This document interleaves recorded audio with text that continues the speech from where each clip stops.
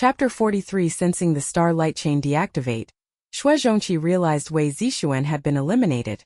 Su Jintang jumped back onto the tower and glanced at Shui Zhongqi. How long is that chain's cooldown? Shui Zhongqi, 70 seconds. Remember those few people with relatively strong abilities I listed earlier? Eliminate them first, Su Jintang said that no problem. Shui Zhongqi looked up with a questioning glance. How are the supplies in the city? I chased the people away and left 3 behind to guard the city. Nothing major. Shui Zhongqi folded his hands in front of him, a subtle smile on his face. I didn't expect someone as orthodox as you Wanyao to start learning your trick of luring the tiger away from the mountain. Su Jintang did not linger and turned to continue attacking the city. At that moment, Yu Wanyao finally realized she had underestimated them. She had thought the support class had few people, and since they were all support abilities with little combat power, she hadn't taken them seriously. But during the siege, a bunch of debuffing support abilities hit them, and teammates who originally had 70 points of combat effectiveness were forcibly reduced to 40. There are those that weaken attack power, those that temporarily strip someone of their ability to attack, and those that cause a rapid drain of mental energy. Conversely, those abilities that grant buffs were used on their teammates. Many support class students waved their magic tools around, swinging randomly, and their damage was significantly higher. Yin Yuding's toast and pineapple bun also played a notable role. Whenever a team member felt their strength lacking, Chao Shou would hand over a piece. Not only did mental energy quickly refill, but movement speed and strength also increased. The number of eliminated attackers increases to 3. The attacking side's number of eliminations has increased to 4. Every so often, an announcement sounded. When the number of eliminations rose to 10, Yu Wanyao had to order a withdrawal retreat back to camp. Because they underestimated the enemy, before Yu Wanyao arrived there had been no deployment or formation set for the team. When they attacked the city everyone was basically just fighting chaotically. In contrast, the support squad's team was orderly. The city's defenders were like a wall of bronze and iron. When one wave of people grew tired another batch immediately replaced them, fighting effortlessly. But the attackers had no focal point and no direction, just rushing in and fighting randomly. Not only could they not break through, many were quickly picked off one by Su Jintang and Shui Zhongqi. Shui Zhongqi, still not sated from the fighting, looked around the base of the city with curiosity. They actually retreated so quickly that Su Jintang stopped what he was doing. Seeing that Yu Wanyao had already led the siege team away, he withdrew his gaze. Then let's pack it up for the day. Good performance today. We even took out Wei Zixuan, who was the biggest threat to us. We should celebrate properly when we get back. Shui Zhongqi put his hands behind his head and smiled as he walked down the city tower steps. I thought the support squad could hold out, but I didn't expect the attackers to lose 10 people outright. Did you just notice Su Jintang and Shui Zhongqi? Both are support powers, but their combat ability is kind of terrifying. However, the main reason the attackers lost this time was that they underestimated the enemy, right? From the fight just now, the defenders clearly had very smooth coordination, while the attackers were like headless flies, hitting east one moment and west the next. On balance, the attacking team is definitely stronger.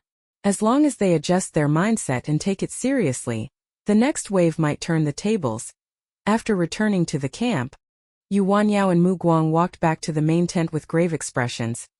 This time they also called together several of the stronger students in the class to discuss. This time the assault on the city suffered heavy losses. The problem lies with me. I underestimated them and failed to arrange the tactics in advance, Yu Wanyao said voluntarily. Mu Guang immediately spoke. It's not just your fault. I have problems too. Now that it's come to this, self-blame won't help. We still have to find a way to turn things around as quickly as possible. Why? Yu Wanyao looked up at Mu Guang. When you snuck into the city this time, did you determine the exact location where they store their supplies? Mu Guang sighed softly and shook his head. I hadn't found anything yet when Su Jintang discovered me. I was afraid of a fight and being trapped in the city by them, so after just a brief exchange I quickly led the team to withdraw. With your strength, how long could you have held your own against Su Jintang? Yu Wanyao continued to ask that. Mu Guang pondered for a moment. Hard to say. We only sparred briefly, so there was no way to probe her full capabilities. Soon other classmates suggested, I think in the support class only Su Jintang and Shui Zhongqi are really a threat. The rest are nothing special. How about next time we attack the city we focus on taking those 2 out first? Once they're eliminated, the support class will be leaderless and not worth worrying about. Yu Wanyao pressed her lips together and replied gravely, Su Jintang must be eliminated as soon as possible. Although Su Jintang's current displayed power was already terrifying, she couldn't shake the feeling that he was holding some trump card. If they delayed any longer, they might really lose in the main city. Su Jintang squatted by the stove, his hands close to the fire to warm them. It's on days like this, when it's snowing, that hiding indoors by the fire feels best. By the way, why isn't Yuding here? Xue Zhongqi lazily leaned back in the chaise and glanced at Su Jintang. Su Jintang didn't lift his head as he replied, I told her to go deal with her brother. Xue Zhongqi was stunned, then hurriedly sat up. You told her to personally eliminate her brother? He only knew that Su Jintang had secretly assigned Yan Yuding to do something, but he didn't know exactly what. Am I that cold-blooded? Su Jintang quietly looked up and glanced at him. Xue Zhongqi hesitated for a moment. Then you had her deal with her brother because to let her brother go, and to throw in some misleading information for the other side as a bonus. Xue Zhongqi's mouth twitched. Well, that's even colder-hearted of you. This moment, in the basement where Yan Zitao was being held, Yan Yuding, who was supposed to deliver the nutrient solution, had been knocked unconscious and lay sprawled on the ground. Yan Zitao, who had already regained his freedom, crouched down, picked up the nutrient solution that had fallen to the floor, and whispered, I'm sorry, sister. Just a few minutes ago, Yan Zitao had used his physical strength to break free from the ropes. At that moment, Yan Yuding happened to come in to deliver the nutrient solution. Fearing she would call others by making a sound, Yan Zitao had no choice but to knock her out. Yan Zitao bent down to pick up the nutrient solution from the floor, then turned and tiptoed out of the basement. At that time, the city defense battle had just ended. Everyone was resting and celebrating, and the defenses were no longer as tight as before. Yan Zitao quickly and smoothly slipped out of the main urban area and rushed toward the attacking camp. In the basement, Yan Yuding, who had fainted to the ground, suddenly opened her eyes, then sat up and dusted the dirt from her clothes. She looked toward the basement exit and shook her head helplessly. Brother, what am I supposed to say to you? Yan Yuding pushed herself up with her hands, stood, and soon walked out of the basement to report to Su Jintang in his room. Team leader, the person has been released. Su Jintang looked up at her. Your brother didn't suspect anything. A picture of her brother as he left flashed through Yan Yuding's mind. She gave 2 dry laughs. No. He's probably still pleased with himself for escaping on his own. Her brother was fine in every way except for one. His confidence was really a headache. Xue Zhongqi lifted his eyes and scanned Yan Yuding. And then, Yan Yuding and Su Jintang exchanged a glance and wore mysterious smiles. Then, following the class monitor's instructions, I fed him a wrong timeline message. Su Jintang stretched his body and looked at Xue Zhongqi. Get ready. We have a tough fight tonight. The corner of Xue Zhongqi's mouth twitched. Suddenly relieved that at least he was on the same team as Su Jintang. This moment, inside the attacking camp's tent, Yan Zitao, who had escaped back, reported the intelligence with a grave expression. I learned from my sister that at 10 o'clock tonight, they'll come to our tent to launch a surprise attack. With how cunning Su Jintang is, this midnight sneak attack was definitely her idea. Yu Wanyao hesitated for a moment. How did you escape? Yan Zitao hurriedly explained. After the guard duty ended, everyone over there was celebrating and resting, and the guards were a bit lax. I took the chance to knock my sister unconscious and escape. Do you think this was a setup, squad leader? Mu Guang noticed the change in Yu Wanyao's expression and asked proactively. Yes. Yu Wanyao nodded. A midnight sneak attack is exactly something Su Jintang could pull off, but accidentally letting you go and even letting you learn about this plan seems more like Su Jintang deliberately giving us the news of a break. Yu Wanyao had already been fooled several times, so she naturally wouldn't believe rumors without proof. Yan Zitao fell silent, frowning. Saying it like that, it is indeed strange. Su Jintang knew full well that Yuding and I are siblings, yet she still sent Yuding to deliver nutrient solution to me. Maybe she deliberately fed me false information so I would mislead everyone. What would her goal be in feeding us that false information? Mu Guang asked in puzzlement. Yu Wanyao snorted coldly. If we believed that information, would be on alert all night defending. That would mean when morning comes we couldn't continue the siege as planned.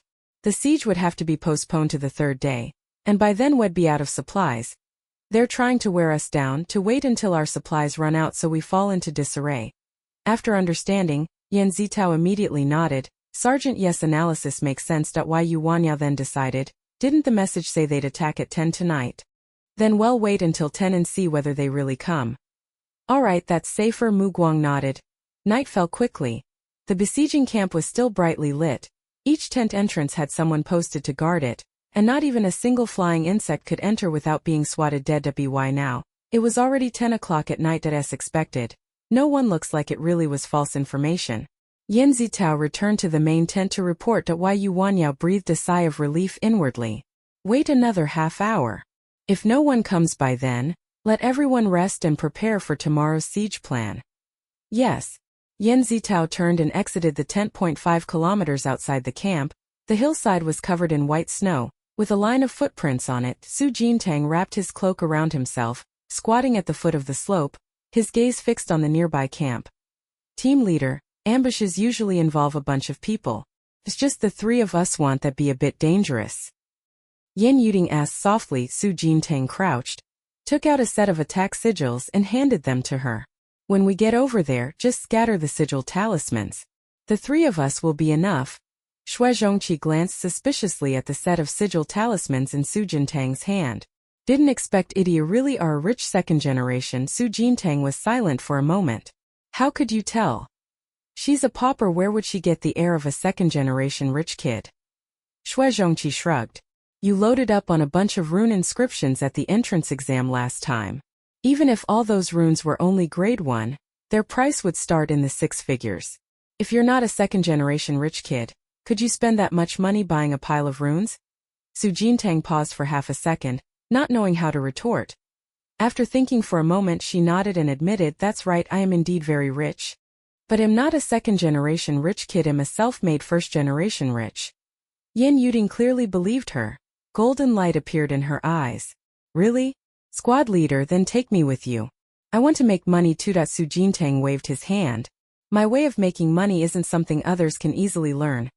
Xue Zhongqi hesitated for a moment, risking a beating to probe and ask, was it stolen directly? Su Jintang said nothing, only gave him a silent look, then grabbed a handful of runes and handed them to Yan Yuding. Take more for self-defense. Thank you, squad leader. Yan Yuding smiled sweetly and took the inscription with both hands. She kept watch for another half hour. Then Yu Wanyao put on her cloak and came outside the tent. Then the snow had lessened, but the night air was still a bit chilly. Yu Wanyao glanced around, and seeing there was still no sign of a surprise attack, said, let everyone return to the tents to rest. Leave a few people to take turns keeping watch. Yan Zitao nodded. I'll go notify them now. Soon the classmates guarding outside the tents began receiving the news one after another and prepared to return to their tents to rest. This Su Jintang is really terrifying. I heard about her reputation back during the joint exams. Everyone was on edge, afraid she'd snatch points during the exam. I didn't expect we'd run into her heathen like this. Didn't you see how furious our class monitor is today? Su Jintang's methods are really hard to predict. Stop chatting, go to sleep quickly. We have to keep attacking the city tomorrow, don't stay up late. The lights in the camp gradually went out, and the chatter died down. It was already almost midnight. The night deep and thick. Su Jintang and the other 2 who had been on watch for a long time timed it precisely and slipped quietly into the camp. The classmate on night watch leaned drowsily against the outside of the tent, fighting to keep his eyes open and stay awake. At that moment, a fleeting silhouette flashed past in front of him. The watchman froze for a moment, then hastily stood up, widening his eyes and scanning his surroundings warily. Who's there? It's me, Su Jintang. A short, crisp voice replied. The next second, Su Jintang, who had flashed behind him, reached out and crushed his jade token. The classmates on watch widened their eyes. Before they could open their mouths, the figure slowly vanished before them. The number of eliminated attackers has increased to 11. The announcement sounded abruptly, unusually clear in the silent night. Su Jintang's palm suddenly produced another attack talisman. He quickly crushed it and scattered it toward the tent. Opposite at the same time, Xue Zhongqi and Yan Yuding, who were standing guard on either side, each had a talisman in hand. They ran swiftly and flung them toward the tents on their sides. The squad leader had instructed that this raid should be done ostentatiously. Yan Yuding remembered the order, scattering talismans while shouting loudly, "Raid! Raid! We're raiding!" Those already asleep in the tents were roused one after another. Soon someone came to their senses and urgently called out in a panic, "Don't sleep. Su Jintang and the others are launching a surprise attack." In a matter of seconds, lights suddenly came on in every tent in the main tent. Yu Wanyao also sprang up, threw on a fur cloak and stepped out, her expression unusually grave. "What's going on?" No sooner had the words fallen than an air blade formed from an attack rune shot straight over Yu Wanyao quickly slipped aside to avoid it. The air blade sped toward the tent behind her and with a hiss, cut a slit in it in just a few seconds. Chaos erupted around them, cries of panic ringing out. "Damn it! Why are there so many attacking air blades?" Yu Wanyao stiffened her face, scanned the surroundings, and bit her lower lip tightly. It was Su Jintang again. Mu Guang was also awakened by the noise. He put on his cloak, stepped out of the tent, and came to Yu Wanyao's side. He was about to speak when several blades of attacking qi suddenly flew toward the two of them. Mu Guang's expression darkened. He raised his hand and summoned his ability, Shaoshan Cauldron. With several clanging strikes, the qi blades were successively blocked, and the powerful recoil forced him to stagger back several steps. Yu Wanyao's anger grew stronger, and she couldn't help but say, "You stabilize this side. I'll go after Su Jintang." Mu Guang watched the flying blade attacks coming from all directions with a serious expression, manipulating the Shaoshan Cauldron to block them. "All right. Go ahead and don't worry." Yu Wanyao's eyes chilled as she turned and ran toward the other side. The attacking side's number of eliminations has increased to 12. The attacking side's eliminations have increased to 14. The broadcast continued non-stop. Su Jintang took advantage of the chaos to eliminate several of the sentries. Seeing more and more people coming out of the tents, he immediately turned to Yan Yuding and said, "Let's go, return to the city." Next to him, Xue Zhongqi manipulated his ability, the Starlight Chain, and quickly eliminated the opponents, exclaiming, "We've already taken out 5 people, right? We're making a profit. Stop dawdling, retreat quickly." Su Jintang called back once more as they fell back. Only then did Xue Zhongqi stop, hurriedly turning to follow Su Jintang. Under the moonlit night, the three of them burst out from the besieging camp and sprinted wildly toward the main city. "Xuanja Turtle. Breath of ice." A cold voice came from behind. Yu Wanyao slowly raised her right hand. The mini Xuanja turtle floating above her palm continued to grow until it became a 2-meter-wide giant tortoise. Its shell was a strange icy blue, as if covered by a layer of ice armor. With each breath it exhaled, a chill slowly rose around it, causing the surrounding temperature to plummet. Yan Yuding caught sight of Yu Wanyao closing in and hurriedly warned, "Jintang, watch out. Her ice Xuanja turtle's attack effect is freezing." Su Jintang halted and turned his head. A frost rapidly spread across the ground from the Xian armored turtle's exhalation, rushing straight toward her. She narrowed her eyes and raised a hand, pointing at the ice-type Xian armored turtle opposite her. In an instant, her whole Buddha's spiritual power blazed rapidly, and ice attribute energy shrouded the surroundings. The divine beast aura of the ice soul dragon spread outward. The armored tortoise, sensing the pressure of a high-grade demon beast, panicked and stopped its breath attack, immediately retracting its head and limbs into its shell-armored tortoise. Yu Wanyao frowned and shouted, but the armored tortoise didn't respond at all. It kept sending signals of fear to her. Su Jintang didn't linger, turned quickly, and ran off at top speed. Xue Zhongqi and Yan Yuding were waiting for her up ahead. When she caught up, Xue Zhongqi's eyes showed a tinge of strangeness. "Running?" he asked. "Yu Wanyao's ice-type Xian armor turtle bloodline is fairly high. Jing Yuanjing even has to be cautious when facing it. What did you do just now to make it curl up like a scared turtle right where it stood?" "Guess." Su Jintang's voice was flat. "It's not. Why are you making me guess again?" Xue Zhongqi protested loudly. Su Jintang didn't answer him and quickened his pace toward the main city. Only after Su Jintang left did the Xuanja turtle retract its head again. It sneaked a glance around, seeming to breathe a sigh of relief. Yu Wanyao frowned and stared at the Xuanja turtle, studying it as the armored turtle afraid of Su Jintang. After thinking for a long time without an answer, her brows tightened more and more. Angry, she kicked the snow on the ground and turned to walk toward the camp. Back in the camp, the attacking side was already in chaos. Many team members were made to look very embarrassed by the suddenly appearing attacking qi blades. Some unlucky ones were caught between several qi blades in succession and were directly eliminated. "Where are Su Jintang and the others?"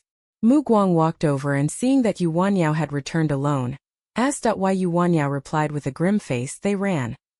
"How could that be?" Mu Guang was a little surprised.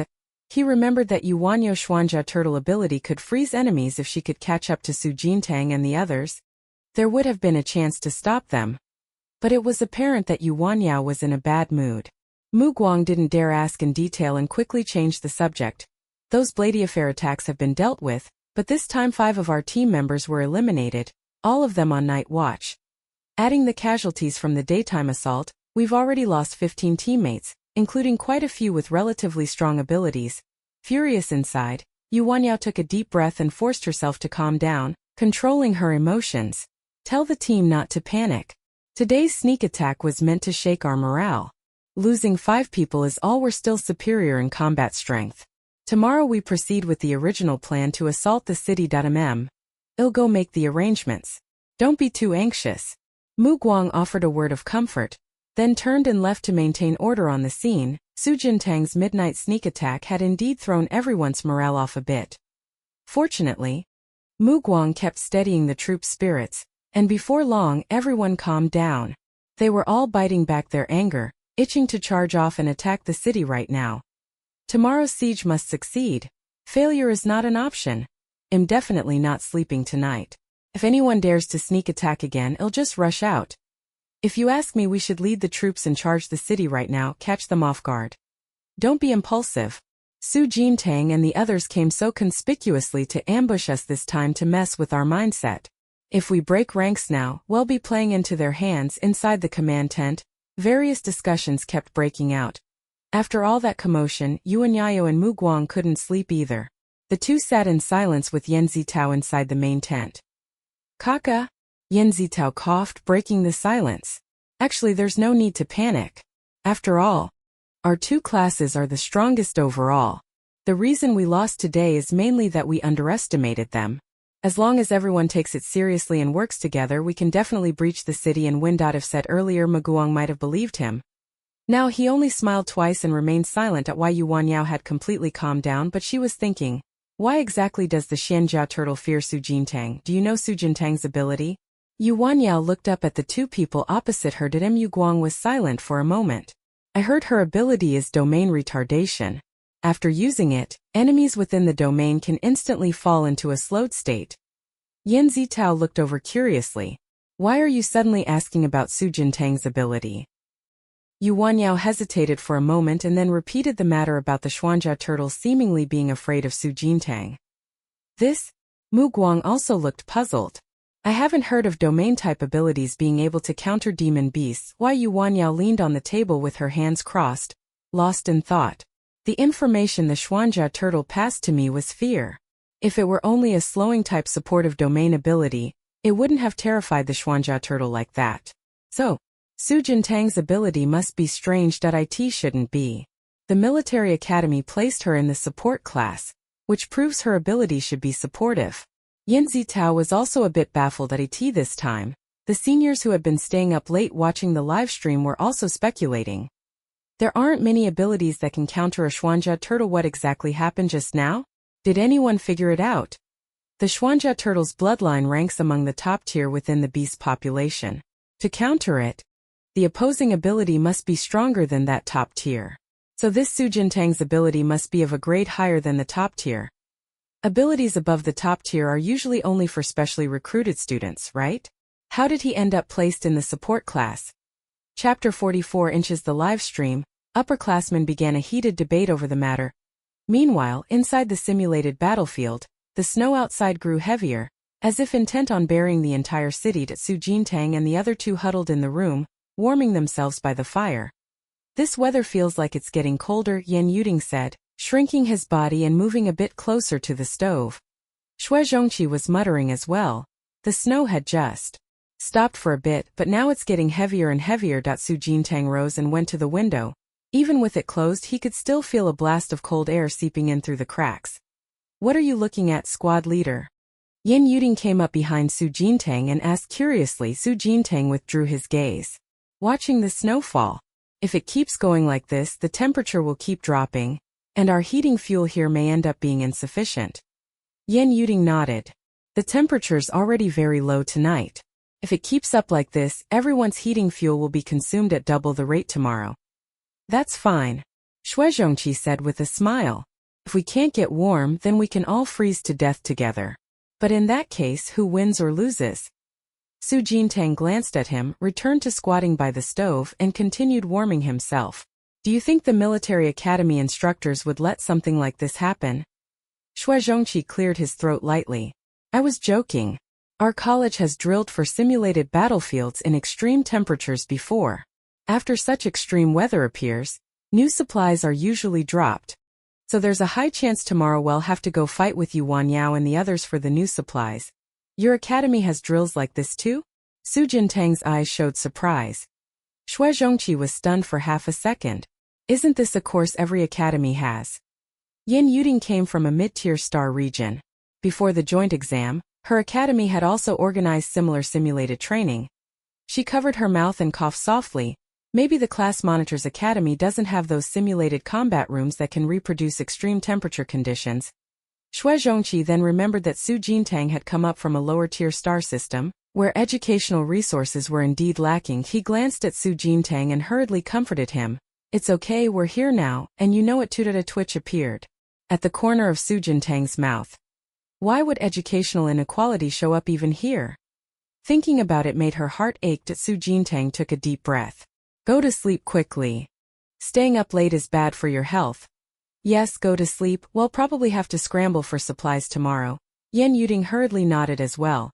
The three of them had napped in the afternoon to prepare for the late-night raid, but after running such a long circuit and coming back they were all tired. Su Jintang crawled into the sleeping bag, and not long after closing her eyes, drowsiness came over her. The next morning, Su Jintang was awakened by the cold. She sniffed as she got out of the sleeping bag, quickly wrapped herself in a cloak, and went to the window. Outside the window had already become an extremely frigid world of ice and snow. Buildings and objects visible to the naked eye were all covered by thick ice and snow. Sunlight hit the ice on the rooftops, refracting a cold light. The windows were tightly shut, but with only a single pane of glass, it was clearly no longer able to keep out the cold from outside. It's really extreme cold weather, Yin Yuting, who had also woken up, said with a sigh as he looked out the window. Friendly reminder.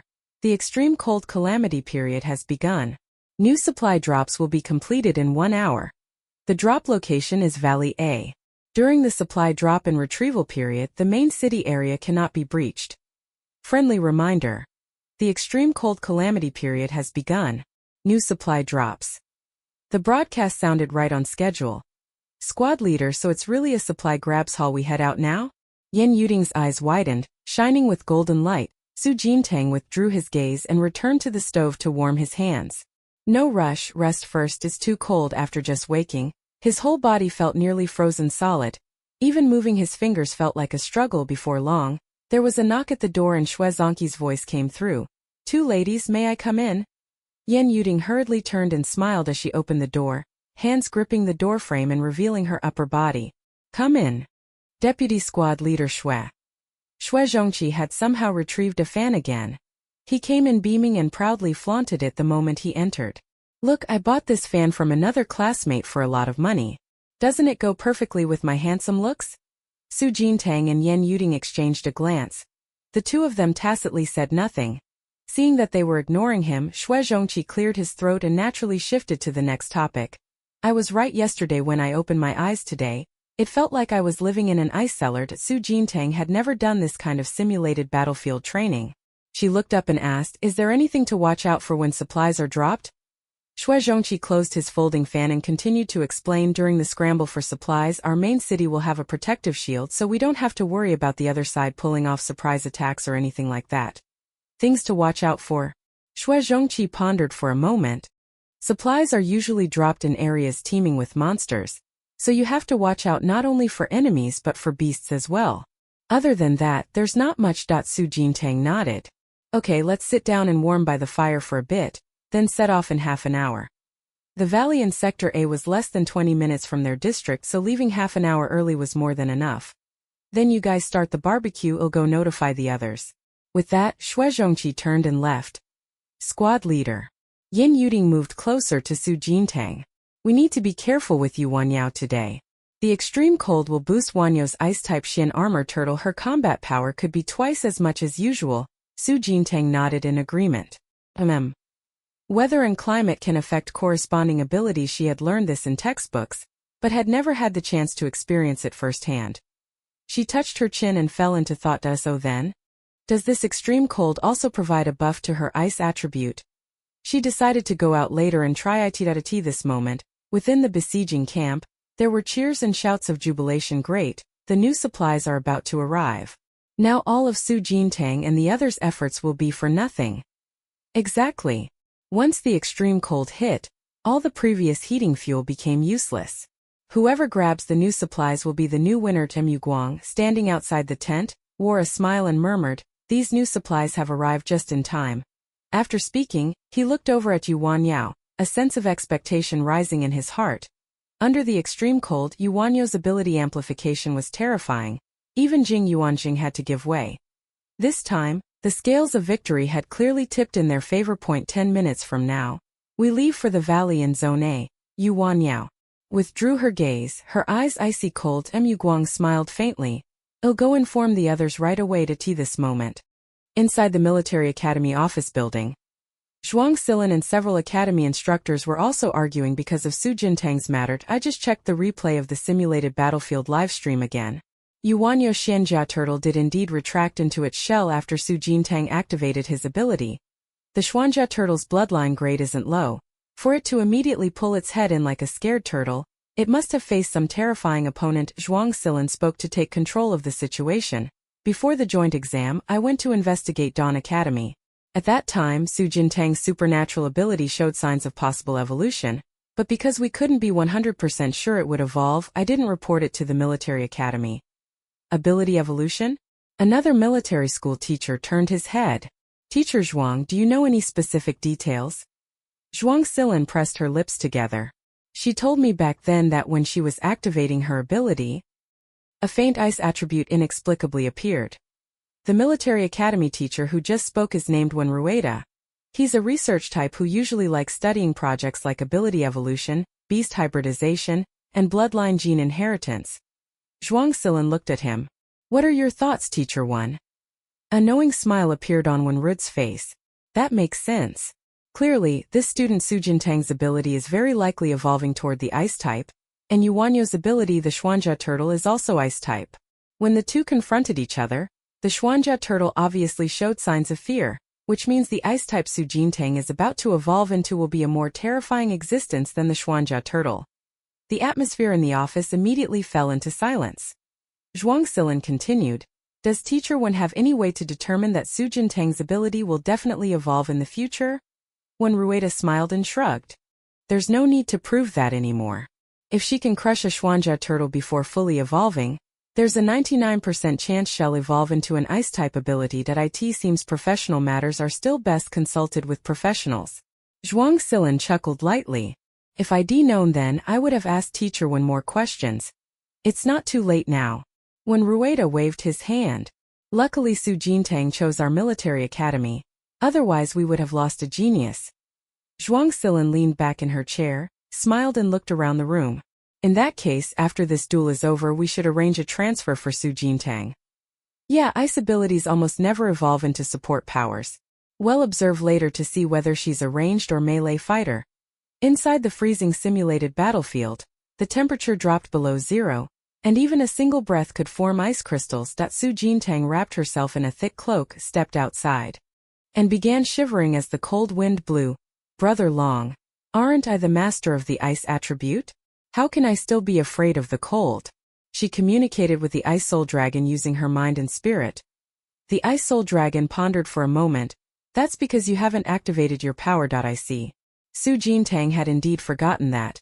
She hurriedly focused her mind and activated the psychic force within her. A few seconds later, the freezing cold around her was instantly driven away, and her body warmed again. Should have said so earlier. When she woke up just now she was almost frozen stiff. Turns out activating the power fixed everything. Class monitor, everyone's gathered. "When do we set off?" Yan Yuding, wrapped in a cloak, staggered out of the room. So cold his speech came out stammering. Shui Zhongqi also hurried out of the room, not even taking his fan. His hands wrapped tightly in the wolf fur cloak. "I hate this kind of extreme temperature the most. Either you're roasting to death or freezing to death. Let's find supplies quickly." There should be portable heating firestones among them. Put one on and you won't be this cold. Su Jintang turned his head. What exactly is a portable heating firestone? Xue Zhongqi explained it's a kind of personal heating device you can carry with you, a type of supply that's essential in extreme cold. Yan Yuding added if this extreme cold keeps up, temperatures can drop as low as -40 or 50 degrees, our body heat alone can't withstand it. So the new supplies that were dropped will definitely include those heating firestones. Understood. Notify everyone we're leaving now for Valley A. Su Jintang straightened up, excitement flashing in his eyes. Of all things, we run into extreme cold weather? And there's 4 days left. This will be rough. Last year's first-year graduation exam was an extreme cold disaster survival battle. It seemed they only dropped supplies equal to half the current surviving population. Those who couldn't get supplies basically died. This attack and defend battle focuses on assaulting and defending the city, so they probably won't be that harsh. But if these two teams start fighting each other and seize or destroy the other supplies, then it's hard to say. At this moment, in the valley of Area A, 10 beams of red light shot up into the sky. The supplies have all been delivered. This operation delivered supplies to 10 locations in total. The voice announced this. The spot marked by the red light is the location for this dropped. Su Jintang and his group had just reached the outskirts of the valley. Ahead there was a red light quite close to them, about 4 or 5 kilometers away. The road up ahead has been sealed shut by ice. We'll go around through the woods. Su Jintang surveyed the road ahead, already frozen over, and turned to look at the trees on the left. The vegetation in the woods also looked frozen and icebound. The translucent ice sculptures appeared even more splendid and delicate under the sunlight. The leaves frozen in ice looked as if coated in a layer of gel, glittering faintly. Without a word, the members of the support class immediately fell in behind Su Jintang.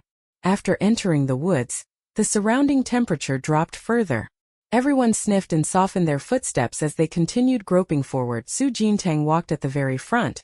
Using his domain detection ability, it wasn't long before she suddenly stopped and raised her hand to signal everyone. There are monsters ahead, all first tier.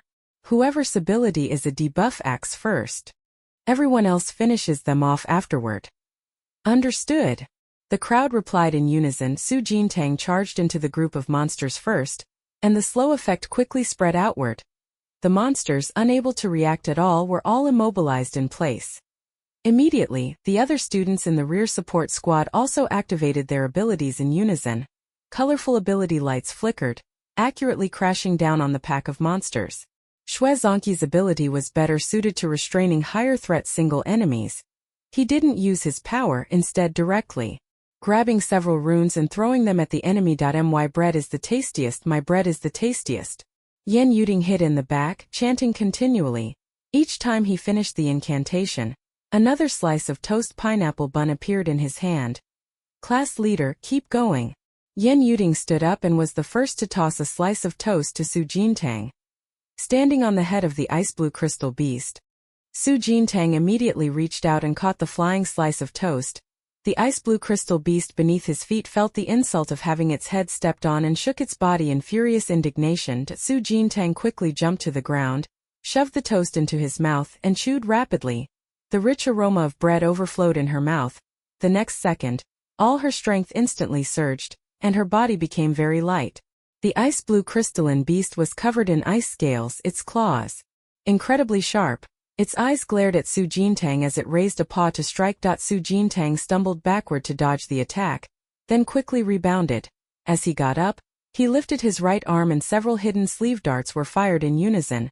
The sharp arrowheads burned with a faint flame, instantly piercing the ice blue crystal beast's scales with a crisp cracking sound. The ice blue crystal beast, struck by several arrows, immediately lost consciousness and collapsed to the ground. Before long, the other ice blue crystal beasts were dealt with by their teammates and one after another fell motionless. Su Jintang led the team as they continued to circle the woods toward the spot marked by the red light. After passing through the woods, everyone finally saw that beam of red light. The red light fell from the sky, enveloping the entire valley cave before them. The supplies were probably dropped into the cave, Xue Zhongqi said after scanning the surroundings, quickly adding, "I'll go in and get them." With that, he turned and walked into the cave. Su Jintang and the others kept watch nearby. 2 minutes later, the marked red light vanished. Xue Zhongqi emerged from the cave and nodded to Su Jintang. "Got it. I put it straight into the wristband space. Let's head to the next supply point. Su Jintang raised his hand, motioning for everyone to come closer. Xue Zhongqi and Yan Yuding exchanged a glance, then quickly had the others gather around. What's up? Su Jintang's gaze swept over the others. This time 10 supply points were dropped in total. It's too inefficient for us to search them one by one. We'd better split into 5 small teams, each team searching different supply points. Yan Yuding's brow showed a trace of worry. But if we split into small teams and happen to run into Yuan Yao and the others, we can't beat them at all. Wouldn't that be more dangerous? The others also felt uncertain and began to hesitate. Normally everyone was confident because Su Jintang and Xue Zhongqi would stand in front of everything, they just needed to hold the rear. Su Jintang's gaze fell on Yan Yuding. Did you forget the effect of your ability?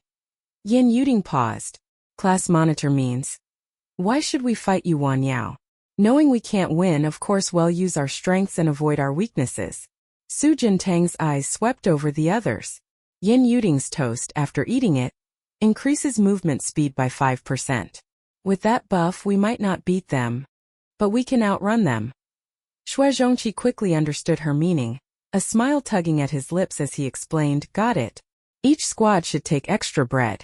If we see Yuan Yao's team we run straight away. If we're lucky and don't run into them, we raid supplies quickly and take whatever we can. Su Jintang nodded. That's the idea. I'll go alone and Xue Zhongqi will lead one team. We still need 3 squad leaders. Any volunteers? After a moment of silence, Qin Shushua was the first to raise her hand. Ilgo Chaoxingan, who had been drowned out by the crowd, hesitated for a long time before slowly stepping forward. How about, I go too? Hearing the hesitation in his voice, Su Jintang glanced at him. All right. The other 2 squads will be led by Qin Shushua and Chaoxingan. Chaoxingan hastily cleared his throat. I'm a bit worried. Can I handle this position? He was good at being class monitor and maintaining discipline. But leading a team to grab supplies like this was his first time. I believe you can do it. It's decided. We still need one more person. Who will it be? Su Jintang said decisively, then turned his gaze to the others. Quickly, Yan Yuding raised his hand. Then I'll do it. She had originally been assigned to the support class and never imagined she would stir up anything big. But now, after being influenced by the class monitor, she too stopped being so timid. Okay. Su Jintang nodded. Xue Zhongqi thought of something and looked at Su Jintang again. Isn't it too dangerous for you to go alone? What do you think? Su Jintang silently lifted her eyes and met his gaze. Xue Zhongqi pressed his lips together. His mind recalling all of Su Jintang's deeds. If there was any danger, it could only be danger to others, most of the time. Su Jintang was the one creating the danger. Forget I said anything. Xue Zhongqi spread his hands. The other team members also abandoned the idea of worrying about Su Jintang and quickly separated into 4 teams. Yan Yuding began chanting frantically. My bread is the most delicious, my bread. Each time she finished the chant, another slice of bread appeared in her palm. A few minutes later, Yan Yuding, her spiritual energy rapidly drained, took a bite of bread and looked up to ask, these breads should be about the same now, right? Enough, 2 slices each. Remember to eat them only when it's critical. Xue Zhongqi and Qin Shushua, you 2 go south. Yan Yuding and Chaoxingan, you 2 go north. I'll go west. Split into 4 groups. Don't all rush the same spot and waste time. Meet back here in an hour. Su Jintang handed out the bread to everyone one after another, then reminded them. Understood. Everyone nodded in unison. The students in the support class were a bit excited at this moment. After all, it was their first time operating apart from the main group, and they were about to take on the thrilling task of snatching supplies. Soon, the 4 captains each left one after another, taking their team members with them. Su Jintang jumped onto a tree alone, stood at the top, and silently counted the nearby red light markers. After the supplies at each location were taken, the red light marker at that spot would disappear accordingly. There were 8 remaining now. So Team Yuan Yao must have just taken one of the supplies. She had to speed up. Su Jintang jumped down from the tree and ran toward the red light marker to the west.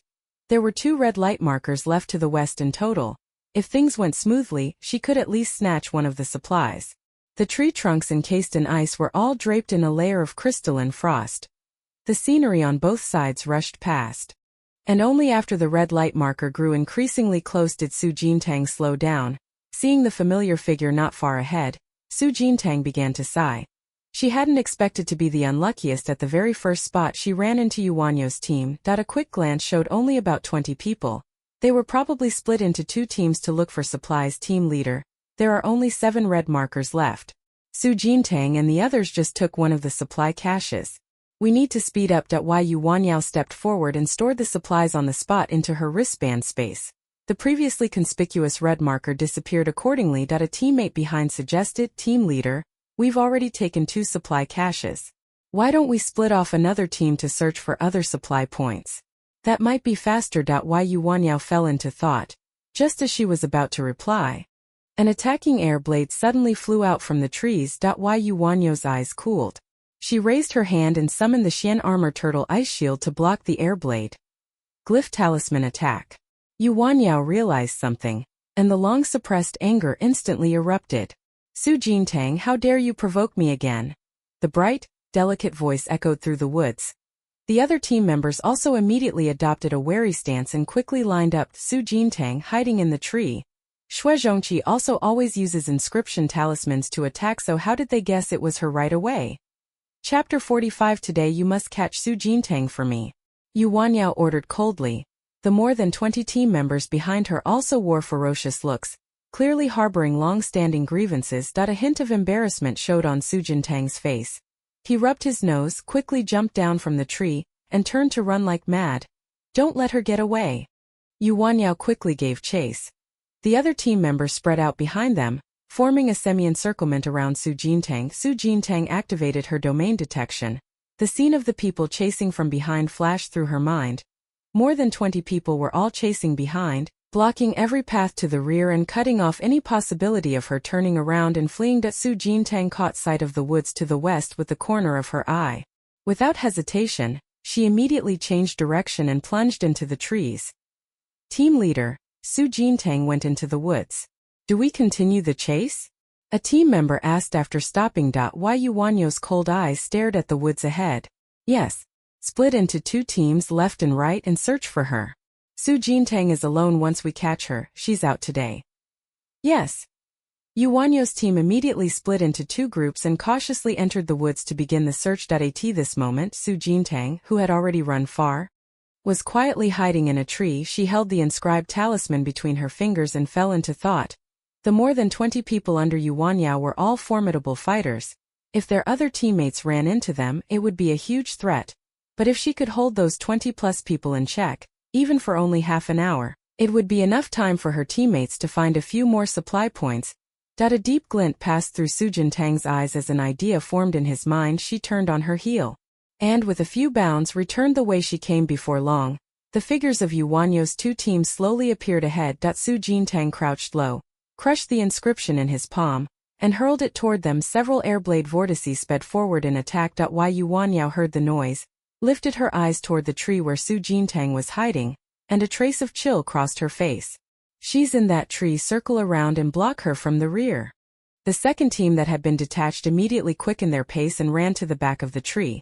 When Su Jintang jumped down from the tree, the path ahead was directly blocked by the others, and then Yuanyao led her team to close in from behind. The pincer formation instantly surrounded Su Jintang. Su Jintang, where do you think you can run now? Yuanyao walked over with a cold face, eyes fixed on her, wearing an expression that looked like she wanted to crush her on the spot. Su Jintang raised her hands and smiled faintly. I'm not running. Yuanyao sized her up cautiously, then raised her hand to signal the other team members to tighten the circle. Su Jintang was full of tricks.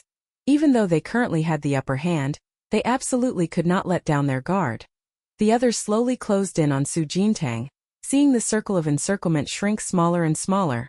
Su Jintang decisively took out a teleportation talisman and then crushed it. A cyan light quickly enveloped her whole body. She waved to Yuanyao with a smile and said farewell. See you next time. As his words fell, Su Jintang's figure vanished from sight, clearly transported by the power of the teleportation inscription to a spot a kilometer away. Yuanyao and the others were collectively stunned when they came to. The surrounding team members began cursing loudly. Damn, she got away again. Why on earth does this world have people like Su Jintang? This time twice already, we've let her toy with us like monkeys running back and forth. I really can't take it anymore. Can I just go and break into the city today? Yu Wanyo's anger surged to an unprecedented height. She scowled and squeezed out through her teeth, chase her. Mourn for the ranged attack class and the melee class for 2 seconds, so arrogant, this junior is really too arrogant. After the match, I absolutely have to buy her a couple of drinks, ha ha ha ha. But this junior sister Jintang really is rich, her inscriptions are like they're free. She grabs huge handfuls at a time. I'm going to compete with you rich people to the death. Yu Wanyao led the team and began thoroughly searching the entire grove. Hidden in a cave, Su Jintang quietly peered out at the world. Seeing no one, she immediately drew back and resumed leaning against the cave wall to rest at a tea this time. On the other side, Shuezhongqi quickly led the team and successfully found a supply point. After confirming there were no members of the siege team nearby, Shuezhongqi quickly collected the supplies and then withdrew back into the hiding grass. He lowered his voice. Go to the next one, that a teammate asked puzzledly. We've come this far and haven't encountered a single person from the siege team. Aren't we being a bit too lucky? Whatever, grab as much as we can.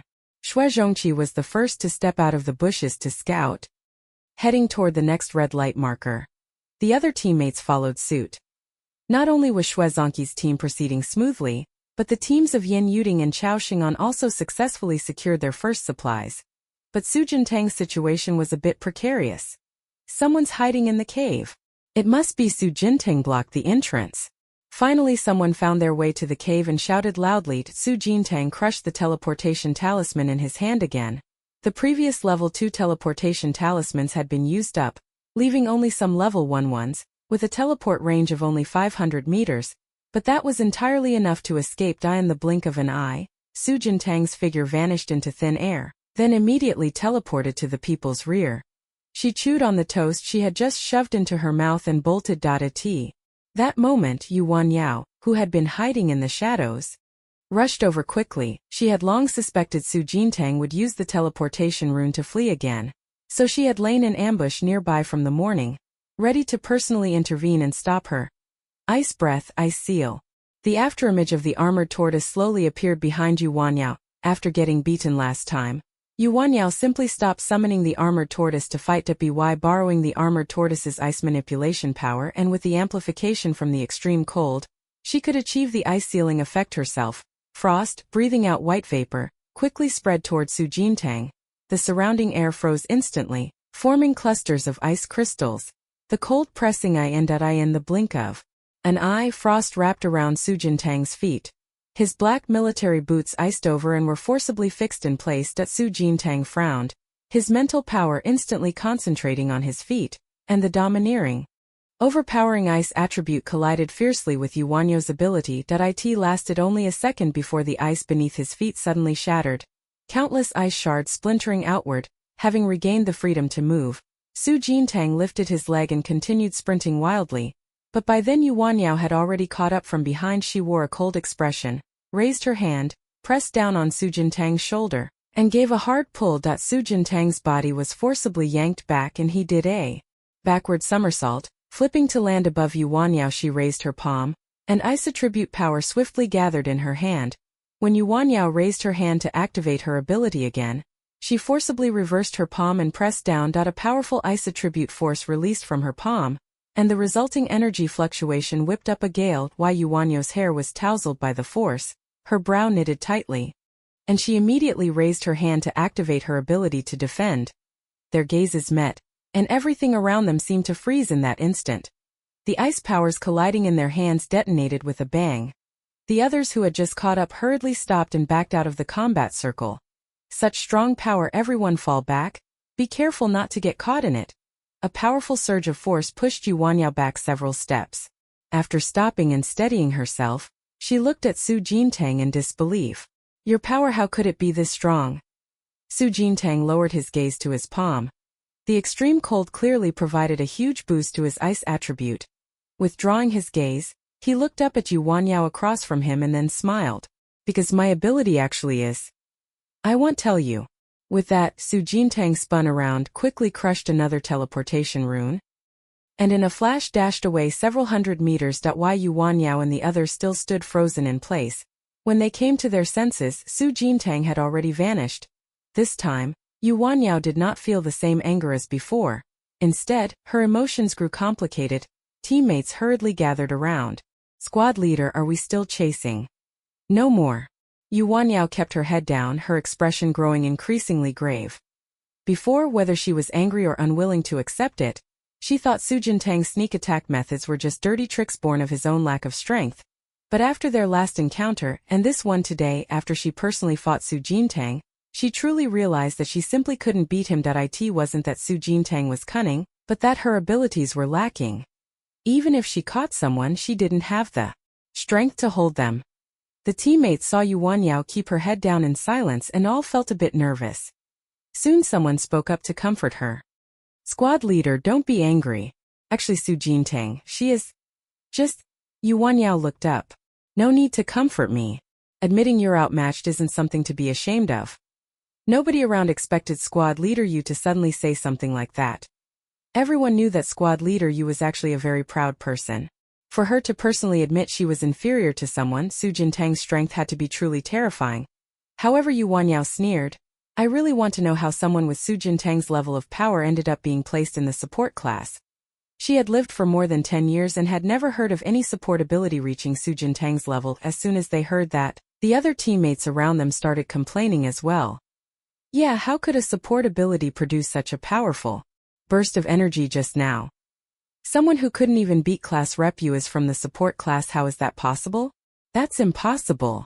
Something must be wrong. Then even if we lose this match, it won't be embarrassing. Why? Yu Wanyao lowered her eyes, her gaze falling onto her palm. While just sparring with Su Jintang, she had actually already sensed the other's ability attribute. Ice. Moreover, it was ice that had an absolute suppressive effect on her. 40 minutes passed, and in Valley A there were only 3 red markers left. Su Jintang stood on a hillside and looked at the red marker closest to her. After that recent fight, Yu Wanyao certainly wouldn't waste time chasing her anymore. She could take the opportunity to grab some other supplies. Retracting his gaze, Su Jintang swiftly shifted his position and set off toward the red light marker to the east. At that moment, at the eastern red light marker, the team led by Mu Guang and Xue Zongqi's squad ran into each other unexpectedly. The two teams faced off on either side, tension taut as a drawn bowstring, looking every bit ready to start fighting at any moment. Squad leader Mu, we clearly found these supplies first. Surely there's an order to who gets what, right? Xue Zongqi said with a smile. Breaking the deadlock, Mu Guang looked him over cautiously. You Xue Zongqi still care about who came first? If we had found these supplies first, you wouldn't hesitate to come and take them. Don't moralize with me. Stung in his pride, Xue Zongqi cleared his throat. That's true. Given that, it's better if everyone competes fairly. Mu Guang raised his hand and summoned the Shaoshan cauldron. His gaze sweeping roughly over the few people behind Xue Zongqi, looking ready to start a fight. Wait. Xue Zongqi quickly lifted his folding fan and made a gesture. What I mean is, we don't want these supplies, consider them yours. Xue Zongqi smiled and, with his hands behind his back, made a retreating gesture to the other teammates.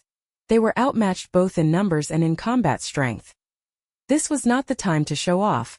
Sensing the other's intention to withdraw, Mu Guang smiled faintly. Xue Zongqi, your little ambush games were quite entertaining before. Today, let me repay you for that ambush. His expression turned cold, and he struck at once. Sound of the cauldron. A powerful sonic wave attack spread outward from the Shaoshan cauldron. Xue Zongqi's face changed sharply. He spun around quickly. Run! At that moment, a lingering afterimage charged straight toward the supplies trapped between the two teams. A flash of white light, and the supplies on the spot were immediately taken away. At the same time, the red light markers surrounding them also slowly vanished. Not good, someone stealing the supplies. Someone soon realized and shouted at once. When Su Jintang took the supplies, he turned around immediately, raised his hand to mobilize his psychic power, and the lethargic effect of his domain swiftly spread outward. The person who had been about to rush forward to stop her immediately had their speed reduced. Su Jintang took the opportunity to leap onto a nearby big tree, spun around a few times, and then escaped the scene. Before long his figure was gone. Seeing this, Xue Zongqi's eyes lit up. They're gone, they're gone. That was worth it. After Su Jintang caused such a commotion, the siege team members were immediately at a loss. Some people wanted to go after Su Jintang, some wanted to stop Xue Zongqi. Both sides hesitated so long that by the time anyone acted, both Su Jintang and Xue Zongqi's teams had vanished, and everyone finally came to their senses. Mu Guang stood stunned for a long moment, then turned to his teammate. Was that Su Jintang just now? Ah yes. The teammate nodded awkwardly. It all happened too suddenly. Mu Guang's attention had been entirely on Xue Zhongqi, so he never realized he should have tried to stop Su Jintang. When he came to his senses and went to stop Su Jintang had already run far away. When he tried to chase Xue Zhongqi, he couldn't catch up at all. Mu Guang sighed helplessly. I was careless. We should have been more on guard against Su Jintang just now. Squad leader, the 2 remaining red light markers are gone. A team member suddenly noticed something was wrong. Mu Guang looked up toward the distance. Before coming to collect these supplies, there should have been 3 other red lights remaining. But now they had all disappeared at once. They probably split into 3 groups, Su Jintang and the others, and took the supplies from the other 2 locations at the same time. Mu Guang controlled his breath, his emotions cooling. Let's go back and rendezvous with squad leader Yu and the others. At that moment, at the entrance to the valley in Zone A, the 4 sub-teams of the support squad were regrouping. Yan Yuding's face was alight with obvious joy. Our team got really lucky. We found 2 supply points in total. Apart from the beasts, we didn't run into Yuan Yao or Mu Guang's group at all. Chao Xingan also straightened, clearing his throat.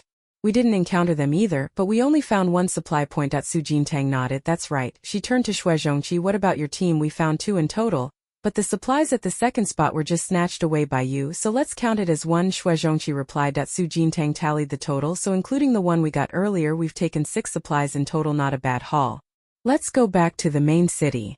Su Jintang led the team and began to return. By the time they got back to the main urban area, the sun was already about to set. Su Jintang and the others gathered the supplies they had obtained together and began to tally the quantities. It wasn't long before Yan Yuding finished the count. Among the supplies are portable heating tinder, specially made heating fuel, and anticold nutrient solution. The previous ordinary nutrient solutions were all frozen solid, so it's perfect that everyone can drink this new batch. Su Jintang propped his chin and replied, okay, first distribute the heating fuel to everyone, and put the surplus supplies into the warehouse. Yan Yuding nodded. We took 6 supply caches today, so the quantity is more than sufficient. Outside the window the sun slowly sank and night fell. After receiving the specially made heating fuel, Su Jintang bent over and lit the stove. A warm flame floated in the stove, a wave of warmth slowly spreading outward. Su Jintang stretched out her hands and leaned by the stove to warm herself. She closed her eyes and sighed. Comfortable. Before long, Xue Zhongqi came by with Qin Shuxue and a few others to visit. After lighting the stove, the whole room felt warm. Everyone closed their eyes and leaned back, enjoying the cozy moment. I'm a bit curious, does anyone have any dreams they really long for? Yan Yuding leaned against the stove and suddenly brought up the topic. Xue Zhongqi lazily leaned back. My dream is to be a rakish young man who only needs to eat and drink every day. Su Jintang hesitated and glanced at him. Then why did you take the rectas exam? It was arranged at home. Xue Zhongqi shrugged helplessly. On the other side, Qin Shuxi's expression showed a touch of longing. As for me, I hope I can join the Federation Army soon, become a regular officer, and take it upon myself to protect humanity's peace. Yan Yuding pressed his hands together, a look of expectation in his eyes. Actually, my dream is quite ordinary. I just want to be able to sleep until I wake up naturally every day, eat hot meals. Not have to think about fighting wars, just a simple, peaceful life.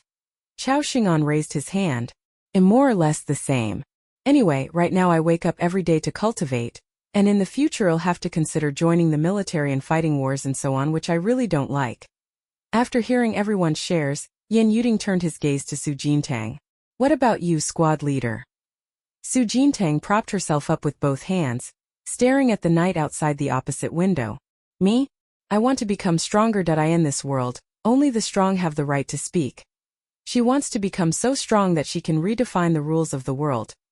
Everyone fell silent, each lost in thoughts of the future they dreamed of. Suddenly Yan Yuding thought of something and warned, right after the supply drop stop, the main city's protective shield will disappear. Could the siege team come raid us tonight? It's possible. They got fewer supplies today. Not enough to share. If they don't want to freeze to death, they'll definitely come steal our supplies, Su Jintang said. Yan Yuding nodded. Then let's stick to the old night watch duty roster and set up defenses tonight. This moment, inside the besieging camp, Yu Wanyao wore a grave expression as she summarized the lesson. Today we were too fixated. We kept chasing Su Jintang and she slipped away for half an hour. Otherwise, regarding the supplies, both sides should at least have split them evenly. Mu Guang proactively suggested. Squad leader Yu, I think our previous tactics were wrong. We kept our attention on Su Jintang, but her strength is clearly exceptional, so of course she toyed with us. What if we shift our focus to the other members of the support squad? Wouldn't the situation be different? Yu Wanyao fell into thought. We've failed again and again. It's all come down to Su Jintang. After a moment's thought, Yu Wanyao stood up with a grave expression. If that's the case, tonight we might as well go all out. Win or lose, let's decide it in one match. Mu Guang hesitated for a moment, but it's only the third day today. If we go all in now, wouldn't that be a bit risky? Yu Wanyao turned to look at him and said, if we'd gone all out on the first day, Su Jintang and the others wouldn't necessarily have kept gaining the advantage. It's precisely because we've been stalling that we've given the support team a chance to catch their breath. Keep stalling and we'll be worn down by them sooner or later. We have to go all out. Mu Guang took a deep breath and stood up with him. Then tonight decide it once and for all. Besides, there aren't enough heating supplies to go around. If we keep stalling, more people will be eliminated. It's better to make a stand. At this time it was already late at night inside the Recta's military academy. Many upperclassmen and upperclasswomen were hiding under their covers watching the live stream. In recent days, the news about the first-year support class challenge had been making a big stir, and lots of people would camp in the stream whenever they had free time. Whenever classes ended or nighttime came, the number of viewers in the stream would surge, and now the live viewer count had reached the highest point in recent days. I've been hearing classmates talk about this for days, so I came to see what's going on. Holy shit, it's only the third day and they're already going to settle this early? What have the support class done to force the neighboring class into this? Can't blame the siege team for being aggressive. Even supplies aren't enough to share. If they don't fight, they'll just freeze to death. If you me to bet. Betting on the support class to win pays 2-1. Betting on the ranged or melee classes to win pays 3-1. Why did the odds for the support class drop? Weren't bets on support previously paying 10-1? Can't help it, the support class has a much higher chance of winning now. So the odds are bound to be lower. Chapter 46. Night fell, but the entire capital city remained brightly lit. Su Jintang squatted in front of a stone lion statue frozen in ice, studying it closely. Class monitor, aren't you cold? Yan Yuding asked, shivering as he came out of the house. During the day the sun shone, so the temperature wasn't so terrifying. But at night it was an icebound wilderness, and with the sudden gusts of cold wind now and then, even with a warming fire, it still felt very cold. Su Jintang stood up, turned his head and said casually, I'm fine. Yan Yuding swallowed and his respect for the class monitor rose another notch. Then, I'll go back to my room first. Su Jintang nodded. Okay. She withdrew her gaze and looked up at the surrounding world of ice sculptures. All the buildings in the urban area had been covered with a layer of ice crystals, slowly giving off cold vapor. Su Jintang took a deep breath, spread his arms, and showed an expression of enjoyment. Comfortable with the warming fire seed she wore, plus the ice attribute cold resistance, she was no longer afraid of the surrounding low temperatures. A comfortable coolness wafted all around her. Half a minute later, Su Jintang lay down on a patch of snow that hadn't been cleared. The soft white snow, like cotton, cradled her waist. She rested her hands beneath her head, gazed up at the starry sky, and slowly closed her eyes. Her body and mind completely relaxed in that moment. But she only relaxed for a moment before Su Jintang opened his eyes again and sat up from the snow. She rested her hands on her knees, her gaze flicking toward the outskirts of the city. The siege team didn't grab enough supplies today. They certainly won't let it go. They couldn't let their guard down tonight. Su Jintang stood up, brushed the snow off his clothes, and turned to walk into the house. When he returned, Shuezhongqi and the others were discussing the Military Academy League.it. Seems the simulated battlefield map for the Military Academy League will be bigger, and the treasures and supplies dropped at the resource points are real. I heard every student who participates in the league can grab quite a few valuable artifacts and rare materials, Yan Yuding said excitedly. Shuezhongqi propped his hands behind him, wearing a casual expression. The Military Academy League is held once every 5 years, organized jointly by all the academies and followed by the whole nation. Of course it's different from our routine little assessments. Qin Shushua looked enraptured. I wish we could get a chance to take part too. Let's put it this way. The 2 teams that represented Rectas in the last Military Academy League, every student on them was a 4th-tier ability user, And there were even 5th-tier ones. Think about it. In 3 years, is it possible for any of you to reach 4th tier? Xue Zhongqi's gaze swept over the others. Everyone fell silent. Hearing that, Su Jintang stepped into the room. The minimum requirement to enter the Military Academy League is being 4th tier. Xue Zhongqi looked up, not really. But mental power rank is the key factor determining an Esper's combat strength. Our military academy doesn't require a specific mental power rank, yet in every selection those with higher mental power almost always win. Chao Xing'an, who hadn't said much, nodded. Indeed. As you advance in training, the chance to challenge above your rank becomes slimmer. The gap between 3rd and 4th rank is an insurmountable chasm. Su Jintang sat down nearby, eyeing the others with curiosity. What mental power ranks do you guys have now? Xue Zhongqi opened his folding fan and fanned it in front of him. Peak rank 1. Yan Yuding raised his hand silently. Also at the peak of the 1st rank. Qin Shuxu's face showed a few traces of pride. I've advanced to the 2nd rank. I am 2nd rank too. Chao Xing'an straightened his back a little. Finally, only Su Jintang remained. Everyone's gazes turned toward him. Su Jintang cleared his throat lightly. I'm still 1st rank. Xue Zhongqi's voice turned surprised. Only 1st rank?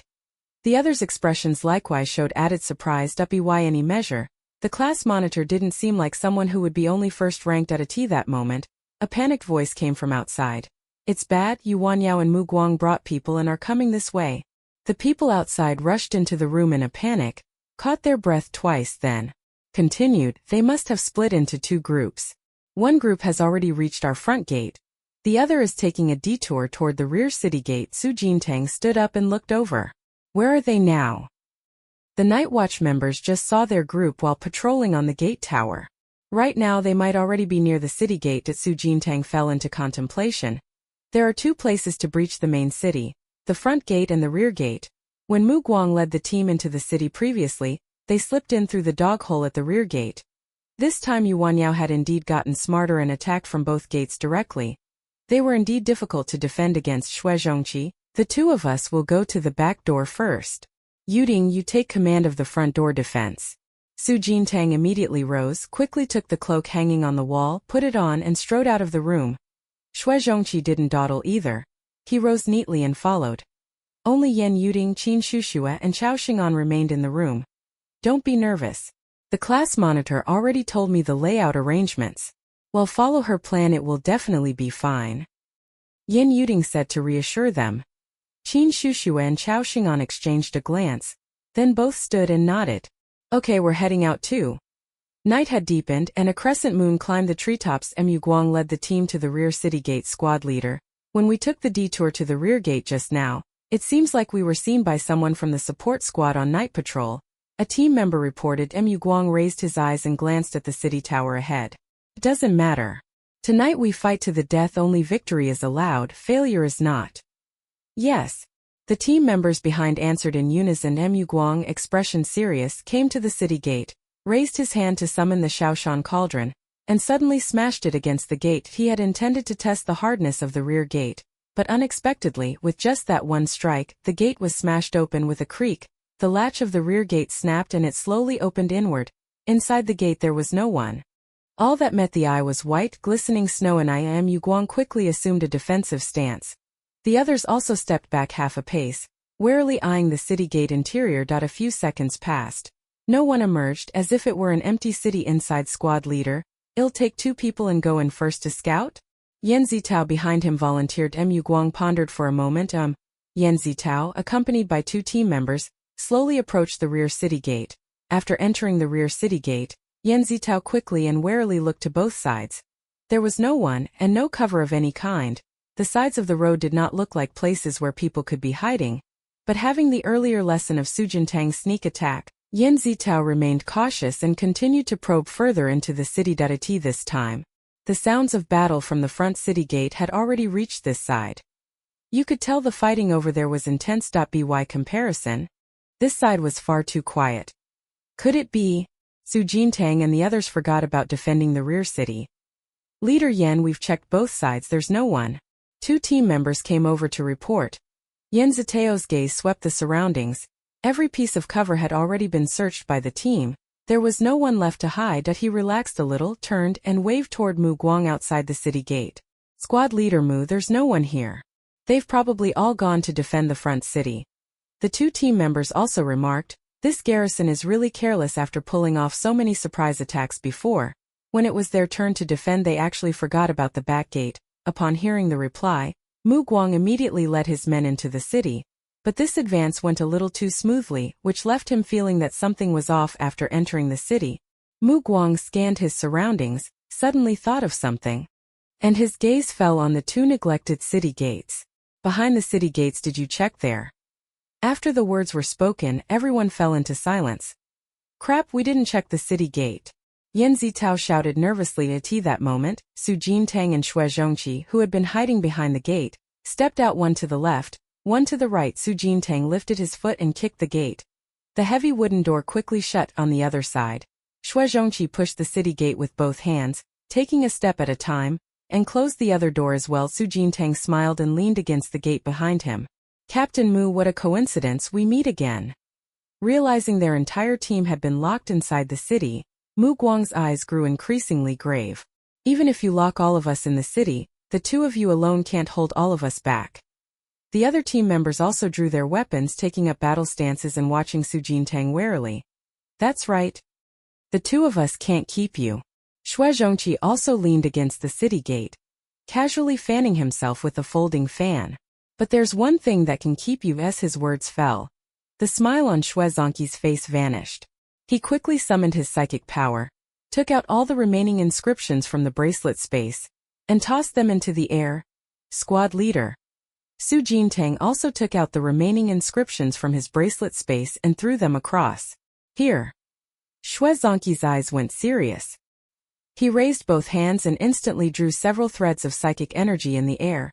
Under his control, dozens of inscription talismans quickly arranged themselves into a mysterious formation pattern in midair.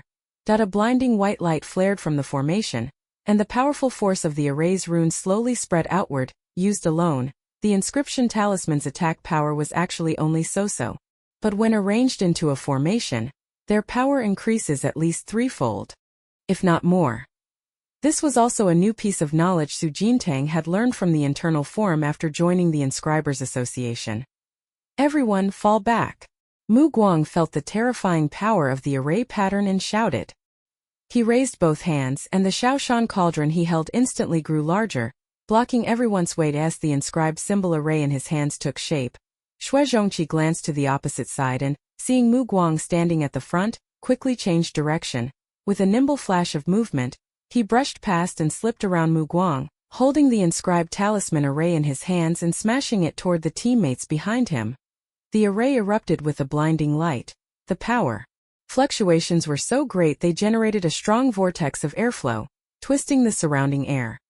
Ordinary first-level students simply could not resist. Even second-level Yan Zitao didn't have time to fight back before being swallowed by the array's power. And a group of figures vanished from sight all at once. The attacking side's eliminated count has increased to 40s even in just one move. The siege team suffered heavy losses, except for Muguang. All his teammates were dead.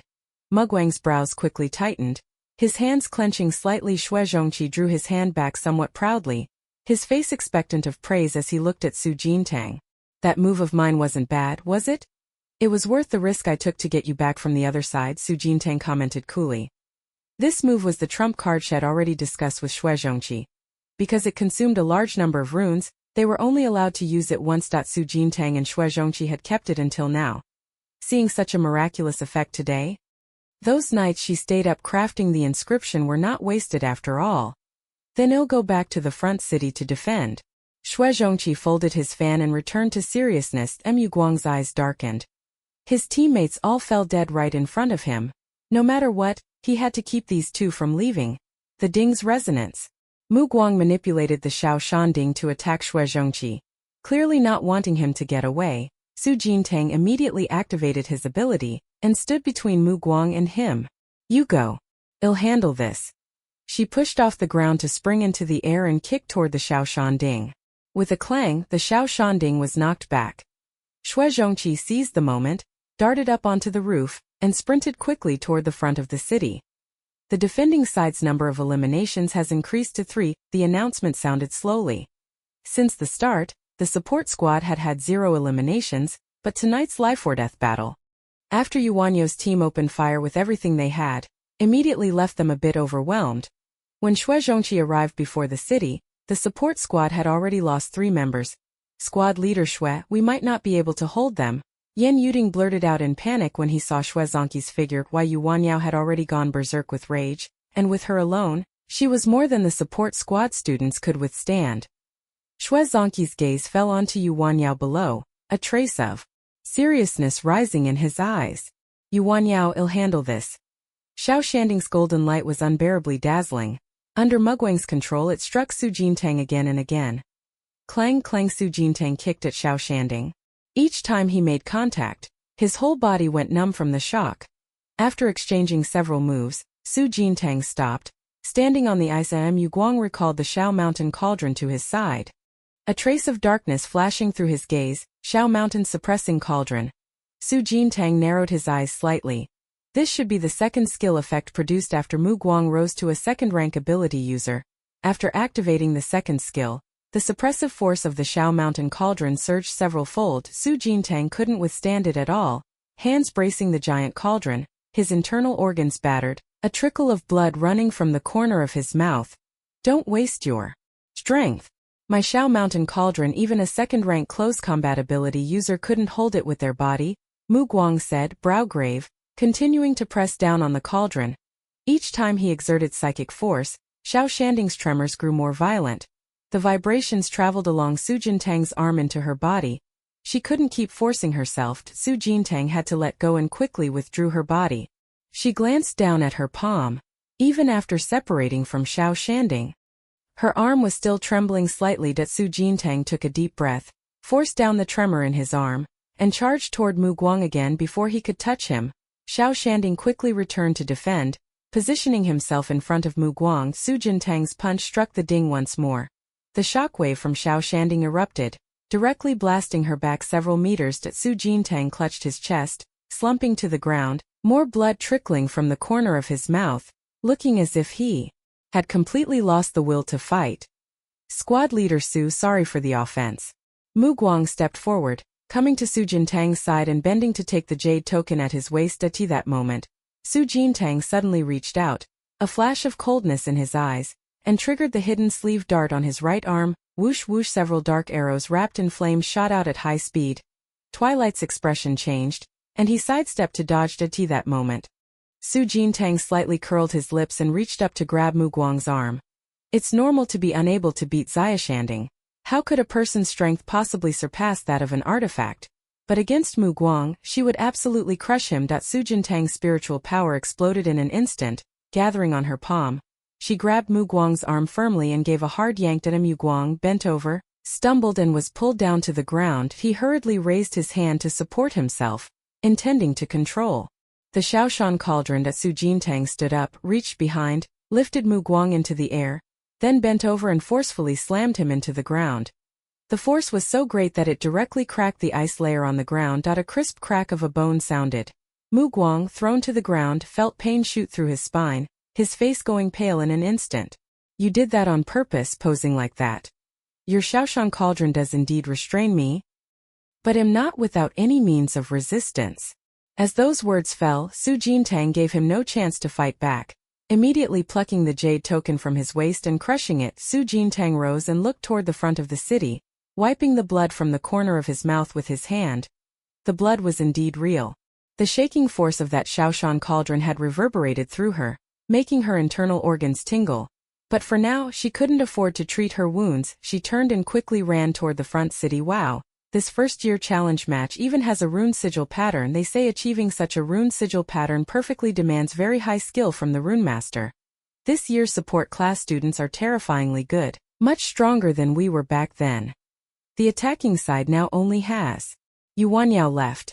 It feels like she won't hold out for much longer. Soon. The outcome will be revealed any moment now. Worth all the nights I've stayed up chasing the live stream. The number of eliminated defenders has increased to 8. By the time Su Jintang arrived at the front city, The announcement sounded again. She swept her gaze around and several battle zones. Flames leapt into the sky. Various abilities kept colliding, the heat scorching the ice on the ground until it was nearly melting away. Squad leader, well, leave the rest to you. Shui Zhongqi's voice suddenly came through. Su Jintang turned his head to look. Not far across, Shui Zhongqi was seen dashing toward the power fluctuations in the battle ring as if intent on suicide. Yu Wanyao, chasing after him, screamed in a frenzy. Shui Zhongqi, I'll kill you.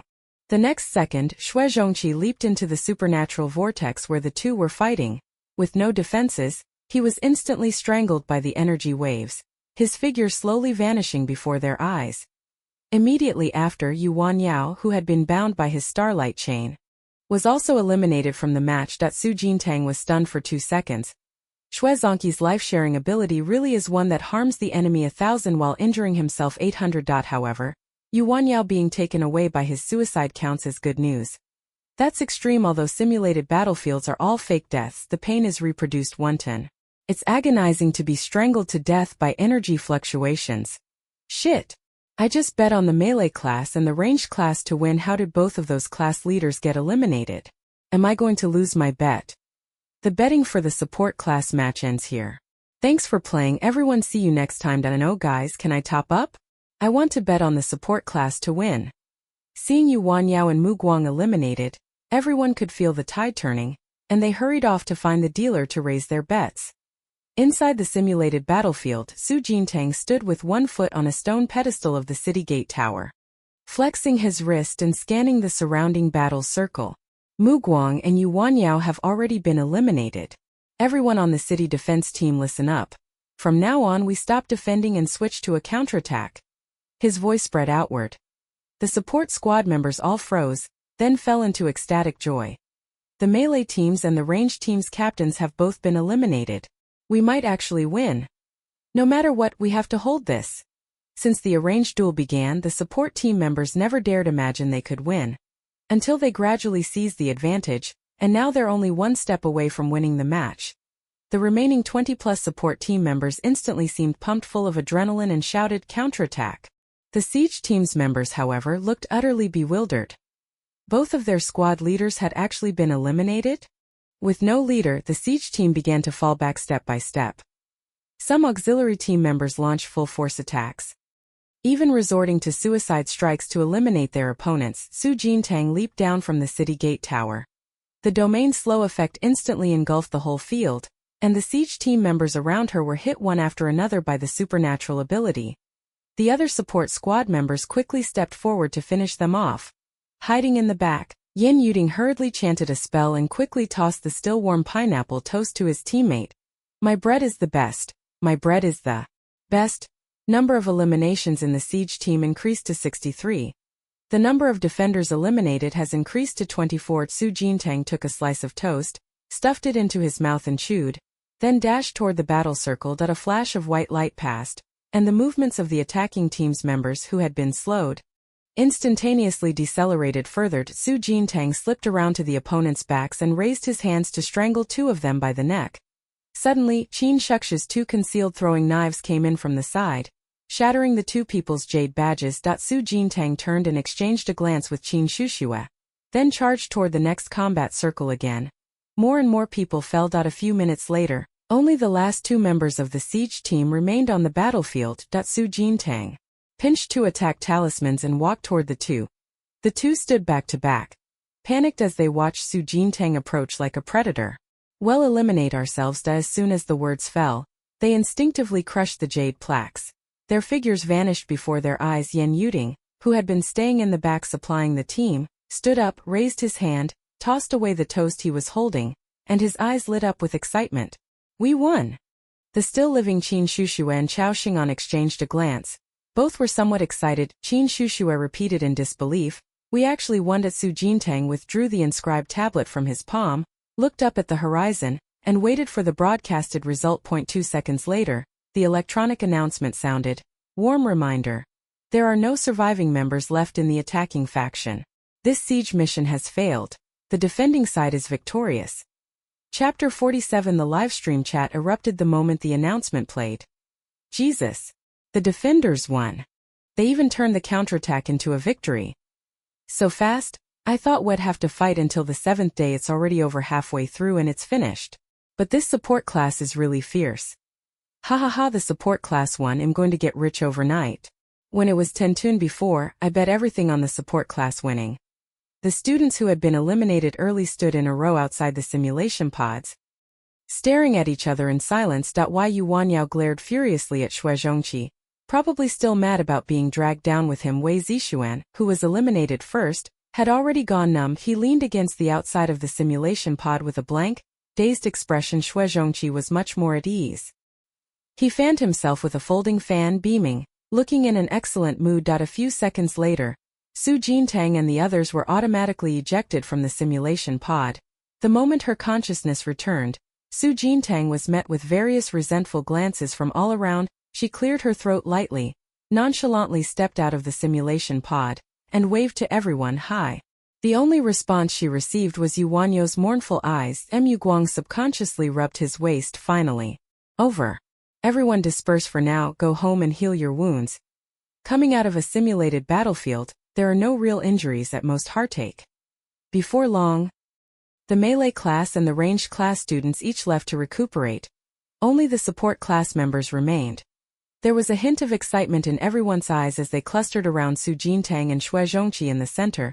Class monitor, vice class monitor, you really led everyone to victory. I honestly thought we'd be utterly crushed in this match, but it turned out totally different. And I never imagined as a support, I'd have such an honorable day thanks to the class monitor. And the vice class monitor too. Everyone was chattering and commenting when the intercom in the simulation combat room suddenly announced, Su Jintang, Xue Zhongqi, come to my office. It was Zhuang Silen's voice, as though the military school instructors hadn't gone to bed either. They were staying up late to watch the 3 classes arranged battle livestream. The surrounding students' chatter immediately stopped, and a few nervous expressions showed on their faces.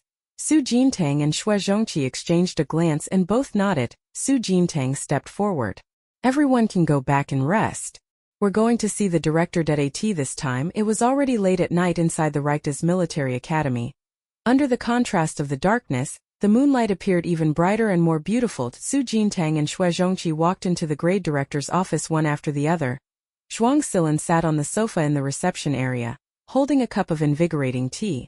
She gestured for them to sit, smiling. All that tea wasn't for nothing. I stayed up late watching your live stream. You two really gave me a surprise. After sitting down, Su Jintang cleared his throat. Teacher, you wanted to see us about something? Zhuang Silan fixed a meaningful look on her. Mainly to talk about that ability of yours that seems to be undergoing evolution. Suspected evolution? Xue Zhongqi looked over in surprise, suddenly understanding something.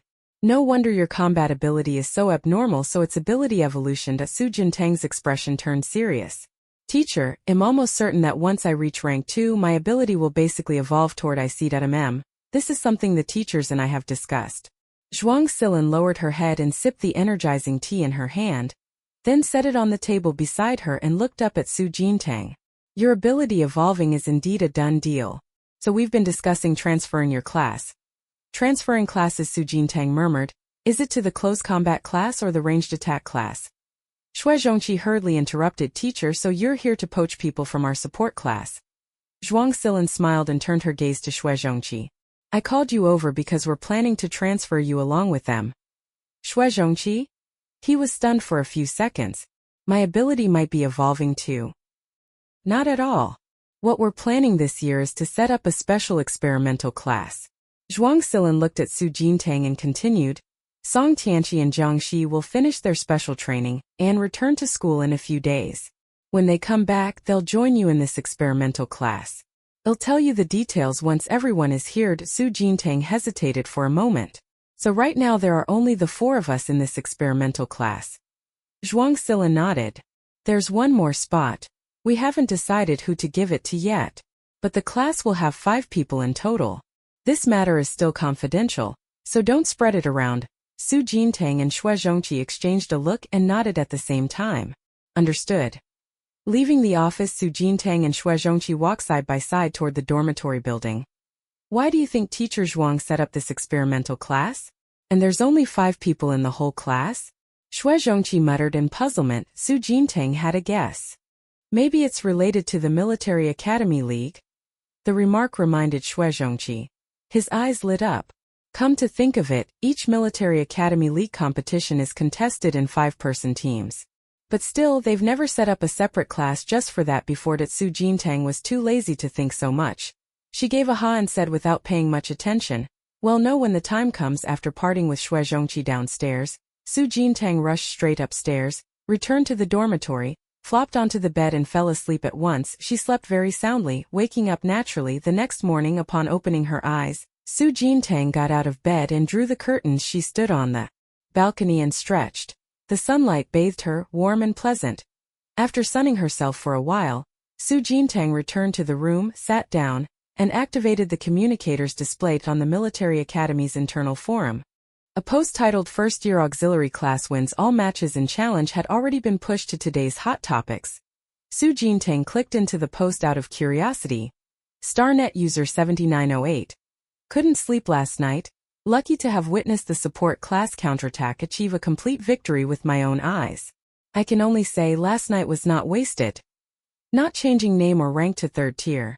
Thanks to junior sister Jintang, I got rich overnight. Fistbow.jpg Rect asked the most handsome guy. Are you the one who bet on the support class winning? How much did you have to bet to get rich overnight like that? The number of replies had already reached into the thousands. It looked like almost half of Rectas seniors had been watching the support class challenge live streams these past few days. Su Jintang, who preferred to toil in obscurity, quietly logged out of the forum. Because of the support class challenge, classes for all 3 first-year groups were cancelled. In the afternoon, in the class group chat, Wu Jinghong sent a message. Class meeting in the classroom at 2 p.m. sharp. No one may be absent without a valid reason. Having long since rested and regained their energy, the students replied one after another. Received. At 2 in the afternoon, the auxiliary classroom was very quiet. The students wore tense expressions, unsure whether they were about to receive praise or criticism from their homeroom teacher. Wu Jinghong stood expressionless at the podium, her gaze sweeping the room before settling on Su Jintang, a faint smile lifting the corner of her mouth. Very good. Your performance this time has made all the teachers look at you with new respect. The reward of going to the hot springs is still valid. Everyone get ready, our whole class will go next door to the hot springs. The students, who had just been nervous, burst into a collective cheer. Yay! We're going to the hot springs. Yin Yuding, sitting nearby, excitedly scooted over. Class president, I prepared 2 sets of super pretty hot spring outfits. You and I can each take one. Su Jintang glanced at her, a little surprised. When did you prepare them? Last night I was so excited I couldn't sleep, so I ordered a lot of clothes online late at night, and this morning the drone delivered them to my dorm. Yin Yuding's voice turned bright with excitement. Su Jintang glanced at her overly obvious dark circles, and oh wonder, it was so heavy. When the remedial class was preparing to go to the hot springs for a group celebration, the 2 neighboring classes were holding a denunciation meeting. This is outrageous. The 2 classes combined actually couldn't beat the support class. All of you will write me a proper self-criticism. By the weekend, each of you hand in a 1,000-word apology. The Malay class homeroom teacher stood at the podium, face stern, speaking with bitter disappointment, while Yu Wanyao and the others kept their heads down, unable to utter a single retort. It really was disgraceful. By rights, even with their eyes closed, the 2 classes together shouldn't have lost. Not only did we lose, we were completely eliminated by the city defense team. After the meeting broke up, the students of the 2 classes filed out of the classroom with their heads down. At that moment, Su Jintang was coming out of the support class flanked by classmates. Her beaming expression immediately caught Yu Wanyo's attention, but Yunya only glanced at her, then turned and walked out. Isn't this Io? Our class is all going to soak in the hot springs together. How about I invite you to come try it too? Shuezhongqi caught up to Yuanya with a grinning face. His insolent mouth made one want to slap him. Yuanya's face immediately darkened. Get lost. Being scolded didn't faze Shuezhongqi. He shamelessly continued to follow her. Don't be mad. It's normal to win some and lose some in competitions. Su Jintang folded his arms in front of him and nudged Yin Yuding with his elbow. Don't you think Shuezhongqi is asking for a beating? Yin Yuding cast a glance at Shuezhongqi walking ahead and nodded heavily. A little as if had heard them talking bad about him. Shuezhongqi suddenly turned around. Class monitor, what are you 2 chatting about? Nothing. Su Jintang quietly looked away and pretended to be looking at the flowers by the roadside. Yan Yuding glanced to the other side, pretending to look at the trees. Xue Zhongqi frowned. Those two were whispering without him? He cleared his throat lightly and emphasized, "The three of us are a team." Su Jintang silently quickened his pace and walked toward the outside of the military academy. Yan Yuding smiled, stayed silent, and hurried to catch up. The hot spring shop was on the street directly opposite the military academy. Su Jintang, together with the students from the support class, went straight into the shop after leaving the academy. Over 30 people instantly filled the place. The shop owner, seeing it was a group business, hastily forced a smile, bowed and gestured an invitation. Honored guests, please to the second floor. Su Jintang was the first to lead his classmates upstairs. Wu Jinghong and the homeroom teachers of the other two classes entered the shop shortly after. The homeroom teacher of the close combat class shook his head and sighed lightly.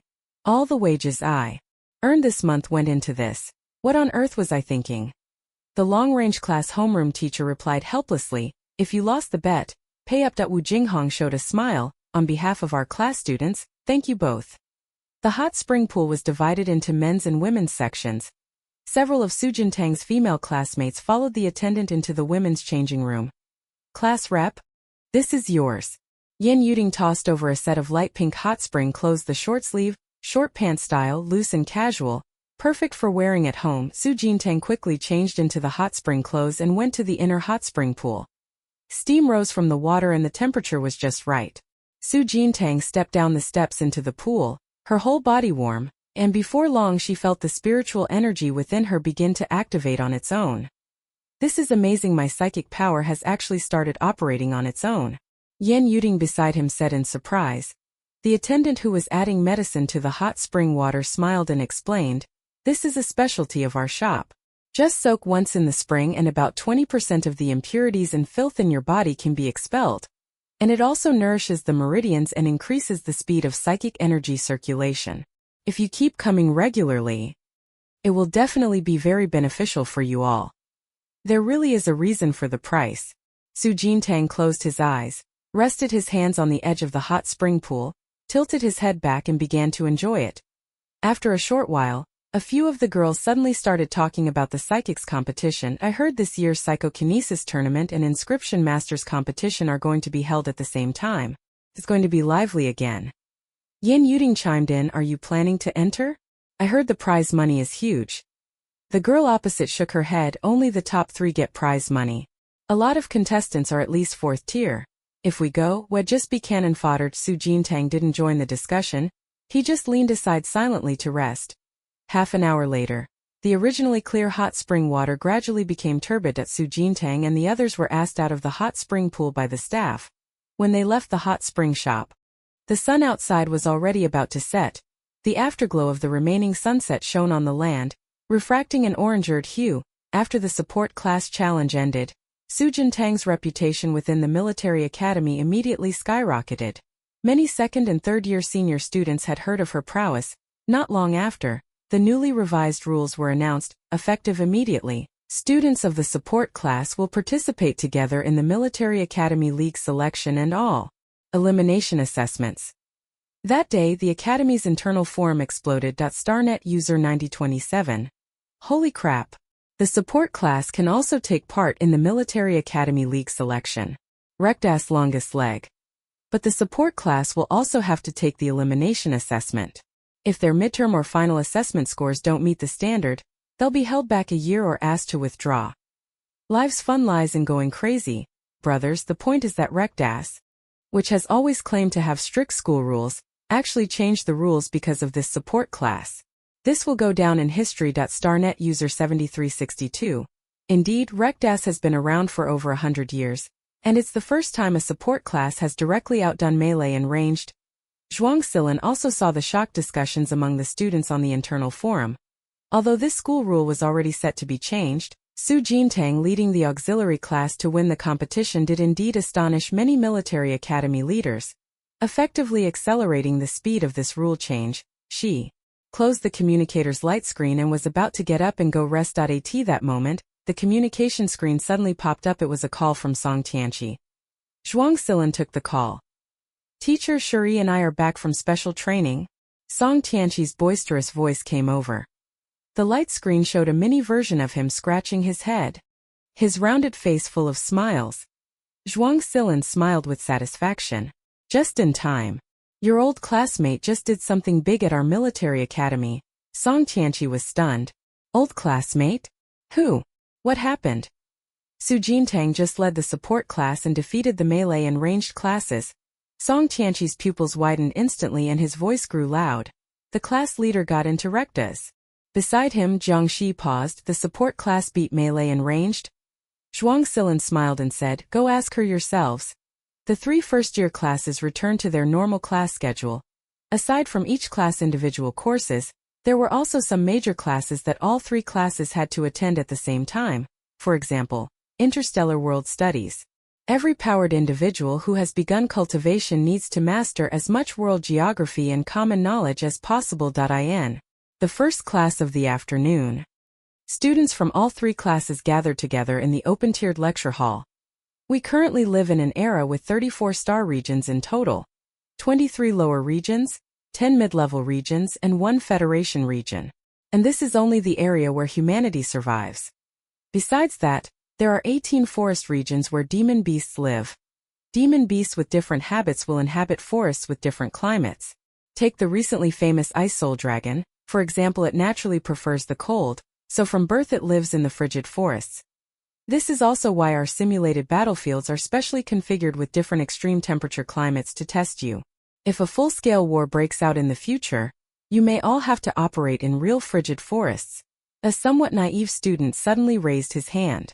Will there be supply drops in the real frigid forests too? Wu Jinghong glanced at him and answered expressionlessly, "Of course not. On a real battlefield, if you want to eat or drink anything, you'll have to rely on yourselves."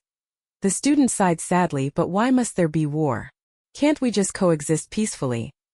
Wu Jinghong's eyes showed no ripple. "You'll naturally have the answer to that question once you reach the battlefield." Su Jintang listened attentively, and also learned that beyond the residential area where they lived, there were many stranger places outside. For example, the No Man's Land Snow City, the Frontier Star City between the War Zone and the Star Region for negotiations, and so on. After a class ended, the students' expressions had grown more serious and solemn. Class dismissed. Wu Jinghong picked up the lesson plan and turned to leave. Su Jintang stood up and stretched. "Class monitor. I'm back." Song Tianqi's loud voice sounded by his ear. The familiar voice made Su Jintang pause. He turned his head and he saw Song Tianqi, much thinner and noticeably taller. Spread his arms and burst into the classroom from the doorway. Su Jintang instinctively lifted his foot and scooted over a bit. Song Tianqi missed his mark and, by momentum, landed with outstretched arms on the next desk. He rolled onto the tabletop, propped his head up with one hand, turned sideways and put a hand on his hip, striking a pose that was meant to be handsome. "Class monitor, charming and handsome is back." Su Jintang. Song Tianqi, who had suddenly rushed out, left the others in the classroom a bit stunned. "Who is that? Which class is he from? So full of himself." Yan Yuding, mouth slightly open, stood dumbfounded for a long moment, then quietly leaned toward Su Jintang's ear. "Class rep, do you know him?" An old classmate from before." Su Jintang nodded. Song Tianqi didn't know what special training had been doing recently. Had clearly lost a lot of weight, his jawline much more defined, his figure tall and straight, completely like a different person. He stood with a smile and proactively introduced himself to Yan Yuding. "Hello, I'm Song Tianqi." "You're the Song Tianqi who was specially recruited?" Yan Yuding's voice rose, his eyes wide. Others had also heard a bit about the special recruit, and they all looked at Song Tianqi with varying degrees of astonishment. "That's right, it's me." Song Tianqi smiled modestly and scratched his head. While everyone's gaze was fixed on Song Tianqi, Jiang Shi quietly walked in and nodded to Su Jintang. Her cool, taciturn disposition formed a stark contrast to Song Tianqi. "Ever want to join in the fun?" Shuezhongqi leaned over with his fan. "I've heard that any student personally recruited by Recdast must be 9 million genius. Brother, I suppose you must have many outstanding qualities." Song Tianqi shyly scratched his head. No, I'm just ordinary." Yan Yuding, having regained composure, forced a smile. "You're too modest. How could someone specially recruited be ordinary?" The few of them began to mutually flatter each other. At that moment, Su Jintang's communicator vibrated twice. Zhuang Silin sent a message. Bring Song Tianqi, Jiangxi, Shuizhongqi, and Yan Yuding to my office. Su Jintang pondered for a moment, recalling that last time teacher Zhuang mentioned establishing an experimental class. It seems the fifth person is Yan Yuding. Teacher Zhuang asked us to go over for a bit. We'll reminisce when we get back. Su Jintang raised his eyes and looked at the four people beside him. Shuizhongqi quickly realized something. He glanced around and murmured quietly, perfectly 5 people. Huh? I haven't done anything. Why did teacher Zhuang call me over? He's not going to put us through special training again, is he? Song Tianqi's pupils trembled. Su Jintang glanced over at him. She was quite curious what had gone through to get so skinny. She touched her chin and asked, "What kind of special training have you been doing?" Song Tianqi closed his eyes and, in despair, waved his hand. Don't ask. It's more painful than making me attend 24-hour classes. Jiangxi replied calmly from the side. Daily weighted cross-country runs with 200 Jin, facing higher-ranked demonic beasts and fighting until my spiritual power is completely exhausted, plus being repeatedly pummeled every night by a peak 6th-rank physical trainer. Su Jintang's mouth twitched as expected, terrifying. Chapter 48. Yan Yuding swallowed and quietly glanced at Jiangxi. Such frightening training, and she described it. With just that's all. It turns out this sister is the truly terrifying one. At Su Jintang and the other 4 quickly arrived at Zhuang Silin's office. Zhuang Silin sat on the visitor's sofa, raised her hand to signal everyone to sit. The reason I called you here today is to ask for your opinions on something. Su Jintang was the first to take a seat. The other 4 exchanged silent glances and each carefully took a seat beside her. This matter is also known to Su Jintang and Shuizhongqi. It's about establishing an experimental class. As soon as Zhuang Silin finished speaking, everyone's curiosity was immediately piqued. Song Tianqi was the first to speak up, unable to hold back. What experimental class? Zhuang Silin answered simply. Put, it's a class that exists independently of all the other classes. The main reason for establishing this class is for the Military Academy competition 3 years from now. Military Academy League? Yan Yuding's eyes showed a hint of surprise. That's right. Ever since Rectas founded the school, they've held the Military Academy League Championship for dozens of consecutive sessions. It's an honor, but also a responsibility. Apart from the teachers and students of Rectas Military Academy, almost everyone is hoping to see us fall from that top pedestal, so in the last 2 academy leagues, Rectas has been the target of coordinated efforts from other academies. To be frank with you, in the previous academy league, Rectas' 2 participating squads were nearly wiped out. They came within a hair's breadth of losing the championship. Fortunately, your senior sisters and brothers fought to the death until the end and preserved the honor for the academy. Having learned from that lesson, the leadership and teachers at our academy don't intend to sit idly by, which is why they plan to set up an experimental class. The candidates already chosen for the experimental class are the 5 of you. Su Jintang asked. How will this experimental class be different from the other classes? Zhuang Silin smiled slightly. Students in the experimental class will enjoy comprehensive resource support from the military academy. Before the academy league begins, we will do everything we can to help everyone improve their abilities. Of course, we won't be forcing things or artificially boosting your spirit levels. Yan Yuding hesitated only a few seconds. I'm willing to join the experimental class. The prestige of the first military academy was beyond imagination, and joining the experimental class meant receiving full resource support from the academy, an irresistible temptation. Then Shuizhongqi also raised his fan to show his support. Ill-jointed Su Jintang didn't hesitate either and quickly said, I join. The treatment was even better than she had expected, so there was no reason to hesitate. Only Jiangxi and Song Tianqi remained. Zhuang Silin looked up and smiled as she appraised the 2 of them. And you? Jiangxi said calmly. Ill-joined. Teacher. Song Tianqi laughed and scratched his head. If we join this experimental class, we won't have to do special training every day from now on, will we? Zhuang Silin raised an eyebrow but didn't answer.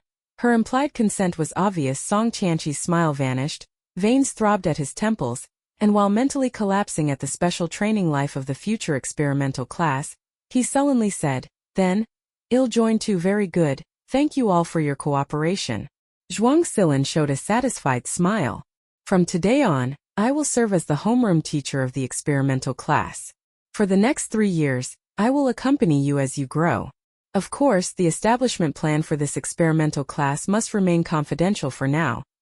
Last year's Military Academy League was a hard-fought victory because the strengths of our participating students were probed too thoroughly by other academies. Everyone is watching and studying us, so for the next 3 years your abilities, psionic levels, and the effects of your powers must be strictly kept secret. At this point, Zhuang Silan's expression turned particularly serious. Before the league begins, your identities as participants will be completely confidential. The training and course arrangements you receive will also differ from those of other classes. I ask that you be cautious and keep these points secret. If anyone carelessly leaks information, I will kick you out of the experimental class immediately. Understood? All 5 of them nodded in unison. Understood. Zhuang Silan's gaze fell on Su Jintang, emphasizing, especially you cause me fewer troubles from now on. Since you ranked first in the joint exams, a lot of people will be watching you. Keep a low profile going forward. Being singled out, Su Jintang gave an awkward half-laugh. Yes, Shuizhongqi, reminded by that remark, looked up and asked, but the 3 of us here all took the joint exams. Other military school teachers should already know about our abilities. With that, can we still keep this secret? Zhuang Silan explained calmly. True geniuses with real ability are secretly recruited back into the military academy. And every year there are students who deliberately hide their skills in the entrance exams. So the rankings from the joint exam are no longer given much attention. 3 years is enough time for those people to forget about you. Zhuang Silan's gaze swept over Su Jintang and the other 4. Let's stop here for today. Go back and adjust your mindset. Starting tomorrow, under the pretext of dispatching you 5 on special missions, I will transfer you out of your original class and begin the experimental class separate intensive training. Su Jintang hesitated for a moment. Teacher, does that mean we won't be allowed to have contact with our classmates from the original class anymore? Of course not. You're just going on a special mission, not dead. Keep in touch, but don't disclose anything about the experimental class to outsiders. After speaking, Zhuang Silan stood up and waved to the 5 of them. Go ahead, I'll go report the experimental class matter to the principal. All right, goodbye, teacher. Having said that, Su Jintang was the first to stand, then turned and walked toward the office door. The other 4 saw this and followed one after another. After coming out of the office building, Song Tianqi and the others were a bit excited. This is so thrilling. From now on the 5 of us are people whose identities are kept secret. Song Tianqi's face showed a few sparks of joy. Yan Yuding held his hands up to his face, his eyes full of stars. It's hard to imagine that I would also be chosen for the experimental class. Shuizhongqi and Zhang Shi were fairly calm. Each went their own way, both giving off the aura of reclusive masters who hide their talents and accomplishments. Only Su Jintang wore a thoughtful expression, thinking, there's an hour until mealtime. I've been a bit tired of cold-dressed shuling grass lately. Maybe tonight I should switch to some meat dishes. After finishing 2 plates of steamed green-scaled fish, Su Jintang left the canteen satisfied. This blue-scaled fish was salvaged from an ice pool in the frigid forest, a second-rank demon beast. Its flesh is delicious, and long-term consumption can increase an esper's movement speed. Squad leader, let's withdraw first. Song Tianqi and Shuizhongqi split off from them under the dormitory building. Only Su Jintang and 2 others entered the girls' dormitory building. Shurijia, were you specially recruited into Rectas together with Song Tianqi? Once she felt closer, Yan Yuding finally voiced the question that had been on her mind. Song Tianqi had heard of being specially admitted, but she was completely unfamiliar with the name Jiangxi. Su Jintang turned his head to look as well. Jiangxi still wore that same indifferent expression. No. I was specially admitted last year. Yan Yuding froze. Last year? Then you should be a second-year student now. Jiangxi nodded. Yes, but I skipped a grade earlier, so by age I'm the same as you. After Mr. Zhuang planned to set up the experimental class, he asked me to stay back a year and not advance to second grade for now, so I could join you in the military academy competition. Su Jintang opened his eyes a bit wider. May I ask, what's your current spirit power level? Jiangxi, 4th rank.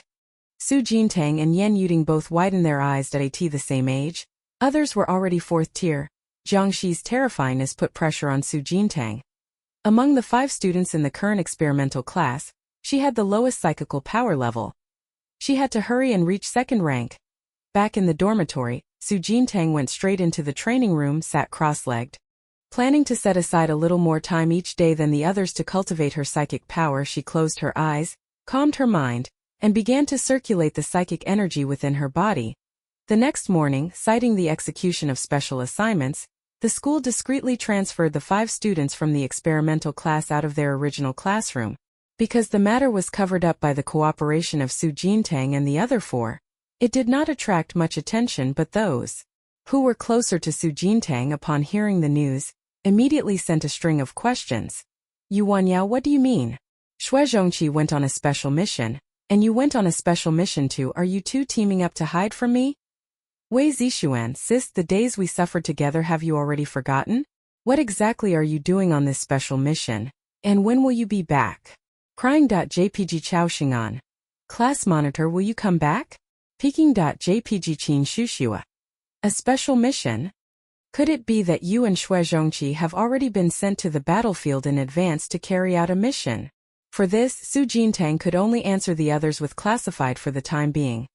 After breakfast, Su Jintang and 4 others gathered outside the school at Zhuang Silan's request. The 5 of them all took off their school uniforms and changed into private clothes. Zhuang Silan was also dressed casually, her hands clasped behind her back, standing perfectly straight as she sized up the 5 of them. In a few days, when the military academy allocates funds, I'll rent a separate villa compound for everyone to live in privately. From then on, all your special training will be conducted in secret. But today we want train. A mysterious smile appeared on Zhuang Silan's face. As the head teacher of the experimental class, before the special training officially begins, I plan to give each of you a welcome gift. Su Jintang brightened with interest. A welcome gift. A parting gift from a peak 7th rank powerhouse is bound to be extraordinary. The other 4 also looked up expectantly. Zhuang Silan continued, have you heard of the Wanbao Pavilion auction? Yan Yuding nodded quickly. I've heard of it. Wanbao Pavilion runs a huge business. They have branches in almost every star sector. Most of the items in their stores are rare treasures. Every month they hold a large auction of rarities. I've heard each lot is something rarely seen on the market. Su Jintang was naturally deeply impressed with Wanbage. The most extravagant thing she had ever done in her life was use a free order card to buy that bottle of Jialong essence worth 380,000. She pondered for a moment and guessed, Teacher Zhuang is taking us to the Wanbage auction. That's right. Zhuang Silan smiled. The meet and greet gift I'm giving you is one item of your choice from the Wanbage auction. The 5 of you can each pick one lot, and no matter how much it costs, I'll pay for it. Holy crap. Teacher Zhuang, this welcome gift of yours is way too generous. Song Tianqi's eyes widened that he had been to Wanbao Pavilion before. Even the ordinary everyday items there were already exceedingly precious, let alone the pieces that could be put up for auction. Shui Zhongqi was also stunned for a moment. Coming to his senses, he lifted the corner of his mouth and shook his fan. Teacher Zhuang's welcome gift is indeed extravagant. Yan Yuding was even more excited, covering his mouth for fear of accidentally shouting out loud. Su Jintang rubbed his hands expectantly. Great, when do we leave? Right now. Zhuang Silan raised her hand and took 5 admission tickets for the Wanbage auction from the bracelet space. 1 each. We're leaving now to attend the auction. Song Tianqi was the first to cheer. Half an hour later, Su Jintang and his party arrived at the Wanbage flagship store in the Federation Star region. The flagship's overall decor was simple and elegant. It had 99 floors and rose straight into the clouds. The entrance was also lavishly decorated, with a golden signboard and angel statues that glowed with a mysterious light. 9 out of 10 passers-by would stop and stare for a few seconds. Zhuang Silan led the 5 up the steps. The Wanbage shop clerk beside them immediately stepped forward with a smile. Today is the Wanbage main store's auction. Only those with admission tickets may enter. May I ask how many of you? Su Jintang and the others quickly produced their admission tickets. After checking the tickets, the clerk's smile grew even brighter. He bent slightly, turned to the side, and made a polite gesture. Honored guests, please come in. The auction is being held on the top floor. Upon entering the store, staff from the inner area soon came over and guided Su Jintang and the other 5 to the elevator. Arrived at the 99th floor. The elevator floor chime sounded, and the doors slowly opened to the sides. Su Jintang stepped out of the elevator and looked around. The top floor's decor was relatively understated and restrained. The wallpaper was a solemn deep brown, And the carpet underfoot was very soft, probably made of an expensive material. I sense a very strong ice attribute energy. The ice soul dragon, which had been residing in his spirit sea, suddenly awakened at Su Jintang paused, glanced back with the corner of his eye, and seeing Zhuang Silin and Song Tianqi and the others each walk off to inspect the surrounding decorations, he then used his mind to converse with the ice soul dragon. What ice attribute energy? The ice soul dragon pondered for a moment. It might be an spirit plant with a very strong ice attribute. I sense the orate should be a 1,000-year snow lotus. Will a millennium snow lotus greatly enhance my ability? Ice soul dragon, of course. A spirit plant like the millennium snow lotus not only strengthens your ice attribute, it also helps you absorb my draconic blood power. Right now, of the draconic blood I've stored within you, 90% hasn't been fully absorbed. If you take the millennium snow lotus, I can help you absorb at least another 10%. Since the last arena match, after she forcibly activated the draconic blood power in battle, she realized how significant that blood supplementation was. She only burned a tiny bit of draconic blood and was able to punch Su Bohong to pieces. If she could absorb another 10%, the enhancement would definitely be terrifying. Su Jintang pursed his lips. Alright, I understand. After the group had inspected the auction hall for a while, it wasn't long before Zhuang Silin was asked by an on-site staff member to step away for a chat, while another staffer led Su Jintang and the other four into a private room. The staff member bowed slightly, looking at them with utmost respect. Please, gentlemen, go inside. The private room was furnished with a circle of genuine leather sofas, a round glass coffee table in the center, on which snacks, pastries, and freshly brewed tea were arranged. Opposite was a one-way glass panel, allowing a clear view of the auction happening below. While people outside could not see into the private room, Xue Zhongqi sat down first, resting his hands on the back of the sofa in a lazy pose. Comfortable, judging by his unhurried expression, he seemed to be used to attending these high-end events as a genius inscription master. It's normal for him to have some money on hand. Su Jintang withdrew his gaze, sat down on the other sofa, leaned back, and began to close his eyes and rest. On the other side, Song Tianqi curiously came up to the one-way glass, pressed his hands against it, his body leaning on it, looking back and forth. How strange, this glass only allows you to see out from the inside, but from the outside you can't see in. Just then, Zhuang Silin happened to come in from outside and looked at Su Jintang and the others. The auction will start soon. If you see something you want, feel free to bid higher. This time the expenses will be reimbursed by the military academy. Sister, hurry and give me the auction catalog. Let me see what good things there are. Song Tianqi reached out, looking at the staff member beside him. She smiled and handed the 5 booklets to Su Jintang and the others.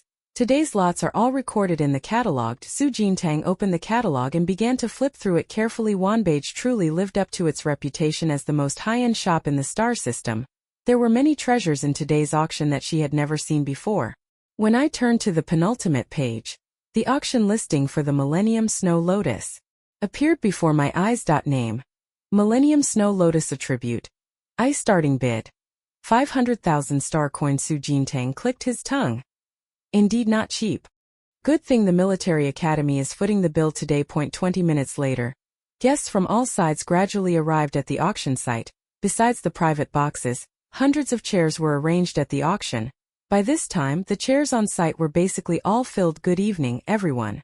I am tonight's auctioneer. 5 minutes remain before the auction begins. Please return to your seats promptly. The auctioneer standing on the dais said with a smile. Soon the lights in the hall slowly dimmed, and the previously noisy chatter gradually faded away. The auctioneer raised the microphone and announced, Wanbeige auction officially begins now. Without further ado, let's bring out the first lot. A flawless fire attribute marrow cleansing pill. Class monitor. Do you think this fire attribute marrow cleansing pill suits me? Song Tianqi asked anxiously. There are so many here I want to bid on, but I can only buy one. Su Jintang rubbed his chin and pondered for a moment. Want to look further? I remember there's a high-grade fire attribute beast essence later that would suit you well. All right. Song Tianqi nodded. The auction continued. People gradually found the items they wanted and began placing bids. Yan Yuding bid on an attack-type magic treasure suitable for her self-defense. Xue Zhongqi chose a Millennium Spirit Plant with Thunder attribute, saying it could be used to research and create new inscriptions. Song Tianqi heeded Su Jintang's suggestion and bid on a bottle of high-grade monster beast essence blood.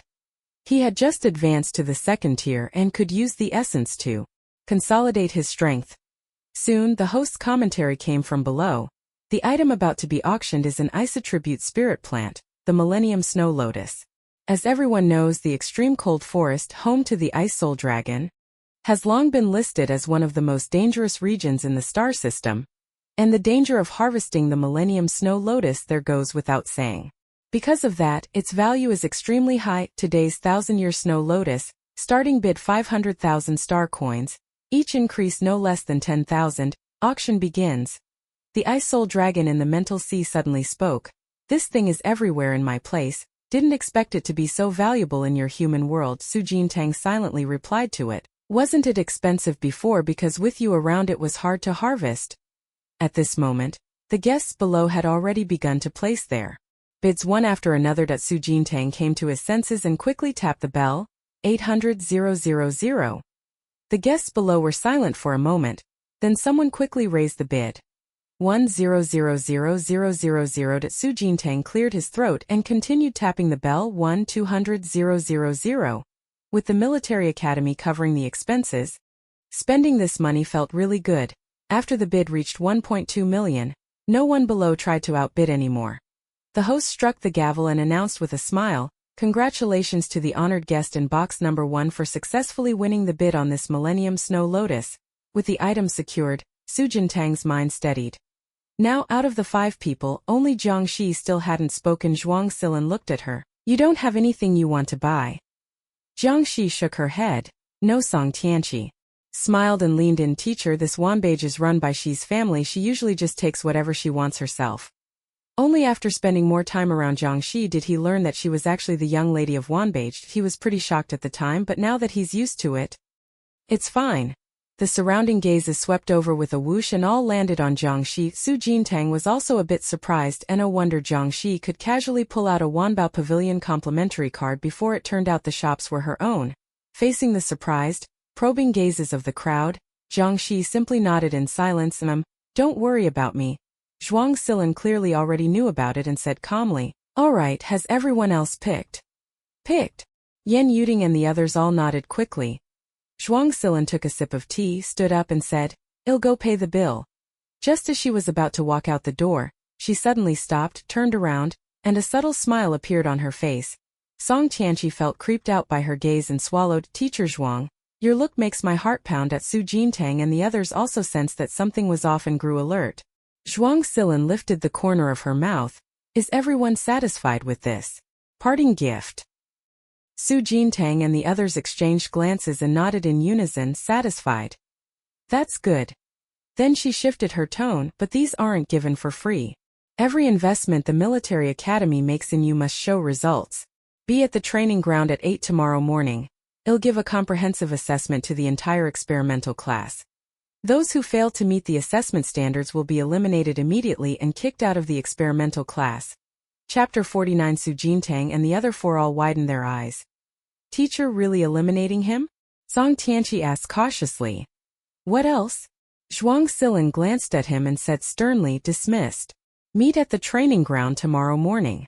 Don't be late." She finished speaking, then turned and walked away.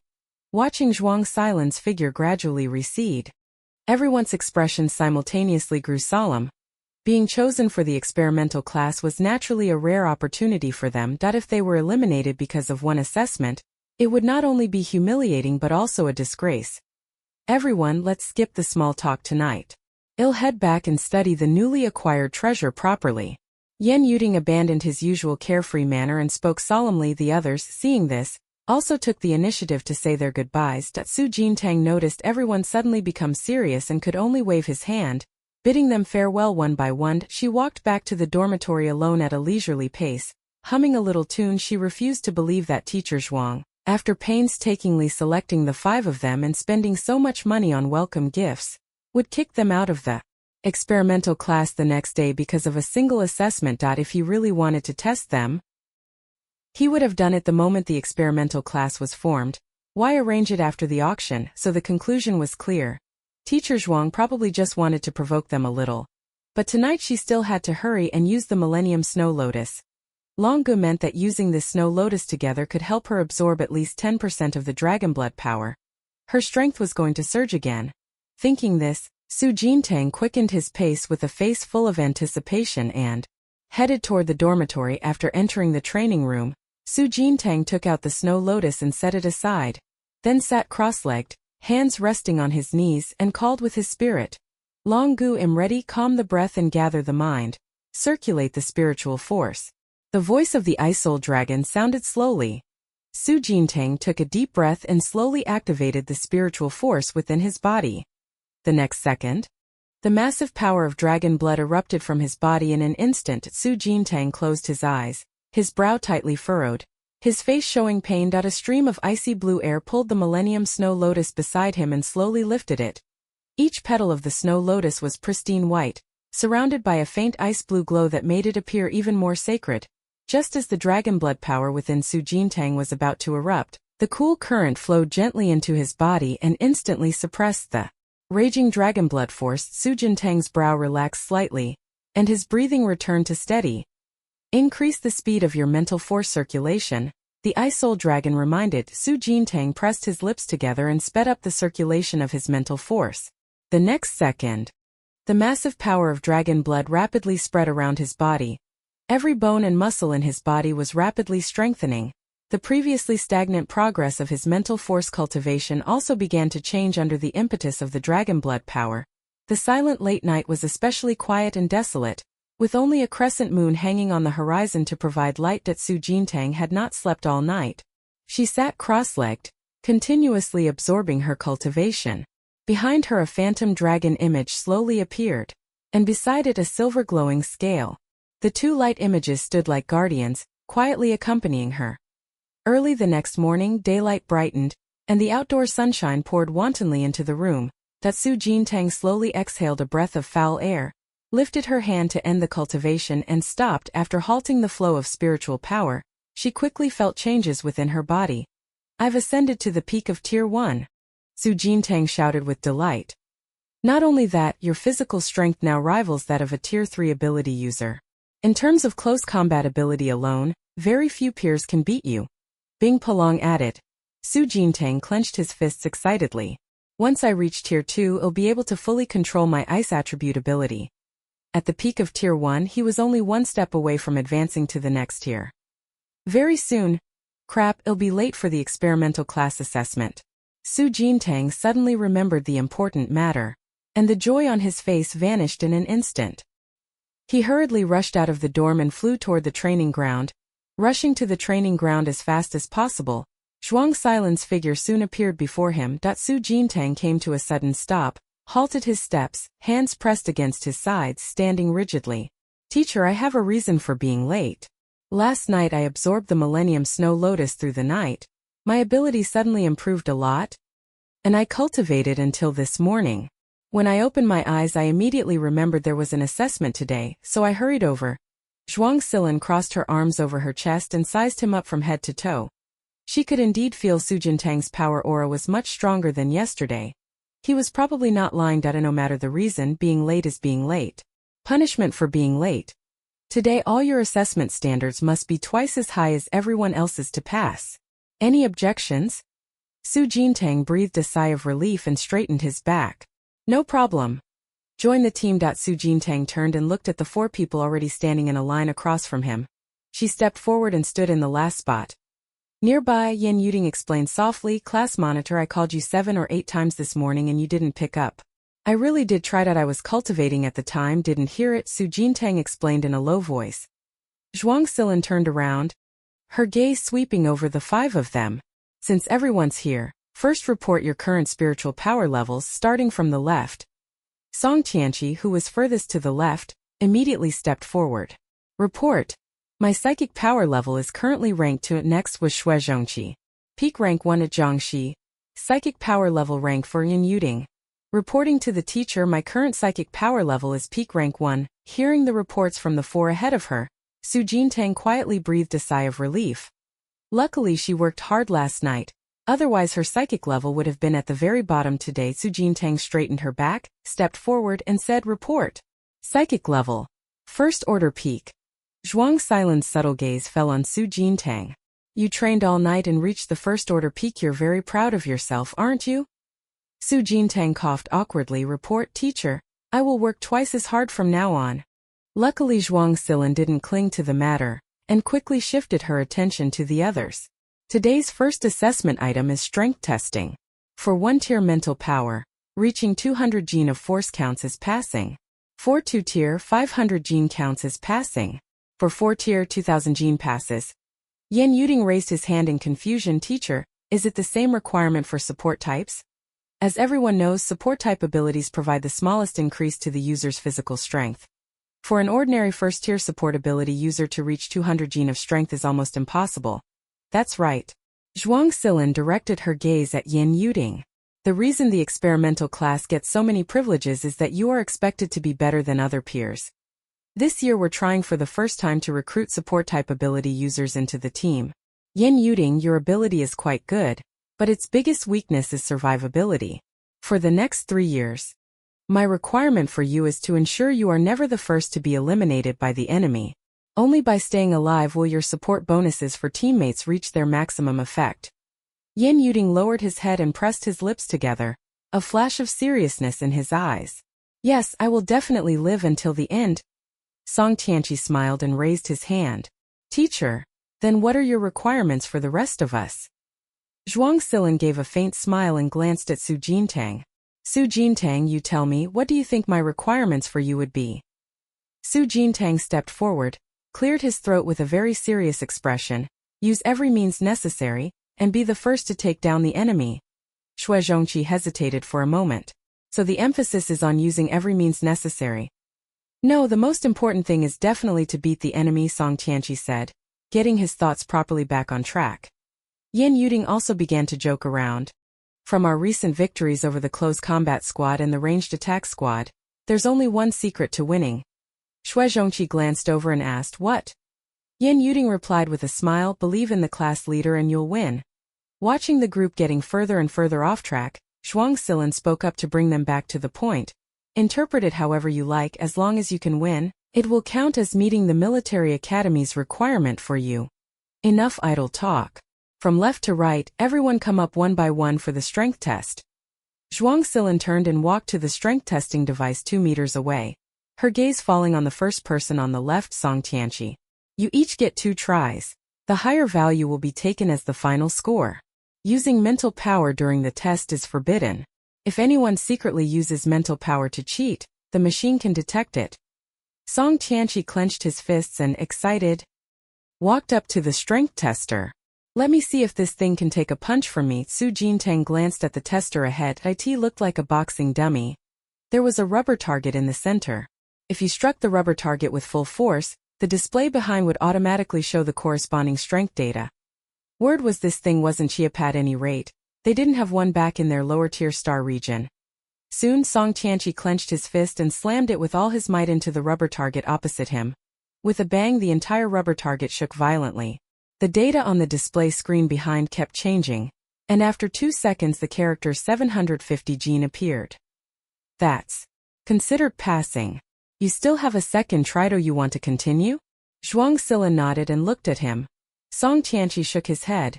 No, this time he had already given it his all. He was fairly satisfied with the result and saw no need to try a second time. That he returned to the team. Pleased.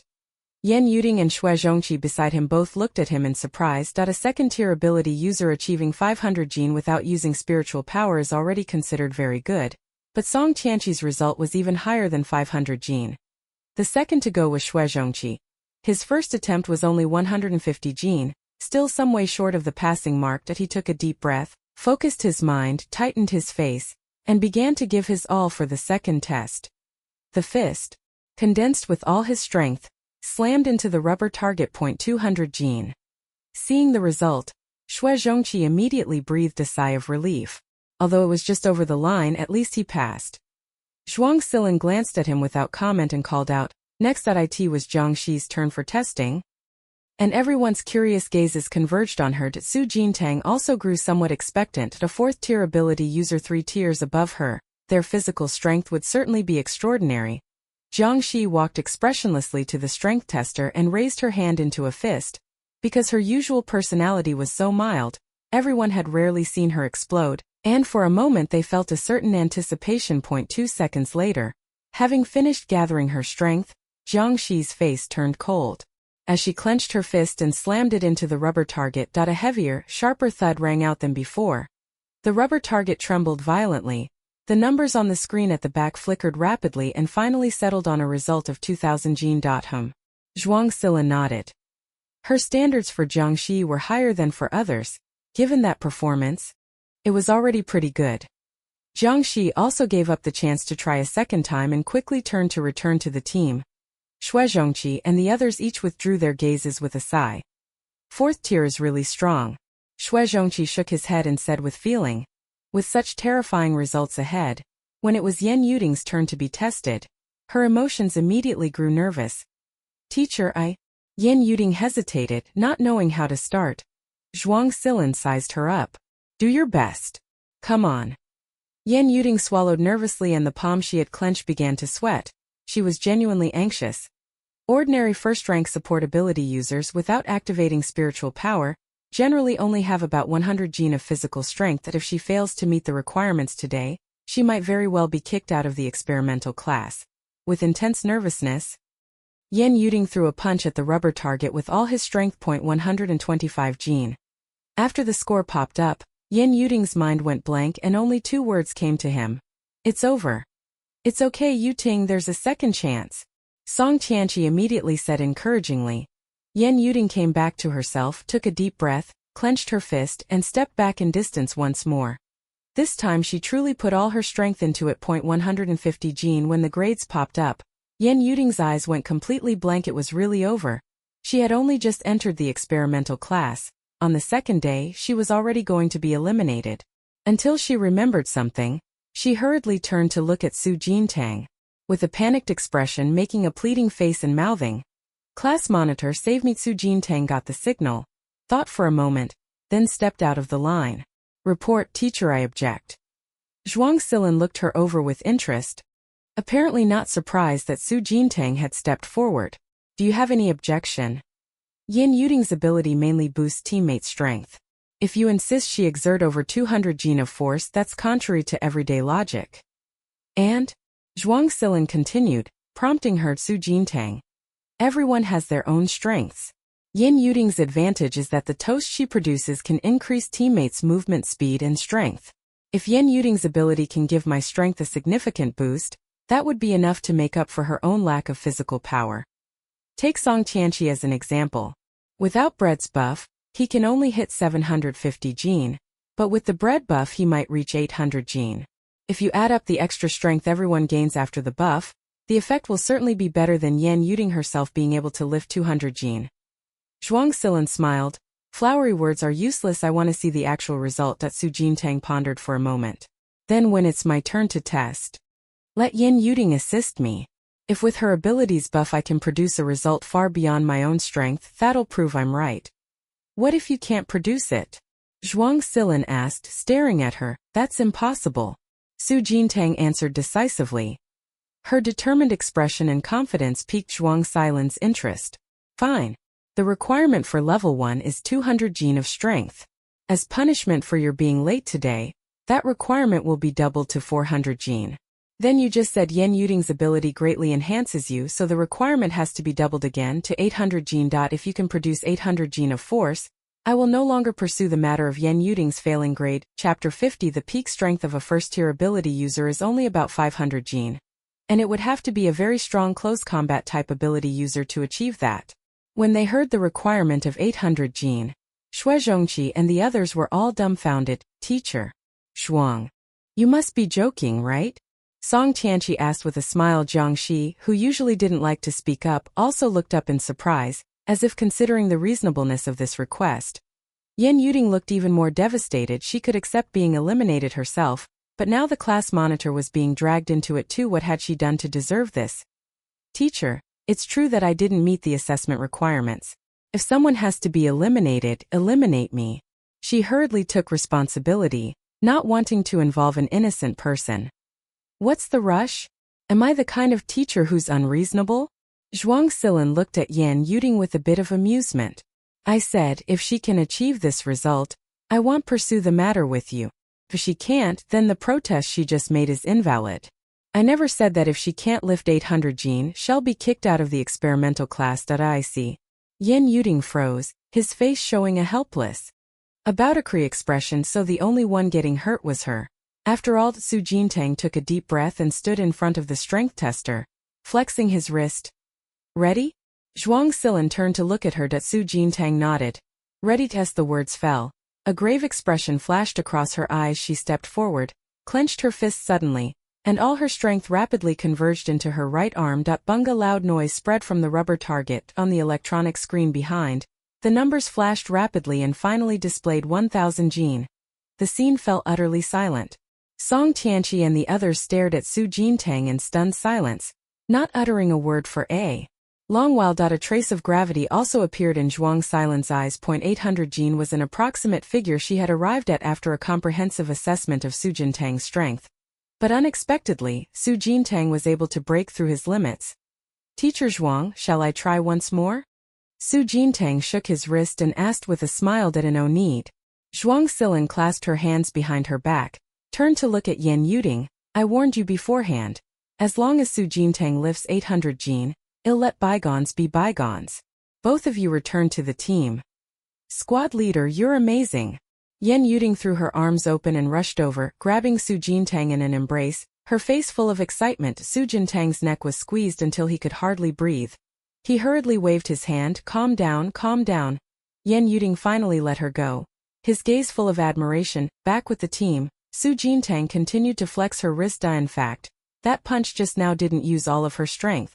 After absorbing 10% of the dragon blood power last night, her physical strength was already comparable to a third-tier ability user. If he went all out, one punch should be able to hit at least 1500 Jin.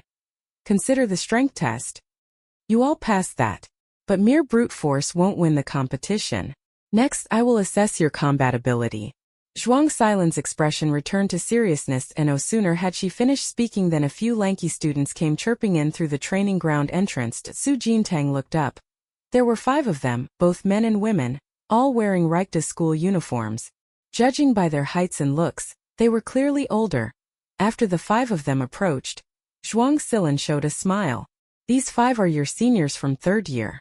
The lowest psychic level among them is rank 4, and the highest has already reached rank 5. Zhuang Silin turned to the 5 and said, come over and introduce yourselves. Yin Yuhang immediately stepped forward with a smile, striking a dashing pose. Hello, underclassmen. I'm Yin Yuhang, captain of the 3rd year melee class. My current psychic level is rank 5.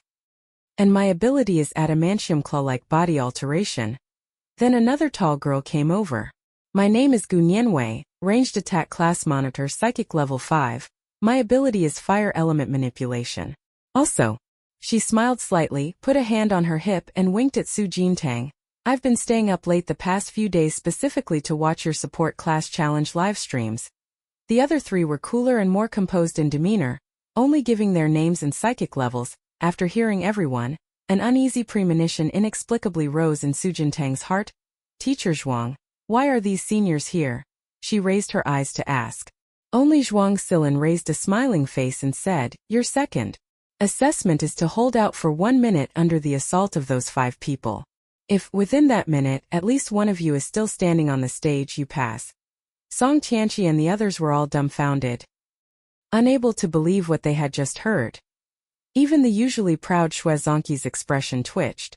Teacher, their lowest spiritual power rank is 4th order. Zhuang Silin smiled. There are 4th order contestants in your team as well. Jiangxi, do you have confidence in passing the assessment? Jiangxi pressed her lips and thought for a moment. After careful consideration, she finally looked up and answered, about 60% confident. Zhuang Silin raised an eyebrow, probably not expecting her to be so confident, and continued, where does that 60% confidence come from? Su Jintang also turned to look over. Jiangxi spoke calmly. First, 1 minute isn't very long. Among the 5 of us, even if only one person doesn't collapse, it's considered a success. Second, I'm also 4th tier. Facing off against the upperclassmen, I should be able to hold out for a while. Lastly, Jiangxi turned to look at Su Jintang. I guess my teammates should also have some trump cards capable of contending with the seniors. Zhuang Silin slightly raised the corner of her mouth and looked at the others. Good. I'll give you 10 minutes to discuss tactics. When time's up, the assessment begins immediately. As soon as she finished speaking, a stopwatch appeared in her hand. She pressed it and the time began to run. What do we do? The 5 of us combined aren't enough to take on a single 5th rank ability user of theirs. Song Tianqi had already started to panic. Don't rush. Su Jintang spoke to steady everyone. When the senior brothers and sisters introduced themselves just now, they specifically mentioned what their abilities are. This must be the leniency Teacher Zhuang gave us. So, there's still a chance we can pass this assessment. Xue Zhongqi exhaled slowly, took out a fan and fanned himself quickly. The cool breeze helped calm his emotions a bit. Right, we need to stay calm. Yan Yuding began to summarize the intelligence. Among the 5 of them, only Senior Yan Yuhang and Senior Gu Nianwei are rank 5. The others are all rank 4. They each introduced their powers just now, so we can plan different tactics for each of them. Maybe we can actually hold out for a minute. But the problem is, Teacher Zhuang only gave us 10 minutes. That's barely enough time to discuss tactics. Song Tianqi grimaced, looking as if it were simply impossible to accomplish. Su Jintang raised an index finger and shook it. You're all falling into a misunderstanding. Teacher Zhuang's requirement is that we just have to hold out for a minute. It doesn't mean we have to defeat the opponent Azo. Xue Zhongqi paused his fan flicking and turned his gaze to Su Jintang. Do you have an idea? Su Jintang beckoned. Everyone immediately leaned in cooperatively, pressing their ears forward to start listening to the tactic. Ji Yunyanwei, standing on the other side, crossed her arms and poked Yan Yuhang. Look at those 5 of them, they're definitely sneaking around and discussing tactics against us. Yan Yuhang raised his hand and stretched lazily. Ba, in the face of absolute strength, any tactics are meaningless. But you've heard about the support class arranged match, right? Both the melee with absolute strength and the long-range attacker ended up losing. What are your thoughts on that, squad leader Yan? Gu Nianwei made a gesture as if holding a microphone and brought it to Yan Yuhang's mouth. Yan Yuhang was at a loss for words. After a few seconds he changed his tone. You're right, we can't underestimate them. We can't let up at all later. Well, just go all-out attack. Ji Yunyanwei hesitated a little. Wouldn't that be too harsh? Zhuang Silin walked over from the side and looked at them in surprise. You two are also discussing tactics. No. The 2 of us are considering whether to hold back later. Gu Nianwei replied. Zhuang Silin gave a faint smile. I called you over to see how much potential they can be squeezed for under extreme conditions. You don't need to go easy later, those 5 aren't as fragile as you think. I understand. I'll make sure to complete the mission. Gu Nianwei struck a saluting pose. Yan Yuhang nearby looked up and sighed. If only I had been born 2 years later, I could have represented the military academy in the league. Instead now I can only spar with the underclassmen born at the wrong time. Indeed. The military academy league wouldn't open for another 3 years. And they would graduate from Reichtas next year. Ji Yunyanwei said dryly, give me a break. If you make me represent the military academy in the league, I'd die of stress in the dorm the next day. Yan Yuhang's mouth twitched. That's true. Having me, a freshman, go challenge the seniors in their 3rd year would be a lot of pressure. That. The 2 of them instinctively turned their gazes towards Su Jintang and the others. They were gathered in a circle, apparently still discussing tactics. But for some reason they all seemed to have thought of something. The 5 of them showed a bit more excitement and appeared to be looking forward to the upcoming challenge. Does everyone understand? Su Jintang asked, his gaze sweeping over the 4 teammates. The 4 all nodded in unison. Understood. Su Jintang nodded, turned and walked over to Zhuang Silin. Teacher, we're ready. Zhuang Silin glanced at the stopwatch in her hand. You have 5 minutes left to confer. Are you sure you want to start the challenge early? Yes, we want to start early. Su Jintang's expression showed a hint of slyness. Chapter 51. Zhuang Silin studied Su Jintang, a trace of inquiry rising in her eyes, but she didn't ask more. She simply stepped aside to make room. Very well. Then the assessment begins now. Half a minute later, Su Jintang and the other 4, along with the 5 senior students, each stepped onto the arena of the training ground. Ji Yunyanwei smiled, dimples appearing on her face. She moved her hands and looked at Su Jintang with crescent-shaped eyes. Although I admire you, senior sister won't go easy on you. Yin Yuhang nodded in agreement at the side. Senior brother won't go easy on you either. Su Jintang lifted the corner of his mouth and smiled slightly, then suddenly took a step back and pushed Jiangxi forward. It's fine, our teammates won't go easy on you either. Those words immediately focused Gu Nianwei and the others' attention on Jiangxi at Su Jintang, Shuizhongqi, and Yin Yuting all took part in the first-year challenge match. Anyone who watched the livestream would know roughly how strong these three are. But Jiangxi and Song Tianqi were complete unknowns to them. Teacher Zhuang had only mentioned once that these two were special recruits from Rakitas, and their strength was far from ordinary. First deal with the girl Su Jintang pushed out. Gu Nianwei, cautious, lowered her voice and reminded her teammates. Yin Yuhang and the others also began to scrutinize Jiangxi. Judging by her age, this Jiangxi was probably the same age as Su Jintang and the others, but being the first pushed out to draw hate meant there was definitely something unusual about her. With both teams harboring their own intentions, Zhuang Silin announced, "The assessment begins." When her words finished, she raised her hand and pressed the stopwatch. A 1-minute countdown began. Su Jintang immediately activated her ability. The slowing effect quickly spread around the ring. Because of the difference in spiritual power levels, her ability was basically ineffective against the senior students. But when fully exerting mental power, a whole second can definitely be gained. Yin Yuhang and Gu Nianwei, who were about to move, were momentarily frozen in their tracks. Although it was only 1 second, it was enough to astonish them. Gu Nianwei looked at Su Jintang in surprise. So it's a domain-type ability. Fortunately there's a gap in spiritual power between them, otherwise this effect would really drive people insane. After stagnating for a second, the sluggishness effect disappeared. Gu Nianwei curled the corner of her mouth and glanced at Su Jintang. "Junior, now it's our turn to make a move." Her eyes darkened, the smile on her face vanishing in an instant.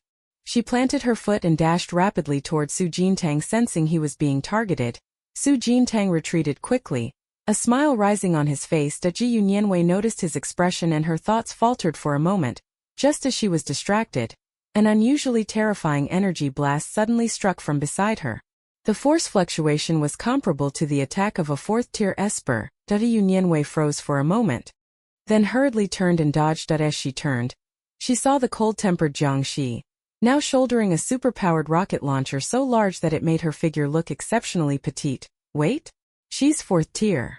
Yin Yuhang next door shouted in surprise. Gu Nianwei and the other 3 team members all turned their gazes to Jiangxi, and everyone's expressions were ones of disbelief. They had never even seen a 4th-tier ability user so young. After thinking for 2 seconds, Gu Nianwei immediately changed her attack target. Eliminate her first. A 4th-tier ability user was already somewhat of a threat to them. To ensure there are no accidents, Jiangxi must be dealt with first. Avoiding the pursuit, Su Jintang took the opportunity to run toward the edge of the ring. Yin Yuting, who had been quietly making bread in the rear, quickly tossed over a slice of toast. Su Jintang raised a hand to catch it, shoved it into his mouth. The sweet taste spread through his mouth, and his moving body instantly felt lighter. Jiangxi alone drew all the enemy fire. Sensing the danger, she hoisted the superpowered rocket launcher again and began a frenzied barrage. A hail of bullets and shells. She could fire 20 consecutive superpowered shells. Each shell, upon touching any obstacle, would instantly produce a small area explosive damage. In less than a few seconds, the entire arena was filled with the gunpowder smoke born from the explosion. The attack of a 4th-tier esper posed a threat to all 5 of Yin Yuhang's group. The 5 of them had to scatter and dodge in different directions. Bang, another shell exploded. Yin Yuhang sprinted quickly to the other side of the ring. At that moment, Shuizhongqi, who had been watching his moves, raised his hand and summoned the star scepter. Shuizhongqi brought his hands together, and a faint silvery radiance emanated from his eyes. The starlight chain extended from the staff and shot quickly toward Yin Yuhang. "What is that?" Yin Yuhang paused, sensing something wrong. He quickly activated his mental power. A layer of diamond iron armor covered his arm, and razor claws like Wolverine sprang from his fingertips. His eyes darkened as he raised his hand to grab the starlight chain, trying to cut it. But when the claws touched the starlight chain, they became tightly stuck. No matter how he yanked, there was no response. "Yin Yuhang, are you out of your mind? He's sharing life with you via that chain. Who told you to go touch it?" Gu Nianwei, who noticed the scene, nearly blew a gasket. "Holy crap! Sharing life?" Yin Yuhang finally reacted. looking at Xue Zhongqi in disbelief. Your ability is just vicious. After the soul link was established, Yin Yuhang was effectively done for. As long as Xue Zhongqi kept clinging to him, he couldn't attack anyone otherwise.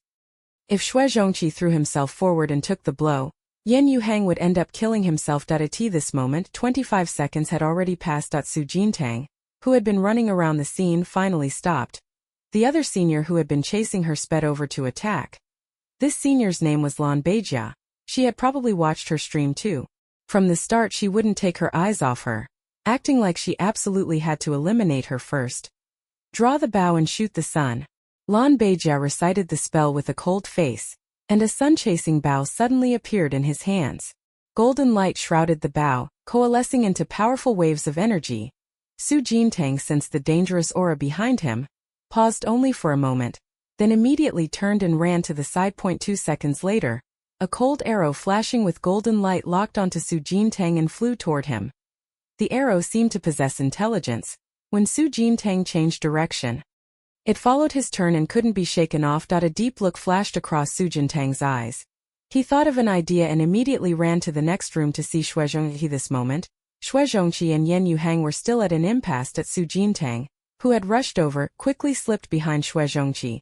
The cold arrow that had been chasing Su Jintang flew straight toward Xue Zhongqi. Xue Zhongqi. Yin Yuhang, who was sharing his life. Just as the cold arrow was about to strike Xue Zhongqi, Yin Yuhang quickly stepped forward and forcibly blocked the cold arrow's attack. Lan Beijia, who had caught up from behind, frowned and glanced at him. What are you doing? Yin Yuhang shrugged. We're sharing a life here, sis. If you fire that arrow and cripple the kid, and I don't intervene, how do you expect me to live? Lan Beijia's mouth twitched. At that moment, Zhuang Silin in the audience reminded. 20 seconds remaining. Surprise spread across Yin Yuhang and the others' faces. It was almost up to 1 minute already. Lan Beijia's expression turned serious as he coldly looked at Yin Yuhang. Anyway, you're already useless. Take him down with you and don't delay our fight. Yin Yuhang didn't stall further. He rushed at Xue Zhongqi, grabbed him by the collar, and jumped off the stage with him. Su Jintang's figure was exposed again. Lan Beijia's gaze returned to Su Jintang. Let's see where you hide this time. As the words fell, Lan Beijia quickly launched an attack at Su Jintang. Su Jintang rapidly gathered his strength and raised his hand to block Lan Beijia's punch. The shockwave from the clash of power forced both of them to step back several paces. Lan Beijia looked at Su Jintang in astonishment. Her last punch didn't use psychic power. She thought it was enough to deal with Su Jintang. But unexpectedly, it only resulted in a draw. Lan Beijia put away her disdain and summoned the supernatural sun-chasing bow again. Blaze of the sun. She quickly drew the bow. An arrow, flashing with dazzling golden light, appeared out of thin air in her hand and was then fired at Su Jintang. This is the skill effect she gained upon reaching rank 3. The intimidation and attack damage were even greater than that previous arrow. She didn't believe Su Jintang could still dodge it. When Su Jintang felt the increased threat, his expression grew grave. This arrow also had a locking effect, but this time she had no shield to block it. Since that's the case, Su Jintang's eyes darkened. He didn't turn and run, but instead circled around and finally charged toward Lan Beijia. Lan Beijia realized something and tried to retreat to dodge. At that moment, the slowing effect that Su Jintang had fully activated took effect. Lan Beijia froze in place for a moment. In that single second, Su Jintang rushed over, then tightly embraced her and they flipped directions. A highly threatening arrow shot toward Lan Beijia's back. Underclassman, you're really something. Lan Beijia held tightly, gritted her teeth and let out a bitter laugh, then raised her hand and immediately cancelled the arrow's tracking attack. I thought that would make Su Jintang let go. But to my surprise, she still smiled and kept holding on. What are you doing?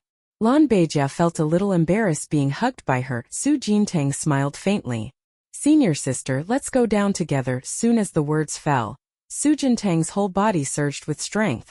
Taking advantage of the moment before Lan Beijia could react, she hugged her tight and the two jumped off the ring together. Lan Beijia only came to his senses after stepping down from the stage, and his look toward Su Jintang was full of anger. You next to him? Yin Yuhang walked over laughing. What a coincidence, you came down too.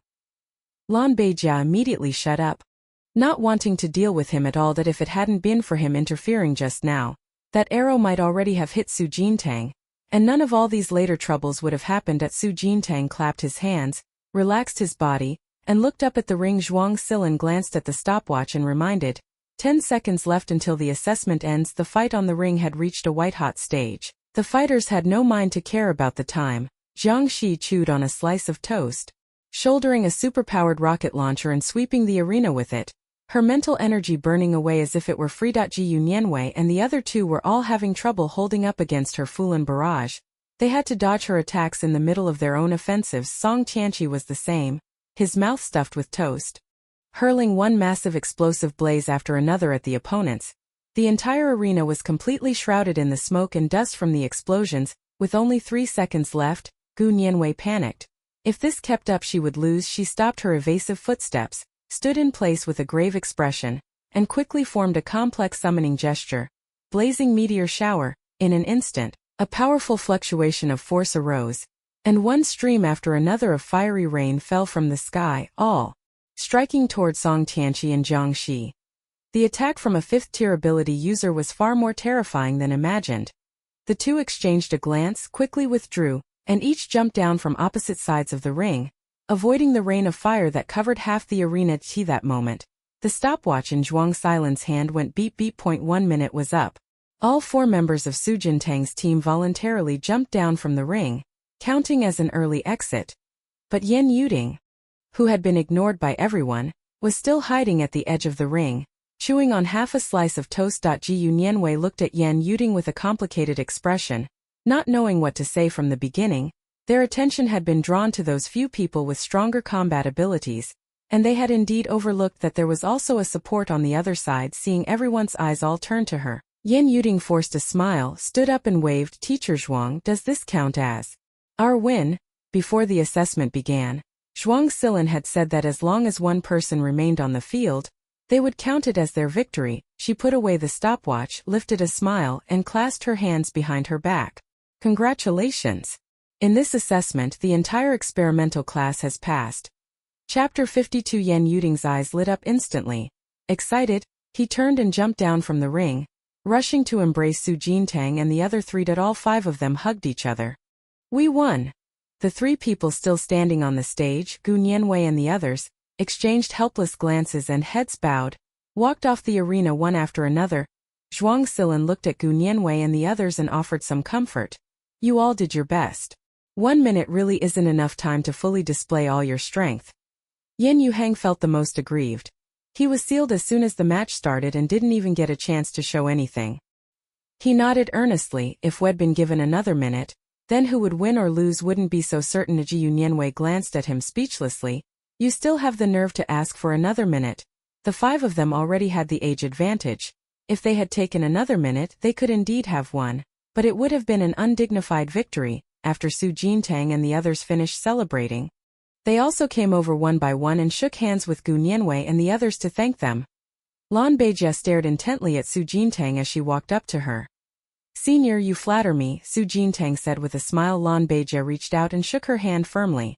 No wonder you can beat both the ranged and melee classes. Learned something new today. Not at all.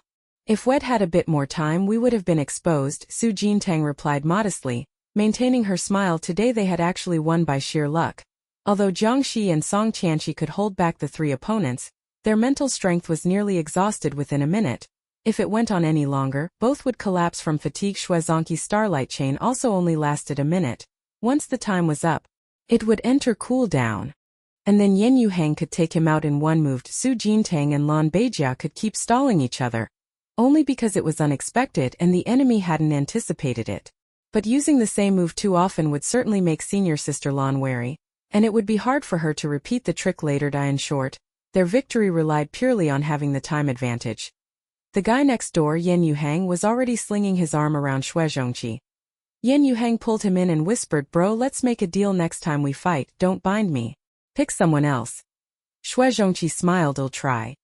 Then he froze and quickly realized something. Next time? Do we have to fight you guys again in the future? Yin Yuhang showed a mysterious smile, raised his index finger to his lips. Secret.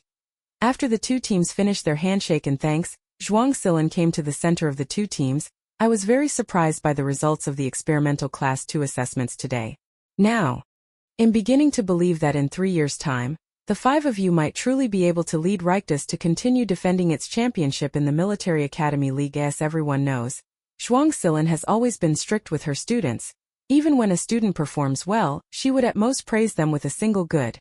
Her sudden words surprised Su Jintang and the other four. Su Jintang had a bad feeling. Teacher Zhuang, if you have something to say, just say it. That compliment sounded oddly eerie. The others also felt something was off. None dared speak, only silently waited for what would come next.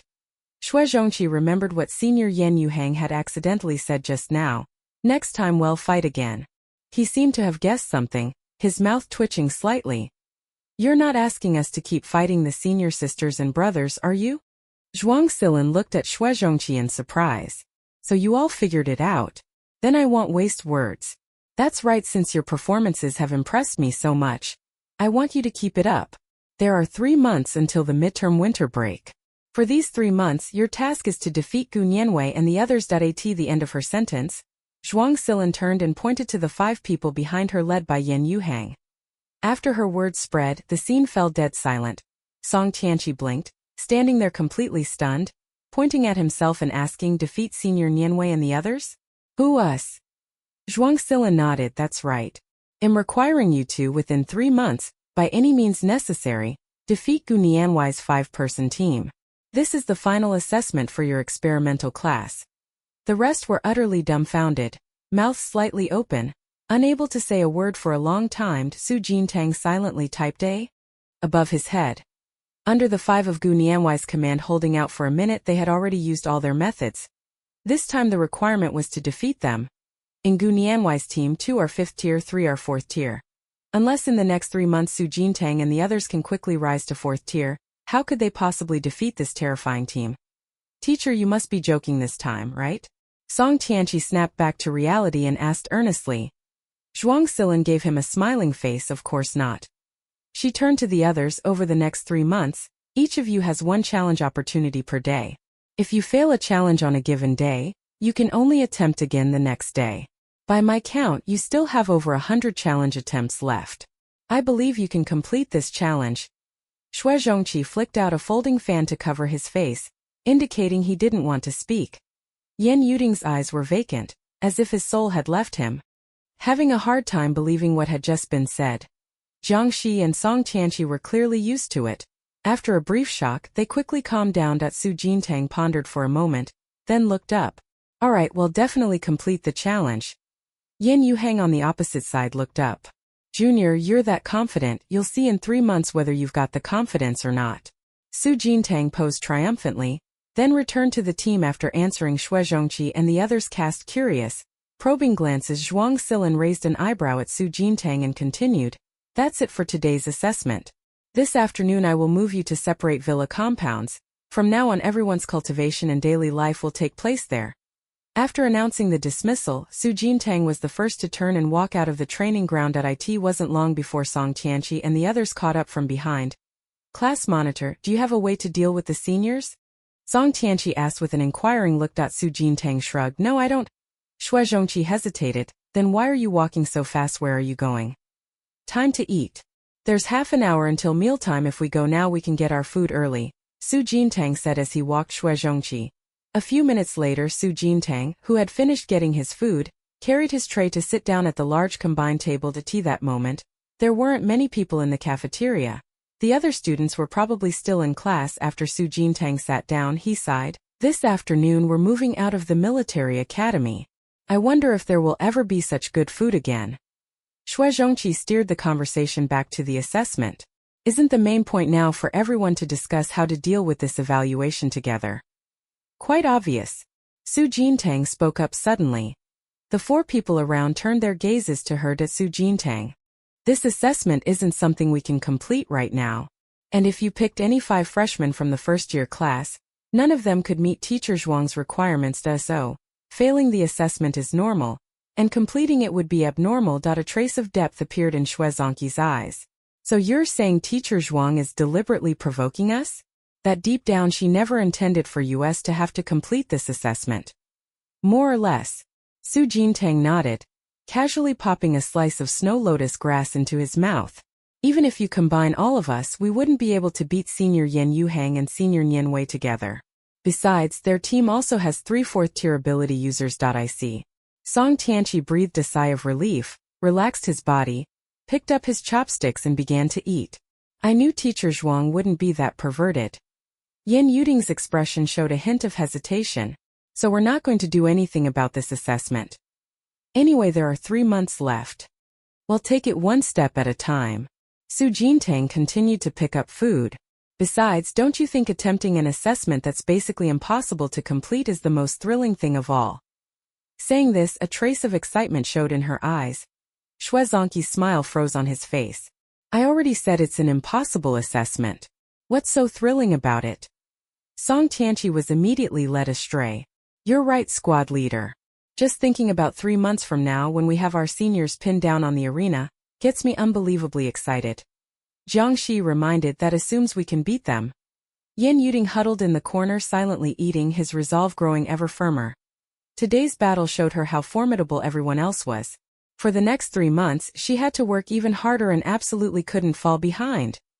After lunch, Su Jintang went back to his dormitory alone to rest. He trained until the end of the midday break. Then stretched and left the training room. The communicator showed dozens of unread messages. Xue Zhongqi had added all 5 of them into a group chat, and the unread messages were everything they just sent. Yen Yuding. How strange, why did I become more idle after joining the experimental class? Xue Zhongqi. I was just about to ask that. It seems Teacher Zhuang didn't assign us any fixed classes. Should we ask her? Song Tianqi. When Shuri and I did special training, there weren't fixed classes either. Basically, we practiced on our own every day. And when we reached a certain level, Teacher Zhuang would come and give us something harder. Su Jintang sat down by the sofa, about to send a message to the group, when a communication message from Zhuang Silin suddenly popped up on the light screen. Notify the others to pack their luggage and prepare to move dormitories. An address was appended below. Independent Villa number 702, Huan Street. Federal Star Domain Chapter 53. Su Jintang quickly forwarded the news of the upcoming move to the 5-person group. An hour later, the 5 of them from Su Jintang arrived at the new secret residence Independent Villa number 702, Huan Street. Zhuang Silin scanned her fingerprint on the door's security lock, and the villa courtyard's infrared security doors automatically opened to both sides. The scene inside the courtyard unfolded clearly before Su Jintang and the other 4. The entire courtyard was about the size of 2 basketball courts. Fruit trees were planted in the corners, and beside them lay a long swimming pool, sunlight glinting on the water's surface. At the front stood a 5-story detached villa, exquisitely and elegantly decorated, with a distinctly artistic atmosphere. Zhuang Silin stepped into the courtyard first. From now on, this will be the experimental class dormitory and training base. Inside the villa, we've provided you separately with advanced simulation pods and a sparring arena, more than enough for your daily training. Besides that, your daily meals will be planned by a professional nutritionist. Different needs will get different balanced nutrition plans. Su Jintang looked around the surroundings in disbelief. Although the experimental class assessments are a bit stressful, with this kind of treatment, a little pressure is completely reasonable. The other 4 were all marveling at the military academy's large-scale investment. Xue Zhongqi thought of the matter at hand, cleared his throat lightly, and asked Zhuang Silin for guidance. Teacher Zhuang, will we arrange our daily training ourselves from now on? Zhuang Silin nodded. I want to assign you those traditional course schedules. However, I suggest you elect a class monitor first, and then have the monitor organize and coordinate your individual and team training. Hearing this, Xue Zongqi's gaze quickly fell on Su Jintang. The experimental class assessments are already stressful, and being class monitor is even more so. Of course, it's most appropriate for someone who's already used to the role to take it. I propose Xu Jintang serve as class monitor. Xue Zhongqi immediately raised his hand to state. Song Tianqi promptly nodded and raised his hand. I agree as well. Yen Yuding raised his hand. Agree. Jiang Shi wasn't good at management or organization, so she naturally had no interest in the class monitor position. She nodded along. She really does suit being the class monitor. Xue Zhongqi began to summarize. Since everyone agrees unanimously, it's decided that Su Jintang only then pulled his gaze back from the villa. He turned to look at the others and hesitated. There are only 5 people in the experimental class, and we still have to choose a class monitor. Isn't that a bit unnecessary? Zhuang Silin spoke. The class monitor of the experimental class is also the captain of your 5-person team. A responsible, dependable leader can guide the whole team to continuously improve and grow. Since the other 4 have chosen you to be this captain, we hope you can shoulder this responsibility, Su Jintang thought for a moment. After seeming to come up with something, he straightened his back, pressed his hands to his sides, stood at attention and said, "Yes. Don't forget your assessment task. I look forward to everyone giving me a surprise in 3 months." Zhuang Silan smiled slightly, left those words behind, and then turned and departed with poise. "Class monitor, what's next? What should we do? You arrange it." Song Tianqi eagerly slid up to Su Jintang. Looking ready to fight at any moment, Su Jintang glanced at him. Next. The gazes of the other 3 nearby people shifted over. "Let's first take a look at the villa we'll be living in," Su Jintang said. A smile rising on his face as he rubbed his hands together in anticipation, then turned and walked toward the detached villa ahead. Xue Zhongqi fanned himself as he walked, accompanying them. "It's indeed important to get familiar with our future living environment first." Song Tianqi, whose desire to fight had just been ignited, deflated instantly, but he quickly recovered, a few sparks of excitement appearing in his eyes as he turned to follow Su Jintang and the others. "Wait for me, I want to see the house too." Yan Yuding and Jiang Shi, who were at the back, exchanged a glance. Yan Yuding smiled politely. "Shiaji, let's go too." Jiang Shi nodded. The first floor of the villa contains the dining room and kitchen, plus a small conference room enough for the 5 of them to use regularly. Su Jintang went up the spiral staircase to the second floor. The second floor was more spacious. It was a training ring area surrounded by professional safety shields. During combat, activating the shields ensured that no other objects or furniture would be damaged. She touched the handrail and was about to go up to the 3rd floor when Song Tianqi caught up from behind. "Damn! This is so professional. The military academy really spared no expense." Song Tianqi scanned the surrounding facilities in astonishment. Xue Zhongqi arrived shortly after, fanning himself as he walked. He looked around, a tinge of surprise appearing in his eyes. They really spared no expense. Su Jintang continued up the stairs. The 3rd floor was larger and even equipped with an advanced simulation chamber, allowing Su Jintang and 4 others to enter simulated battle training at any time. The 4th and 5th floors were for rest and living. There were 7 bedrooms in total. Each room had its own bathroom and a private practice chamber. With very complete facilities, Su Jintang chose a room with a balcony. The balcony partition was a transparent glass door. Sitting up in bed and turning his head, he could see the swimming pool in the courtyard below, the sunlight glinting gold on the water's surface. The crowd's excitement and surprise lasted until evening. After the sun set and night fell, everyone calmed down and began their training routines one by one. In the training room, Su Jintang sat with her eyes closed, breathing steadily as she meditated. The spiritual power in her body slowly strengthened with each inhale and exhale. 2 hours later, Su Jintang stopped training, took a deep breath, and slowly came back to her senses from the state of cultivation. She opened her eyes, got up, and sat down at the nearby desk. Today, senior sister Lan Beijia's move that can locate and track enemies gave her a lot of inspiration. Her ruby wrist darts currently didn't play a very large role in combat, mainly because they often missed the enemy and could only serve as surprise attacks. But if her wrist darts could, like senior sister Lan Beijia's move, also track and locate enemies, the effect would be completely different. After thinking it over, Su Jintang opened the communicator's display, logged into the Rune Masters Association intranet, and began searching for tutorials on crafting tracking runes. She had seen before that there were runes that could add tracking effects to magical treasures, but those runes were extremely difficult to make and were rare items with high value and no market. If she wanted to use one, she would have to figure out how to make it herself. A few minutes later, Su Jintang found the tutorial for making tracking runes. It required 500 contribution points to unlock, and her contribution points balance is still zeroed. Su Jintang leaned back in his chair, stared up at the ceiling in silence for a while, and had to click into the association's task section. Still have to do tasks. As soon as he entered, a task notification popped up on the screen. Location: Huaran Street, Federal Star Region. Need an assistant engraver to help me complete a level 2 array inscription. 800 contribution points per day, paid daily. Su Jintang thought for a moment, opened the task details panel and privately messaged the other party. 800 contribution points a day, paid daily? Cool, supremely arrogant user. Yes. I'm at the Independent Villa, number 702, Huaran Street, Federal Star Region. Can you come tomorrow? Su Jintang was silent for 2 seconds. If she remembered correctly, this address should be where she is now. She glanced at the username Cool Handsome Badass. That thick-skinned naming style, could it be Shuezhongqi? The user Cool Handsome Badass sent a message urging, "Are you there? Your main task is to assist me in completing a second-tier array pattern.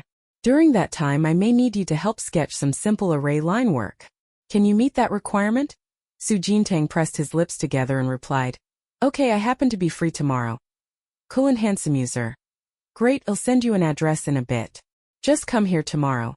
After accepting the task, Cool and handsome user quickly sent an address share. That's right, it was the villa she lived in. Among the 4 people besides her, only Shuezhongqi was a rune smith, so the identity of that insanely cool and cocky user had already become apparent. Su Jintang replied, "Received." The next morning, Su Jintang deliberately woke half an hour earlier than the others. While it was still a little dark, he slipped out quietly, walked around nearby, put on a disguise mask, then returned to the detached villa and rang the doorbell. The one who came to open the door was Jiang Shi, who was exercising in the morning. "Who are you?" She frowned slightly, a hint of puzzlement in her expression. Before Su Jintang could speak, Shuezhongqi dashed out of the villa. "He's the assistant I called. I'll receive him." Jiang Shi hesitated for a moment, then stepped aside to make room. After Shuezhongqi steadied himself, he looked at Su Jintang in surprise. "It's you?" He had a deep impression of this Miss Qian. Su Jintang nodded. "Yes, it's me." Shuezhongqi sized her up, stepped aside to let her pass and said, "Come in first." Jiang Shi's eyes showed a hint of strangeness as he looked at Shuezhongqi and asked, "Who is she?" "She's a new member of our Inscription Masters Association. She's pretty good at making inscriptions," Shuezhongqi briefly explained. Jiang Shi studied Su Jintang's silhouette, feeling that something about it was odd, but he didn't think much of it. After he saw the 2 of them enter the villa, he looked away and continued his morning training. Su Jintang followed Shuezhongqi up to the training arena on the 2nd floor. On the left half of the arena stood an attack power tester. The right half was filled with densely packed first-level inscription sigils, probably all to be used later to assist in completing the second-level array pattern. By the way, you just joined the association. Have you already learned how to make array patterns? Shuezhongqi asked, uneasy. He remembered that Miss Qian had only recently joined the association and was a complete novice when it came to inscription knowledge. Su Jintang nodded. I'm aware. Previously, when Shuezhongqi used it to challenge others in the support class, it was a first-level formation pattern, formed by fusing 88 first-level attack runes. The power of the resulting pattern was comparable to a full-strength strike from a peak 3rd-tier esper. The power of second-level runes is even more terrifying. At least 100 rune symbols must be fused to form a pattern, and even with assistance aiding from the side, the success rate is very low. Shuezhongqi still had some doubts, but since everyone had arrived, they could only try for now. "All right, let's begin." He suddenly started attempting the second-level array pattern, precisely for that impossible-to-complete test. The power of a second-level array pattern could easily reach the damage of a peak 4th-tier ability user if he truly managed to master it. In 3 months their team would gain another fighting strength. Shuezhongqi came to the edge of the arena and activated the protective shield. A translucent protective shield slowly rose from around the arena. Soon his expression grew grave. He pressed his hands together, forming a complex hand sign. Threads of mental energy instantly extended from his fingertips, pulling the hundreds of inscribed talismans on the ground slowly aloft. The difficulty in creating the array pattern lies in having each inscribed talisman connected by threads of mental energy. If even one is missed, the entire array will instantaneously fail. Su Jintang's job as an assistant was to watch from the side. If Shuezhongqi missed any talisman and didn't manage to connect it in time, she had to immediately step in and help link it. Over 100 inscribed talismans slowly formed into an array pattern. The threads of psychic energy linking the talismans flowed like running water. Each time they swept by, they would light up a talisman. In less than a few seconds, dozens of talismans were successively illuminated. A terrifying energy began to converge within them. Su Jintang's eyes also grew serious. He silently guided star-attributed psychic energy with his fingertips, his gaze fixed on the strands of psychic energy between each talisman. At first everything went smoothly. But as the number of sigil inscriptions to be merged grew, mistakes began to appear. The mental thread between the 20th and 21st sigil suddenly snapped, and at that moment Xue Zhongqi was connecting the sigils below. Su Jintang raised his fingertips, his mental power swiftly extending toward the broken thread. Refilling it, Xue Zhongqi had no mind to pay attention to anything else. He continued to concentrate all his spirit, proceeding to merge the remaining sigils. A minute and a half later, a blinding light erupted from the enormous array pattern. It actually worked on the first try? Xue Zhongqi muttered in surprise. He had been prepared to try a second and third time today, but it had gone unexpectedly smoothly. After the power of the level 2 array formed, it quickly struck toward the attack power tester opposite it. This tester is similar to the previous strength tester, but this one is specifically for testing attack damage and can withstand much higher harm. A terrifying force slammed into the attack tester with a tremendous bang, even startled Song Tianqi upstairs. What's going on? What happened? Song Tianqi hurriedly ran down the stairs. Xue Zhongqi's gaze fell on the electronic screen of the tester. Peak 4th rank power. The corner of his mouth lifted slightly, as expected of a second-tier array inscription. Song Tianqi noticed the data displayed on the attack power tester. His eyes flew wide. Are your inscriptioners always this fierce when they fight? Xue Zhongqi proudly opened his folding fan and replied with a smug, self-satisfied look, well, not all rune masters are like me. Ahem. Su Jintang covered his mouth and coughed from the side. The two of them turned their attention over. Only then did Song Tianqi notice that there was an unfamiliar person in the villa. Who is this? Song Tianqi immediately stood to attention, ran a hand through his hair, and struck a handsome pose. She's from our Inscriptionists Association. She came today to help me complete the level 2 array pattern. Her name is Qian Duo Duo, Xue Zhongqi said, shaking his folding fan and introducing calmly. After speaking, he looked at Su Jintang. Thanks for earlier. Help me keep track of how many mistakes I made. Once I fix each of these mistakes one by one, I should be able to complete this level 2 array pattern on my own. Su Jintang pondered for a moment. You had about 40 or so instances of spirit thread breaks just now. There were too many for me to remember them all. Xue Zhongqi's smile froze on his face. More than 40 points where the psychic threads are severed. Are you sure you didn't miscount? No, I'm sure. From what I remember, every 4 or 5 inscribed symbols the psychic thread breaks once. There must be over 40 places. Xue Zhongqi, who had just been basking in pride, immediately shut his mouth. He had thought things went so smoothly this time because his inscription technique had improved, but it turned out not to be the case at all. More than 40 psychic threads were severed. If no one had helped, he would never have been able to finish it by himself. Okay, I know. Xue Zhongqi cleared his throat awkwardly and replied. Brother Tianqi Zhongqi, did you see the messages in the group? Did you see the class monitor said she's going out to Dato? You know where she's going? Yan Yuding's voice came from upstairs. Song Tianqi withdrew his gaze, turned his head, and called back at the top of his lungs, saw it. She said she'll be back tonight and told us to train on our own today. She didn't tell me where she was going. As soon as he finished speaking, Yan Yuding ran down the stairs, leaning on the handrail with both hands, a puzzled look on his face. What do you think the class monitor went out to do by herself? All secretive like that. Xue Zhongqi shrugged. Who knows what mischief she got up to? Song Tianqi immediately put some distance between them, his face wary. Don't badmouth the class monitor behind her back, or she'll beat you up if she finds out. Yan Yuding nodded in agreement. Exactly, I'm warning you, I'm going to report you. Not at all. When did I ever speak ill of her? Xue Zhongqi retorted in disbelief. You two should stop trying to throw dirt on me. Seeing the three suddenly arguing, Su Jintang cleared his throat twice to bring their attention back. Are we still training later? If not, I'll head out first. Su Jintang asked Xue Zhongqi. Of course we are. Xue Zhongqi returned to the matter at hand. No problem, there's a cook here at noon who provides meals. Just eat with us. Yan Yuding cast a pair of curious eyes at him. What are you practicing? Xue Zhongqi straightened his back. Practicing a level 2 array pattern. Is that the thing that wiped out Mu Guang's whole squad? Yan Yuding had heard about it too. At the time, the military academy forum was full of people discussing how terrifying Xue Zhongqi's array pattern was. Xue Zhongqi patted his chest and promised exactly, but what we're practicing this time is even stronger. Don't worry, Yuding, once I master this level 2 array, On the battlefield you can just hide behind me. No one will dare lay a finger on a single hair of yours. Yan Yuding gave an awkward chuckle twice. Then you do your best. Seeing that no one was paying much attention to her, Su Jintang turned and went to the water dispenser, deftly picked up a disposable paper cup, and poured herself a cup of water to drink in the afternoon.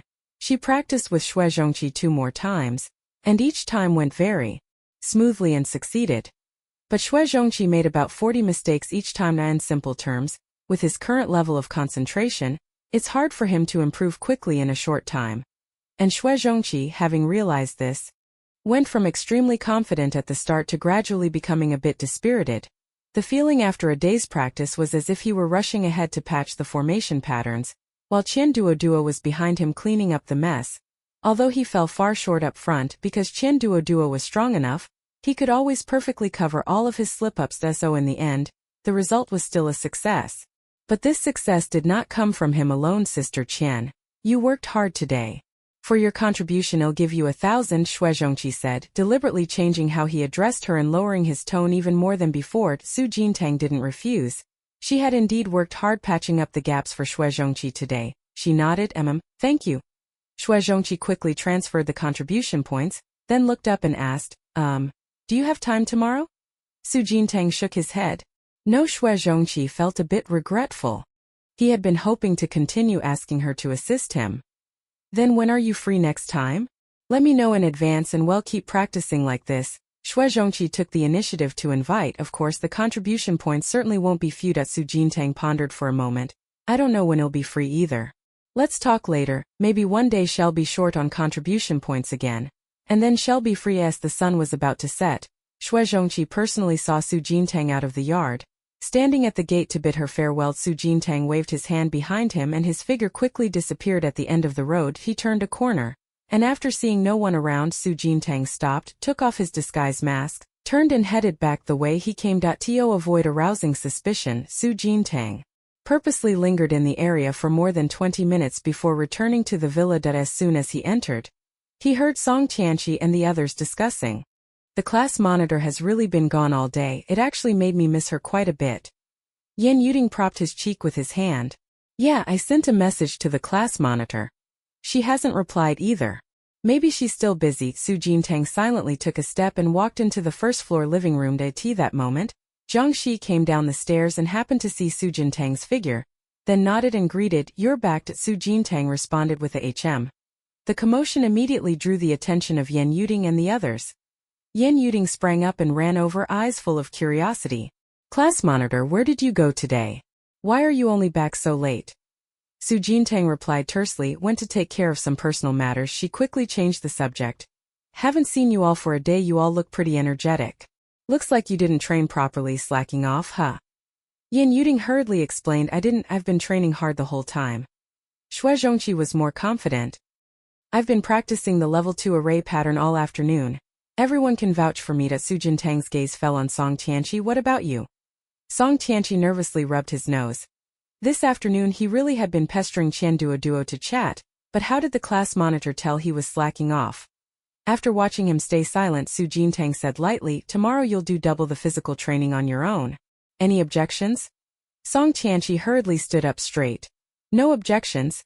Chapter 54 Minor plot revision. After this incident, everyone's attention was also distracted. Seeing that no one pursued her about where she had gone during the day, Su Jintang quietly went upstairs and returned to the training room in her room. She sat at the desk, logged into the Inscriber Association's internal network, and spent 200 contribution points to unlock the inscription tutorial. The detailed tutorial video began to play. Su Jintang propped his chin on his hand, listening to the tutorial intently. 15 minutes later, he nodded in satisfaction. The 200 contribution points were indeed well spent. The tutorial even included a special explanation about the thickness of the psychic threads.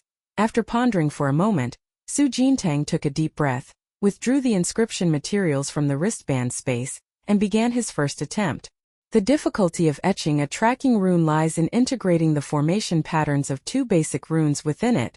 In order to achieve both tracking and locking effects, adding basic rune formations into a rune formation is an extremely demanding task. Su Jintang's first attempt, unsurprisingly, failed, but she had expected this.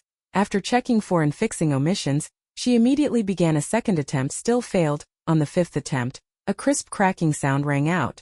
The second-hand inscribed pen Su Jintang held in her palm suddenly developed several fine cracks. Her hand paused, hesitating. And in an instant the inscribed pen exploded into countless fragments, completely ruined. Tracking inscriptions don't have levels, but they belong to the special function category. They're tedious and complex to make and place high demands on the inscription pen. Su Jintang's most basic second-hand inscription pen was clearly no longer sufficient. Su Jintang leaned back and rubbed his shoulders. Looks like you'll have to take some time tomorrow to buy a new inscription pen. Suddenly remembering something, Su Jintang quickly logged into the Inscription Masters Association intranet and began searching for tutorials related to array patterns. There were also the 2 array patterns Xue Zhongqi practiced in the duel today. Their lethality was indeed fierce.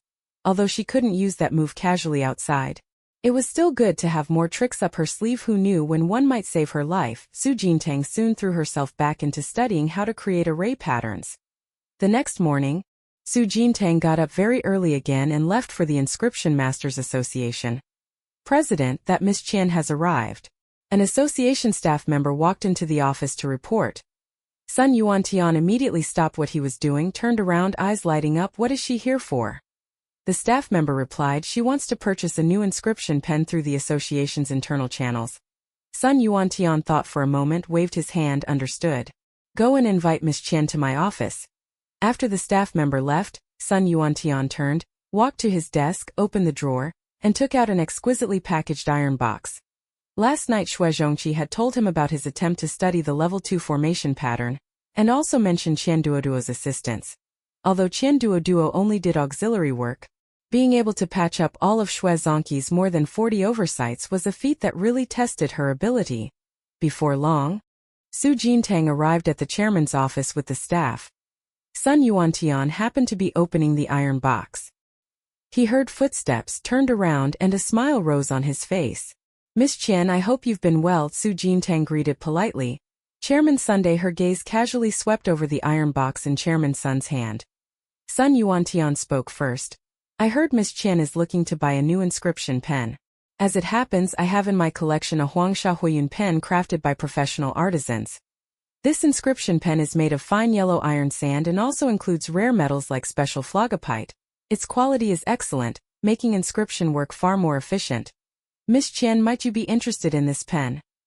Su Jintang hesitated for a moment and asked, this inscription pen isn't cheap, is it? Sun Yuantian smiled. By market prices, this pen would cost at least 6 figures. However, Miss Qian is an internal member of our association, and shall be representing us at the inscribers conference in the future, so I can offer you a discount. Su Jintang examined the yellow sapphire cloud pen with his gaze. She would certainly continue learning more advanced inscriptions in the future, and a good, reliable inscription pen was indeed very important. He thought for a moment, then Su Jintang raised a smile. Chairman Sun, what's your lowest psychological price? Sun Yuantian put the inscribed pen back into the iron box, his face kindly smiling. 90,000 star coins. Su Jintang pressed his lips together and fell into thought. Before coming to the association, he had checked the market prices for inscribed pens. A well-made inscribed pen could casually sell for 100,000 star coins. The inscription pen Chairman Sun held was clearly of better quality, yet he only asked for 90,000 star coins. Sun Yuantian smiled and explained, Miss Qian, don't worry. The inscription pen you used in the assessment before seemed to be the most common basic model on the market. If you represent our association in future competitions, it wouldn't be appropriate to use a too poor inscription pen. Consider this pen my early gift to you for competing. Su Jintang pondered for a moment, clasped his hands in thanks and said, thank you. I'll take this inscription pen. Sun Yuantian picked up the iron case containing the inscription pen with both hands, handed it to Su Jintang, and exchanged a smile with her. 90,000 star coins gone in one go, and Su Jintang began to run short again. The account balance instantly dropped to only 20,000 star coins. Back at the villa dormitory, Su Jintang locked himself in his room and began to bury himself in studying how to craft tracking talismans. Not until the sun set, after more than 20 consecutive failures, did Su Jintang finally produce his first tracking talisman. The tracking inscribed rune emitted a faint red glow, And it was not a single-use item, it could be used continuously until the energy stored in the rune was exhausted, which distinguished it from other basic runes. Su Jintang eagerly installed the tracking rune into the inscription slot of the ruby throwing dart. 2 seconds later, new magic weapon information streamed into his mind. Magic weapon. Ruby throwing dart rank. Second tier additional inscription effect. When the tracking inscription fires arrows, they will carry a tracking lock effect. Su Jintang curled her lips in satisfaction. This magic treasure of hers finally had a new use. Class rep. Class rep. I've advanced to tier 2. Yin Yuding's excited voice suddenly came. Followed by a knock on the door, Su Jintang snapped back to the present and got up to open the door. Outside, Yin Yuding was holding a slice of toast, his face full of excitement. Class rep? Try this. After I reached tier 2, I evolved a second new skill. Taro-scented toast bun. Taro? Su Jintang brightened. I like that flavor. She took the slice of bread and put it in her mouth. After chewing twice, the soft milky aroma blended with the sweet taro flavor and spread through her mouth. Then, an invisible protective barrier slowly enveloped her whole body. Su Jintang was taken aback. So this ability's effect is defense.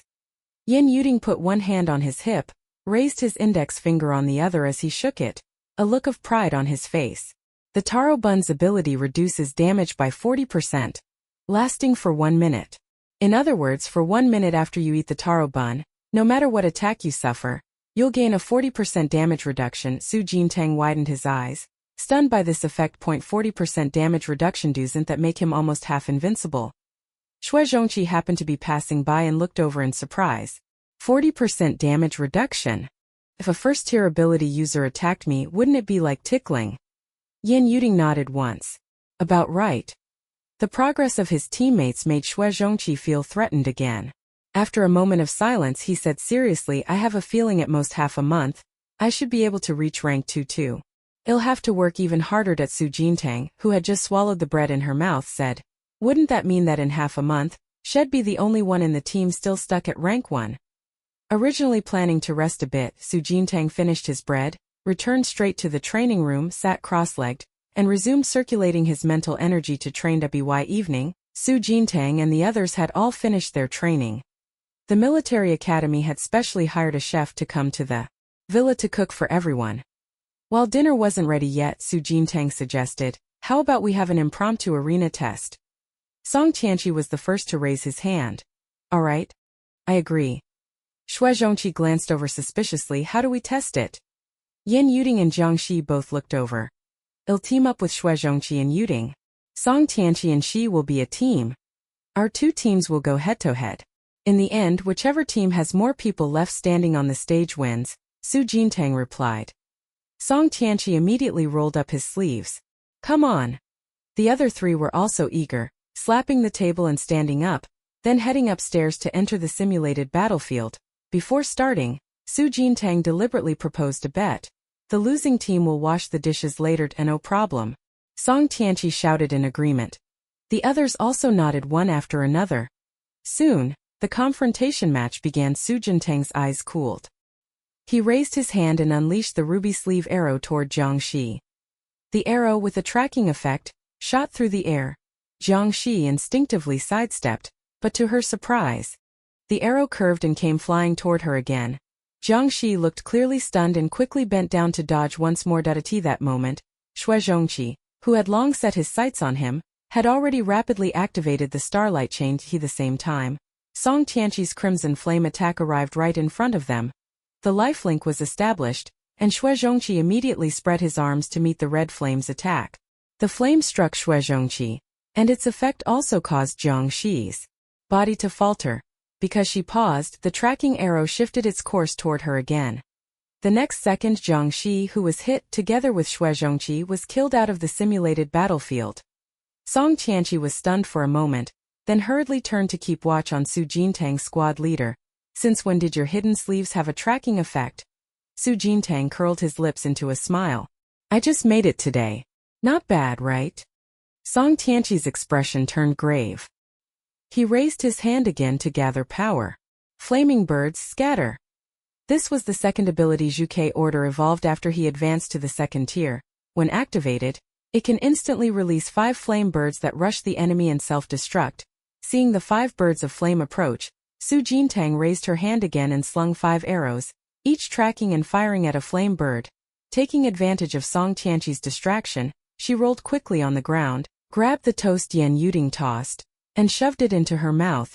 The next second, 5 flame birds were pierced by arrows and self-destructed in the surrounding area, creating small-scale explosions. Su Jintang pushed through the smoke and sprinted toward Song Tianqi. He raised his knee and drove it into his waist. There was a sharp crack. Song Tianqi's face twisted in pain. My waist! My waist! Su Jintang grabbed his arm and suddenly slammed him down onto the ground. I give up! I give up! Song Tianqi wailed after exiting the simulated battlefield.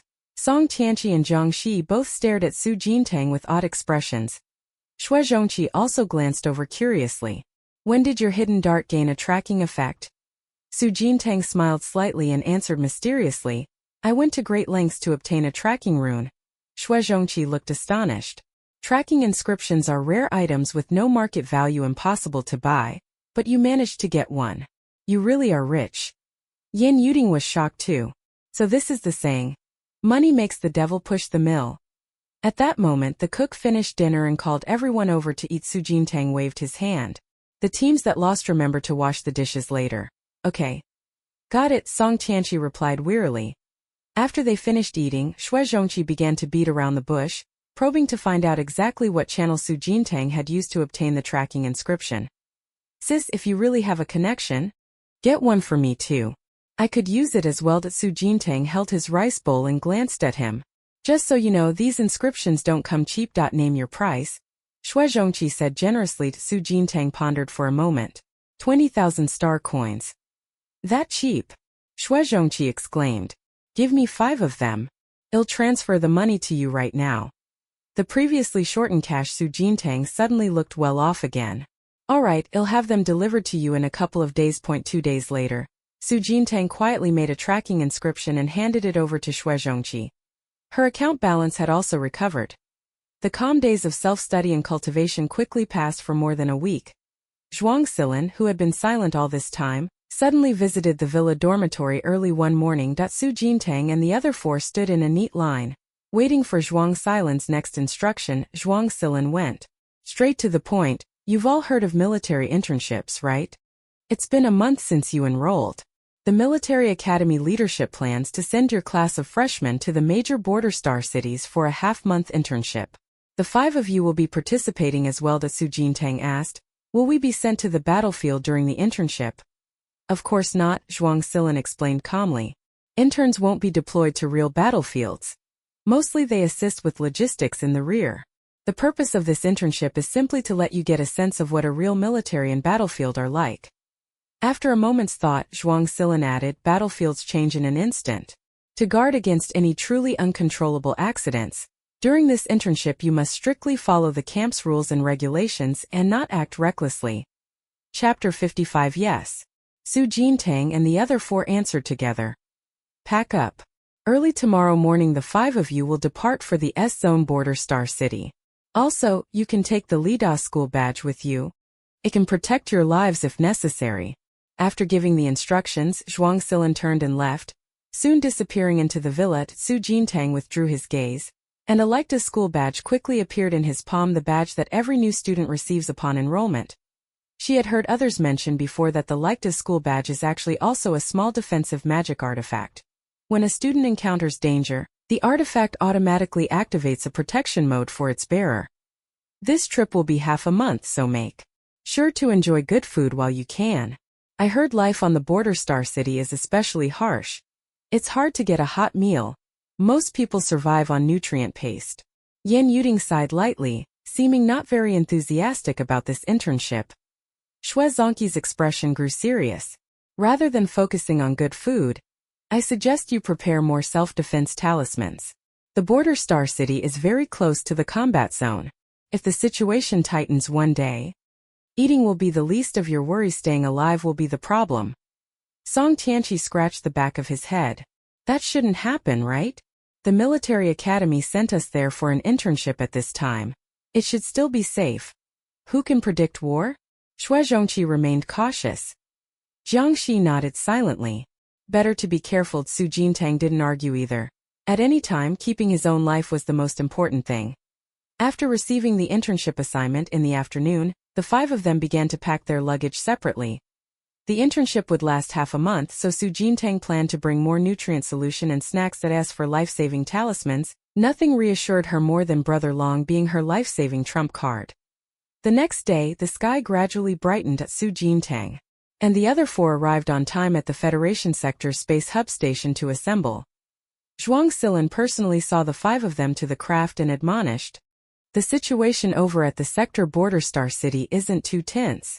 Once you get there, there will be senior classmates who have already graduated from Reichtas to meet you. If you have any questions, ask them directly. Also, we look forward to you completing your internship tasks successfully and returning to school safely." The five of them exchanged glances and said in unison, "We guarantee to complete the mission." After saying their goodbyes, Su Jintang turned and stepped onto the stairs leading to the cabin. The aircraft cabin door slowly closed. Having entered the rest area, Su Jintang began looking around for the medical team. "Can anyone treat motion sickness? Someone here is motion sick." Song Tianqi leaned to one side with a look of surprise, muttering softly, "So it turns out even a badass like the class monitor can get dizzy on a flyer." Xue Zhongqi raised his hand to stroke his chin. "At last we know her weakness." Yan Yuding anxiously dashed about helping search his figure running back and forth through the various areas. A few minutes later, hearing the commotion, the medical team's captain hurried over and used an anti-dizziness ability on Su Jintang. Su Jintang immediately regained her composure. She lounged comfortably on the sofa, eyes half closed, savoring the bliss of not feeling airsick. I heard that other first-year students from our military academy were also sent to the border star cities in different districts for internships. Yan Yuding suddenly brought up the topic. Su Jintang opened her eyes and asked, "What differences are there between the border star cities in each district?" Xue Zhongqi lounged lazily on the opposite sofa, the fan in his hand waving constantly. "The border defense star city is divided into 26 sectors now, and the combat situation in each is different. The S sector we're going to is one of the more subdued areas. The other classmates sent to different sectors are basically the same. The reason for splitting up is to balance the number of trainees in each sector. So, how do we complete this internship assignment?" Song Tianqi, who also didn't know much about the border defense star city, asked quietly. Jiangxi replied calmly, "Do what the team leader tells you to do. After half a month, when you get the internship badge, the task is considered complete." Xue Zhongqi nodded. "More or less. It's just an internship, not that terrifying." These two were obviously very familiar with the border star city, probably having learned about it back when they were at the academy. Su Jintang had a clear idea in his mind, closed his eyes, and leaned back on the sofa to rest. After a day and a night of travel, the craft smoothly arrived at the S sector border star city. A staircase hundreds of meters long slowly extended from the cabin down to the ground. Su Jintang and four others filed out of the cabin one after another to the entrance of the S district border star city hub station. A tall, lean man was holding up a sign. "Welcome junior brothers and sisters of Reichtas." Su Jintang looked up and saw him, then walked over with the others. "Are you senior Zhu Xiangming?" Su Jintang asked tentatively. Zhu Xiangming smiled and nodded, putting away the sign in his hand. "Right, the military sent me to pick up 5 junior students. That should be you, right?" Su Jintang nodded. "Yes, hello, my name is Su Jintang." Song Tianqi and the other 3 also began to introduce themselves one after another. Zhu Xiangming noted down their names and faces one by one, then nodded. "Time's limited, let's talk as we walk." He then made a gesture inviting them to proceed. On the way to the Federal Army, Zhu Xiangming began explaining various things about the military to everyone. "I graduated from Reichtas only last year. I'm just a corporal here in the army, so the things I can be responsible for are fairly limited. The person who'll be leading your practicum is our squad leader. His rank is already captain. Also, I need to brief you on the rank structure here. Private is the lowest rank, then corporal, sergeant, second lieutenant, first lieutenant, captain. Above that are field grade officers and commanders, but those kinds of leaders are far above us. Anyway, remember this. If you meet someone of higher rank, don't offend them. Soldiers aren't going to be as friendly to you as your military school instructors were." Su Jintang raised his hand curiously. "Senior, what rank do we intern soldiers count as?" Song Tianqi and the others turned to look over expectantly. Zhu Xiaoming smiled and answered succinctly, "There is no rank." Song Tianqi looked a bit disappointed. "No rank, huh? I thought at least I could get a soldier's rank." Seeing everyone so down, Zhu Xiaoming comforted them, "Don't worry. When I first arrived I had no rank either. It was only after going to the battlefield, hunting monsters, and earning merits that I got promoted." Su Jintang obtained the key information from this. It turned out that hunting beasts could be exchanged for combat merits, and only then would military rank rise. Before long, the group reached the Federal Army headquarters. The Army headquarters sat on the edge of the urban area, made up of a dozen or so small high-rise buildings. Compared with the bustling central district, its environment and facilities seemed somewhat simple. Officers wearing the Army's standard uniform moved back and forth along the street, their faces darkened by the scorching sun. Many of them still bore wounds. This scene gave Su Jintang some understanding of what a real war was like. Here, people could really get hurt. "Captain? The men have been brought in, 5 in total." Zhu Xiaoming led Su Jintang and the other 4 into the main house and reported to the team leader. The captain leading the team looked somewhat grave and had no patience to deal with a few trainee soldiers. He waved his hand irritably, "Take them to their respective barracks." Zhu Xiaoming noticed the captain wasn't in a good mood and immediately nodded in reply. "Yes." Zhu Xiaoming turned around, winked at Su Jintang and the other 4, and quietly gestured for them to leave quickly. Receiving the signal, Su Jintang led the way and stepped out of the main house. After coming out, Su Jintang looked at Zhu Xiaoming in puzzlement. Did the captain look a bit off just now? Zhu Xiaoming was also puzzled. Maybe he was thinking about the battlefield. That Yan Yuding immediately widened his eyes and asked nervously, "Could it be going to break out?" "It shouldn't. Sector S has always been on the edge of the combat zone. The main force of the beast is concentrated over in Sector Z enough. This has nothing to do with you. I'll take you to the military district dormitories first." Su Jintang had a bad feeling rising in his chest, but nothing happened, so he convinced himself he was just overthinking it. Everyone followed Zhu Xiaoming to the military district dormitory to check in.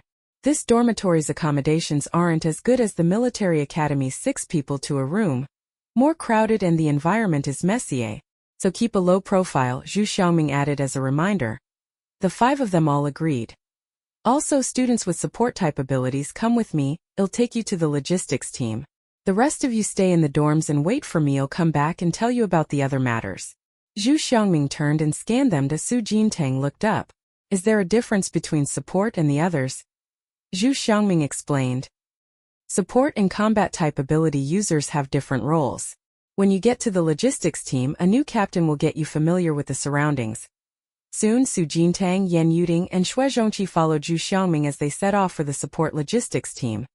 When they reached the entrance to the logistics area, Zhu Xiaoming suddenly received an urgent message notification. He quickly pointed ahead. "That's the logistics area ahead. Once you go in, say you're here for an internship and someone will meet you. I have to rush to an emergency meeting, so I won't be taking you in." After giving those instructions, Zhu Xiaoming turned and ran back quickly. Su Jintang withdrew his gaze, lifted his feet, and continued walking forward. Yan Yuding and Xue Zhongqi walked on either side, curiously taking in the surroundings. It seems there are benefits to being support too. At least our pressure won't be so great, Yan Yuding said suddenly. Xue Zhongqi clasped his hands behind his head, walking and sighing. "Innocent Yuding sister, if it really comes down to an emergency, even support has to fight desperately." As they reached the entrance to the logistics area, a quarrel could be heard from inside. "Miao Ruijia, don't act all high and mighty just because you're the logistics team leader and start nagging me here. Frankly, aren't you medics just here to supply us logistics? I asked you to get us some food and you talk back to me. If it weren't for us charging on the front lines, how could you be so comfortable hiding in the back?" Su Jintang's steps paused, his gaze turning toward the logistics area. The woman referred to as Miao Ruijia wore red, stood on an iron walk, and her expression was very cold. The next second, a large machete wrapped in laser arcs appeared in Miao Ruijia's hand. Her face went cold as she suddenly raised the blade and chopped toward the ground with a loud bang. A massive sound spread out. The ground that had been struck instantly sprouted countless cracks that fanned outward. "Looking down on our logistics team, are you? Grab your weapons and drive them out." As soon as the words fell, the dozens of logistics team members behind Miao Ruijia all drew their magical weapons in unison and took up attacking stances. In the blink of an eye, a huge melee involving dozens of people erupted right before them. Clang, the violent sounds of fighting came. Su Jintang fell silent behind him. Yan Yuding asked awkwardly, did we come a bit at the wrong time?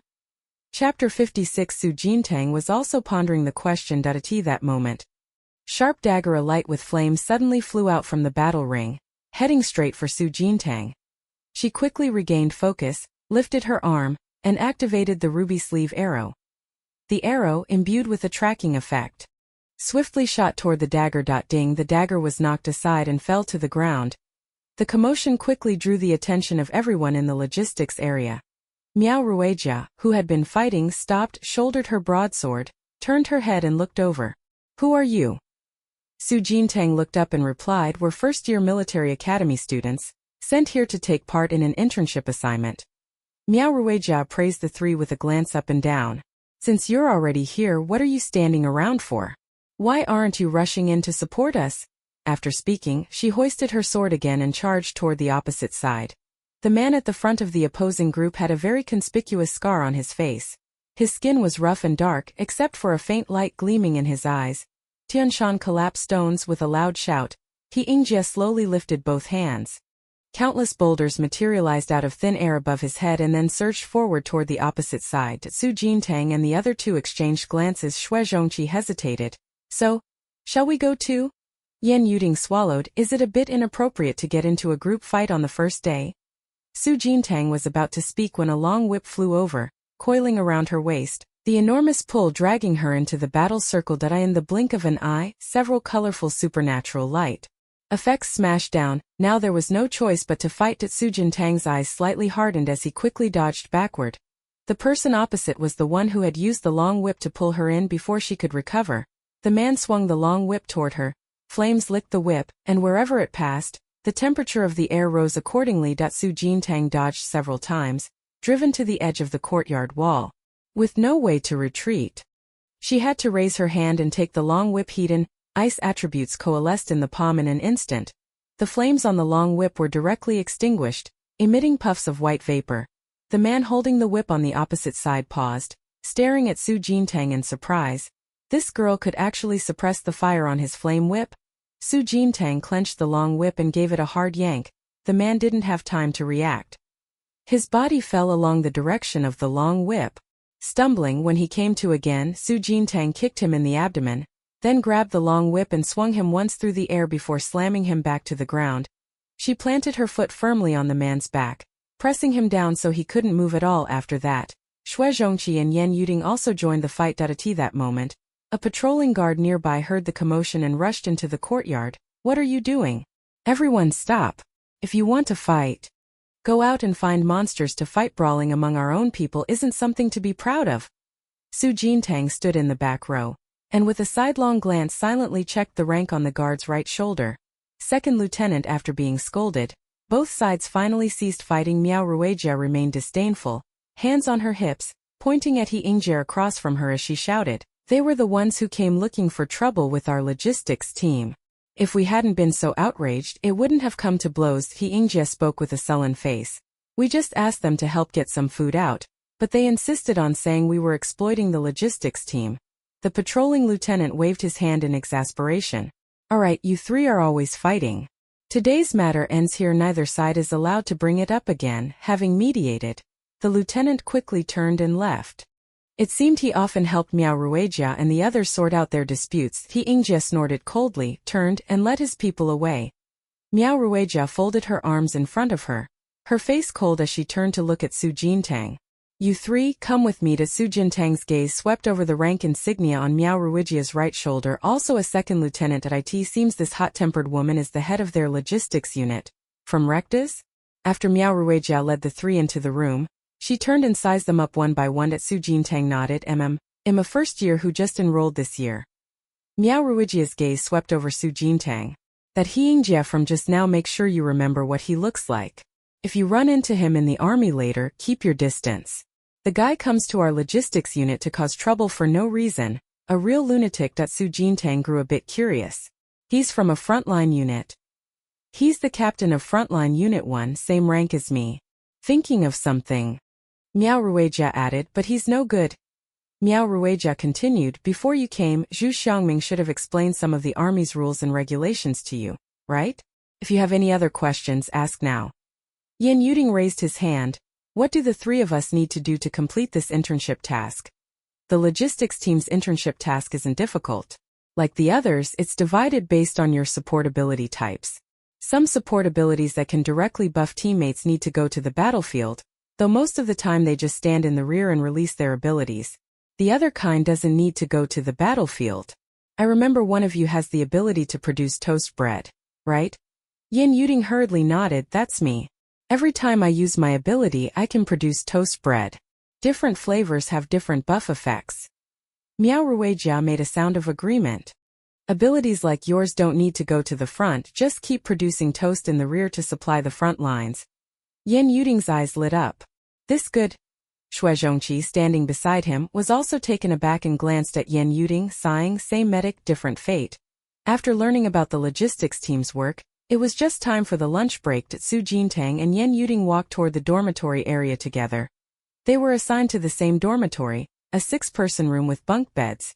The conditions were much worse than what they had in Rectas, but at least the place was relatively clean. I heard our logistics unit got another batch of pampered military academy kids. They all look so soft and delicate, probably haven't even seen a real demonic beast. Hopefully they won't cause us too much trouble. I am really jealous of those flowers raised in greenhouses. Unlike Yusuf, we didn't get into military school, we never even got to enjoy campus life. Just shipped straight to the army to fight. Su Jintang stood at the door as the dormitory conversation slowly reached his ears. Yan Yuding clenched her hands tightly, feeling somewhat uneasy before coming. She had also heard that some people in the military might look down on military academy students. She didn't expect to run into that as soon as she arrived. Su Jintang acted as if he hadn't heard any of it. He immediately turned the doorknob and pushed the door open. The murmurs stopped immediately, and the roommates in the dormitory all turned their heads, their gazes sweeping toward Su Jintang and the other person at the door. Realizing perhaps that their previous conversation might have been overheard by Su Jintang and the other, everyone quickly bowed their heads and pretended to be busy, trying to hide their guilt and embarrassment. Su Jintang was unfazed, walked into the dorm, went to the vacant bed in the corner, and turned to the still dazed Yan Yuding. Do you want the top bunk or the bottom bunk? Yan Yuding came to his senses. I am fine with either. Then I'll sleep below. Su Jintang immediately turned and sat down on the lower bunk, faced with the probing, assessing glances constantly cast her way. She acted as if nothing was wrong. She sat cross-legged and began channeling her spiritual energy, entering a state of cultivation. Yan Yuding, who had been a little uneasy at first, relaxed a bit upon seeing her so calm. She climbed up to the upper bunk, holding the ladder lightly. The other roommates in the dorm, seeing that both of them were so calm, also felt a bit more surprised deep down. After that, everyone very naturally changed the subject. It looked like Captain Miao was also called to an emergency meeting just now. Do you think the battle situation has tightened? Our logistics team never used to be involved in those kinds of meetings. Pa, don't say such unlucky things. We can take time off and go out tomorrow. I was planning to stroll around the city. Don't let the battle situation suddenly get serious now. Although Su Jintang was cultivating, she was still conscious, and the conversations of the roommates drifted into her ears. At that moment, the short-haired woman from the opposite bed came over. You two are the new military academy students, right? Come with me this afternoon. Squad leader Miao told me to take you. Su Jintang stopped circulating her energy and slowly opened her eyes. Okay. Luo Yingtong lowered her gaze to appraise Su Jintang. My name is Luo Yingtong. Everyone usually calls me Sister Tong. Alright, Sister Tong, my name is Su Jintang. Su Jintang smiled slightly, as if she hadn't heard the others' remarks about them at all. The upper bunks Yan Yuding also popped his head out. Sister Tong, Yan Yuding. Luo Yingtong cleared her throat and gave a faint hum, then turned back to her bed across from them during the noon rest. The roommates stopped chatting and each sat cross-legged on their beds to enter a cultivation state. For psychics, time is precious, so most people directly use cultivation in place of rest. An hour later, the camp's lunch break bell rang. Su Jintang exhaled a breath of stale air, slowly ended his practice, and disengaged from his cultivation state. When he opened his eyes, Luo Yingtong was getting up and walking over. You two come with me. With that, she turned and headed straight for the dormitory entrance. After Su Jintang straightened his clothes, he looked up and called out, "Yu Ting, let's go." Yan Yuting immediately popped his head up from the top bunk, a flash of excitement on his face. Okay. Su Jintang got out of bed and followed closely behind Luo Tong. After leaving the dormitory area, Su Jintang asked, "Isn't our other teammate training with us?" Luo Tong walked with her hands clasped behind her back, saying as she went, "Your teammate was assigned to the men's team over there. They share a dorm, so it's more convenient for instruction and communication." Su Jintang nodded and said nothing more. The group made a few turns and headed toward the northwest corner of the military district. The northwest area was relatively remote. The deeper they went, the more desolate it felt, and faintly they could hear the roars of many demonic beasts. Luo Tong stopped, turned around and explained, "The northwest sector is a beast breeding ground cordoned off by the military. The monsters here still retain the ferocity of wild beasts. Most military academy students train and are assessed on simulated battlefields, and rarely come into contact with real monsters. The first lesson today is to experience and learn about real monsters." A flicker of expectation rose in Yan Yuting's eyes. "Previously at the academy we practiced combat techniques on simulated battlefields. I've never actually seen a real monster." Now it was Su Jintang's turn to be surprised. "You haven't encountered a real monster before?" "No." Yan Yuting shook his head. "Since I entered the academy, I've basically been training in simulated battlefields." Luo Tong glanced at Su Jintang. "The more advanced the institution, the more they protect their students. Those who come here for internships and who come from middle or federation sectors have basically never seen actual monsters. It's the students promoted from lower sectors who have some real experience fighting real monsters." Su Jintang suddenly felt relieved that so coming from a lower sector did have some advantages. After all, Luo Tong turned around and continued leading the two forward. Before long, a security gate appeared ahead. Faint arcs of electricity crawled over the iron door, giving off a sense of danger.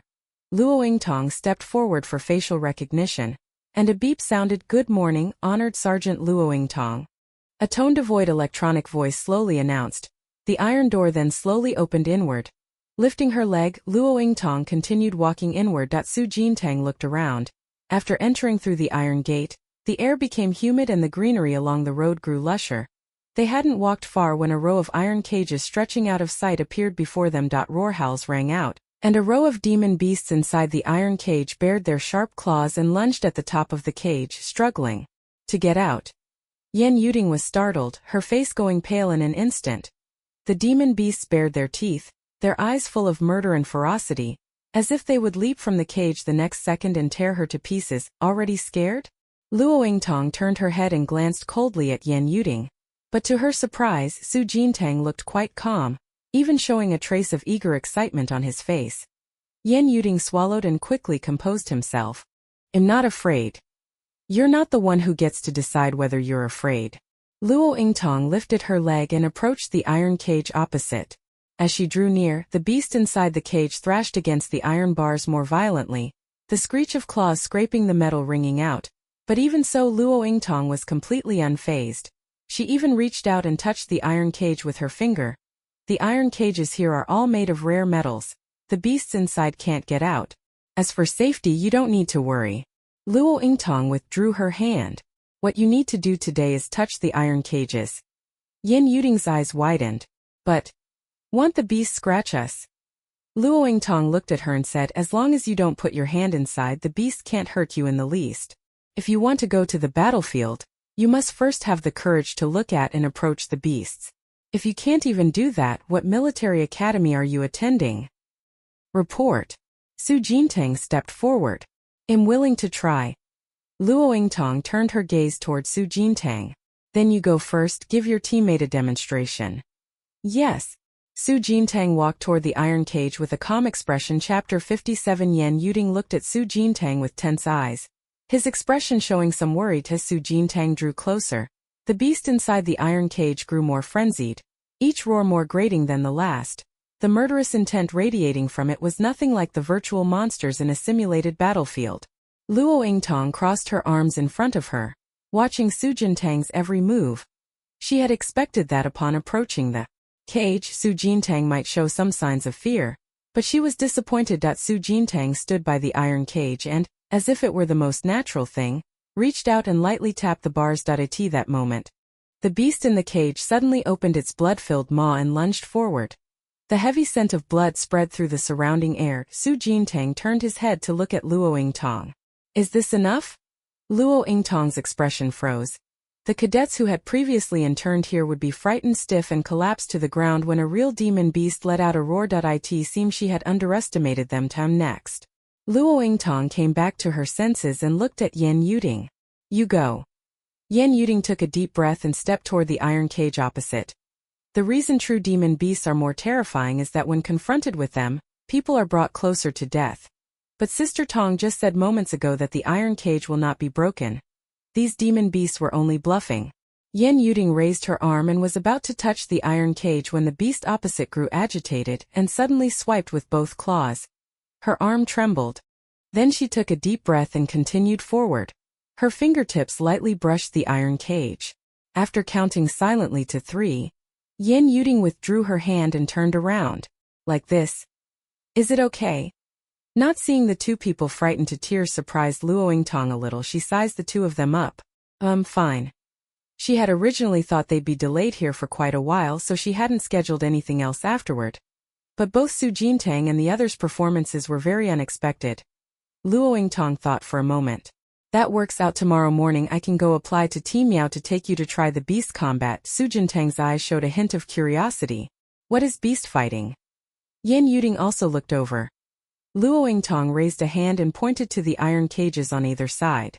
The army keeps captured yokai to ensure everyone can train against real beasts in actual combat at any time. We call this kind of training beast fighting. Also, because housing these yokai requires a great deal of manpower and material resources. Each beast is a valuable military asset. During beast fighting, killing the beast is forbidden. You only need to render the beast unable to fight to win. Su Jintang quickly understood. It was just fighting beast spirits. The real beast spirits are intelligent. They think, they fight desperately. They will rip your body apart without regard for anything far more ferocious than the simulated beasts created in training grounds.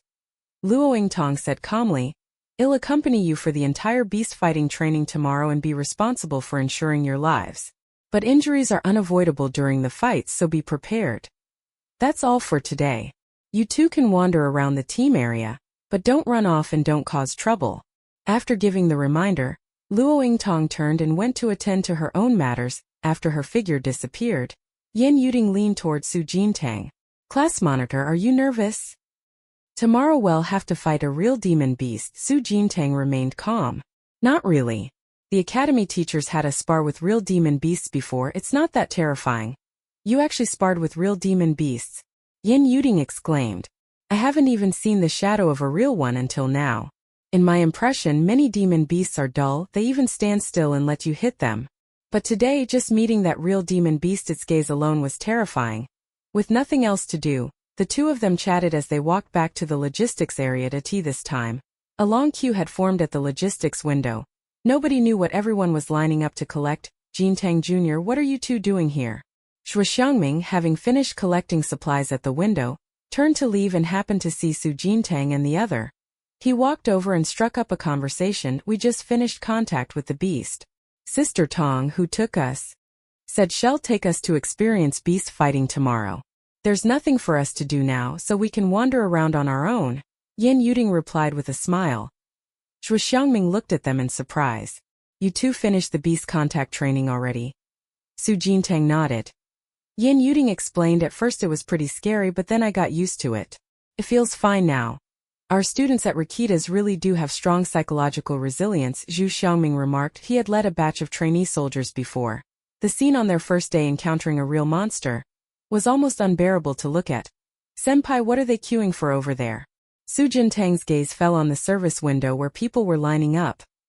Zhu Xiangming glanced back. They're collecting logistics supplies. Don't you have an auxiliary ability that can produce food or snacks and stuff? Eating those gives a buff to ability users.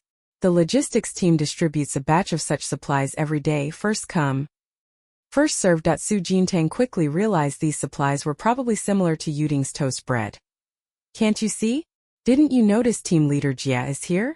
Move aside now. A cocky voice suddenly called from behind. Su Jintang turned his head. He saw He Yingjie and several others, whom had just met that morning, strutting over this way.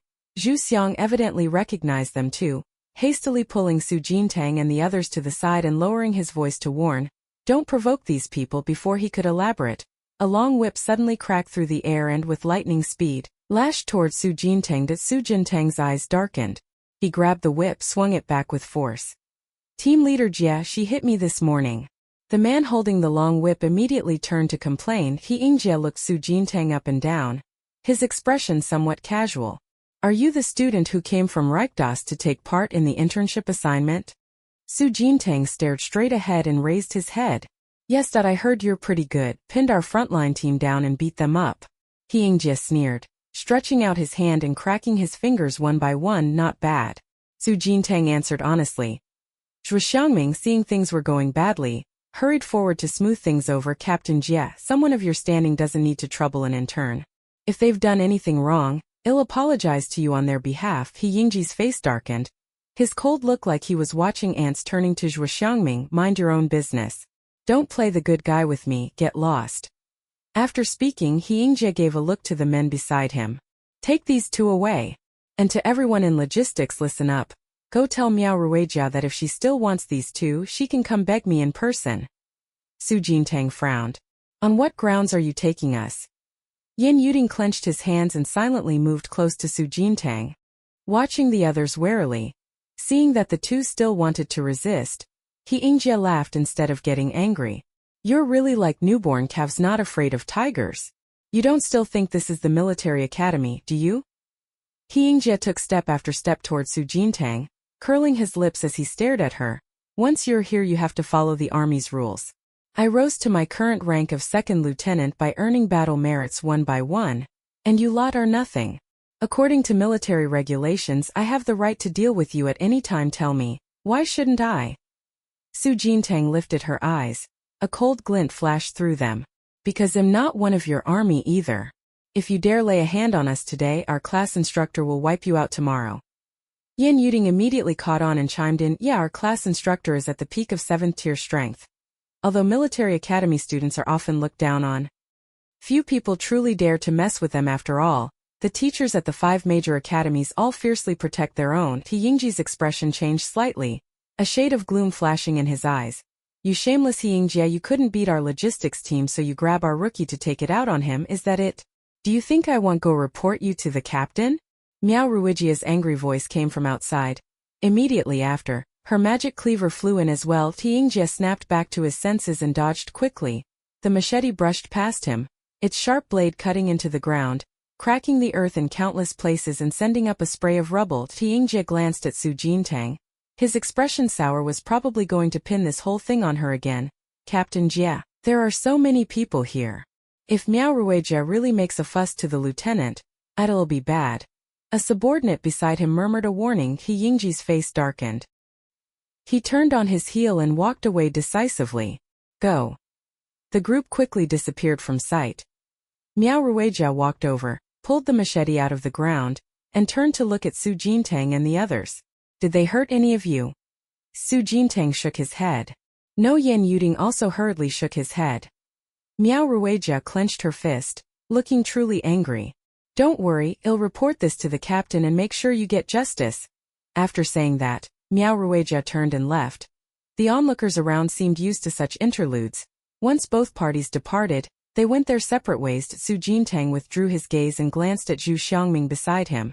"Senior, what's the conflict between Captain Miao and that man?" Yin Yuding was a little curious too. "We've only been here one day, and we've already seen these two fight twice." Zhu Xiangming's expression showed a bit of embarrassment. "It's actually simple. He Yingjie used to court Captain Miao, but was rejected by Captain Miao. And then, the conflict between the two escalated out of control." Su Jintang's mouth twitched. "It's only natural he couldn't win Captain Miao over that, I see." Yin Yuding also wore an expression that was hard to put into words. Zhu Xiangming also admonished once more. "You two must be very careful from now on. If you see He Yingjie, it's best to avoid him. He is petty. If you two dared to stand up to him today, he'll definitely remember it." Su Jintang nodded. Got it." Judging by how he held a grudge against Captain Meow after his pursuit failed, the man was indeed petty. However, the matter still reached the captain. Because nothing serious happened, it ended with He Yingjie being punished by having to clean the entire barracks for a week. Early the next morning, Su Jintang and Yan Yuding had just left the dormitory when they happened to run into He Yingjie, who was sweeping the ground. He wore a sullen expression, as if someone owed him 8 million. Su Jintang took a detour, bypassed him and continued walking forward. Yan Yuding followed closely behind. Half an hour later, Su Jintang and the other were led into the beast fighting training arena. Luo Yingtong began to explain. For the logistics team, the duel rules are a bit easier. As long as we survive under the beast for more than 5 minutes, it's considered a pass. Considering this is your first time participating in beast fighting training today, I won't make it hard for you. Today, if you can hold on and survive under the beast for 3 minutes, you'll be considered to have completed the task. Her words had barely fallen when another group of people suddenly marched in from across the way, a grand display as if they were about to come and fight. Brothers, the logistics team's 2 new military school cadets are going to fight beasts today. This is exciting. Who wants to watch? I do. Luo Yingtong frowned and glanced across. When she saw they were indeed He Yingjie's people, her expression immediately soured. Su Jintang glanced disdainfully across. It seems the S-Zone border guards really are idle. Otherwise this lot wouldn't be going around stirring up trouble. We're the new logistics team doing beast fighting training. What are you here for? Luo Yingtong said coldly, blocking them.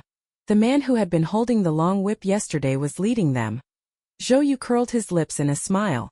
Here for the show? What? The beast combat training ground isn't exclusively your logistics team's turf. We can't even come take a look. Su Yingjie has already been punished with a week of sweeping the barracks. You want that too? Luo Yingtong's voice turned icy. Zhou Yu immediately raised his hands, putting on an innocent look.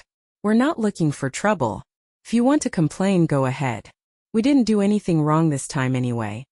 Shameless. Luo Yingtong ground her teeth and spat. Su Jintang walked up to her side, smiling as he said, Sister Tong, if they want to watch, let them watch. It's a good chance for them to learn how our logistics team fights beasts. The few people from the frontline team were stunned, then a burst of derisive laughter broke out. What did she just say? Let us learn how their logistics team fights beasts?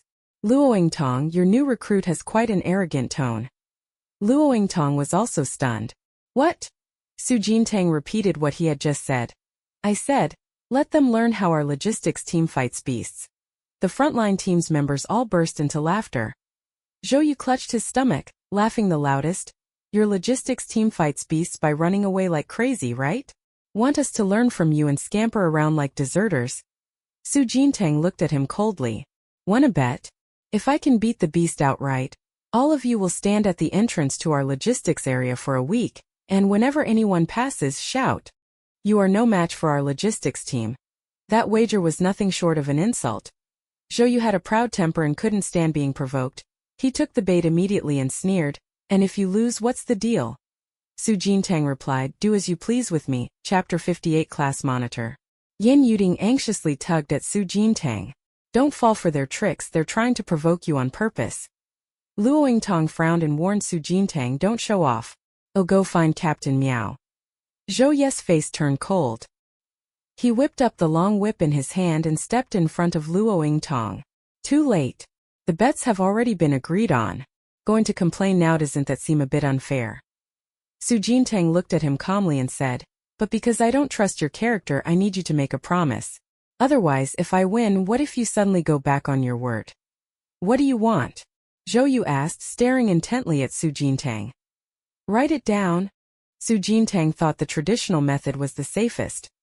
Zhou Yu snorted, fine, then write it down. It'll also prevent your team Meow from coming to find us and playing tricks later. Luo Yingtong watched the two of them agree on the bet like that.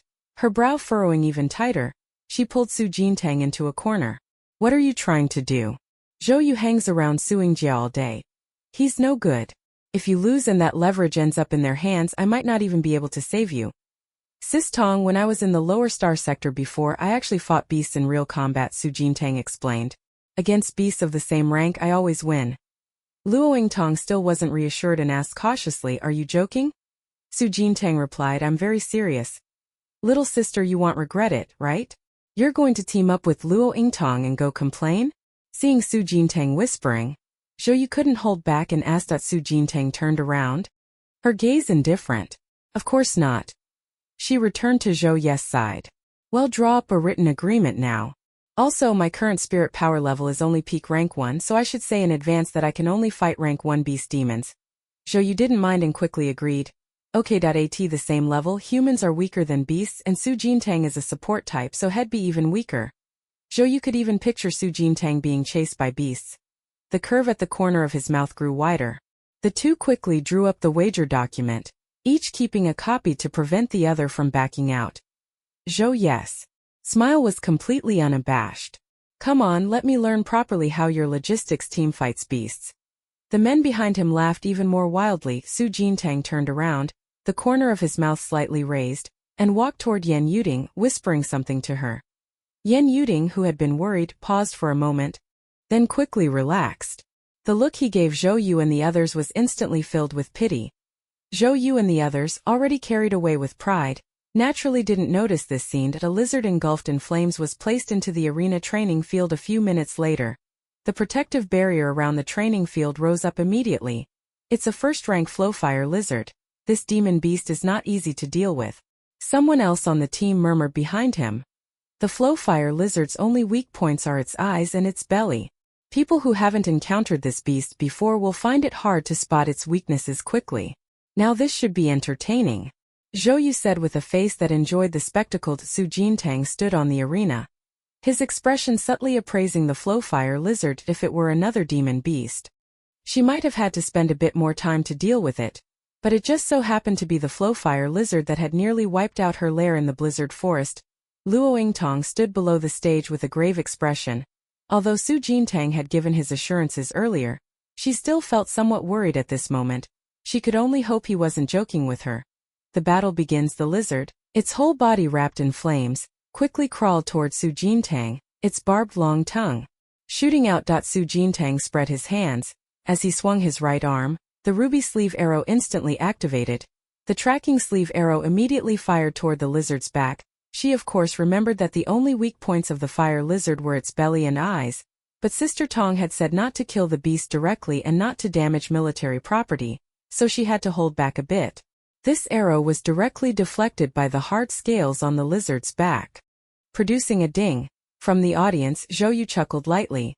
With skills like that, she still dares to teach us how to fight beasts? The team members echoed in agreement.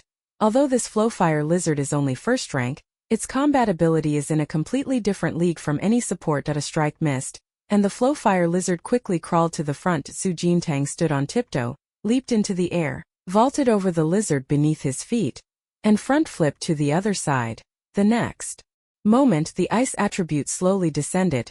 The biting cold air instantly extinguished the flames on the fire lizard's back. With a hiss, Su Jintang planted his feet, bounced, turned, and lunged at the lizard again. He clenched his fist hard and slammed it into the lizard's eye. The lizard squealed in pain. Su Jintang kicked it over, exposing the lizard's belly completely to view. He bent down and delivered another punch. The punch struck the lizard's abdomen directly. A powerful shockwave rippled outward, whipping up a strong gust of air. The flowfire lizard was immediately knocked unconscious. The whole fight lasted less than a minute. Su Jintang stopped, stood upright, and looked toward Zhou Yu and the others in the stands. I win. But Zhou Yu and the others still hadn't processed what had happened. They all stood frozen. Luo Yingtang's tense expression suddenly relaxed, and she smiled, walking to the edge of the ring and clapping. As expected of our logistics team, they're quick in a fight. After saying that, she deliberately turned to glance at Zhou Yu. Your frontline team learned a lot this time, didn't they? Zhou Yu finally came to his senses, his face darkening instantly. You definitely cheated. A first-rank flowfire lizard can't be that weak. How could she possibly knock it down with 2 punches? The other team members also chimed in unison. We demand an inspection of that fire lizard. Maybe your logistics crew, to make sure you win, secretly fed it something to weaken it. Luo Yingtang turned green with anger. Zhou Yu, do you have any shame? If you're too proud to admit you lost, that's one thing, but now you're slandering us. A first-tier support, and you expect me to believe she beat the fire lizard with 2 punches? Luo Yingtang, ask your conscience, is that even possible? Zhou Ye's voice was very loud, as if he were absolutely in the right. We must inspect it. If you don't agree, then it only proves you're hiding something. This beast fight doesn't count. The teammates behind him echoed in agreement. Su Jintang clapped his hands and calmly jumped down from the arena. Fine, then inspect it. If the inspection finds nothing wrong, don't forget about our BATO check whether the demon beast was given any drugs to weaken its strength. It has to be done by people both sides trust, Zhou Yu immediately emphasized. Seeing Su Jintang speak with such confidence, Luo Yingtang no longer held back. Turning her face coldly, she asked, "Who do you suggest we find?" Zhou Ye's expression darkened as he said, "Find the captain." After yesterday's incident was reported to the captain, the result was He Yingjie being punished with a week of cleaning the camp, and the members of the frontline team hadn't forgotten that grudge. Today, having finally caught the logistics team in the act, he of course had to make a big deal out of it. Cheating in the beast fighting matches was a perfect pretext. Luo Yingtang laughed in exasperation. "Seems you still haven't learned your lesson. If you're looking for trouble, go ahead." She was of course also shocked by Su Jintang's strength, but she knew even more clearly that there was absolutely no trickery on her side, so if Su Jintang could win, it must definitely be his own strength. Soon the bet between the logistics squad and the frontline squad spread quickly, and before long the whole army knew about it. Members of both teams went to the captain's tent to demand justice. He Yingjie, who had been punished with a week of cleaning the barracks, also heard about it and was called over for questioning. Captain Song's face was stern, a few lines of impatience between his brows. "Your two teams cause trouble every other day. Do you think I'm just twiddling my thumbs?" He Yingjie quickly bowed his head and cupped his fists. "Captain Song, calm your anger. There was a reason for today's incident. Members of our frontline team made a bet with the logistics team, and the logistics team, to win, actually cheated by giving the beast drugs to weaken them. Soldiers are always upright and honorable. We can't allow something like this to happen. When I heard about it I was disgusted, so I came to you to judge the matter." "That's bullshit." Miao Ruijia stepped forward and cupped her fists to explain. "Captain Song, don't listen to his nonsense. Our logistics team would never stoop to such underhanded tricks. Only their own filthy-mindedness could come up with an excuse like that." Su Jintang stood low-key at the side, saying nothing, doing his best to be invisible. Captain Song's gaze swept around and finally landed on her. "You're the cadet from Rectas? Your homeroom teacher is Zhuang Silin." Su Jintang looked up, stepped forward and answered, "Yes." Captain Song, who usually kept a stern face, suddenly showed a trace of a smile. "After graduating from the academy, I haven't seen her for decades either. The last time was at the Federal Assembly. Is she well?" Su Jintang detected a subtle emotion in the captain's tone. She hurriedly answered with a smile, "Our teacher Zhuang is very good. He's now the grade director at Reichtas, and at such a young age he's already reached the peak of 7th rank. Captain Song nodded. "That's good then." The two people's conversation changed He Yingjie and Zhou Ye's expressions. They hadn't expected that Su Jintang's teacher could actually know Captain Song. "Since both of you insist on your own versions, I'll be the one to administer justice today." The smile on Captain Song's face faded, and the murderous aura about him rose again. At that moment, the unit's medic's voice came from outside the tent. "Captain, we've finished drawing blood from the flowing fire lizard and have completed the related drug tests. Chapter 59. Come in." Captain Song leaned back in the commander's chair behind him, his tone authoritative. The team medic soon came in carrying a vial filled with green blood. Captain Song, He Yingjie and Miao Ruijia all fixed their gazes on the medic, waiting for his test results. "What did the test say? Was any drug added?" Captain Song asked. The medic shook his head. "We ran the full panel of drug tests. The results were all negative. Unless the logistics unit used a drug that's never been seen on the market, it should have shown up." Miao Ruijia straightened her back, clasped her hands in front of body, and glanced at He Yingjie. "Hear that? The team medic says the drug test came back negative."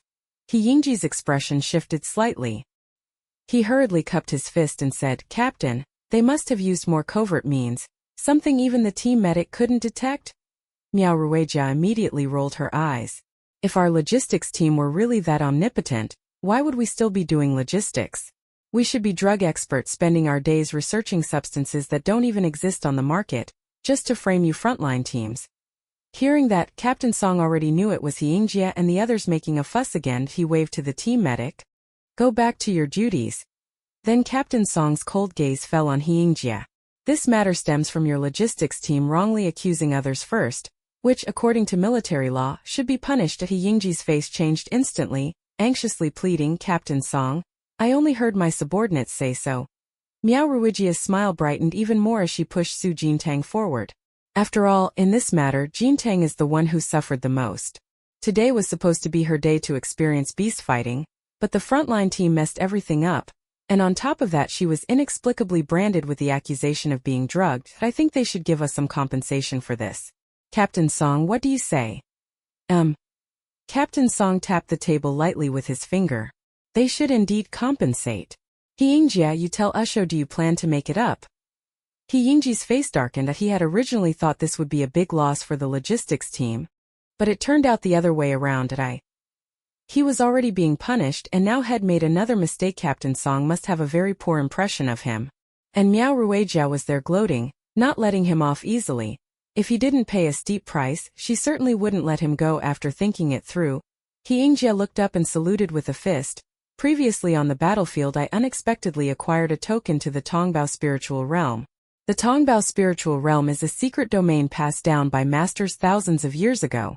Its treasures, resources, and cultivation techniques are all extremely valuable. This token is the only pass to enter it. Since today my forward team made the mistake, I am willing to offer this token as compensation. Those words left Miao Ruijia stunned for 2 seconds. Captain Song raised an eyebrow.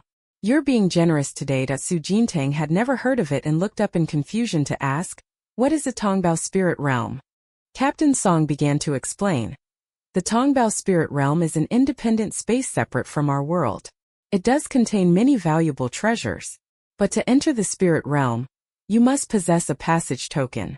That token is indeed very precious. Su Jintang glanced back at Miao Ruijia's expression and saw team leader Miao nod at her. Looks like they really weren't setting her up. Su Jintang withdrew his gaze and continued, all right, I accept this compensation. Hyingjia smiled and looked up, but I should declare in advance this token is indeed extremely precious and we only have one. How to divide it, you'll have to discuss among yourselves. Saying that, he took out a dark blue token from the storage space and tossed it to Su Jintang. Su Jintang raised his hand and caught it. Miao Ruijia, standing beside him, leaned in for a look. It really is a Tongbao spirit realm token. Su Jintang, keep it. This matter started because of you. So consider this token compensation for you. Su Jintang didn't refuse either. A powerhouse like Captain Miao certainly wouldn't compete with her student for credit. But she still found it strange. With Hyingji's petty nature, how could he suddenly be so willing to spend big? After the matter was settled, Captain Song glanced over at Zhou Yu and the others. Since you made that bet before, you must keep your word. Don't embarrass our army in front of the rookies. Zhou Yu swallowed, forcing a smile onto his face as he agreed. Yes, with Captain said out loud, they couldn't back out of the deal now.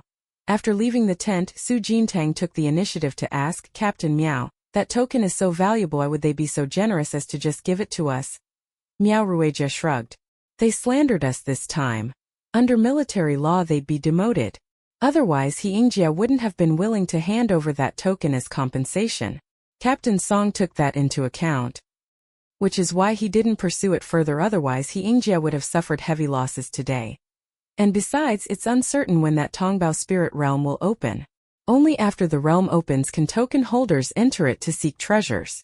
The opening could be next month, or it could be a year from now, maybe even 10 years. Before the spirit realm opens, that token is useless in his hand. But quite a few people are willing to gamble on the timing, so the token is not cheap on the market. If you sell it, you'll be able to get a good sum.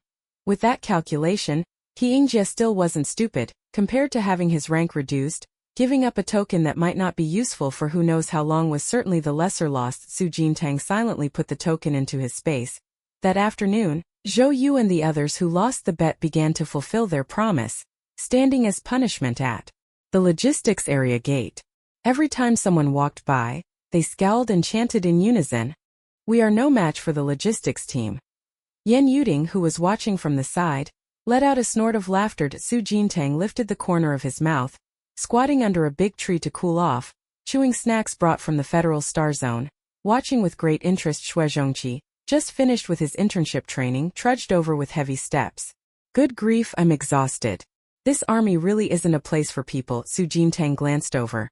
Seeing his tired face, curiosity made him ask, is the men's team training that tough? Xue Zhongqi complained tearfully, you guys didn't take part in beast fighting training? I was at the beast fighting arena all afternoon. Because my ability is special, the senior in charge forbade me from using that life-sharing move, so I could only dodge the monsters around the ring. I ran until my legs cramped and only managed to hold on for 3 minutes. Yan Yuding quietly interjected. But your training requirements are the same as ours.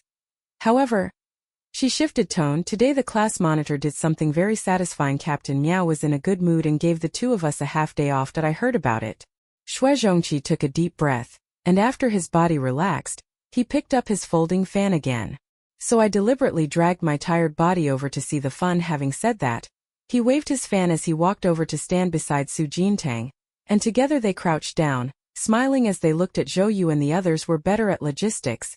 Each time they shouted it, passers-by nearby couldn't help but sneak a glance, trying not to laugh. At I in no time, Luo Yingtong came over beaming, lowered her eyes to glance at Su Jintang and the other two, and said, you three come with me. I asked Captain Miao for a half-day leave, so he'll take you into the city to eat something good. The camp's meals were usually different flavored nutrient fluids rotated around. Over time everyone grew tired of them, so being able to go back into the city to eat a proper meal was already quite a luxury for Luo Yingtong and the others. Su Jintang smiled, clapped his hands and stood up.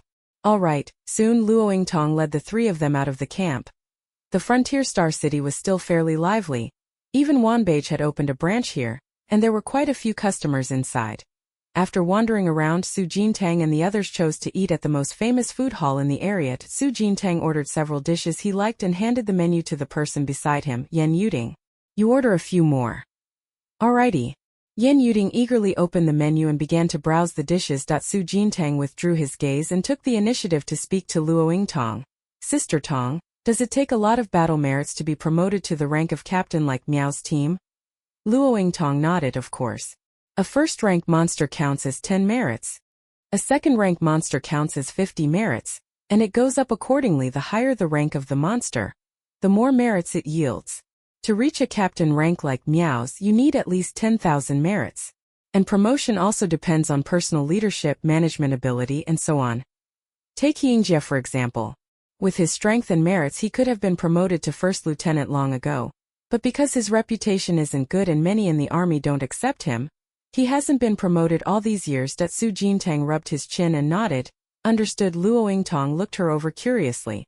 So, after you graduate from the military academy, do you plan to join the army directly? I do intend to, Su Jintang nodded.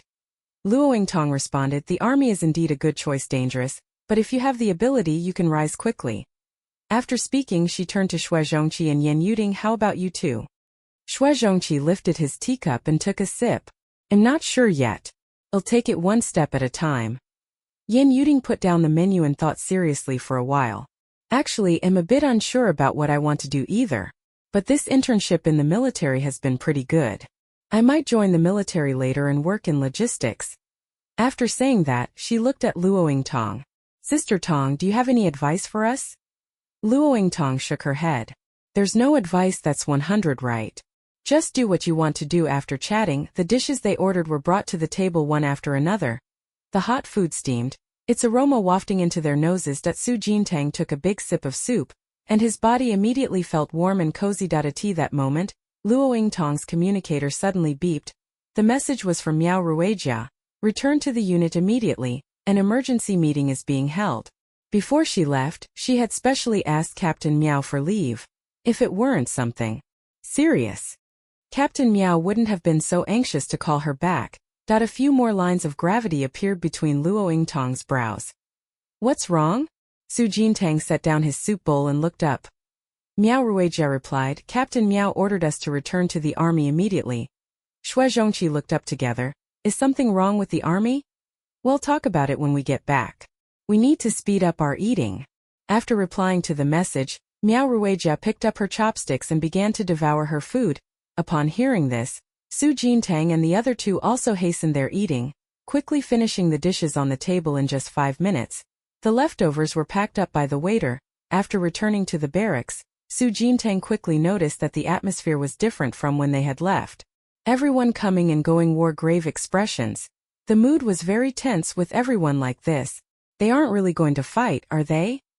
Yin Yuding felt a bad premonition rising in his heart. Su Jintang remained fairly calm. Don't scare yourself.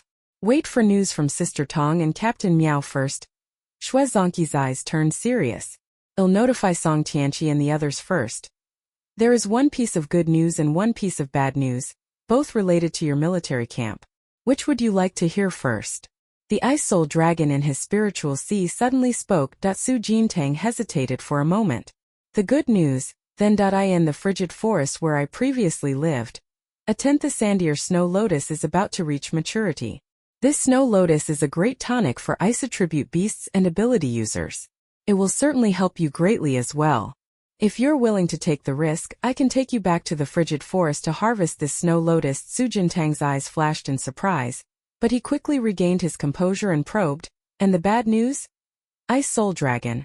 Aside from me knowing this news, several other Lord-class beasts that inhabit the frigid forest have already learned of it. At present, 3 peak rank 8 Lord beasts have begun to preemptively drive out lower rank beasts from their territories in order to compete for the ownership of this 10th Sandier snow lotus. With large numbers of beasts being forced out of their original habitats, they are very likely to riot and attack human cities. That means the Frontier Star City in Sector S where you live is about to face a major battle. A trace of profundity flashed in Su Jintang's eyes, and oh wonder, Captain Miao and Sister Tong were suddenly called away to attend an emergency meeting. They've probably already detected the upheaval among the frigid forest's demonic beasts. High-level demonic beasts are fighting over the snow lotus. Why drive away the other beasts? Su Jintang asked again. Bingpa Dragon, to prevent demonic beasts from launching surprise attacks. High-ranked demonic beasts have opened their intelligence. They are no different from humans. In their thinking, they also become more selfish. So you want to fight over this snow lotus? Su Jintang pondered for a moment, and a trace of excitement gradually rose in his eyes. A 10th Sandier snow lotus that even peak 8th rank demonic beasts would contest for its preciousness goes without saying. Of course, well, fight for it. Chapter 60. That evening, after the emergency meeting, a first-level alert was sounded across the entire S District border defense and the military region. Alert levels are divided into 3 types. Third-level alert. The battle situation is relatively tense. The frontline unit is on standby and on alert. Second-level alert. The battle situation is very tense. The frontline and logistics units are both on alert. First-level alert. The battle situation is critical. If necessary, apply to headquarters for reinforcements. This is the first time a first-level alert has been raised since the S District border Star City was established, and less than half a minute, a sharp, piercing alarm reverberated throughout the entire military district. Has a ferocious beast broken in? First-level alert. I've never seen this since I joined the army. It's ruined, really ruined. We were just chatting during lunch about taking time off next month and going out, and now suddenly it's a first-level alert. Stop dawdling. Squad leader Miao ordered us to assemble. Hurry up. Don't be late. In the logistics area, many people moved in unison, running toward the assembly point. Yin Yuding looked as if facing a great enemy. The 26 border defense zones combined hardly ever issued a first-level alert, right? And yet we happened to catch one. Su Jintang raised his hand and fastened the top button of his uniform jacket. Let's go. Well, head to the assembly too. Shui Zongqi closed his fan irritably. Our luck really is unbeatable. 10 minutes later, Su Jintang and Yin Yuding met with the 2 others at the logistics team.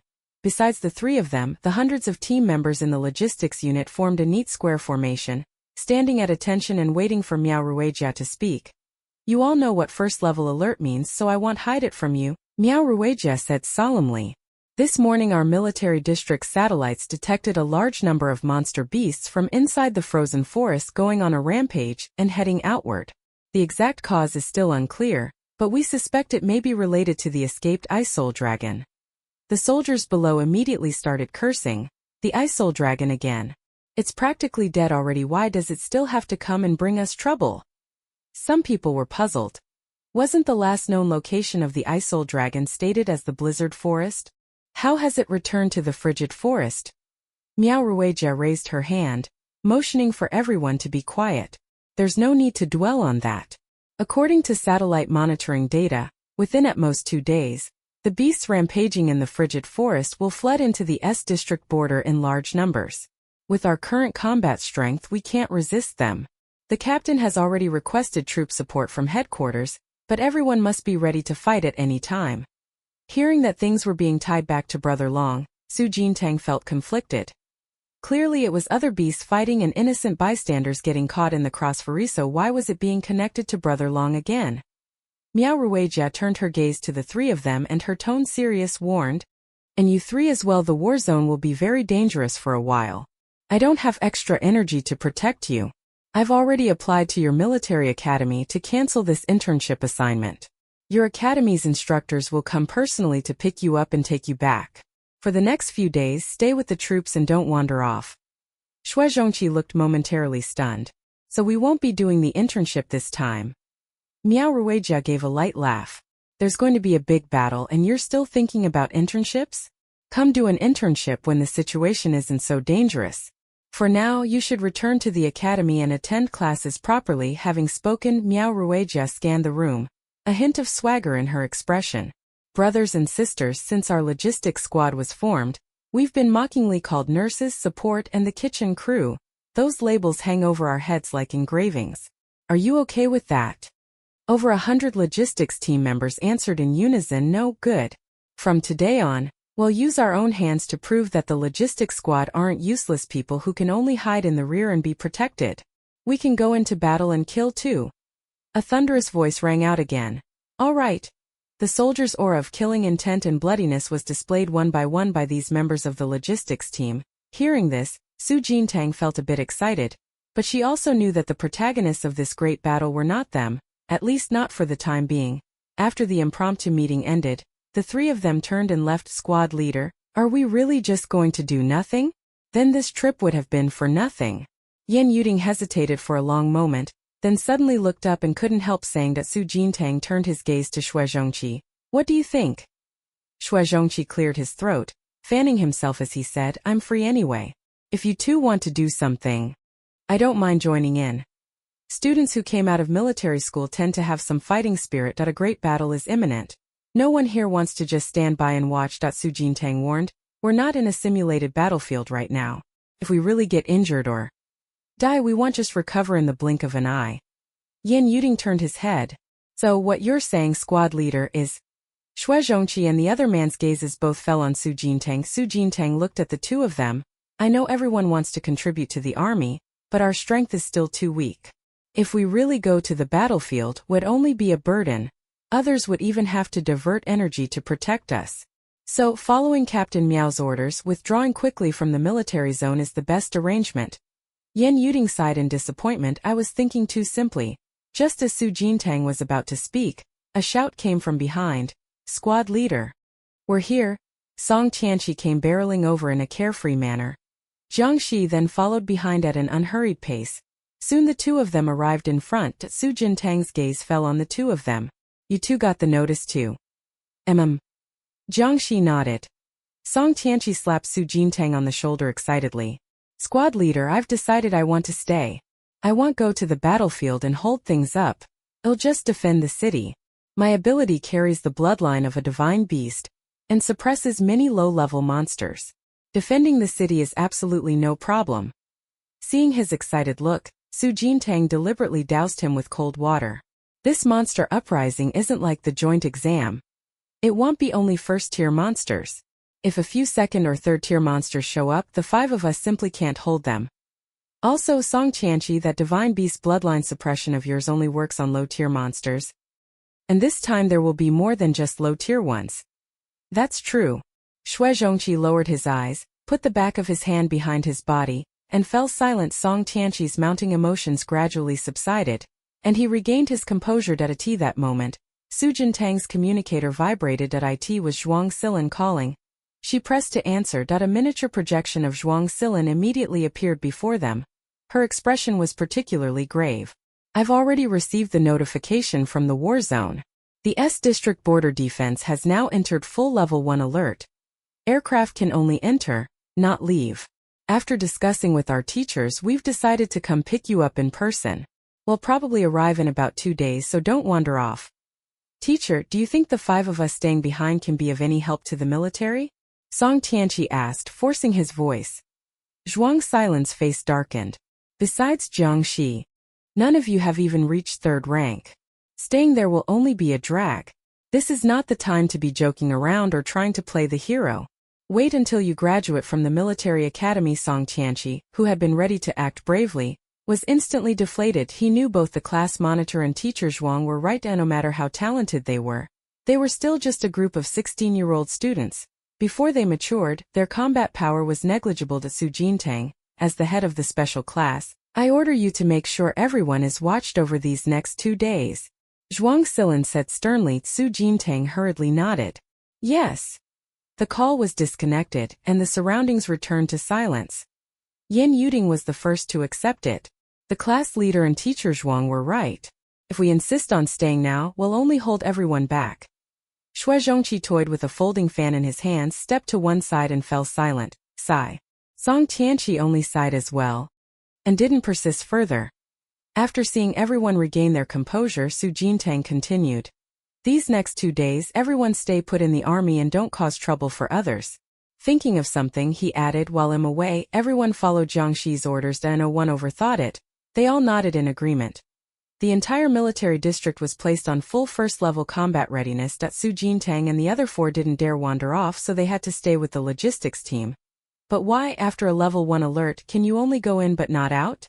If teacher Zhuang comes to pick us up, can we leave? Yan Yuding was blank on this point. Jiangxi answered. The one-way restriction is to prevent people from deserting and disguising themselves as civilians to get out. But a military academy picking up its students is considered an exception and isn't included. Yan Yuding sighed lightly. Then we're lucky to have the academy come for us. Su Jintang leaned alone in the corner, looking out at the scenery and lost in thought. 2 days later, the aircraft bearing the joint emblem of the 5 major military academies slowly descended on the border star city of Sector S. Besides Su Jintang and his group, many other students from different military academies had also been assigned here for internships to ensure the safety of this trip. Each of the 5 major academies sent a peak 7th rank instructor to accompany the team. Every student currently enrolled in the academies would be picked up together.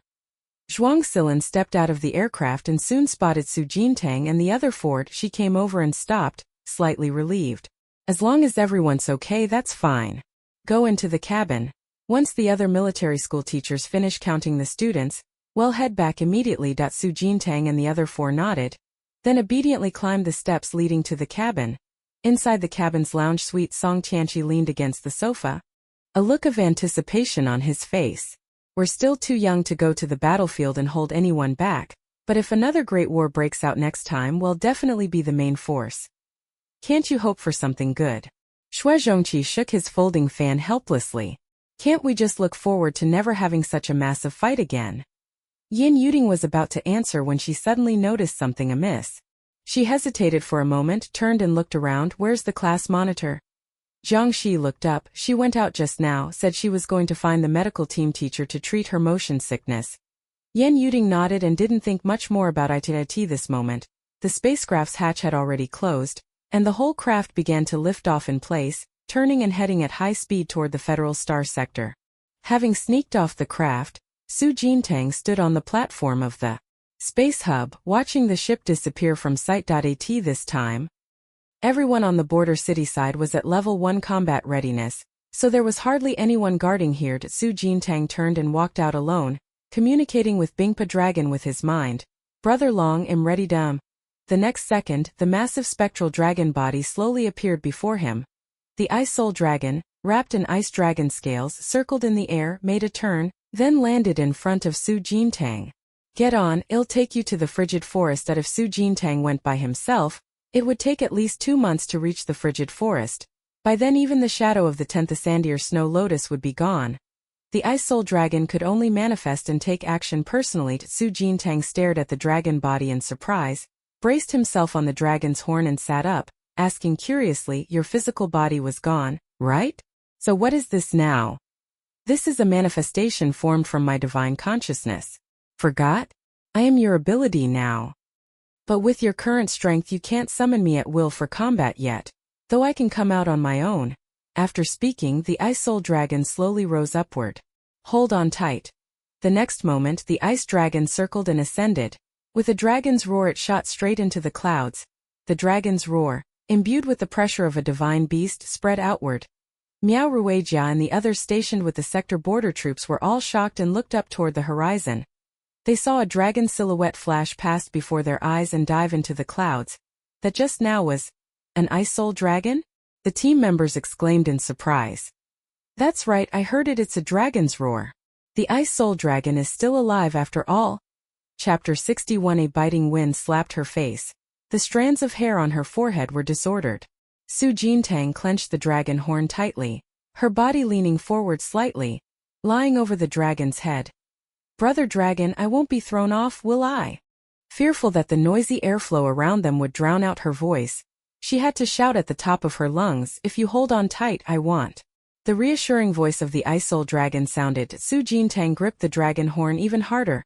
Man and dragon darted through the towering clouds, the scenery below racing backward. Gradually, Su Jintang got used to the speed and dared to slightly open his eyes to look around. This way of flying doesn't make me dizzy at all, Bingpa dragon. Then he'll speed up as the words fell. The dragon surged forward at an even faster speed. Su Jintang only felt his body abruptly pulled forward. The surrounding scenery began to rush past even faster from day to night. The crescent moon slowly climbed into the sky. The ice soul dragon gradually reduced its speed and descended into the frigid forest. At Su Jintang, who had dozed off midway, opened his eyes, dismounted from the dragon and looked around. Are we here? The 10th Sandier snow lotus grows at the mountain peak. It's probably going to fully bloom tonight. Those 3 8th rank beasts are all gathered over there waiting. Then why don't we just go to the mountaintop? The dragon's icy pupils fell on the cave across from them. This cave used to be where I lived and there are some good things here too. Let's take this side first. Su Jintang clapped his hands, stood properly, and curiously inspected the cave. Other demon beasts wouldn't have already taken the good stuff inside, would they? The ice soul dragon declared imperiously, my presence is here. Until my pressure completely disappears, no demon beast would dare rashly enter my territory. Su Jintang rubbed his hands together, a hint of anticipation rising in his heart. Let's go see what good things are here. A few minutes later, Su Jintang swaggered into the cave. The entire cave was very spacious, the rock walls carved with many mysterious ancient patterns. The deeper he went, the cooler it became. At the end, a huge circular icy pool appeared before him. The water in the ice pool was a clear icy blue, and the chill in the air around it poured out from the pool. Countless faintly glowing ice-attributed spirit plants grew around it. This is Su Jintang stopped in his tracks. The ice soul dragon had already shrunk to a miniature form, lying on Su Jintang's shoulder. It explained lightly, this was originally just an ordinary pond. But since I often bathe here, the pool absorbed my ice-attribute energy and became an ice pool. At the bottom of this pool, many ice-attribute spirit plants were nurtured and grew from my power. Feel free to take them with you later. No wonder it's a divine beast. Just from taking a bath, the pond turned into an ice pond and even managed to nurture quite a few ice-attributed spirit plants. Soon, Su Jintang began to pant and dig up the various rare spirit plants inside the cave. The more she dug, the more alarmed she became. Each of these spirit plants, if placed in the Wanbao Pavilion, would be auction grade. Even if she couldn't snatch the 10th Sandier snow lotus, she still made out like a bandit this time. After digging up all the spiritual plants in the cave, Su Jintang rubbed his chin and stood in front of the ice pool. Can this ice pool be dug up too? Ice soul dragon. Not likely. But if you manage to grab the 10th Sandier snow lotus later, you can use the power in this ice pool to help you absorb the lotus. Great, as long as we don't waste resources. Su Jintang only relaxed when she heard the ice pool water was still usable. She counted the spirit plants in the bracelet Spacino, fewer than 58 types. Among them more than a dozen were 1000 ER level, comparable in quality to the Millennium Snow Lotus she saw earlier at the auction. Let's go, the 10th Sandier snow lotus at the mountaintop is about to mature. The ice soul dragon reminded that Su Jintang's thoughts snapped back to the present. She hurriedly turned and walked out of the cave. Mounting the ice soul dragon again, the rider and dragon charged straight for the mountaintop. The silent dead of night. The peak of the frigid forest snow mountain, 3 8th rank demon beasts, reverted to their true forms, watched covetously as they guarded the centimeter snow lotus. One of them was a humanoid Archaeopteryx with massive wings. Its exposed skin was a deep ink green, and its pointed beak resembled that of a woodpecker. Unlike ordinary demons, it could stand steadily on just its 2 feet like a human. Even more unbelievable was that this humanoid bird could speak human words. Elder King Kong's sister Shui, I think it's pointless for everyone to fight to the death. If you ask me, why don't we split this 10th Sandir snow lotus evenly? That way we avoid a big war and everyone gets Somivarions happy. The 4-foot giant tiger King Kong snorted coldly. Yeah, now we're all talking nicely, but when the snow lotus ripens, you two will turn and rip each other's throats out.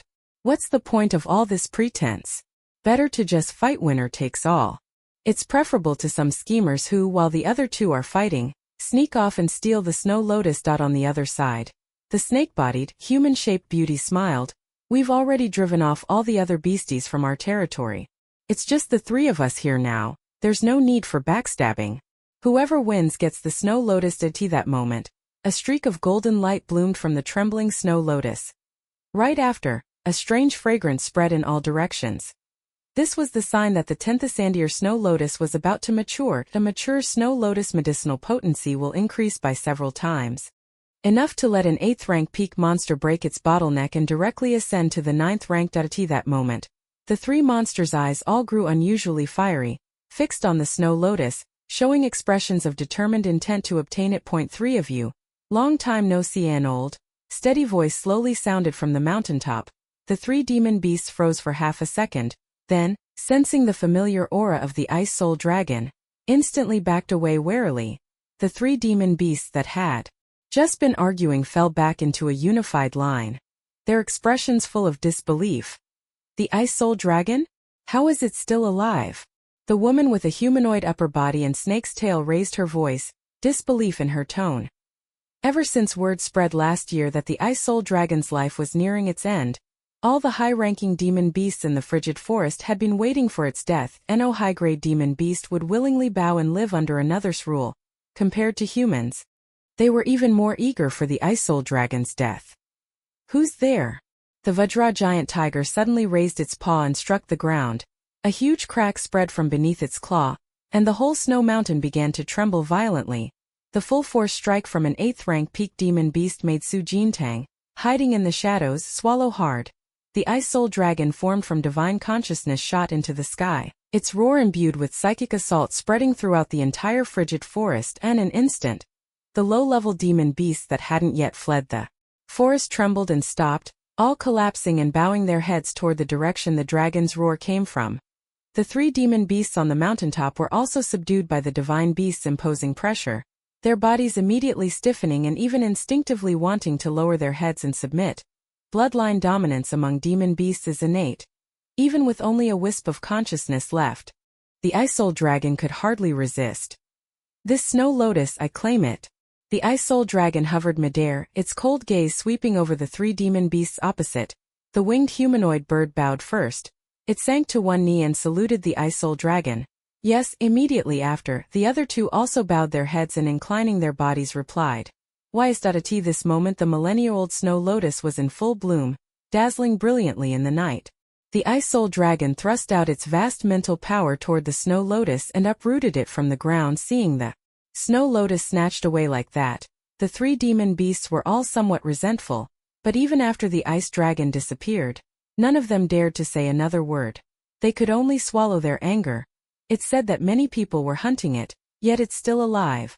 The woman with a human upper body and a snake's tail said coldly after she could no longer sense the ice dragon's presence. The diamond giant tiger recovered from the earlier palpitations. After all, he's a 10th tier divine beast. It's not that easy for humans to kill him. Since it's over, I'll return to my territory for now. Let's meet another time. The snow-scaled serpent woman, having had her snow lotus taken, was clearly in a sour mood. She greeted them, transformed into her serpentine form, and quickly slithered toward the foot of the snowy mountain. The diamond giant tiger muttered dryly, I hope we never meet again. With that, it turned and leapt, sprinting swiftly toward the base of the mountain. Only the humanoid bird was left. A glint of calculation flashed through his eyes. Just now he had sensed that the ice soul dragon's aura seemed much weaker than before, which meant the dragon had very likely been gravely injured while fleeing. forcing it to risk returning to the frozen forest to Zhengchang. This snow lotus to heal an ice soul dragon at its peak is indeed terrifying, but if it's badly wounded, taking it by surprise, he might not be unable to win a fight. Thinking that, the humanoid bird smiled faintly, quickly spread its wings, and flew toward the foot of the snow-capped mountain. At that moment, Su Jintang had just placed the snow lotus into the handring space. "Let's go to the ice pond," Su Jintang said. The ice soul dragon hesitated. "When we were snatching the snow lotus just now, that green-membraned ancestral bird seemed about to break through to rank 9. I'm worried it noticed the change in my strength and guessed that I'm not at my peak right now." Su Jintang had seen the strength of those 3 8th rank fiends just now with his own eyes. They were simply beyond what she could withstand. After thinking it over, Su Jintang decisively decided, "Then let's leave now. After all, the big head is already in hand. Losing an ice pool doesn't matter. If they were too greedy and those 3 fiends reacted, it wouldn't be worth it." The ice soul dragon gave a response, reappeared in its dragon form, and stopped in front of Su Jintang. Just as Su Jintang was about to climb onto the dragon's back, a sharp laugh rang out abruptly. "Brother Ice Dragon, I was wondering why your strength seems so much weaker than Beferi. So it turns out, you willingly became a human's mount." The green-membraned ancestral bird strode over. Step by step, its wings spread wide behind it, and the smile on its face was impossible to hide. That secret had actually been discovered by him, which meant that today he might not only get the snow lotus, but could also obtain everything belonging to the ice soul dragon. All of these are supreme tonic treasure. She might even directly ascend to rank 10, becoming another divine beast in this world. Su Jintang's heart skipped a beat. Damn. How did they arrive so quickly? She hurriedly hid behind the ice soul dragon, clenching her hands and staying on guard. The ice soul dragon didn't show much emotional fluctuation, replying calmly, "What do you want to do?" The green film Archaeopteryx trembled with laughter, its wings behind it flapping repeatedly as if excited. "Of course, to take you down and become the new king of the frigid forest." As his words fell, a murderous intent flashed through the green-plumed Archaeopteryx's eyes. It immediately spread its wings and lunged violently at the ice soul dragon. The dragon and the bird engaged in a fierce struggle, repeatedly erupting with thunderous clashes. Su Jintang dared not delay.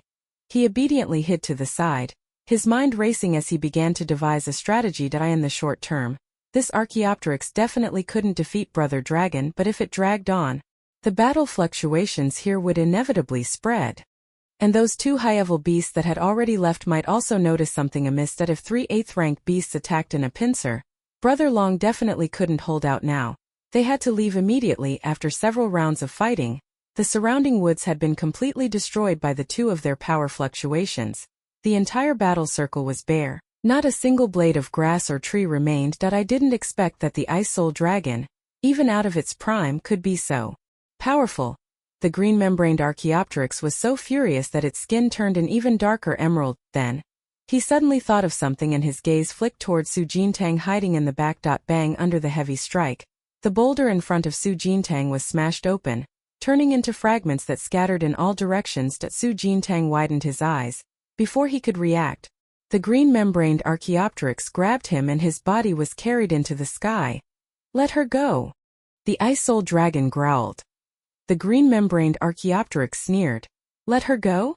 Sure, exchange her for a 10th Sandier snow lotus and your dragonbone dragon blood." As the words fell, the Archaeopteryx's sharp talons tightened with force, squeezing so hard that Su Jintang could not breathe.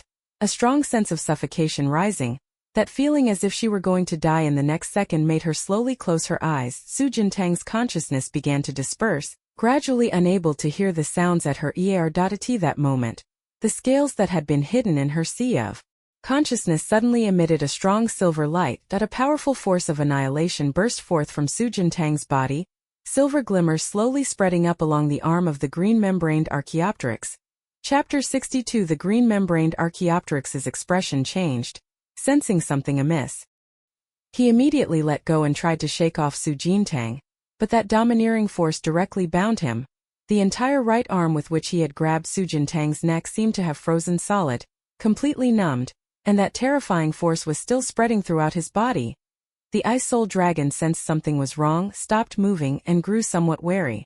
That mysterious scale had been dwelling with him in his mental sea for a year without any sign of activity, yet now it had suddenly made a move that Su Jintang had fallen completely unconscious, his hands and feet naturally hanging down. The powerful force that could spread out from her body plunged the green film Archaeopteryx into an untenable plight. How is this possible? What is this? The green film Archaeopteryx shouted in panic, glaring angrily at the Ice Soul Dragon. Is this your doing? The Ice Soul Dragon gave a light chuckle. Not bothering to respond, when the silver glimmer spread over the green film Archaeopteryx's entire body, he was completely thrown into a panic. Under the shielding of this power, he couldn't even sense the inner core within his body. Demon beasts all attack using the power of their inner cores. But now, he and his inner core had actually been separated from each other. That Ice Soul Dragon detected the terrifying nature of this power, and a few more traces of caution appeared in its eyes, and no wonder even he couldn't disturb that balance back then. Seeing how things are today, this Libra is even more domineering than he is. In less than half a minute, the green-membraned Archaeopteryx completely lost its combat capability, utterly suppressed by the power of the scales. Immediately after, a mysterious ancient contract formation slowly rose from within Su Jintang's body. That Su Jintang, who was already unconscious, had no idea. But the still awake green-membraned Archaeopteryx was so furious it was dumbfounded. It actually wants me to become this human's contracted beast. Why? I, the dignified 8th rank ancient divine beast Archaeovis, am about to break through to the 9th rank and become the king of 10,000 beasts. And am supposed to be this human's contracted beast? The Ice Soul Dragon flicked its tail and watched the show from the side. Who told you to have ill intentions and meddle? If you hadn't, none of this would have happened. That force again began to domineeringly press down on the Archaeopteryx. A strong sense of impending death appeared. The green-membraned Archaeopteryx couldn't hold out 2 seconds and immediately surrendered. I agree. After the forced contract was established, the green-membraned Archaeopteryx completely lost its temper, looking utterly despondent, leaning against a pile of rubble at the side. The Ice Soul Dragon flew over, circled once opposite him and said, "Accept your fate. From now on we are going to be neighbors." The green-membraned ancestral bird lifted its eyelids and glanced at him. You were forcibly contracted like that too. Not really, I volunteered, so I'm a little higher ranked than you. Having said that, the Ice Soul Dragon withdrew the phantom body formed by its spiritual awareness and returned to its mental sea, then instructed, she won't wake for a while yet. Help keep watch, I've exhausted too much power and need to recuperate. Green-membraned ancestral bird. He spat a string of words in a language she didn't recognize. That Su Jintang felt like she had slept for a long time. She naturally woke up when daylight had fully arrived and opened her eyes slightly. The glaring sun was blinding. She raised a hand to shield her eyes and used her other hand on the ground to sit up. Her neck hurt a bit. Su Jintang raised a hand to touch Idadati. That moment, consciousness gradually returned. She suddenly stood up and looked around warily. She saw the green-membraned Proto-Archaeopteryx leaning against a pile of rubble, exuding a human-like air. When it noticed she had woken, it lifted an eyelid and glanced at her. You awake? Where's Brother Long? What did you do to him? Su Jintang gathered her power with a raised hand, keeping a cautious guard against the Archaeopteryx. Green-membrane Archaeopteryx. It's gone to sleep. What do you mean by what did you do to it? Can't you see for yourself? Su Jintang was momentarily stunned. He quickly realized that Brother Long had indeed returned to his spiritual sea to sleep and recuperate. Probably because it expended too much yesterday, something was wrong. Su Jintang was a little baffled. Brother Long suddenly went back to the spiritual sea to sleep, and the humanoid bird cursed at her, looking very displeased. But it was all talk. There was no intention of actually making a move. Don't think about it. Yesterday your ability automatically protected the master and forced a contract on me. From today on I am your contracted beast. Although we are already partners, I hope you'll have some discernment. After all, I'm a dignified pinnacle 8th rank demon beast. Wait. Su Jintang interrupted his rambling. So am your master now? The green-membraned ancestral bird immediately jumped up to refute. Of course not. By strength I should be your master. Su Jintang frowned and quickly located the contract array in her spiritual sea. She moved her mind, and the contract array was summoned out from within her body. That moment, the green-membraned ancestral bird was helplessly pinned to the ground. Looking very embarrassed, he shouted angrily, all right, that's right, you're my master now. But I'm still a dignified 8th rank demonic beast. Can't you give me a little face? Su Jintang withdrew the contract, smiled, and walked over to the green-pelted ancestor bird. Of course. She turned to look at the cave not far away. Can you help me, guard?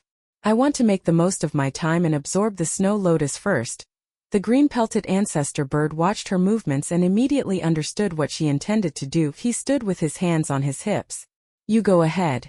I'll guard outside. With the contract in place, Su Jintang wasn't afraid he'd betray her. She turned and walked into the cave, returning to the ice pool, and softly called the ice soul dragon. Brother Long, are you still awake? I'm here. Soak in the ice pool and swallow the snow lotus whole. The ice soul dragon woke and said slowly. Su Jintang took out the snow lotus.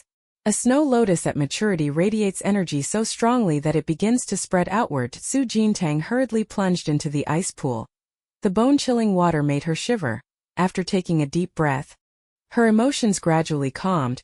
She plucked off the snow lotus petals and stuffed them into her mouth to chew. A growth cycle of over 10,000 years allowed the snow lotus to absorb the most refined energies of heaven and earth. Because it grows atop a snowy mountain, its ice attribute power is especially potent. In an instant, the snow lotus energy surged into Su Jintang's spiritual sea. Her previously slow-progressing spiritual power rapidly skyrocketed. Absorbing the snow lotus took a full day. At night outside the cave, the green-membraned ancestral bird grew anxious, angrily clawing at and kicking the trees outside. Before long, the forest outside had become a bare, desolate field. Just as the green-membraned ancestral bird, impatient, was about to rush into the cave, a powerful ascension current issued forth from within. Su Jintang slowly finished, drawing every strand of the snow lotus energy into his body. When she opened her eyes again, a flash of excitement rose in them. Peak of 3rd rank. With the energy from the snow lotus and the ice pool assisting, she skipped 2 ranks at once. The ice soul dragon had been protecting her the whole time. After seeing her successfully absorb all the energy, it relaxed. I've expended too much energy this time, and will likely need to sleep and recuperate for a while. From now on, the green-membraned ancestral bird is here. If there's anything you don't understand, ask him the same. Good. Su Jintang nodded. After speaking, the ice soul dragon silently fell into slumber. Su Jintang stood up and climbed out of the ice pool.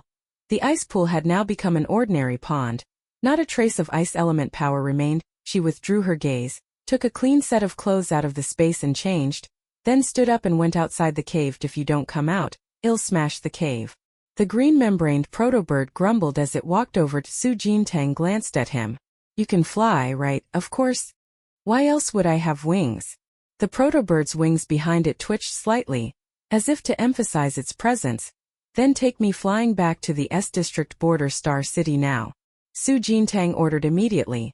The green-membraned ancestral bird sneered, still holding itself high. How could a noble ancient divine beast like me allow a human to ride on my head, let alone ask me to carry you back? He had only spoken half the sentence when Su Jintang changed his stance, folding his arms across his chest and watching it in silence. Fine, fine, giving you a ride isn't a big deal. The green-membraned ancestral bird snorted coldly, bent down at once. Get on. Su Jintang climbed onto the back of the green-membraned ancestral bird and hesitated for a moment. Can you change your appearance? This is really too ugly. It makes me feel queasy. What did you say? You said I'm ugly. With my noble divine beast bearing, you actually think I'm ugly. I'm not flying anymore.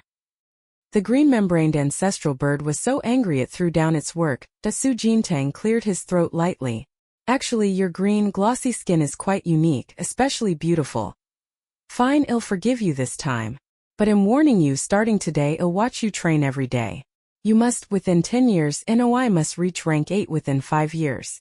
The green film primordial bird spread its wings and flew into the air. Threatening as it flew, Su Jintang expressed doubt.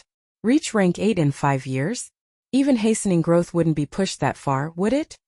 She glanced at the green film primordial bird beneath her and asked suspiciously, why are you so concerned about my cultivation progress?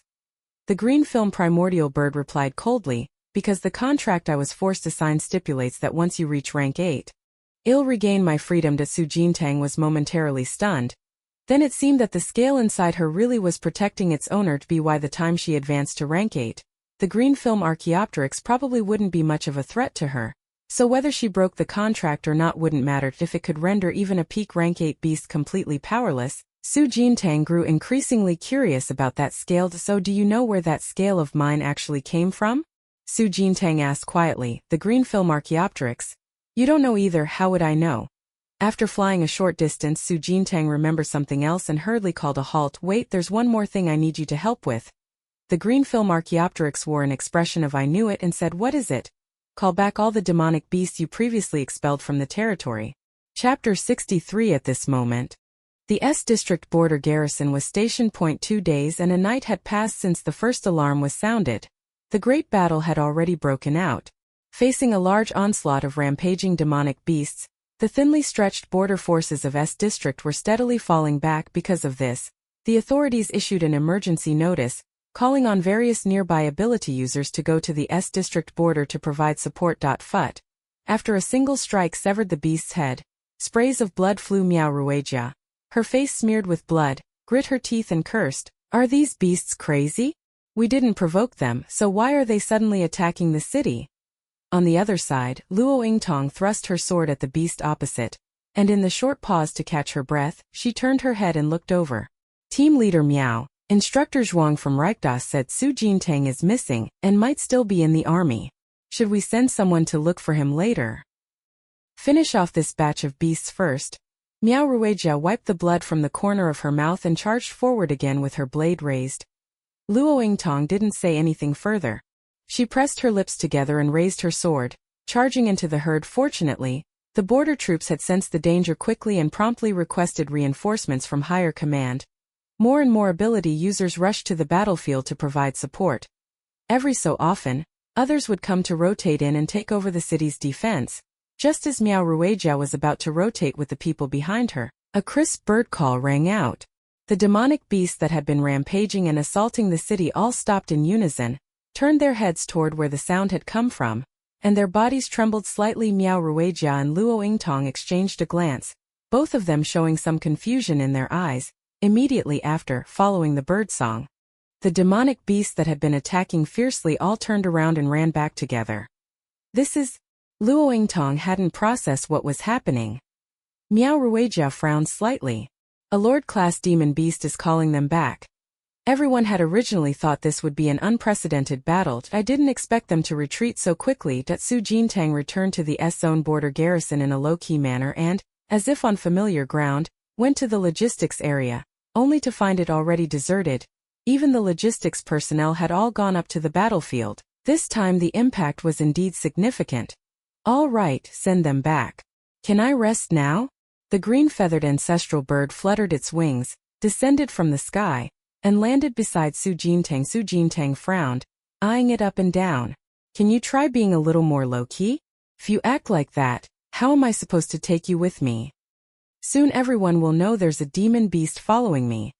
The green-feathered ancestral bird's anger exploded. This is already the second time you've looked down on me. I'm warning you, if it weren't for before it could finish. Footsteps suddenly sounded outside the door.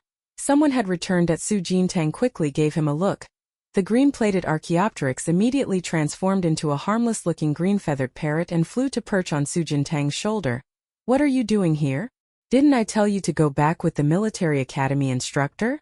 Luo Yingtang frowned and walked over as she entered the logistics area and saw Su Jintang. Miao Ruijia followed closely behind. Seeing Su Jintang, she showed a look of I knew it and smiled. You wanted to sneak into the army to broaden your horizons? I can understand. I used to be like that when I was young, liking to show off my bravery. Your personality is a lot like mine. Su Jintang had thought of many excuses. But at Miao Ruijia's words he immediately nodded, then admitted his mistake. Yes, I know I'm wrong. I made it too simple in my head. After staying, I realized that with my ability I simply can't contribute to the army. Miao Ruijia came over and patted Su Jintang on the shoulder. It's good that you have the intention, but if you want to go to the battlefield, wait until you graduate from military school. Luo Yingtang disagreed sharply. Don't be reckless. You're lucky nothing happened to you this time. If something really had gone wrong, you wouldn't even have a chance to regret it. At that moment, Miao Ruijia noticed the green-feathered parrot on Su Jintang's shoulder. Where did this parrot come from? She reached out to tease the parrot. The green-plume ancestral bird bristled angrily, continuously letting out chi-chi sounds in protest. Su Jintang smiled slightly. raised his hand and gave the parrot's head a firm pat. This one I picked up by accident. This time, Luo Yingtang keenly sensed something and hesitantly eyed Su Jintang. How come your power aura suddenly increased so much? Miao Ruijia turned his head and only then sensed that Su Jintang's strength had at least doubled since the first time they met. Su Jintang solemnly recited the reason had prepared before returning. After I slipped off the aircraft, I had planned to retrace my steps back to the army. But along the way a strange bird suddenly flew down. Its power was terrifying. I had no chance to resist and it captured me. That bird walked like a person. Its skin was greasy green and it could speak. It took me to a cave in the frozen forest and left me there. When I woke up, I found the cave full of rare ice-attributed spirit plants. Seeing the bird was gone, I secretly dug up a lot of the spirit plants and then sneaked out of the cave. After running out of the cave, I found there weren't any demonic beasts nearby at all. It was very safe. I didn't dare linger. I hurried back the way I came and headed for Border Defense Star City. After running out of the extreme cold forest and getting out of danger, I encountered that parrot again.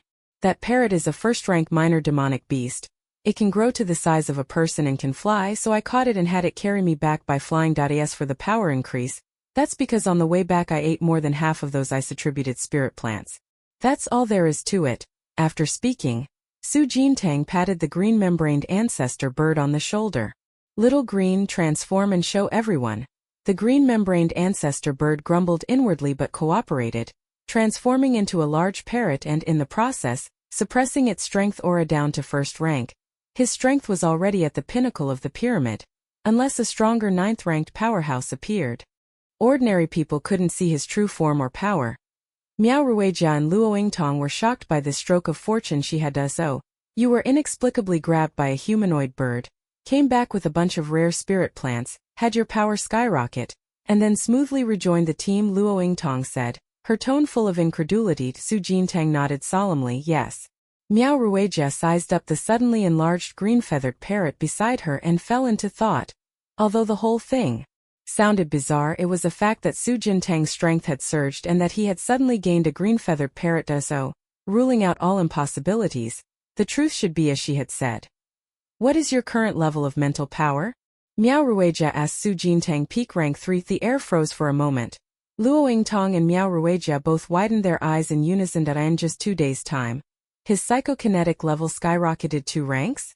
To have such a stroke of luck is part of your destiny, Miao Ruijia said with feeling. This time, the other members of the logistics team were successively withdrawing from the battlefield and returning to the unit. Team leader Miao, Captain Song is calling you to a meeting.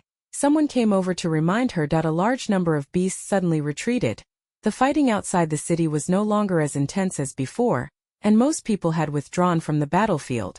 Miao Ruijia retracted her gaze. Got it. She glanced at Luo Yingtang. You watch this side for now, I'll be right back. Okay. Luo Yingtang nodded in reply. After seeing Miao Ruijia off, Su Jintang quietly turned to sneak away. Stop. Luo Yingtang's voice sounded from behind. Su Jintang gave an awkward laugh, turned around and said, Sister Tang, since you're back safely, first let your teacher and friends know you're all right. They've been looking for you, Luo Yingtang said, staring at her. Yes. Su Jintang straightened up quickly and replied. Luo Yingtang sized her up. Also, don't be so impulsive anymore. Battlefields are more brutal than you think. She had expected Luo Yingtang to scold and lecture her about it, but instead it was only a word of concern. Su Jintang froze for 2 seconds, then came to his senses, bowed and nodded yes. The green-membraned ancestral bird reverted to a small parrot, flew to Su Jintang's shoulder, and suddenly spoke. Idiot, idiot. Su Jintang is an idiot like a broken record. It mechanically repeated the phrase. Su Jintang wordlessly slapped him. Shut up. After returning to the dorm, Su Jintang replied to Zhuang Silen's message. She had been busy traveling these past few days and hadn't been checking her communicator.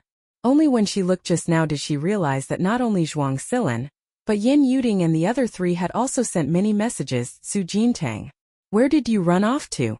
As soon as the connection was made, Zhuang Silen's stern voice came through. Su Jintang quickly composed his expression and, in a serious tone, recited the previous lines again, ending with a sincere apology.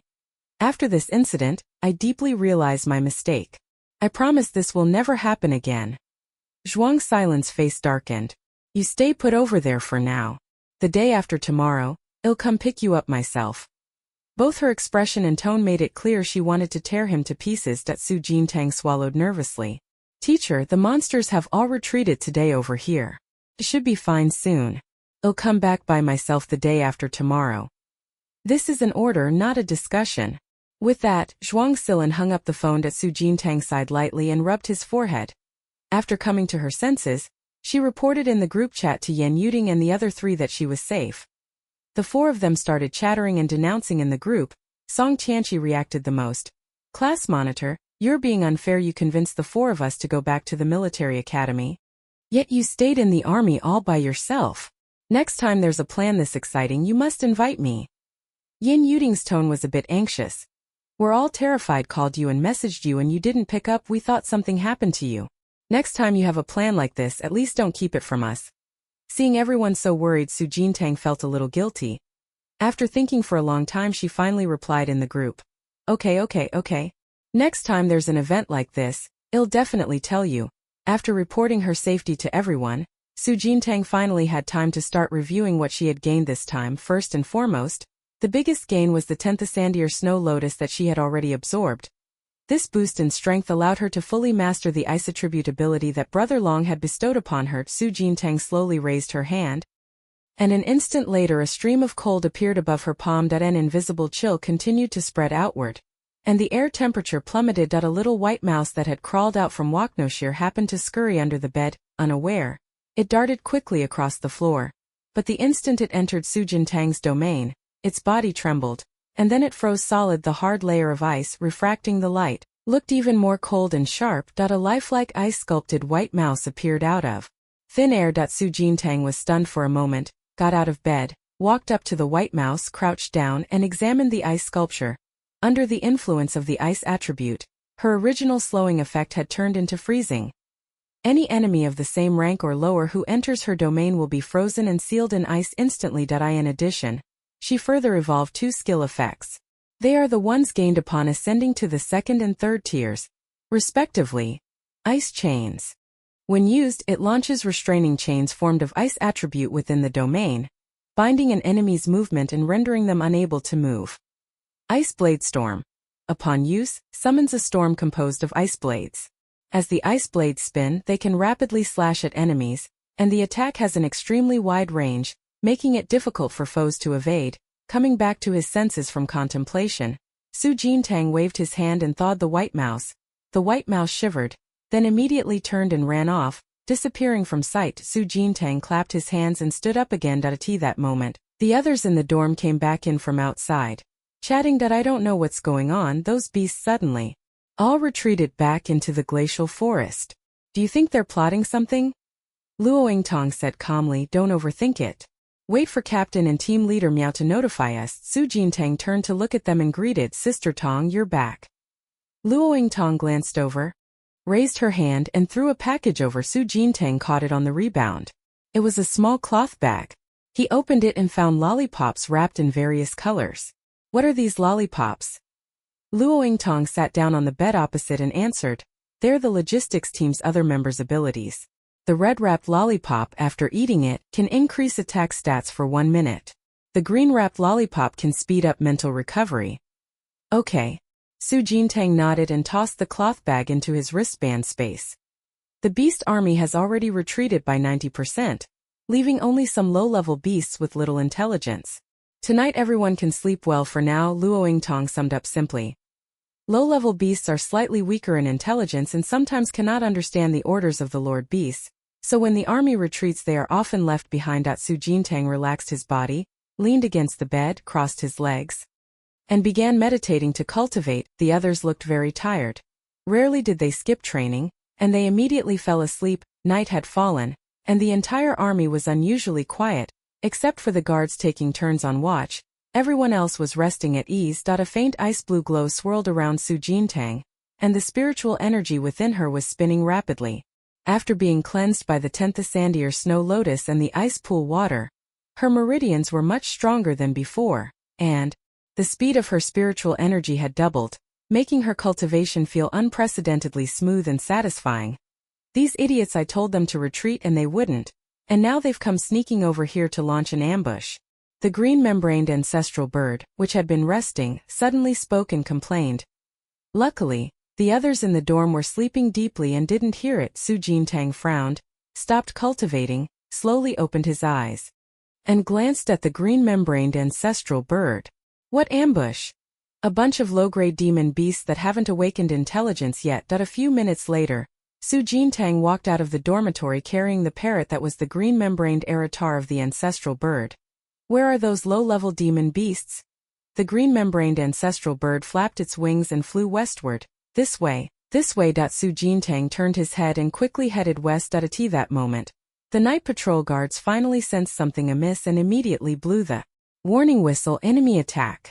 Enemy attack. Seconds later, sharp alarm sounds rang throughout the entire camp.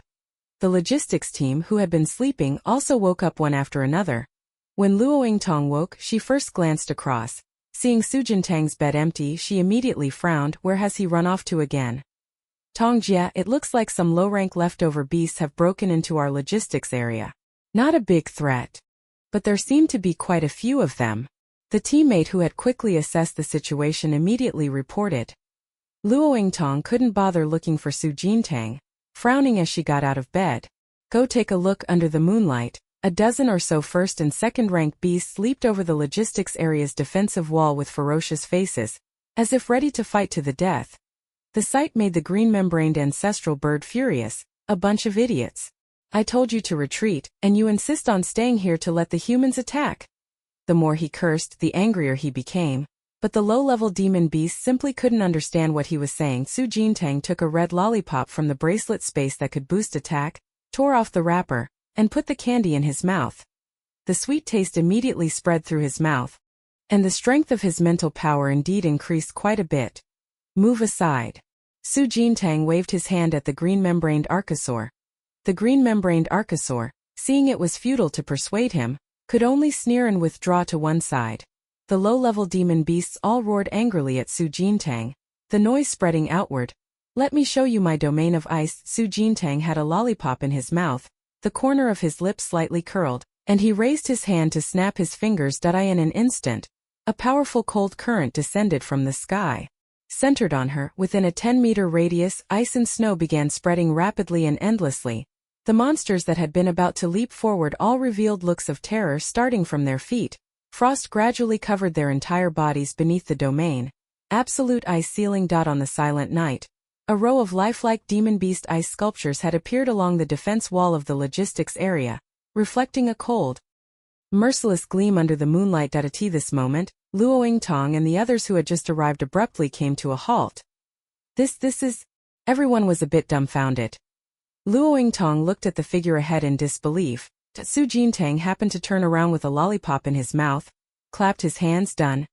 Chapter 64. Did you do this? Luoyingtong asked, staring intently at Jintang.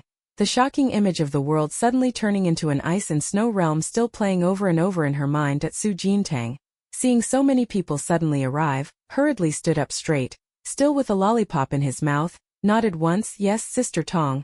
The people behind him stared in surprise at Jintang's slovenly appearance, swallowing their saliva one after another. Aren't you a support ability? Luoyingtong's expression showed some hesitation. Jintang was about to start explaining. At that moment, Miao Ruijia, who had heard the commotion, arrived with another group of people. What's going on? Luoyingtong turned and immediately reported what had just happened. Miao Ruijia's originally wary expression gradually faded. Then a look of shock rose on her face as she slowly turned to Jintang. Your ability. What's happening? Jintang took a deep breath and recounted in full the reason his ability had evolved. A few minutes later, everyone on the scene was dumbfounded. They had heard of ability evolution, but evolving from a support ability to one capable of instantly freezing everything, this gap was truly exaggerated. Did Teacher Zhuang know about this too? Miao Ruijia asked. Jintang nodded. I mentioned it to her before I joined Rectas. Miao Ruijia suddenly sighed regretfully as if thinking of something. What a pity. I thought our logistics team might gain another fierce warrior in the future. Jintang understood her meaning and hastily put on a smile.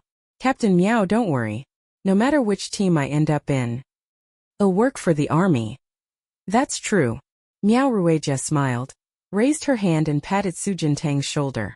Thanks for your hard work tonight. After speaking, she turned to the others behind her. This matter is settled here. Everyone, go back and rest. The green-membraned ancestral bird beside him flapped its wings and flew onto Su Jintang's shoulder. Pretending nothing had happened, Su Jintang walked back to the dormitory with Luo Yingtong. Your teacher Zhuang probably won't arrive until the day after tomorrow. Stay in the military camp these next 2 days. Although the beasts suddenly retreated, they might just as easily attack tomorrow, so don't wander off again. Luo Yingtong admonished. Su Jintang immediately promised. Okay. Luo Yingtong glanced over silently. Go back and rest. The moonlight at the horizon grew even more enchanting, silver rays bathing the land and reflecting one figure after another. Early the next morning, the sun rose. The rampaging beasts retreated en masse, and the border unrest in Sector S was completely quelled.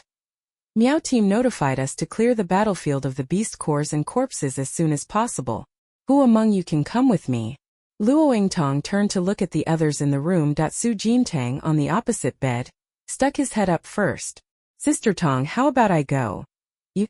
Luo Yingtong had intended to keep him with the army, but remembering how much his strength had surged last night, she changed the words on the tip of her tongue. If you want to come, then come. The others in the dormitory also rose one after another. We'll go together too. The demon beast core must be collected, and some demon beast scales or horn-like parts can be made into magical treasures, so everyone pay extra attention when collecting. After exiting the city gates, Luo Yingtong began to remind them. The carcasses and cores of demon beasts left on the battlefield are also valuable resources, so every time a major battle ends, the army will send people to thoroughly clear the battlefield from end to end. Su Jintang followed at the rear of the main force, holding the dagger had just been given, carefully extracting the core from each demon beast carcass. The smell of blood hung in the air. Su Jintang was fine at first, until she saw with her own eyes a human corpse, mangled and covered in gore. Her hands froze in mid-action. Don't look, go handle the other monster corpses in the back. Luo Yingtong, who had just noticed the scene, walked over and said calmly. She stepped in front of Su Jintang, bent down calmly, and called the others over to help. There's a comrade's corpse here. Let's carry it back together. The atmosphere grew heavy. Su Jintang tightened his fist slightly. A bead of sweat formed in his palm. By the time Luo Yingtong and the others finished handling the body and returned, if you join the military in the future, these things are unavoidable. Luo Yingtong patted Su Jintang on the shoulder. Settle your emotions and then keep collecting the inner cores. We'll try to clear this area before this afternoon. The others were already used to this kind of thing and didn't show much emotional reaction. Su Jintang lowered his head, crouched down, took a deep breath, and the arms that had been trembling violently slowly calmed. She said nothing and turned to continue collecting the inner cores. At that moment, a familiar long whip suddenly lashed out, striking down in front of Su Jintang. Su Jintang frowned and looked up toward the other side. Zhou Yu, his face scarred, stood opposite with several frontline squad members, expression cold as he continuously twirled the long whip in his hand.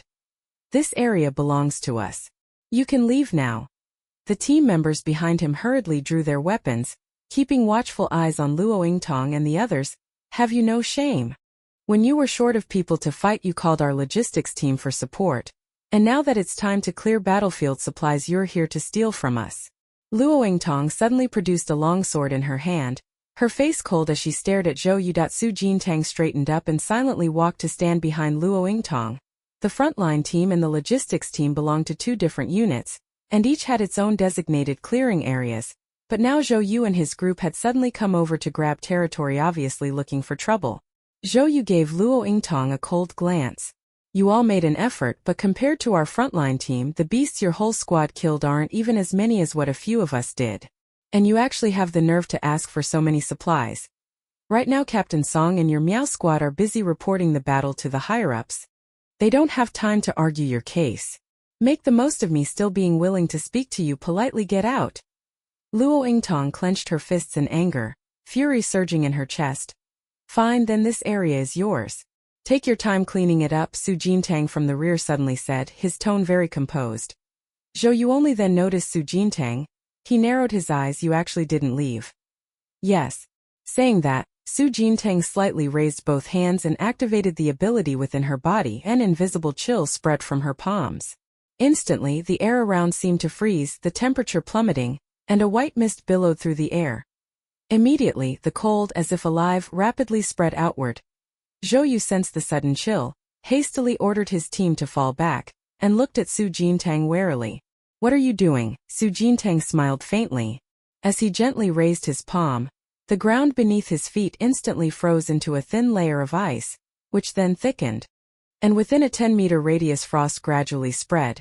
The ice continued to expand until all the monstrous beast corpses in the area were completely frozen, and in the end only Su Jintang remained standing in the frozen world. That Su Jintang applauded approvingly, then turned to look at Luoying Tong. "Sister Tong, I think we might as well let them handle this area. What do you think?" Under Su Jintang's ability to freeze, the nearby stretch of beast corpses had all been frozen solid. To extract a beast's core, one would first have to laboriously break through the ice layer. That task would take days and nights to complete. Luoying Tong smiled and nodded. "True. Then let's be generous and let them have it." Zhou Ye's face fell sharply. He looked up and stared at Su Jintang, gritting his teeth. "Aren't you a support ability?" Su Jintang spread his hands and answered honestly, "Until yesterday, I really was only a support ability." Luoying Tong and several logistics team members behind her were all amused. "Let's go, don't waste time with them."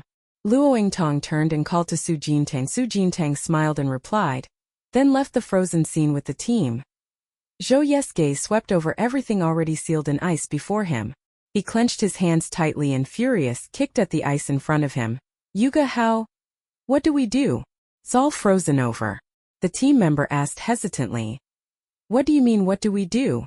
Go find a fire element ability user. Or wait until the ice melts." He kicked the frozen corpse sculpture in front of him and angered. Su Jintang, along with Luoying Tong and the others, were just about to enter the city gate. At that moment, a loud crash suddenly came from behind. As if something had collapsed, Su Jintang turned his head in puzzlement and looked back. Not far outside the border star city of District S was a dense forest. But for some unknown reason almost no demonic beasts lived there. It was like a dead wood. Because of this, the border star city on this side of District S had always been on the edge of the conflict zone. "Tong Jia, what's going on?" Su Jintang asked curiously. Luoying Tong also shook her head. "Not sure, let's go back and report first." Su Jintang and the others quickly returned to the troops to report. This time, Miao Ruijia and Captain Song along with several team leaders were all discussing the matter. The satellite monitoring system indicates that at coordinates 197, 834 within the forest, there appears to be an underground passage.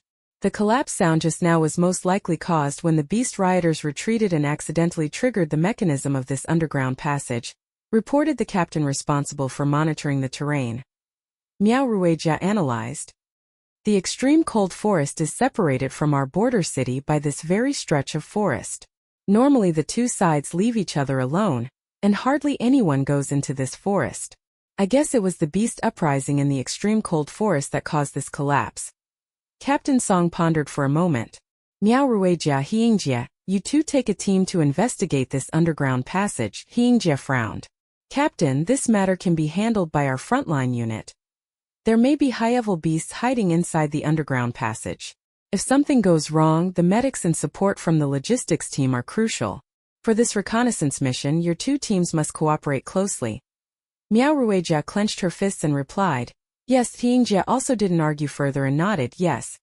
After leaving the barracks, Su Jintang hurried to catch up with Miao Ruijia, smiling broadly. "Captain Miao, take me with you on this reconnaissance mission, will you?" Miao Ruijia stopped, turned her head and glanced at her. "Didn't the captain say there might be high-level monsters hiding in the underground passages?" Su Jintang hurried to explain. "Captain Miao, we just arrived for this internship and haven't gotten to do anything when suddenly a huge battle broke out. It would be such a shame if we went back with nothing gained.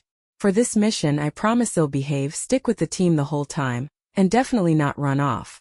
Just let me come along to broaden my horizons." After speaking, she blinked, cupping her hands at her cheeks and wearing an expectant expression. The logistics crew had all seen Su Jintang's strength last night. Anyway, so many people were going together. Taking her along wouldn't be any more or less significant. Thinking this through, Miao Ruijia nodded, her expression turning serious. I can take you, but the underground passage may be very dangerous. Remember to follow orders and everything. Yes. Su Jintang quickly stood up straight and nodded. Before long, except for those injured on the battlefield, most of the logistics team members were called to assemble at the entrance. Su Jintang obediently stood at the end of the line. Zhuangxilin at the front began to speak. For this reconnaissance mission, we'll be operating together with Frontline Team 1. Anything could happen inside the underground passage, so don't fall behind and follow orders. Everyone responded in unison, yes. Su Jintang followed from the rear out of the city gate. The green-membraned ancestral bird perched on her shoulder silently communicated with her telepathically. If I remember correctly, this underground passage should be a tomb left by one of the more powerful big shots among you humans. That a voice suddenly rang out in his mind. Su Jintang realized it was the green film. Archosaur speaking. Oh, you know this underground passage? I only sensed something beneath the ground when I passed through this forest before, but I never went in. Su Jintang asked, so what do these usually contain? Of course tombs contain burial goods. The stronger the person, the more valuable the grave offerings, treasures, high-grade inscriptions, or cultivation manuals and such could all be there. But to protect those items from being taken by outsiders, the tomb owner would set up prohibitions and traps while alive as protection. No wonder Captain Song sent so many people over. Su Jintang moved even more cautiously. After leaving the city and walking along the coordinate axis for a short while, a huge underground passage appeared before them. At the entrance were stone steps leading straight down. Below was pitch black, making it impossible to see what was there. He Ingjie raised his hand to signal the others to stop. Frontline team members, go ahead. Yes. He Ingjie and the others turned on their flashlights, gave a brief instruction, and then led the way into the underground passage. Su Jintang followed behind the main group, turned on the lights together, and stepped onto the stone steps. The stone stair passage was long.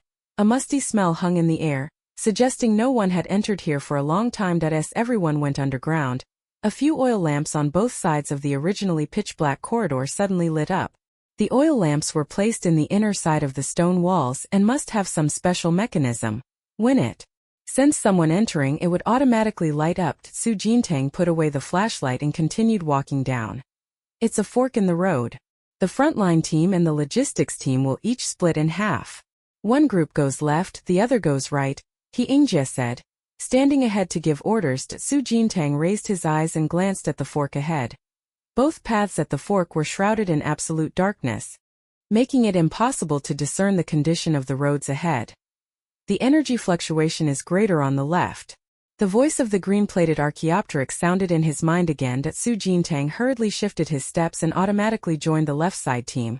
When Luo Yingtong saw that she had joined the left, she followed along as well. She lowered her voice. When we go inside later, be careful. All right. Su Jintang nodded. After splitting into two teams, the dozens of people immediately halved in number. The passage fell very quiet. Apart from footsteps, there was no other sound. This road feels like it never ends. Are the underground tunnels really this big?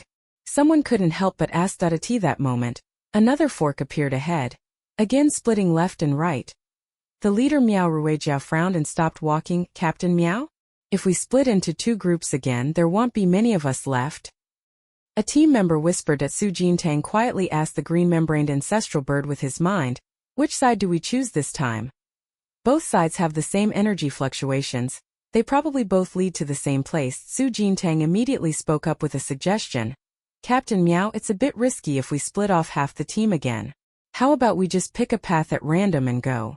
If it's a dead end, we can always come back the way we came. Miao Ruijia pondered for a moment. All right. She lifted her eyes and looked to the left. Then let's choose the left. They turned into the left branch, and the corridor grew even narrower. When I first entered, the corridor was wide enough for 3 people to walk side by side. Now it only allowed one person to pass. Hiss, the sound of a tongue being flicked suddenly rang out, sounding especially clear in the silent corridor. A monster. Miao Ruijia immediately took out her magical machete and looked around warily. Su Jintang also quickly stepped back a few paces. Ahead on the road, dozens of brightly patterned scaled snakes writhed and crawled toward them. Attack! With that command, Miao Ruijia swiftly raised her blade and swung at the scaled snakes. The frontline team members also stepped forward to block, Unleashing their powers to attack, Su Jintang stepped back and leaned against the rock wall, quietly raising his hand. Cold gathered at his fingertips as freezing power quickly spread toward the escaped snakes at his feet. In less than 2 minutes, the scaled snakes were dealt with one after another. That moment, a tremor like the heavens and earth shifting came up from beneath their feet. Su Jintang braced himself against the rock wall as his body began to sway with the shaking ground. "There's a trap. Everyone be careful," Miao Ruijia immediately warned. When the words fell, several concealed doors suddenly appeared on the stone walls on both sides. Before Su Jintang could react, the nearest hidden door automatically opened and instantly pulled her inside from the stone wall. Her vision went pitch black. Su Jintang snapped back to herself and immediately took out a flashlight and turned it on. "Everyone be careful, I think we've been pulled into a trap," warned a logistics team member who had been pulled in along with the others through several hidden doors. After everyone turned on their lights, the light spread out and the condition ahead in the corridor became clear. A gilded Zun-style deity statue, fully 3 meters tall, sat at the forefront of the stone-walled cavern. His posture was serene, and a few traces of composure showed in his brows and eyes. "This is..." Several members of the logistics team hesitated as they examined the statue before them. Su Jintang frowned slightly, sensing something amiss, and was about to speak up. A streak of golden light suddenly appeared in the corridor. The statue, which had previously looked kindly with closed eyes, had opened its eyes, and the golden light shot forth from its pupils. "Get down. Don't let the golden light hit you," Su Jintang shouted hastily. Several logistics team members darted aside to avoid the golden light. Su Jintang raised his hand, a chill gathering in his palm. The freezing power instantly enveloped the entire statue, encasing it in a hard layer of ice, but the beam of golden light still swept about randomly, undisturbed. The ground where the golden light passed looked as if scorched by intense heat, leaving a patch of ashes. One can imagine the kind of destruction a person would suffer if swept by that golden light. This statue's power must be at least 6th tier. Among those of you caught in the mechanism, there's no one who can deal with its presence. Do you need me to intervene?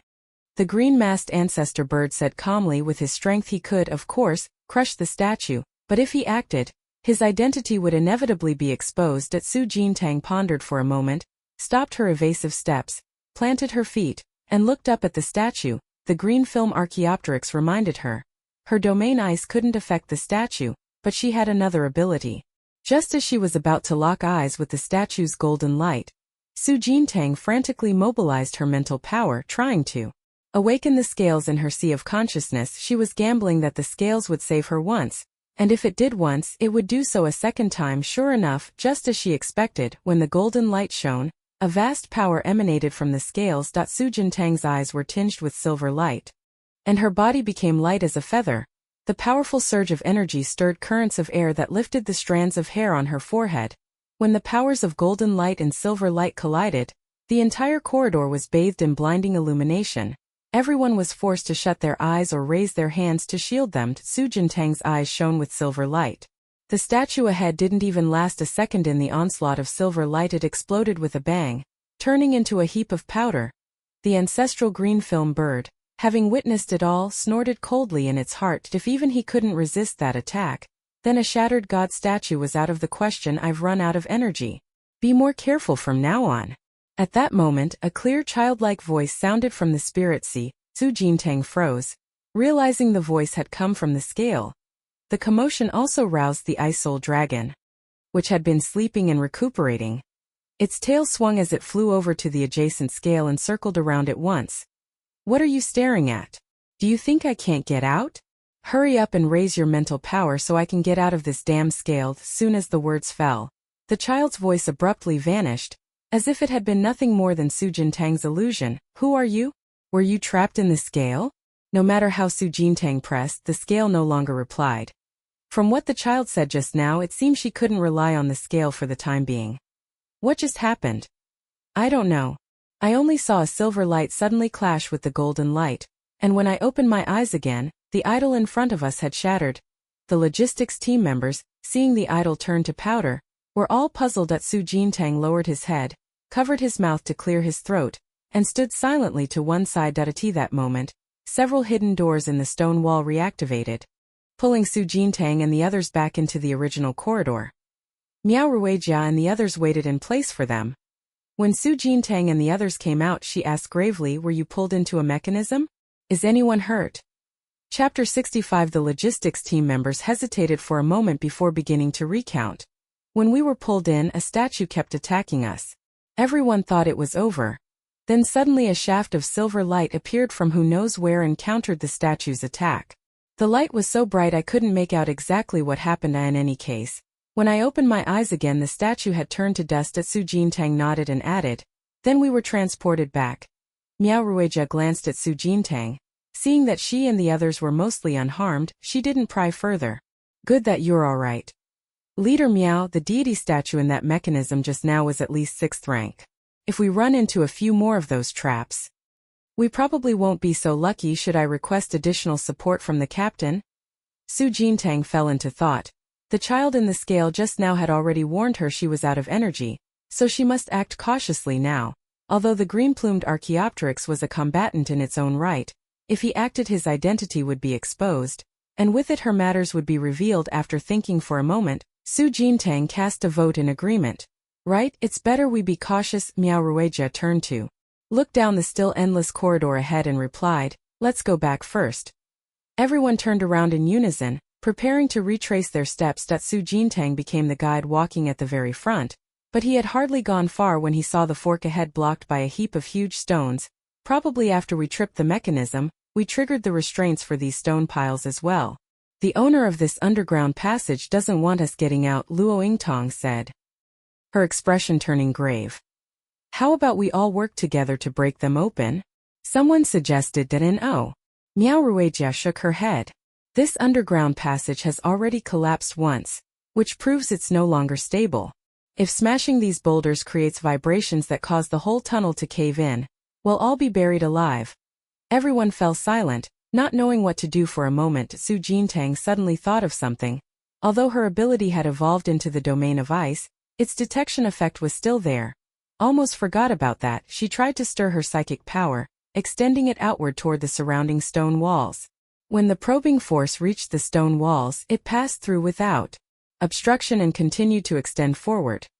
Using all of her peak 3rd-tier psychic power for the probing effect was enough for her to scan everything within a 20-meter radius. Soon, most of the underground passage map appeared clearly in Su Jintang's mind. The entire tunnel was a square, with the main hall in the very center surrounded by 3 deity statues that were mechanisms. Various hidden mechanism chambers were scattered around the periphery. The path that Su Jintang and the others were on was currently at the outermost edge. "Captain Miao, I know the way," Su Jintang said immediately after confirming the layout and route. Miao Ruijia shifted her gaze to her. "Do you know the way?" Su Jintang nodded. "My ability has a domain detection effect. After reaching the peak of the 3rd tier, the range I can detect expanded. I can detect things within a 20-meter radius, even through stone walls." A hint of surprise appeared in Luo Yingtang's eyes. "You can penetrate stone and detect situations in other places?" Su Jintang answered. "Yes. From here I can just detect the situation in the central hall. I feel there might be a mechanism in that hall leading outside. We might as well go and take a look." The logistics team members also looked over in surprise. Miao Ruijia pondered for a moment, and a trace of solemnity appeared in her eyes. "Alright, so how do we proceed from here? You lead the way." Su Jintang, who had been at the rear of the team, moved to the front. After activating the domain detection, she put away the flashlight and continued forward. Soon, everyone turned back and returned to the mechanism that had just been triggered on the statue. Su Jintang raised her hand, signaling everyone to stop. She took a few attack runes from the bracelet space and fired them at the stone walls on both sides. The statue mechanism activated again, and the familiar hidden door emerged. But everyone was now standing outside the mechanism area. The door couldn't pull anyone in and automatically closed. Su Jintang made a forward gesture and quickly led the team through the passage, with the detection effect active. Any hidden trapdoors or secret mechanisms ahead would be noticed by Su Jintang in advance, with the green-membraned Archaeopteryx prompting alongside. The group soon passed through the outer corridor smoothly and entered the central hall. The hall was brightly lit. At the very center sat a crystal coffin, surrounded by densely packed burial chambers. Oil lamps hung on the stone walls on either side, their flames ever burning. giving the place a calm and peaceful atmosphere. "This is the main tomb chamber?" someone said hesitantly. When they came in, everyone had guessed that this underground passage might be the tomb of a powerful esper. And seeing the coffin confirmed that guess. Miao Ruijia nodded.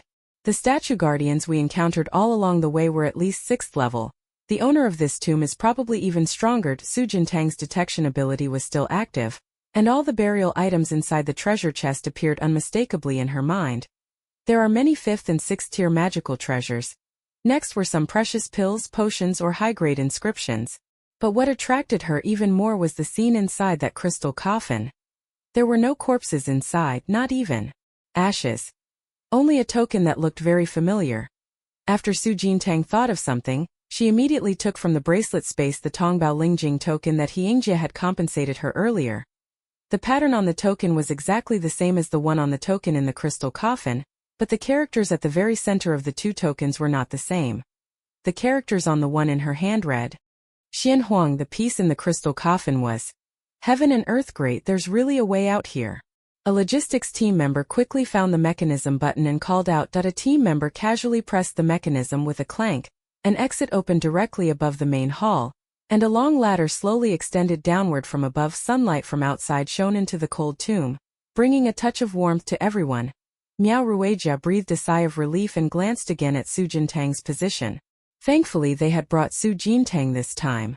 Otherwise their whole team probably would have been wiped out here. "All right, everyone, hurry and get out.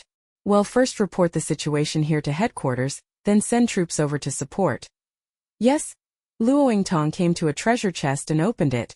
The magical treasures and pills inside immediately came into view. "Team leader Miao, there are quite a few of these chests.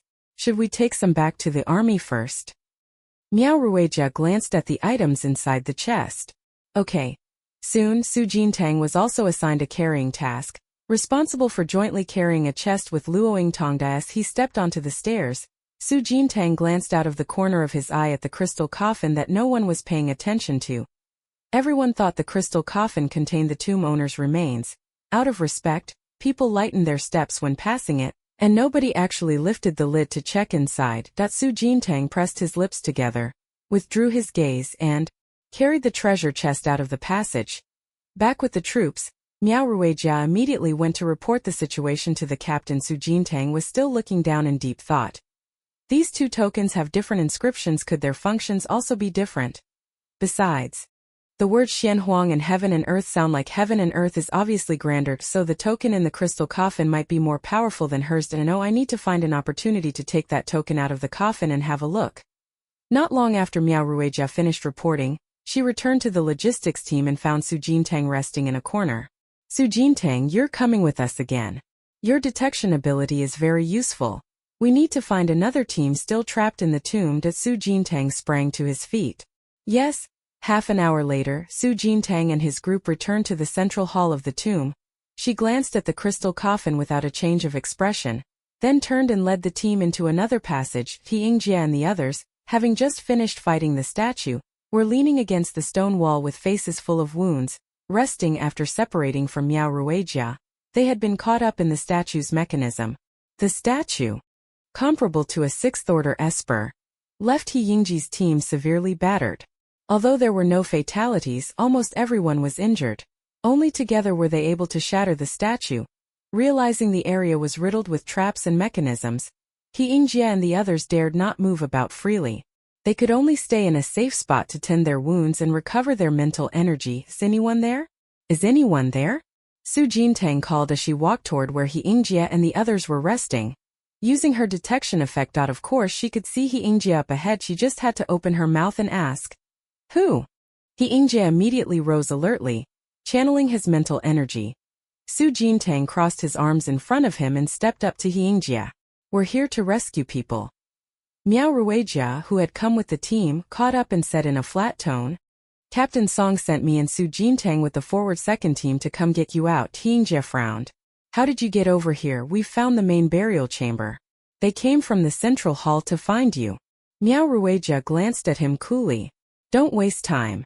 Let's go." Yingjie's expression worsened. He had assumed Miao Ruijia's team would be stuck and waiting for rescue like theirs, But instead the ones coming to save them now were the people across from them. Su Jintang continue leading the team. Miao Ruijia looked toward Su Jintang at her side. All right, Su Jintang turned and walked to the front of the team, activating her detection ability and preparing to retrace their steps. Seeing this, Yingjie frowned even more tightly and voiced his objection. Wait, you actually let a military academy student lead the team? Miao Ruijia glanced at him casually. If our team can get out safely, it's all thanks to Su Jintang's detection ability. If you don't want her to lead, then stay here and keep fighting the statue. I have no objection anyway. Su Jintang ahead also turned his head and sized Yingjie up. Still going to leave or not?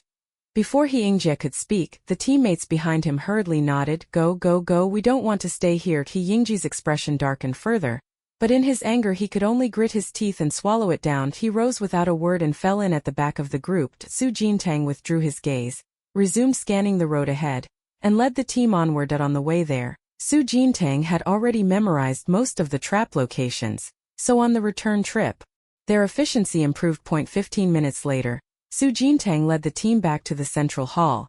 Seeing the exit that led out to the tunnel, the few members at the front of the team all breathed a sigh of relief. Miao Ruijia's gaze swept over Yingjie. When you leave, remember to carry away the remaining treasure chests. We helped rescue you. The least you can do is help a bit, Yingjie answered with a sullen face. Got it. He raised his hand and made a gesture to the team behind him. Move the boxes. The task of hauling the treasure chests was huge, and Miao Ruijia and the others joined in at that moment. No one noticed Su Jintang quietly slip into one of the passageways. When Miao Ruijia carried the box out and couldn't find Su Jintang's figure, she asked casually, "Did any of you see Su Jintang?" Someone guessed in reply, "Probably already. Taken the treasure chest back to the army." Miao Ruijia withdrew her gaze, didn't think any more of it, and carried the box out the exit. It wasn't long before the people in the central hall gradually left. Su Jintang quickly hurried out from the corridor, reached the crystal coffin, and forcefully pushed open the coffin lid. The token bearing the two characters Tandi was revealed inside. After making sure no one around had noticed, Su Jintang bent down, picked up the token, and swiftly closed the coffin lid. The instant the coffin lid shut, a trembling sensation as if heaven and earth were shaking suddenly swept through the entire tomb. Su Jintang realized something was wrong and hurriedly climbed the exit steps, taking 2 or 3 running strides before bursting out of the tomb. Just as his feet safely hit the ground, there was a deafening rumble as the entire tomb collapsed behind him in an instant. The original passageway was completely blocked by rubble, burying the interior. Su Jintang swallowed nervously and quickly turned to flee the scene. The second collapse of the tomb was even louder, and the noise soon spread through the army. It collapsed again as expected. Fortunately, we moved the goods in time and got all the treasure chests out. There weren't any major casualties this time, Luoyingtong said with relief. Miao Ruijia nodded, then remembered someone and asked, where did Su Jintang run off to this time? Right here, right here. Su Jintang, who had just returned, hurriedly raised his hand and replied. Miao Ruijia praised him. You were a big help today.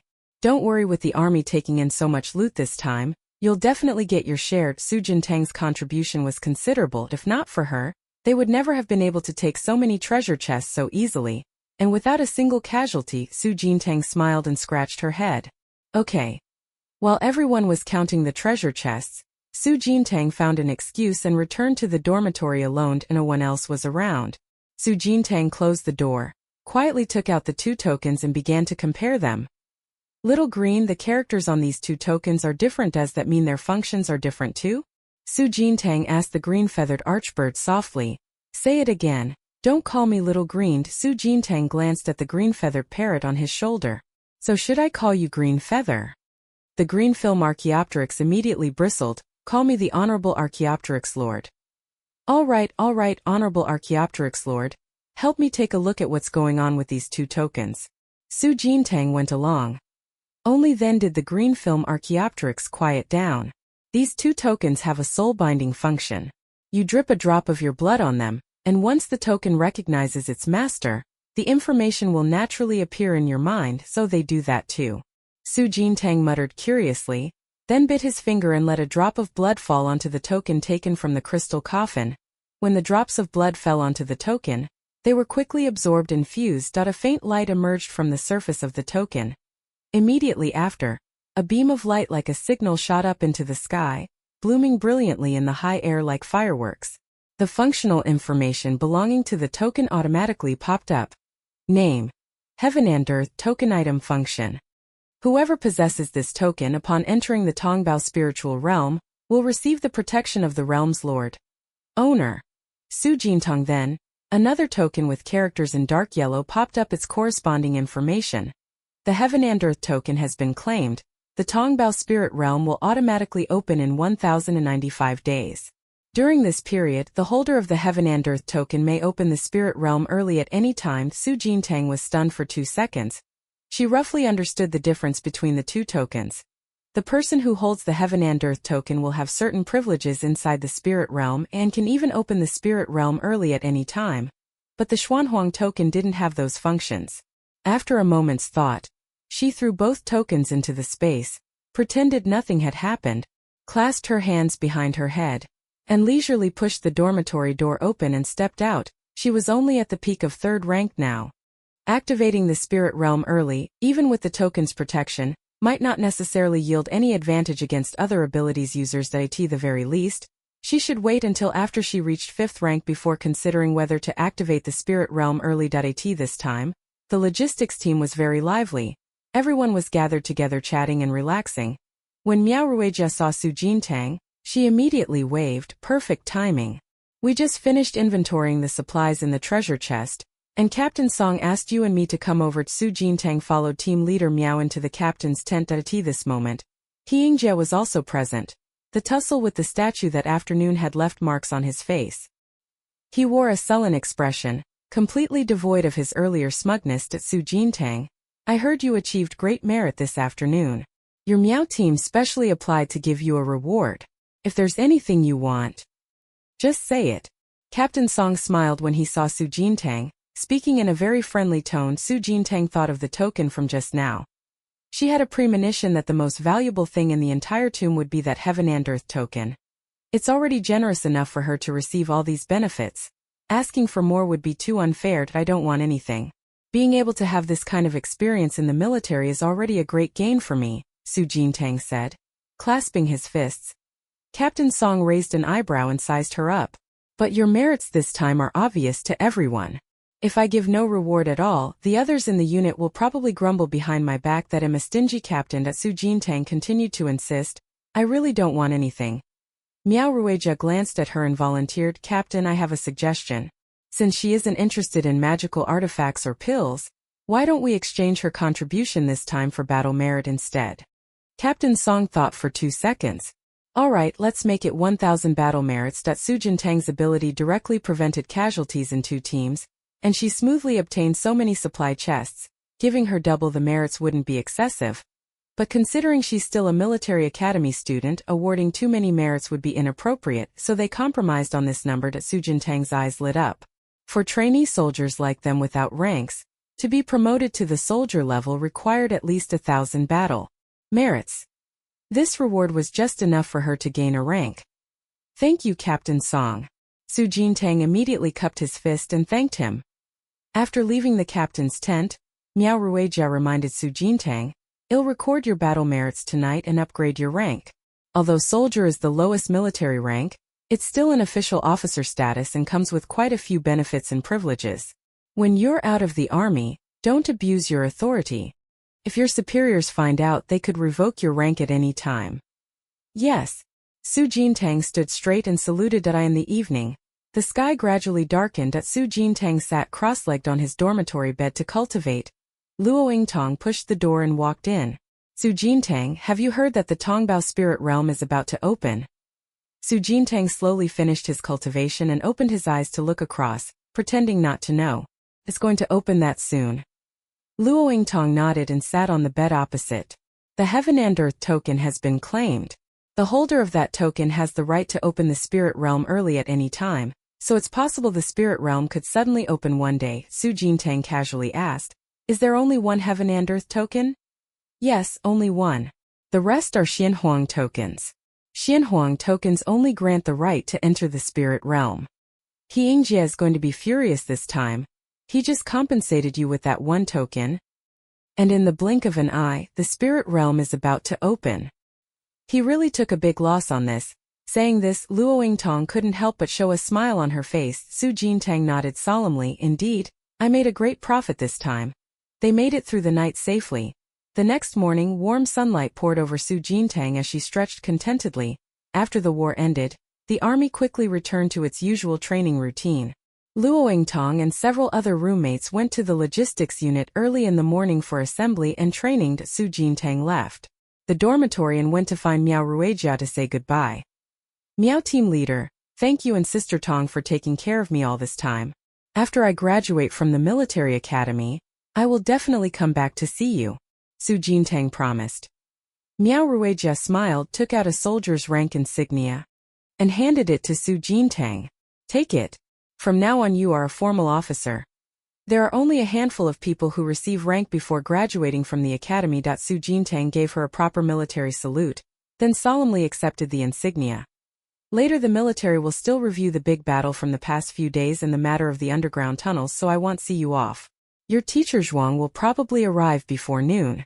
Think about how you're going to explain leaving the troops behind this time. Miao Ruijia smiled and lightly patted her shoulder. Su Jintang's smile froze instantly.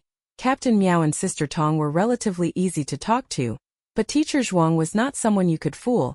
After giving her instructions, Miao Ruijia turned and left. Su Jintang withdrew her gaze, took a deep breath, and began preparing to welcome teacher Zhuang.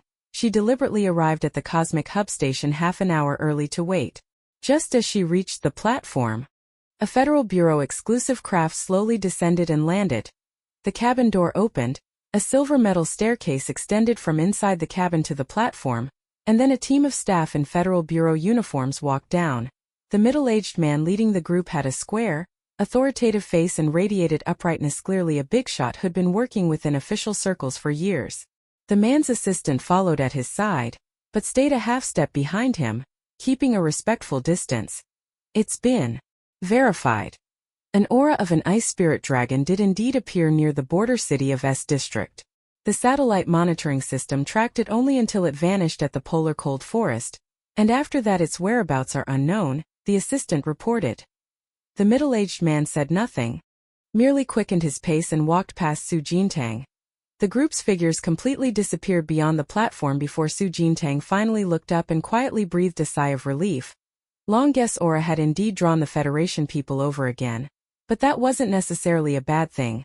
Now everyone probably believed Long Gu was still alive, so they'd be even less likely to suspect her. Su Jintang straightened his collar, stood up again, and waited for teacher Zhuang to arrive. Before long, another aircraft landed and reached the platform. The cabin door opened slowly, and this time what came out was Zhuang Silin, looking very ill-tempered. Chapter 66. Sensing teacher Zhuang's bad mood, Su Jintang swallowed and quickly stepped forward, obediently admitting his mistake. Teacher Zhuang, I was wrong. Zhuang Silin stared at her with a somber face. Cut the act. You sneaked into the army alone. You know how dangerous it is here. Su Jintang continued to apologize. It's all my fault. Seeing her sincere attitude, Zhuang Silin crossed her arms and changed the subject. I heard from Captain Miao that your ability has already finished evolving. Yes, and I even broke through to the peak of 3rd tier in one go. Su Jintang lifted her head, her face full of anticipation for praise. Zhuang Silin glanced at her. We'll talk about it later. Get on the aircraft first. Sensing that teacher Zhuang wasn't so angry anymore, Su Jintang's mouth lifted, and she hurriedly nodded. Okay. After entering the cabin, the medical staff first used an ability to Jiechu Shenyan on Su Jintang. Then, Zhuang Silin called her into a private rest suite. Come, use your ability on me. Zhuang Silin turned around. Su Jintang knew she wanted to test how much his strength had improved. After rising to the peak of Tier 3, she could now fully control the domain of ice and ensure Brother Long's aura would not be exposed. This time she finally didn't have to hide anymore. She raised both hands and slowly activated her ability. In an instant, cold air appeared around her, biting wind whipping up, and a vivid shade of blue flashed in her eyes. Chains of ice. Thick ice chains shot out swiftly from her palm, extending to attack Zhuang Silin. The ice chains were formed from interlocking diamond-like links, sturdy and solid, continuously radiating cold to the surroundings. Zhuang Silin did not dodge, allowing the ice chains to bind her. Her hands and feet were bound by ice chains one after another.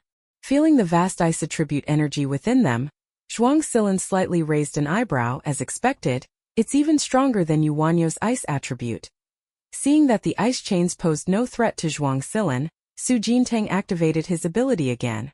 Mobilizing his entire mental power to ignite Ida in the blink of an eye, a powerful ice blade storm appeared in front of him. A vortex of storm 5 meters high whipped the objects in the room into chaotic flight. The circling ice blades glinted faintly as they mercilessly lunged at Zhuang Silan. Not bad, it really has improved a lot. Zhuang Silan waved her hand, and the irresistibly powerful ice blade storm vanished in an instant. This ice blade storm's area damage is even stronger than a typical 4th-tier attack. Seeing Teacher Zhuang effortlessly dispel his full-strength assault, Su Jintang looked down at his palm. Even after becoming so much stronger, he still had no resistance at all against a peak 7th-tier powerhouse. Really? You actually want to fight me? Zhuang Silan sat down on the opposite sofa, raising an eyebrow as she sized up Su Jintang. Su Jintang chuckled awkwardly. Then I guess I'd have to train for another 8 or 9 years. Considering how much you improved this time, I won't hold your secretly staying in the military against you. But when you go back, your experimental class still has a match to play. Zhuang Silan poured a cup of tea, lifted it, and took a small sip. Su Jintang sat opposite her and looked up, asking, "Is it the challenge match with Senior Gu Nianwei and the others?" Not exactly. Besides the experimental class, the military academy recently formed another 5-person squad. Since Wan Yao is the captain, the other 4 members are Maguang, Wei Zixuan, Yan Zitao, and Qin Shushua. The teacher in charge of leading their squad told me that the overall strength of these 5 is also pretty good. So the academy leaders want your 2 teams to have a friendly match to see which team is stronger overall. Saying this, Zhuang Silan put down her teacup.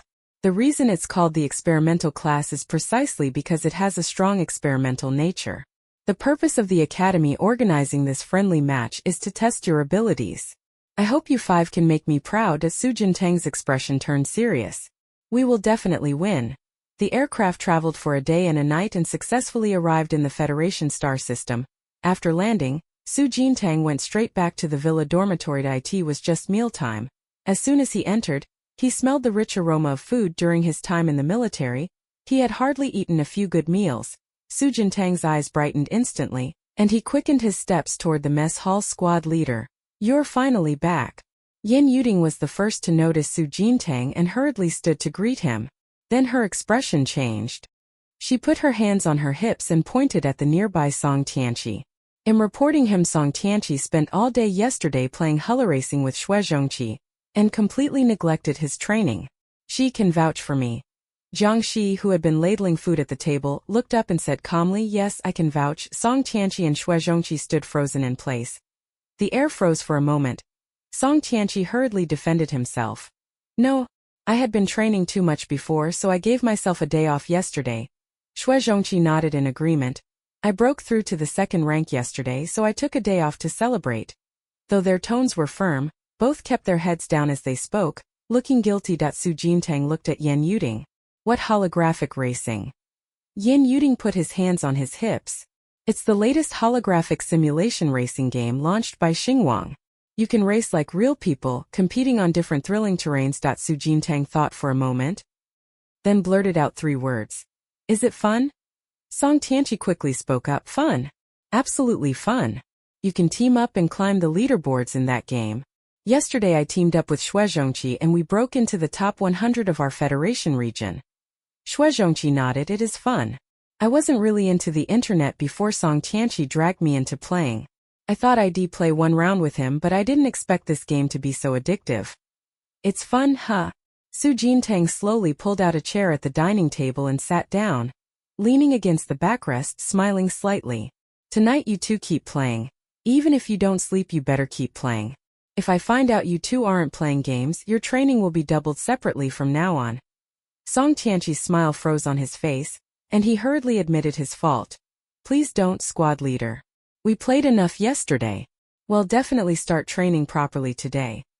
The corner of Xue Zhongqi's mouth twitched, knowing he was in the wrong. He said nothing more. Su Jintang changed his sitting position and relayed the news that they were about to play a friendly match against Yuan Yao and the others. This friendly match is an internal assessment by the military academy leadership for the experimental class. You can see many people have high expectations of us, so these kinds of assessments will certainly only increase in the future. It's fine to relax occasionally, but we must ensure it doesn't interfere with our training rhythm. Song Qianqi, who had been joking and playing moments before, composed his expression and nodded seriously. Understood. Xue Zhongqi leaned back on the sofa and shook his folding fan. Don't worry. Training definitely won't be neglected. I don't want to be kicked out of the experimental class one day for dragging everyone down. Let's eat first. Then we'll talk about how to deal with Wan Yao and the others. Afterward, Su Jintang turned around, his gaze sweeping over the dishes on the dining table. The food was still steaming. Su Jintang stood up to get a bowl of rice, and after sitting down he began to eat voraciously. Squad leader, it was really too dangerous for you to stay behind alone this time. Next time, why don't you have us come along? Yin Yuding said as he ate. Su Jintang nodded. I'll definitely have you come along next time. Xue Zhongqi held his rice bowl and glanced over curiously. I heard you went into the tomb with the military? Wasn't that exciting? Not really, but overall it was pretty dangerous. If you want to try it, at least raise your mental power to level 6 first, Su Jintang answered truthfully. When they encountered the statue's mechanism, if not for the Libra, that whole team might well have been buried in the tomb. By the way, Su Jintang looked up at Xue Zhongqi. After you advanced to rank 2, what effect did the evolved skill have? Mentioning this, Xue Zhongqi wore a smug expression. My second ability is Soul Brand. After using it, I can imprint a soul mark on an enemy target. For 1 minute after I lock onto an enemy, their spiritual power will deplete twice as fast, and their attack damage will be reduced by 10%. Su Jintang looked at him in surprise. Your power really is getting more and more vicious. Right? This ability is disgusting. When he used me to practice this ability, my spiritual power was almost drained. Song Qianqi immediately chimed in. After the meal, everyone cleared the bowls and chopsticks and went to the conference room to discuss tactics. Su Jintang stood at the head of the conference table, hands pressing on the edge of the table. Teacher Zhuang didn't tell me the exact time of the friendly match, but it's probably this week. Over the next few days we need to rehearse our cooperation again. Also, I need to confirm my new abilities with everyone. My current mental power level is peak rank 3, and I've also gained 2 new skill effects. One is Ice Chains, whose main effect is to bind enemies, and it comes with some ice attribute attack damage. The other is Ice Blade Storm, which is an area attack. The conference room fell silent for a moment. Am I hearing things? Song Qianqi dug at his ear, looking around at Yin Yuding and the other two with a baffled expression. Yin Yuding also asked, in a daze, peak of 3rd rank? The class monitor had been in the army for less than a week in total, right? In the blink of an eye, coming back and leaping 2 ranks? Xue Zhongqi and Jiang Shi also hesitantly shot glances. Su Jintang nodded. That's right. This is a long story, so I won't go into details. In short, I am indeed at the peak of 3rd rank now. Counting the new skill Xue Zhongqi and Yuding gained after rising to 2nd rank, the overall strength of our experimental class has improved considerably compared to before. I suggest we hold a practice scrimmage later to see how much everyone has improved during this time. Wait, Banzhang. Yin Yuding raised his hand to interrupt her. Isn't your ability domain slowing? Why are the extra skill effects all ice-based? Song Qianqi and Jiang Shi wore the same expression as she did. The 3 of them had no idea Su Jintang's ability had evolved. The only one who knew, Xue Zhongqi, sat up straight and cleared his throat. Banzhang's ability has always had the potential to evolve. When Teacher Zhuang selected us for the experimental class, I heard them mention this. Yin Yuding's pupils trembled. She should have said it. The class president's combat power was so fierce. There was no way she was just a simple support. Song Qianqi and Jiang Shi were also momentarily stunned, but the two seemed accustomed to unexpected situations involving Su Jintang and soon calmed down. Song Qianqi asked with a smile, so class monitor, your ability now is ice. Su Jintang smiled faintly and replied, it's the ice of the domain. A simple ice-type ability and the ice of the domain are 2 completely different concepts. Song Qianqi looked moved. From now on the class monitor hit harder. We really can't slack off and be lazy anymore. 4. The upcoming sparring match will do 2v3. To be fair, teams will be decided by drawing lots. Su Jintang quickly took a box from beside him and put 3 attack sigils and 2 defense sigils into it. Those who draw the same type of sigil form a team. Who wants to go first? Su Jintang's gaze swept over the fort. Yan Yuding stepped forward first and casually drew a sigil from the box. It's an attack sigil. So it'll be on the 3-person team. Then the others stepped forward one after another to draw lots. Half a minute later, the group assignments were announced. Pair, Su Jintang Jiangxi Trio, Song Tianqi, Yan Yuding and Shui Zhongqi. Song Tianqi immediately gave up and complained tearfully. One of you is at the peak of rank 3, another at rank 4. How are the 3 of us supposed to fight? Yan Yuding held his forehead, saying firmly, there's definitely something fishy about this draw. Let's do it again. We already agreed we can't go back on it. And if we draw again, if she and I end up in the 3-person group, wouldn't that be even worse for you? Su Jintang replied. Shui Zhongqi stood up and resigned himself. Yeah, another round might not lead to a better grouping than what we have now. That sparring match officially begins. Su Jintang smiled faintly. Soon, the 5 of them went downstairs to the arena training area and activated the safety force field. The battle was about to erupt. A chill formed in the palm of Su Jintang's hand. Then the ice spread rapidly from beneath her feet in all directions. Song Tianqi shouted loudly, flame tongue breath. The phantom of the vermilion bird slowly materialized behind him. The vermilion bird opened its wings and directly unleashed a wave of flames toward the ice. Under the scorching heat, the ice spread more slowly, and a wisp of white smoke rose above it. Su Jintang continued to mobilize his psychic power. Hard chains of ice shot up rapidly from the ground, coiling toward Song Tianqi. At that moment, an invisible weakening force descended upon her. It is Shui Zhongqi's soul imprint. After locking onto an enemy target, for 1 minute the target's psychic energy depletion rate is doubled. Su Jintang surveyed the situation within her sea of consciousness. The mental consumption had indeed sped up, but her sea of consciousness was twice that of others, so this amount of consumption was nothing. The 10% reduction in attack damage didn't affect her much. She ignored it and charged at Song Tianqi again. On the other side, Jiangxi eliminated Yan Yuding at once. When Yan Yuding was flung out of the ring, he tossed several slices of toast to Shui Zhongqi and the others. Song Tianqi took the toast and quickly shoved it into his mouth. At this moment Su Jintang had already rushed to the front. He quickly retreated and nimbly turned to run toward the other side of the ring. Su Jintang did not slow down. He raised his hand and manipulated the ice chains to continue the pursuit. The ice chains shot toward Song Tianqi. Unable to dodge in time, his feet were entangled by the chains. Su Jintang's mouth curved slightly. He raised his hand and gave a tug. The ice chains tightened quickly, violently dragging Song Tianqi backward. Song Tianqi stumbled and fell to the ground. He planted his hands on the ground, rolled over swiftly, raised his hand and summoned the vermilion bird token. Crimson flame burst. 9 streams of crimson flame rapidly coalesced into a single fireball and charged forward. Su Jintang lightly stepped back, powerful ice-aligned energy crazily condensing in her palms. As the fireball approached, she raised both hands, her eyes reflecting the afterimage of an icy blade storm. The next second, a whirlpool of ice blades from the fierce storm manifested out of thin air and collided with the incoming fireball. An invisible surge of power rippled outward. Yan Yuding, who had already stepped off the arena, stood with his mouth slightly open, watching the intense battle unfolding on the platform. The class monitor's close combat ability had already been terrifying, and after her ability evolved, the only way to describe her was as perverted. The training sparring match ended before it even lasted 3 minutes. The result was unsurprising. Su Jintang and his partner won decisively. Song Tianqi pushed himself up with both hands, sat on the ring and brushed the dust off his body. There was absolutely no chance of winning. Shui Zhongqi remained silent. His life-sharing could only be given to one person, and it lasted only a minute. Once that time was exceeded, either Su Jintang or Jiangxi could immediately eliminate him. The only one with any combat ability, Song Tianqi, was completely outclassed in spirit power level by the opponents. The trio had no chance to resist. Su Jintang clapped his hands and casually jumped off the arena.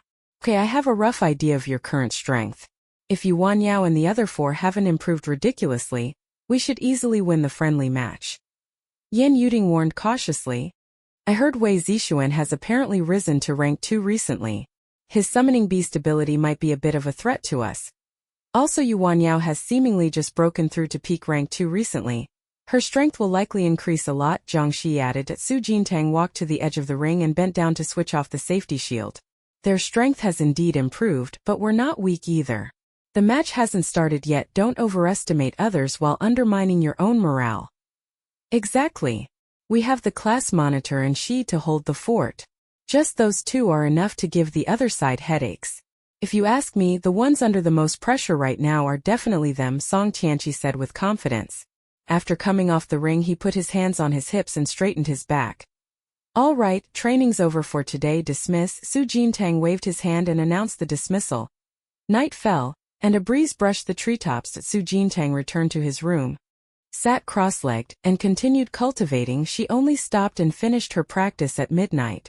She went back to the bedroom, leaned against the bed, logged into the military academy's internal forum, and saw many people discussing that Ingguang Military Academy would come to their academy for a friendly match and exchange soon. User 02837. Ingguang Military Academy actually took the initiative to come spar with us this year? Did they recruit some potential geniuses during admissions? Rekda's 1st Regiment. I heard their recruitment this year was pretty good. They picked up several second-tier prodigies. But they're definitely still not as formidable as our military academy. Don't want to cultivate. I heard they're acting particularly arrogant. They've already beaten 2 of the 5 major military academies. They say challenging the other academies is no longer interesting and they want to come directly challenge us. User 08344. Did the first-year underclassmen see this post? Don't slack off, start training quickly, and smash Silverlight Military Academy. Silverlight Military Academy is not one of the 5 major academies. It is a top-ranked school among the first-class military academies, and past years their name wasn't really heard much.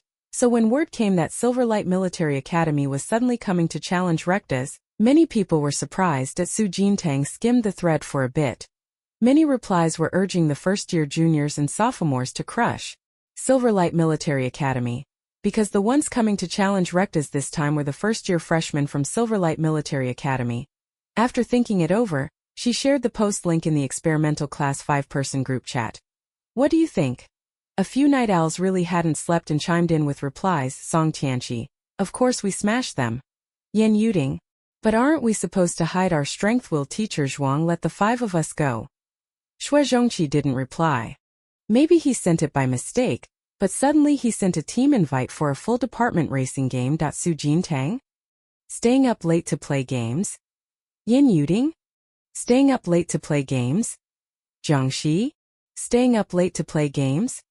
3 consecutive questions. Song Tianqi was silent for a moment, then quietly copied and pasted. Staying up late to play games?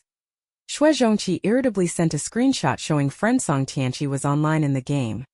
Song Tianqi, you have the nerve to call me out? Aren't you playing too? Song Tianqi. Going to sleep, good night everyone. Su Jintang gave a light laugh, didn't press the matter further, left the group chat, logged into the engraver's intranet, and began studying array pattern-related material. And the blink of an eye, 2 days passed at dawn as the sun rose. After finishing his cultivation, Su Jintang received a message from Yuan. So you 5 went on a special mission to train separately. Su Jintang paused, pretended ignorance and replied, what? Yuan, ya don't pretend with me. Didn't the school leaders organize a match between us and you? Teacher Zhuang told us everything about the experimental class. Su Jintang scratched his head and replied, oh that. Then that's true. It's not that we wanted to hide it. Teacher Zhuang forbade why Yuan Yao sent a sticker saying you're done. I heard the school leaders will be watching the match. If you lose this friendly game, the punishment should be severe, right? Su Jintang replied with a smile. So, how about you go easy on us? If you can't even beat us, then your experimental class has no reason to exist. We won't hold back. Su Jintang replied with an emoji of tears streaming down his face. Why Yuan Yao didn't reply. She probably went to practice extra. Su Jintang put away the communicator, got out of bed and left the room, and went down the stairs to the first floor. Breakfast was already laid out on the table. Su Jintang walked over and casually took a cup of Zwelinko juice. Class monitor Wei Zixuan sent me a message early this morning saying he wants to break off our friendship, and he's already blocked you, Yan Yuding said as he walked over from across the room. Su Jintang. Why would he block me? Yan Yuding gave an awkward laugh. They say we hid the establishment of the experimental class from him and hurt his feelings. In this friendly match they're going to beat the 5 of us to a pulp. Su Jintang rolled his wrists and said coldly, tell him to bring me back, or in this showdown I'll be the first to smash him.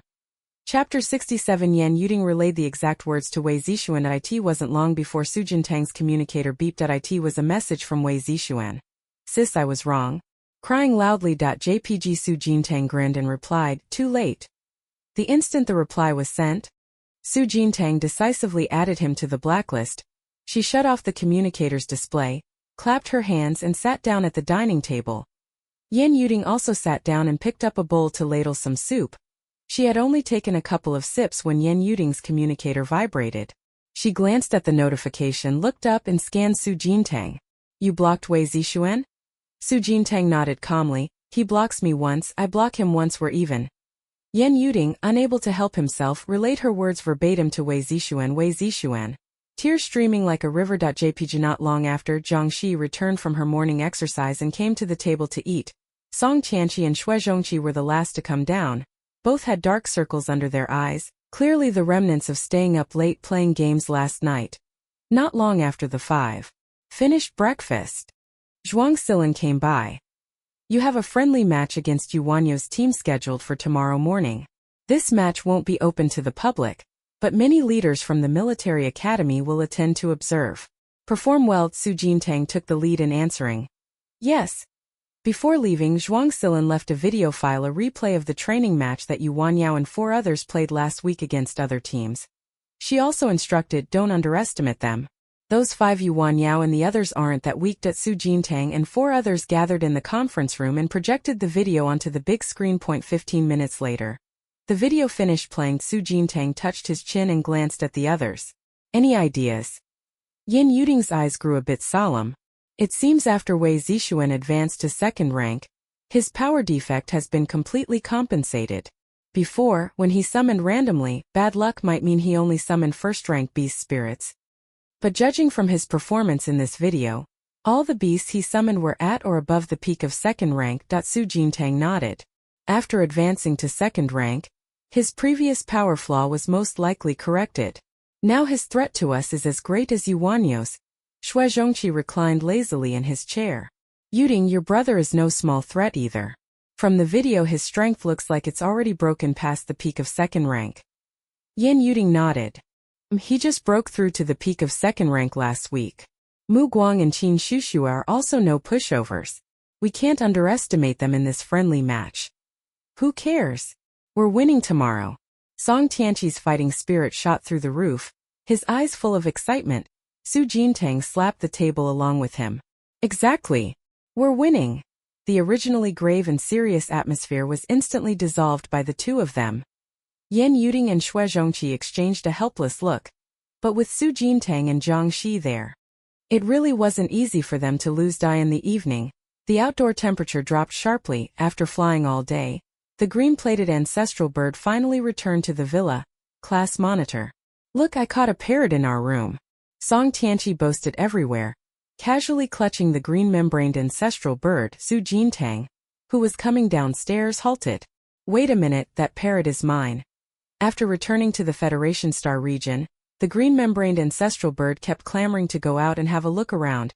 Since there was a contract anyway, Su Jintang didn't have to worry about it causing trouble, so he let it go. I didn't expect him to be gone for a whole day and night, returning so late. Song Tianqi was stunned for a moment, hesitantly eyeing the green-feathered parrot in his hands. I thought it was a free-range parrot. Idiot! Idiot, let me go! The green-membraned ancestral bird screamed in anger. Song Tianqi was even more astonished. It can actually talk. This parrot is so spirited. The green-membraned Archaeopteryx that had been released quickly spread its wings and flew back to Su Jintang's shoulder. How terrifying! That man actually tried to lock him in a cage just now. Su Jintang explained, I brought him back from the military before. He's my contracted beast now, so don't mess with him. He has a bad temper. Song Tianqi waved his hand.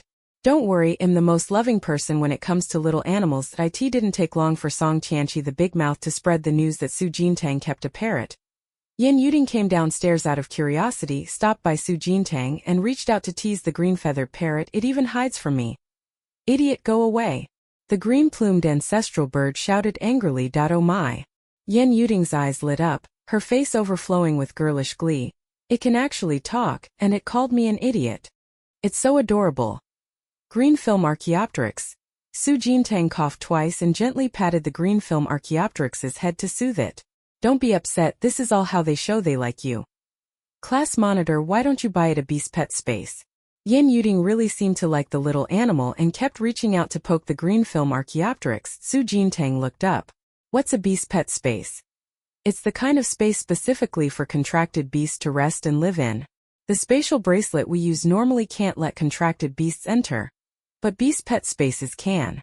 That way little green won't have to fly around outside all the time, Yin Yuding explained. Okay, are they sold online? Su Jintang asked again. Yin Yuding nodded. Yes, I've seen quite a few before, but I don't have a contracted beast, so I could only look. I'll send you the links. After taking the green membrane Archaeopteryx back to his room, Yin Yuding's links were sent over. Su Jintang closed the door, and the green membraned ancestral bird perched on his shoulder immediately flew to the side and shouted angrily, "You must buy me a deluxe beast pet space right away." Su Jintang had no time to deal with it. He sat down on the sofa, clicked the link Yin Yuding had sent, and began to choose. Beast pet spaces come in deluxe, refined, and basic editions. The prices are of course set at different tiers. The deluxe edition is the most expensive, 99,000 star coins. The basic edition is only 12,000 star coins. The middle exquisite edition is 38,000 star coins. The green membraned ancestral bird somehow flew over and landed on Su Jintang's arm, fluttering its wings. I want that deluxe edition and oh, it's too expensive, Su Jintang said flatly. Including what she had previously earned from Shuizhongqi, she now had just over 120,000 star coins in her account. If she spent any more recklessly, she'd really be eating dirt. I think this basic model is fine, fully featured. Good space, big enough for you to live in. The green-plated Archaeopteryx was so angry its feathers stood on end. I'm a proud Pekai-thrank demon beast and am still not worth you spending 99,000 on me. Su Jintang pondered for a moment. Alright, it's decided, I'll take the basic version. After saying that, she immediately paid and placed the order. Green-plated Archaeopteryx? Were you even listening to me? Obviously Su Jintang wasn't listening. After paying, she stood up and headed straight for the training room, sat down on the floor, and entered a state of cultivation, the green-membraned ancestor bird. The night passed. Early the next morning the rising sun slowly climbed above the horizon. Rekdas Military Academy internal training ground. Several academy leaders took their places on the viewing stand one after another. Leading the way was Principal Miao Mingji. Contrary to expectations, he showed none of the domineering aura of someone in a high position. Instead, his face wore a very gentle smile.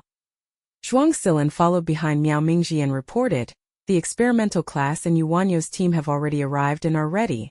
Both squads look very strong this time. The match should be quite exciting."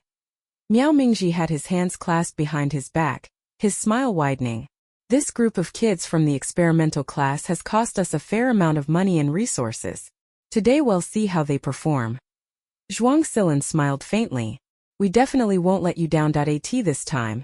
Inside the waiting area. Su Jintang and his four companions finally met up with Yuanyo's team. "Sis, long time no see." Wei Zishuan forced a laugh as he greeted. Su Jintang glanced at him.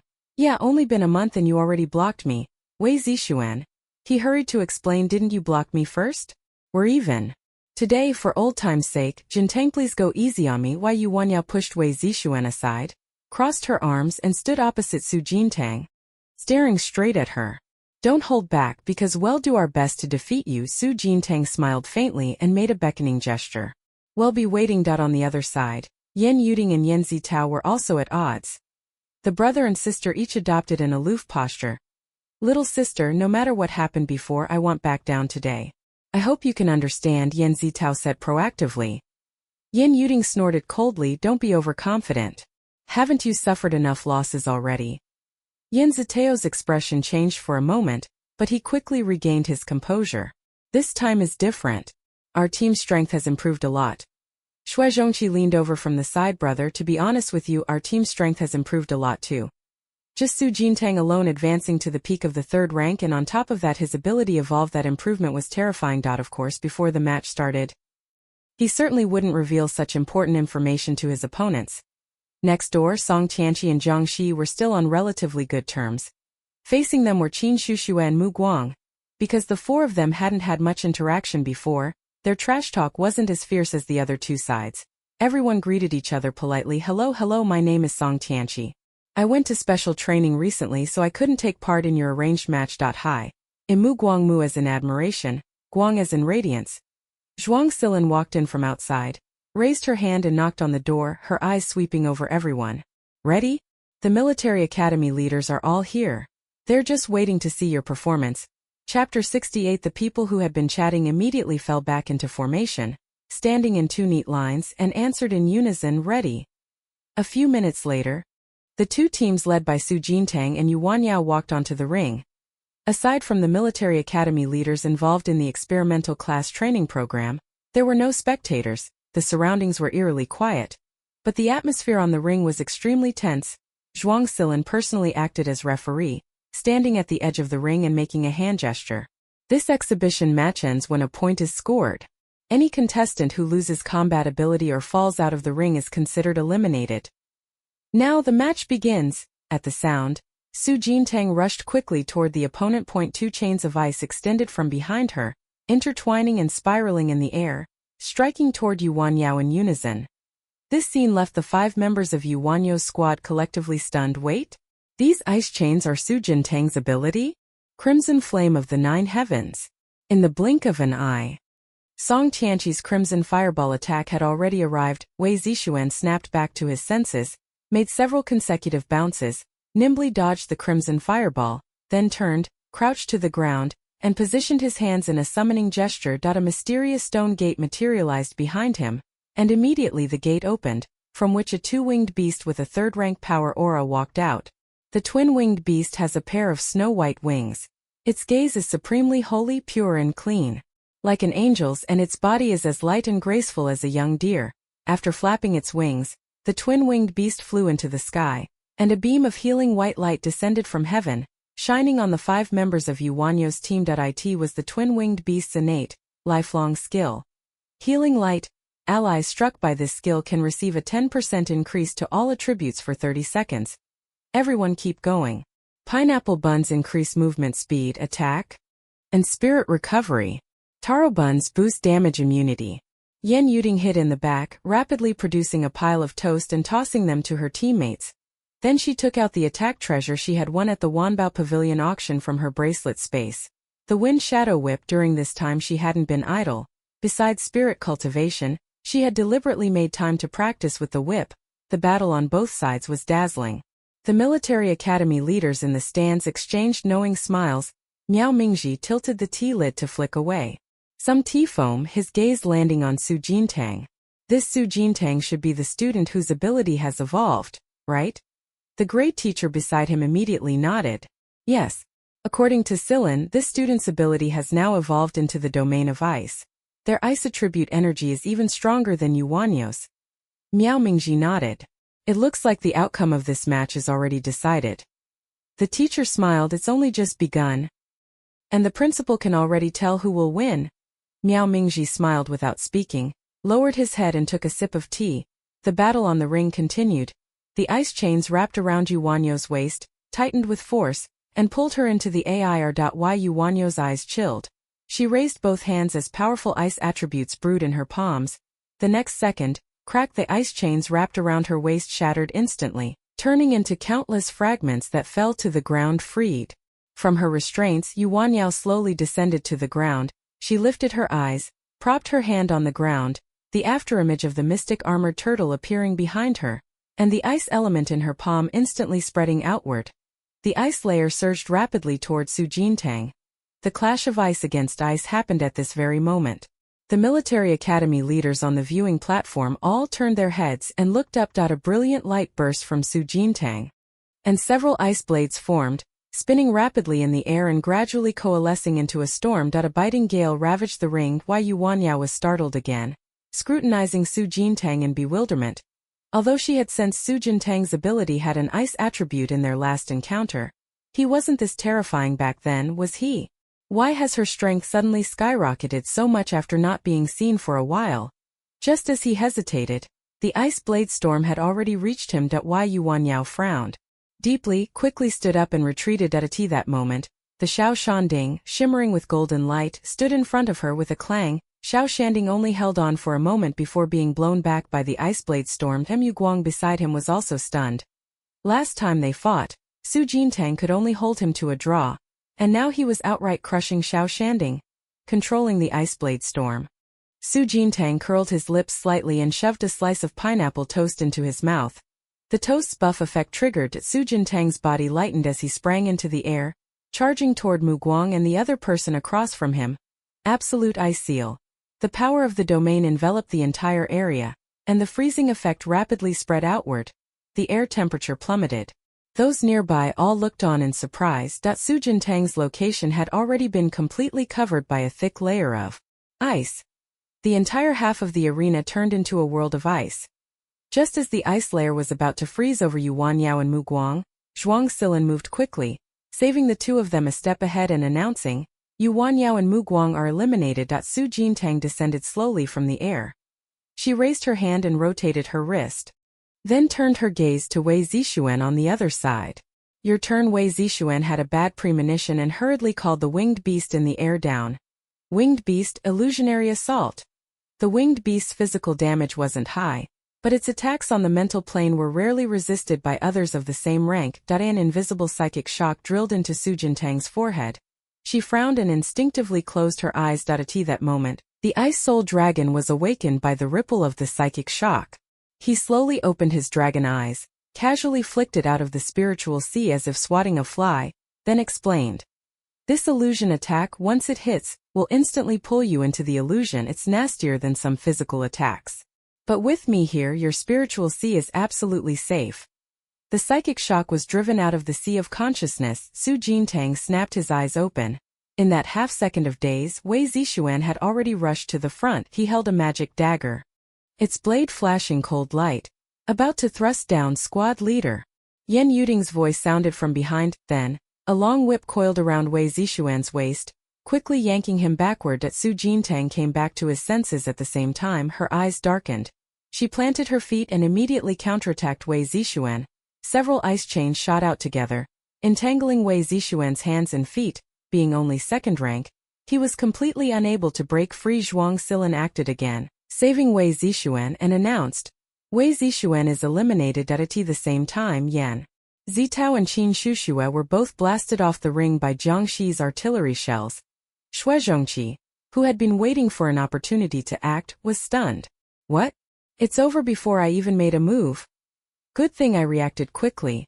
I exchanged a couple of moves with Brother Yan, Song Tianqi said, patting his chest in relief. He had anticipated it. Once the class monitor and Shi's sister made a move, the opponents basically had no ability to resist. After all, a difference of one rank is like the difference between clouds and mud. Very few can challenge someone above their rank. By the ring, Wanya and the other four stood dumbfounded in place, unable to come to their senses. Jiangxi being terrifying is one thing after all, he's a special admit. But Su Jintang was still in the support class not long ago. How did he come back and become so terrifying? Zhuang Silin glanced at the five of them, and announced calmly, this match the experimental class wins. We won again. Yan Yuding immediately raised his hand and cheered. At that moment, Miao Mingji in the spectator stand rose, dropped down from the high stand, and lightly stepped onto the arena. He had one hand clasped behind his back, smiling as he looked toward the teams of Su Jintang and Yuan Yao. Today your performances were all excellent. You could say you are the most outstanding group of students Rectus has produced in recent years. Thank you all for giving us such an exciting match. Yan Yuding hurriedly retreated behind Su Jintang, a trace of nervousness showing on his face. Everyone of course knew that this was Principal Miao Mingji, reputed to be one of the top 10 experts in the galaxy. Su Jintang looked up and scrutinized Miao Mingji. She had heard people say their principal's power had long since reached 9th rank.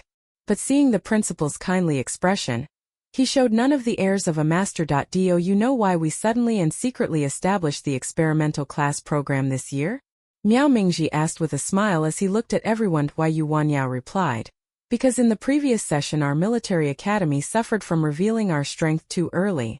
We were jointly targeted by others in the military academy league, which made that season's victory extremely hard won.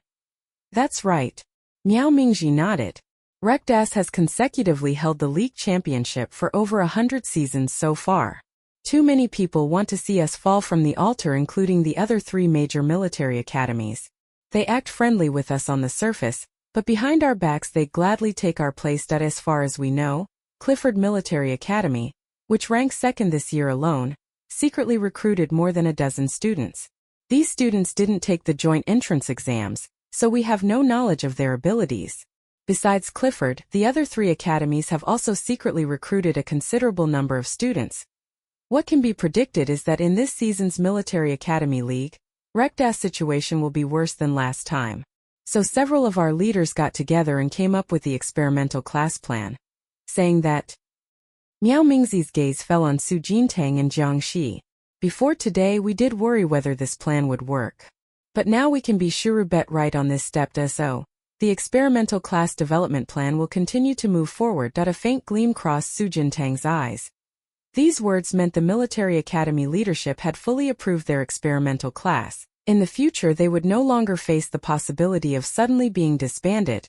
We will definitely defend First Military Academy's honor for Rekdas. Su Jintang straightened his back and promised in a loud voice. Yan Yuding and the others immediately repeated, "We will definitely defend First Military Academy's honor for Rekdas." Chapter 69. Miao Mingzi's eyes showed a hint of a smile. Confidence is a good thing, but don't boast too much. There are 3 years left, take it slow. Zhuang Silin stood on the ring and continued, "If nothing unexpected happens, your 2 teams will be the squads representing Rekdas in the league 3 years from now.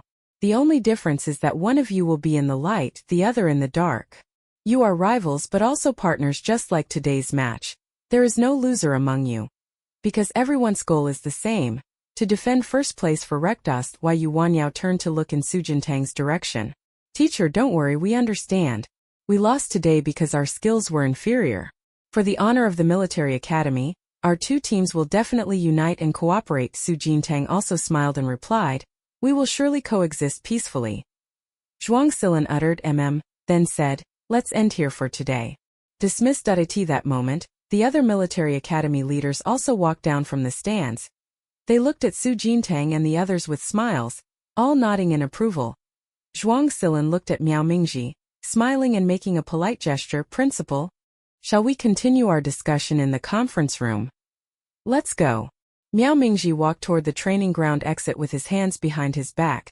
After the teachers and administrators left one by one, the few of them began to speak. "We have a long road ahead. You won't keep winning forever," Yu Wanyao said, staring at Su Jintang. Su Jintang waved his hand.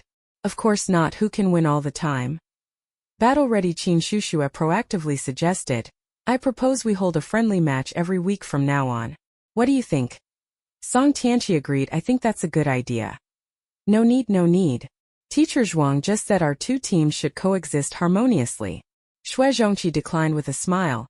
Yan Yuding ran over to her brother, smugly raising an eyebrow. "My wind shadow whip has gotten pretty good, hasn't it?" Just now during the match, her wind shadow whip swung around Yan Zitao quite a lot. Yan Zitao laughed helplessly. Impressive. After a moment, Wei Zixuan came up to Su Jintang with a pained face. "Sis, pull me back please. I won't brag ever again." "I'll think about it." Su Jintang folded her arms and walked toward the door. A line of 10 people chattered noisily as they walked out of the training ground. Though loud, the atmosphere was surprisingly amicable. After the friendly match, the 5 students from the experimental class and Yu Wanyao's squad began their routine of unity and mutual assistance training. They even created a big group chat for this, and on weekends or free days they would hold extra matches to spar against each other. And the evening, the night, was thick. The green-plated Archaeopteryx flapped angrily around the room. "I protest. Why didn't you buy me the deluxe version of the Beast Pet Space? This basic version is small and narrow. It's not comfortable at all." Su Jintang glanced at him silently. "You pay for it. And I'll buy you the deluxe version."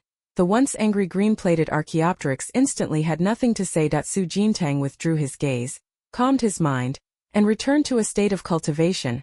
Ever since she rose to the peak of the 3rd tier, the speed of her spiritual power cultivation had begun to slow. Clearly she was only one layer of a bottleneck away from breaking through to the 4th tier, but no matter how she tried she couldn't seem to find where that breakthrough point was. 1 hour later. Su Jintang exhaled a breath, slowly finishing his practice, and opened his eyes. His thoughts returned. The communicator kept emitting beep-beep sounds. Su Jintang left the training room, sat down on the living room sofa, and opened the communicator screen. The unread messages in the 10-person group chat had exceeded 99. Shuezhongqi, is Silverlight Military Academy's freshman class this strong this year? From the video I saw, at least 2 of them have already reached 3rd tier. Right. Yin Yuding, yes, the other 3 teammates are all at the peak of 2nd tier. Their overall strength is even higher than the students from the 5 major military academies. And it seems these new students were secretly specially recruited. They didn't take the joint entrance exam at all. Wei Zixuan. No wonder our academy is launching an experimental class this year. We're truly surrounded by enemies on all sides. Su Jintang pulled the message interface to the top. A quarter of an hour earlier, Yu Wanyao had first forwarded a combat video replay to the group. The video was a replay of Silverlight Military Academy challenging one of the other 2 of the 5 major academies. It was obvious that the 5 members of the Silverlight Military Academy squad were completely dominating the students of the other 2 academies. When they won the match, the 5 from Silverlight arrogantly raised their middle fingers to the sky. Their conceited, omnipotent posture seemed to say that no one in the world could stop their progress. The next one will stomp under our feet will be Recta's. The captain at the head of them said confidently, the corner of his mouth lifting high. The video ends here. Su Jintang was silent for a moment, then replied in the group, does anyone know the captain from Yinguang Military School? Push his contact info to me. Song Tianqi chimed in, don't know him. Squad leader, why do you want his contact? Su Jintang, he's way too arrogant. Want to give him a taste of fists, Shuezhongqi. Actually, after watching the video, I also really wanted to beat him up. Su Jintang's desire to beat someone up received unanimous approval from everyone. Even Yu Wanyao did not object. There shouldn't be anyone here who doesn't want to beat him up. Wei Zixuan, don't worry. They'll come to our military academy to challenge us in a few days. There will be plenty of chances to beat them up then. The battle videos of Yinguang Military Academy challenging the 5 major academies began circulating wildly within Reikdos. It even alerted the military academy leadership. Zhuang Silin quickly summoned the 2 squads to assemble and held an impromptu meeting. You've all heard that Yinguang Military Academy is coming to challenge us. We're not the only ones watching. The other academies are all waiting to see the spectacle. If Yinguang dares to come, don't let them leave with smiles on their faces. Let them know that not just anyone can casually provoke our Rectas.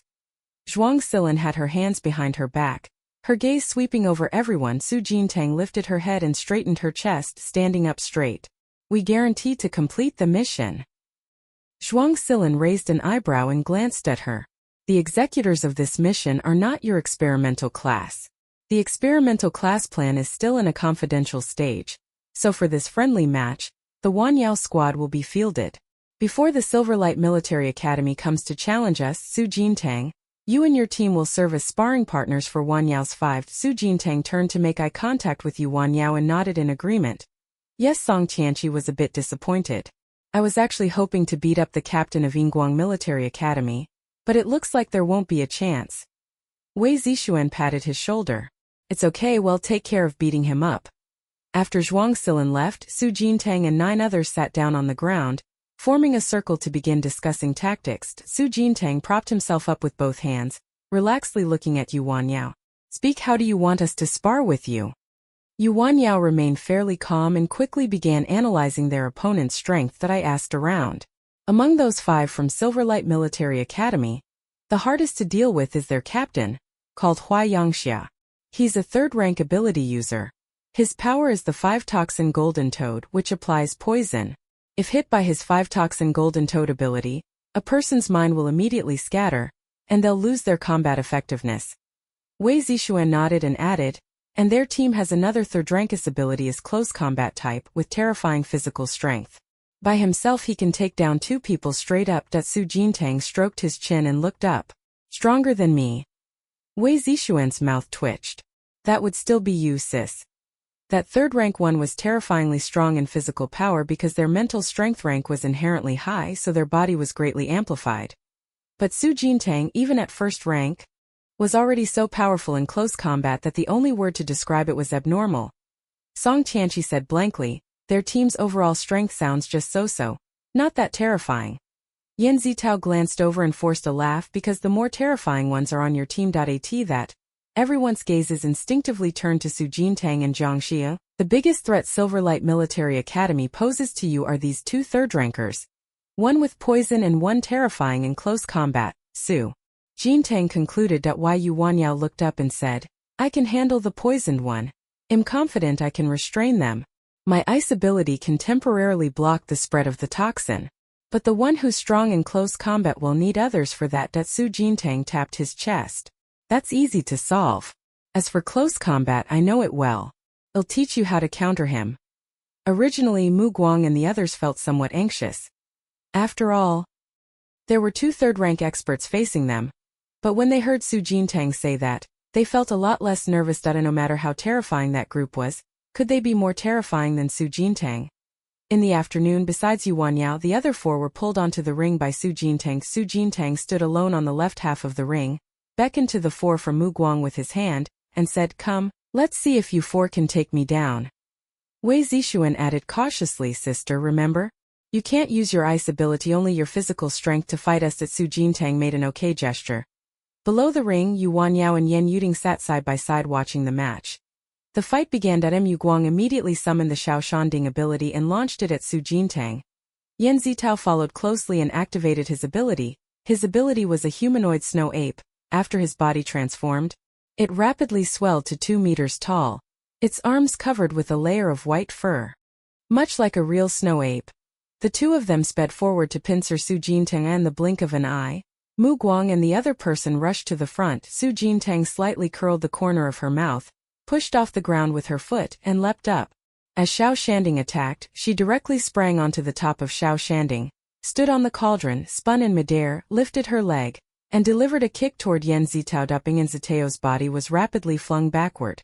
Feeling Su Jintang's strength, his brow immediately knit in a frown.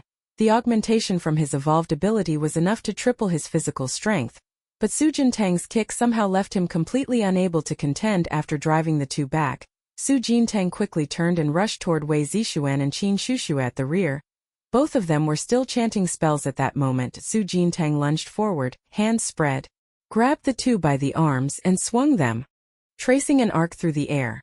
The terrifying force left Wei Zixuan and the other completely unable to resist in just 1 second. The two were flung out of the ring. Below the ring, Yu Wanyao and the others hadn't even reacted when they saw Wei Zixuan and Qin Shushue fly out of the ring, their bodies hurtling toward them. Shit! Catch me!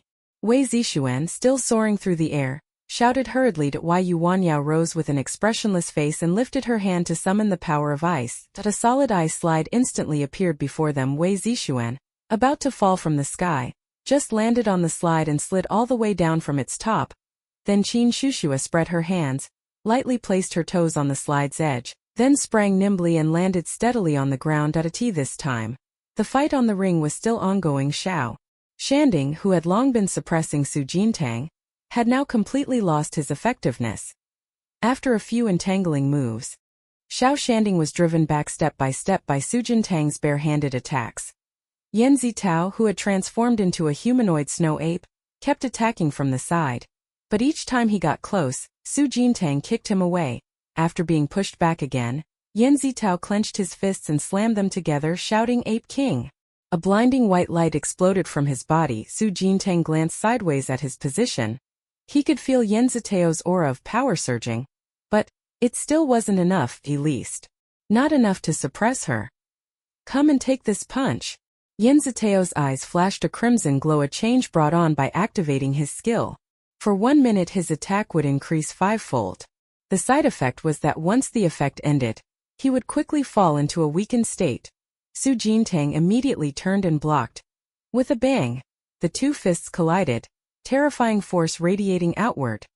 Not far away, Mu Guang glanced at Su Jintang with apprehension.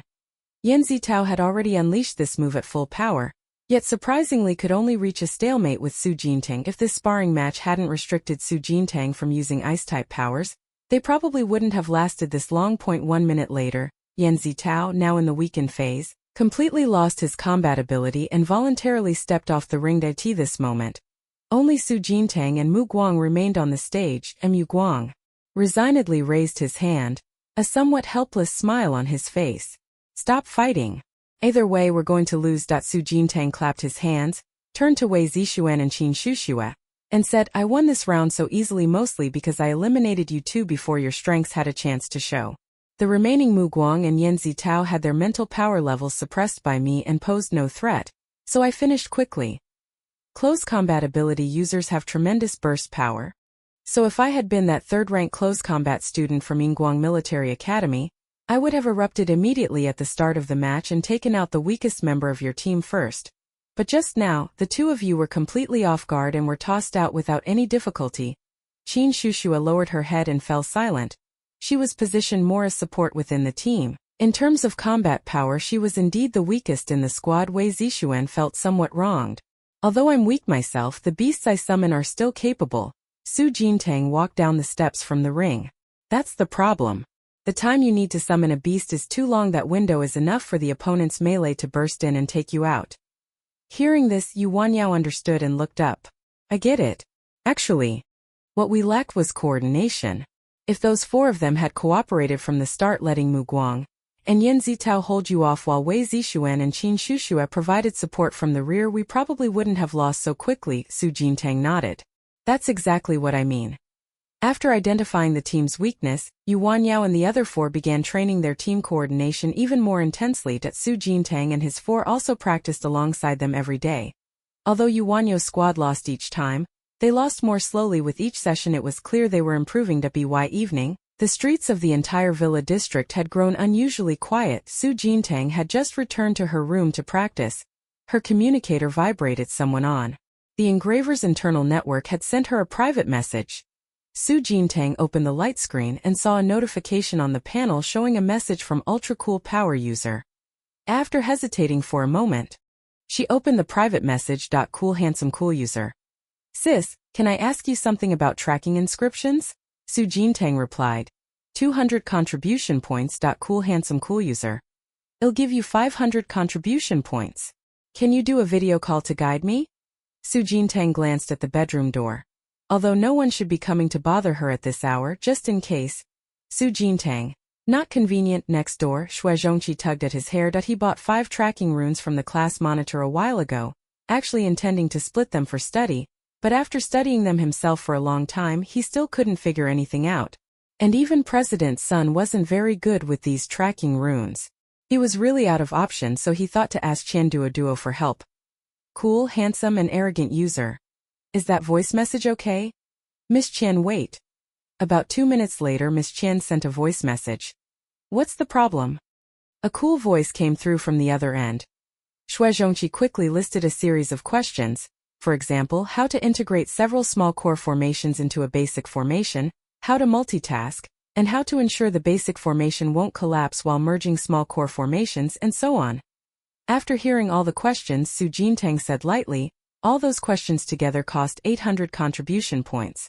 Xue Zhongqi fell silent for a few seconds, then quickly transferred 1,000 contribution points. Is that enough now?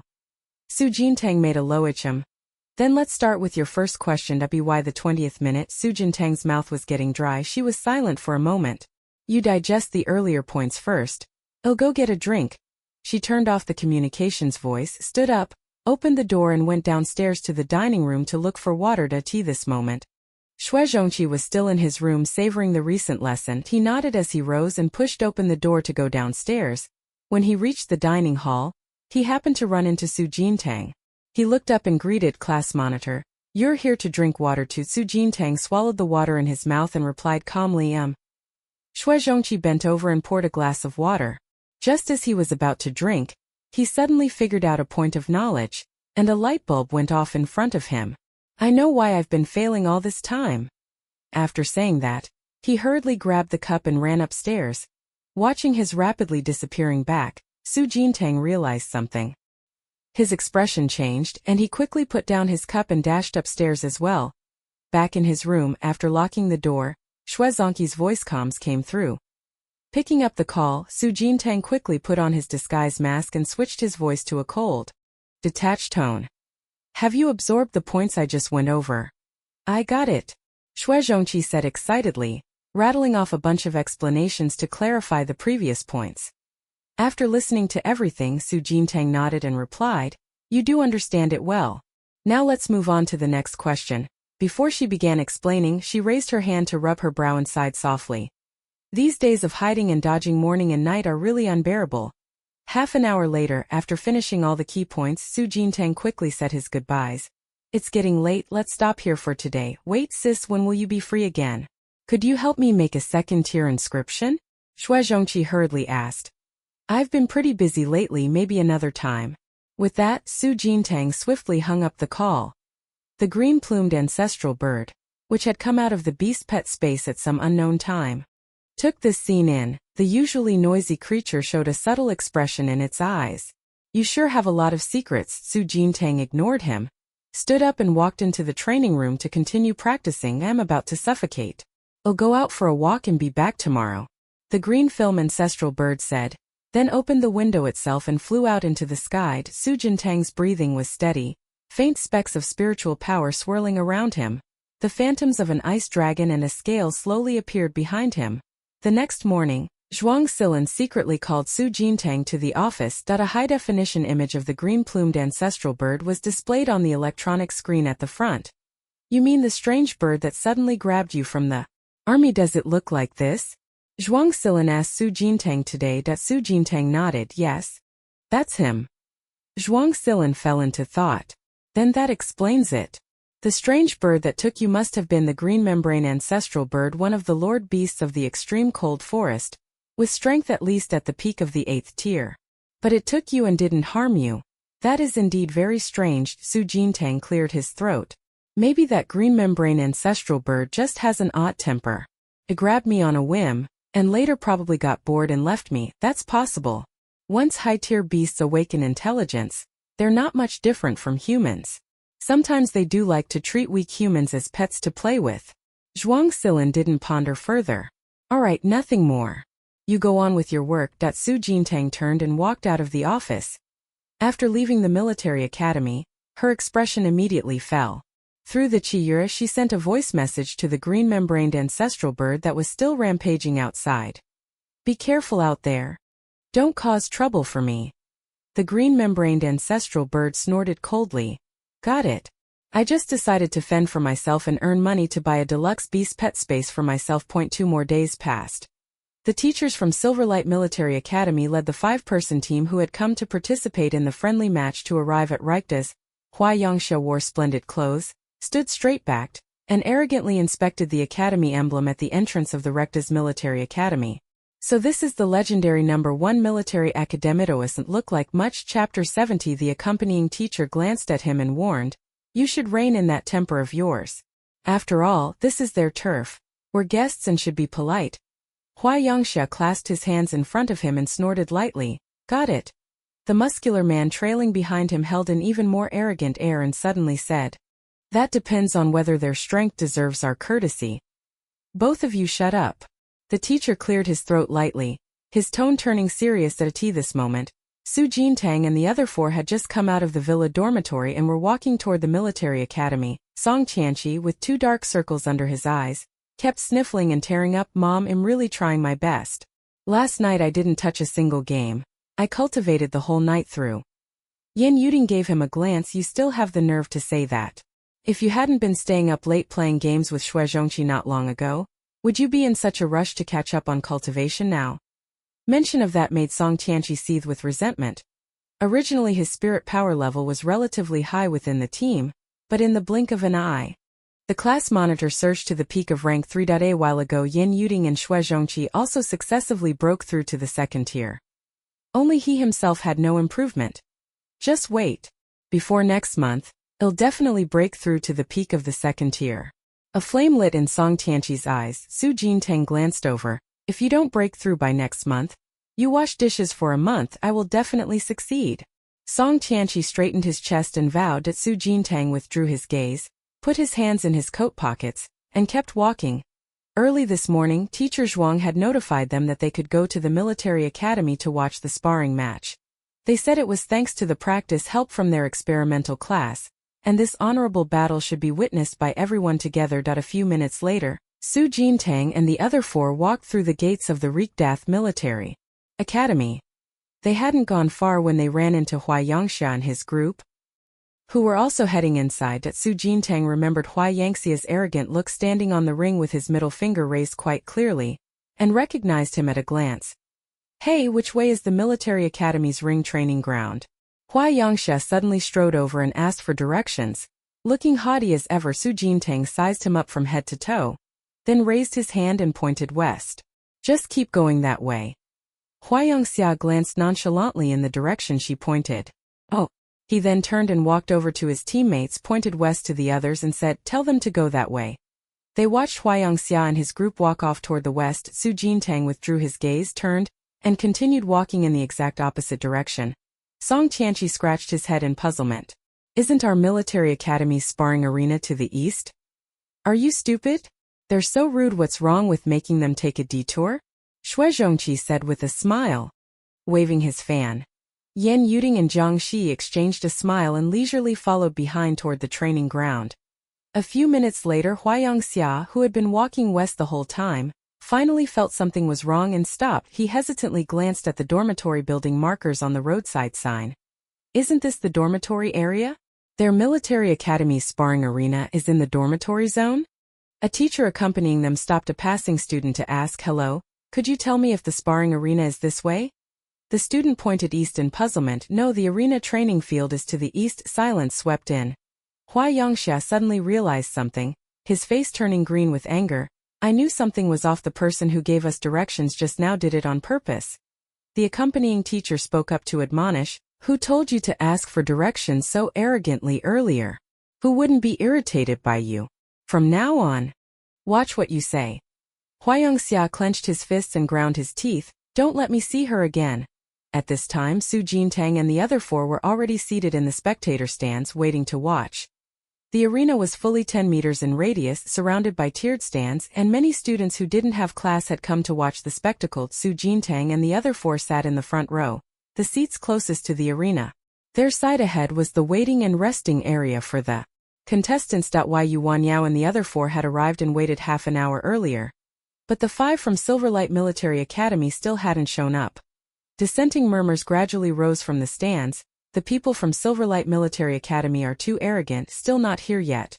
They've watched the fight videos with the other 2 military academies, right? What's that captain's name? Hua Yangxia. He's gotten unbearably arrogant. If it weren't for the fact he's a first-year freshman, would have already gone out to challenge him. He even said next to be defeated by them would be Reichtas. Does our academy let anyone provoke us like that? The stands were full of Reichtas students, so naturally the talk sided with their own academy. The murmuring grew louder and louder as Hua Yangxia and his party finally entered. Zhuang Silin saw their figures and immediately walked over to greet them hesitatingly. Everyone, have you just arrived? The accompanying teacher gave an awkward smile. We just took a wrong turn. Sorry to have kept you waiting. Hua Yangxia's face was cold, his gaze sweeping around as if searching for something, until Su Jintang, sitting in the front row of the stands, appeared in his line of sight. Hua Yangxia's face darkened instantly, and he immediately strode toward the stands. It was you deliberately pointed us the wrong way and caused us to be late. That shout immediately drew the attention of the people nearby. Everyone's gazes turned to Su Jintang. Su Jintang spread his hands with an innocent look. Yes, I did it on purpose. Hua Yangxia was choked up. How dare you? She suddenly couldn't find the right words to describe Su Jintang and was at a loss for a moment. Zhuang Silin looked up and glanced over. Seeing that Su Jintang was indeed the culprit, she let out a relieved smile. I know this student. She's always causing trouble. I'm really sorry and embarrassed to have you witness it.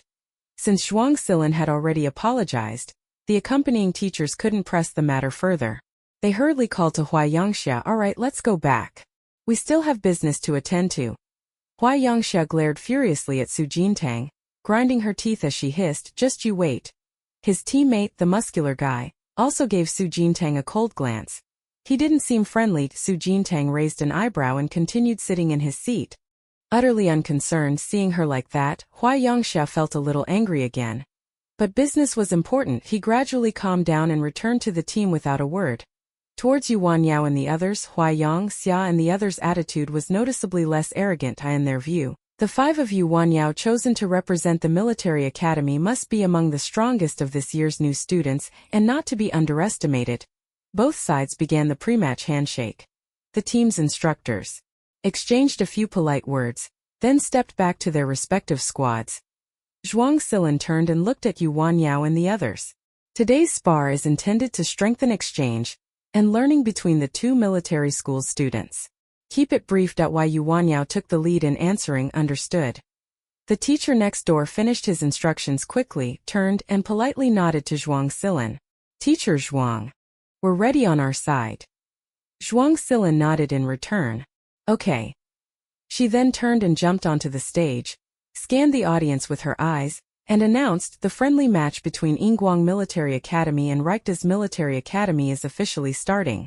Competitors from both sides, please come up and prepare. In the stands, Su Jintang leaned back in his chair, his arms folded in front of him. During this period they had been sparring with the 5 members of Yuanya, and one could feel how much the 5 had improved. Dealing with Hua Yangxia and his 5 people should be no problem. Why Yuanya's squad and Hua Yangxia's 5 members walked onto the ring from 2 sides one after another. The 2 sides faced each other on opposite edges of the ring, staring directly at one another. The tense, confrontational atmosphere instantly reached its peak. Zhuang Silin stepped back to the edge of the ring and raised her hand, signaling downward. The match begins.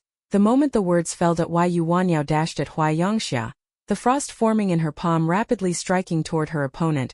Hua Yangxia lifted his hand to catch it. The 5-poison golden toad he had just summoned was about to spit venom when it was frozen solid. The thick, pitch-black toxin was frozen in the ice layer. Unable to seep outward, Hua Yangxia frowned slightly, glanced up at Yuanya, and his expression grew somewhat grave. On the other side, the third-tier melee Muscle Man hadn't even moved before being encircled and attacked from front and back by Mu Guang and Yan Zitao, blocked in place and unable to budge. Behind them, Wei Zixuan quickly summoned the stone gate at the same time. Qin Shuxia's angelic holy light ability washed over her teammates. Her ability is the healing angel. The level 2 skill effect is radiant holy light. After activation it can, for half a minute, raise teammates' self-healing ability with no upper limit. Simply put, during that half-minute, any injury sustained by Yu Wanyao and the others would instantly heal, except for fatal wounds and poisoning. 2 seconds later, the 4-legged beast, its body wrapped in arcs of electricity, slowly walked out from the stone door. A flash of excitement rose in Wei Zixuan's eyes. This time his luck was good. He summoned a 3rd-rank electric feather beast in one go, raising their win probability in this sparring match by another 10%. Electric feather beast, 100,000-volt shock. On the stands, Su Jintang lifted his brow. Not bad luck this time after all. Yin Yuding was bored and suddenly leaned over class monitor. How many minutes do you think Sister Wanyao and her team will take to finish this match? Within 5 minutes probably. Su Jintang replied. Song Tianqi looked over in surprise. So fast? I thought Hua Yangxia was pretty strong, might be hard to deal with. Want to bet? If Yu Wanyao's team finishes the match within 5 minutes. Song Tianqi raised his hand to cut her off. I don't bet, I won't bet. I've suffered enough losses because of you, am not falling for it. Every time he gambled with the class monitor, he always lost. This time, no matter what, he wasn't going to be fooled. Chapter 71. Su Jintang shrugged, said nothing more, and continued to watch the ring. At this moment, the battle on the arena had fully erupted. Hua Yangxia's expression turned grave as he made a summoning gesture, spiritual power surging wildly through his body. The next second, the 5-poison golden toad, frozen in ice, directly swelled and enlarged, shattering the ice that had trapped it. After its body expanded, the 5-poison golden toad let out a goo-goo croak. The venom hidden in its mouth slowly dripped down, beginning to spread outward across the arena. The jet-black venom emitted poisonous fumes. In just 2 seconds, the surrounding air became foul. Why Yu Wanyao warned her teammates. Everyone be careful, because they had been on guard. The 5 of them immediately turned and spread out as soon as they saw the venom spreading. The electric feather beast summoned by Wei Zixuan lunged fiercely at the muscular man. The claws of a 3rd-tier demon beast were simply not something a human body could withstand. The muscular man looked alarmed and hastily retreated, trying to dodge. Mu Guang controlled the Shaoshan cauldron to block his escape, while on the other side Yan Zitao also erupted with full force, clenching his fists and attacking. He, trapped and attacked from 3 sides, had nowhere to hide. Bang! The muscular man was blasted off the ring by Xiao Shanding Ti. This moment, Qin Shushue faced the three enemies head-on, wielding a heavy sword. Her arms were covered with countless scars, but the supernatural effect of holy light radiated over her. Even if she was accidentally cut open, the wounds would heal quickly. She gritted her teeth. The magic treasure broadsword in her hand flashed with red light. She raised it again and slashed at the three people opposite. This junior should be from the support class, right? Fighting three by herself, awesome. All the members of this year's support class are fierce. That's proven once more. Let's see if Silverlight Military Academy still dares to act arrogant. In less than a minute, their third-rank melee fighter has already been eliminated. Various discussions and comments came from all around. Su Jintang sat more relaxed, hands resting on the armrests, lifting his eyes to glance at the time display behind the arena. Once that third-rank melee fighter was out, Silverlight Military Academy's chances of winning were almost gone. After taking another hit, Qin Shushue was pushed back by the three opponents. The radiant light effect had just faded. She clutched her chest and spat out a mouthful of blood. Having already taken care of the muscle guy, Mu Guang and the other two quickly came over to assist. Electric Feather Beast. Wei Zixuan shouted. The volt shock from the electric feather beast struck the three on the opposite side, crackling zzzt.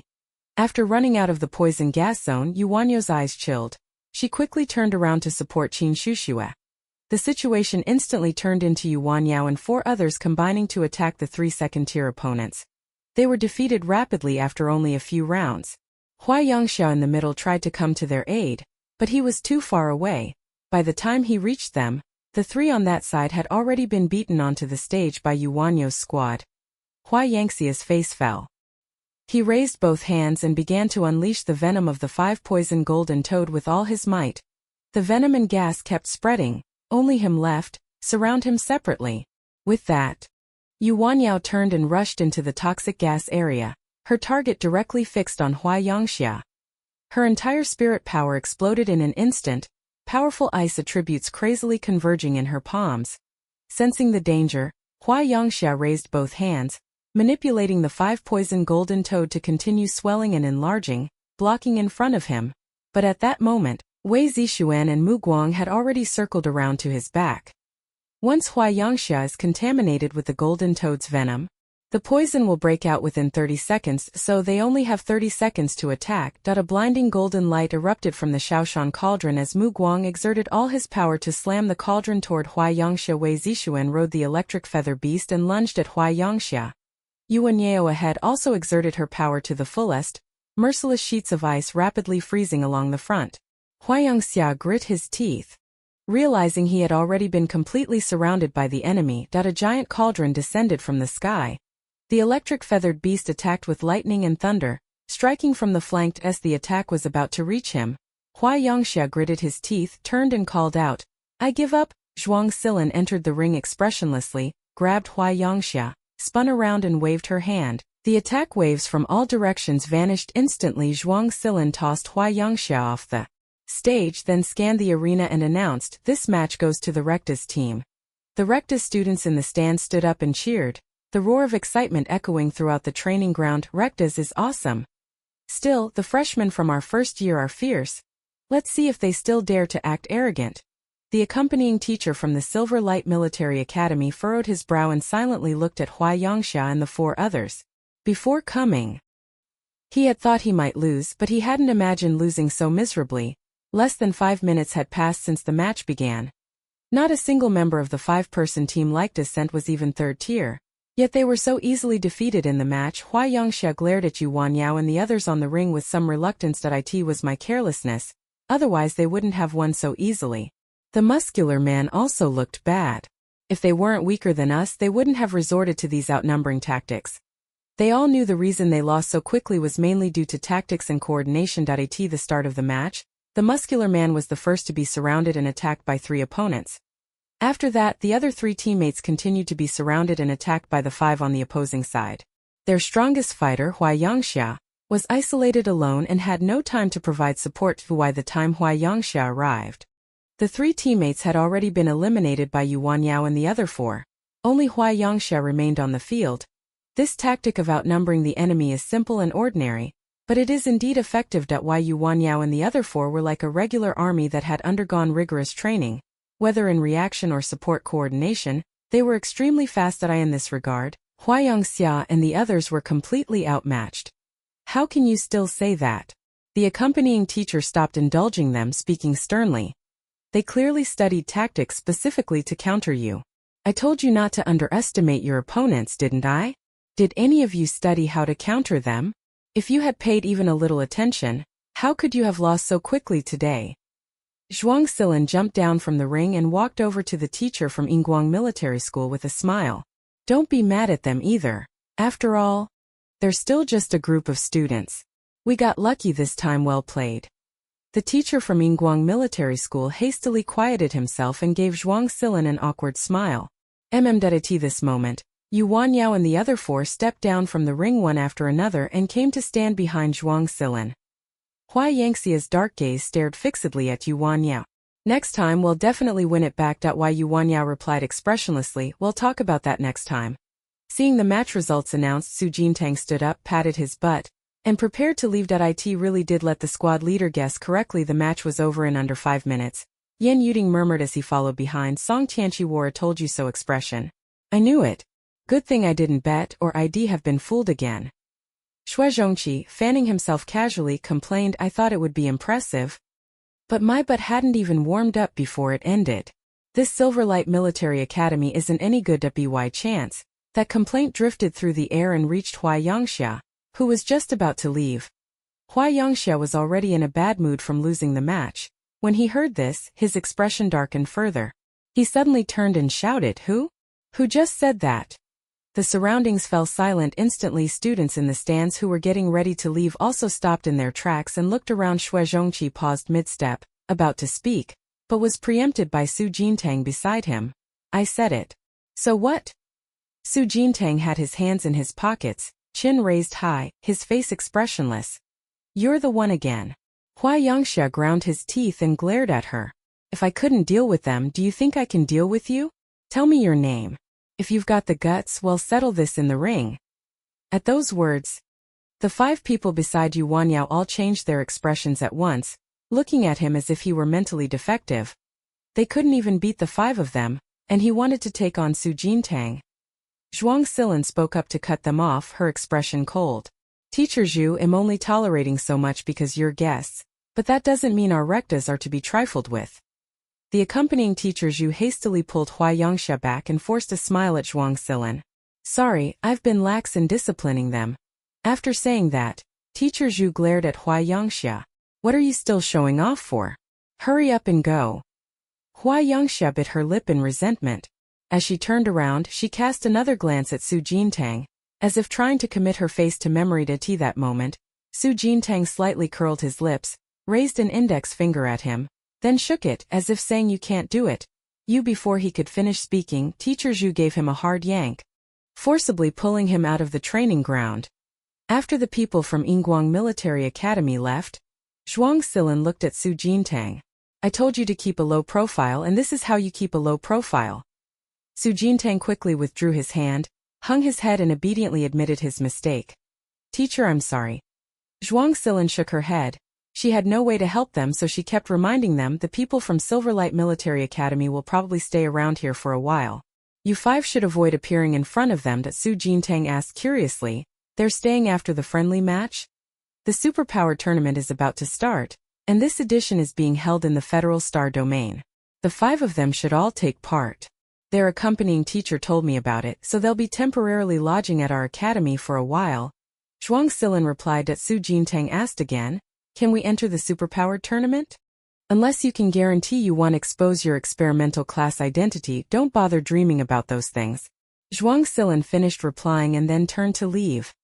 Song Tianqi hurried over, face full of excitement. Class rep, you want to enter the Esper tournament too? Su Jintang withdrew his gaze. No, I was just asking casually.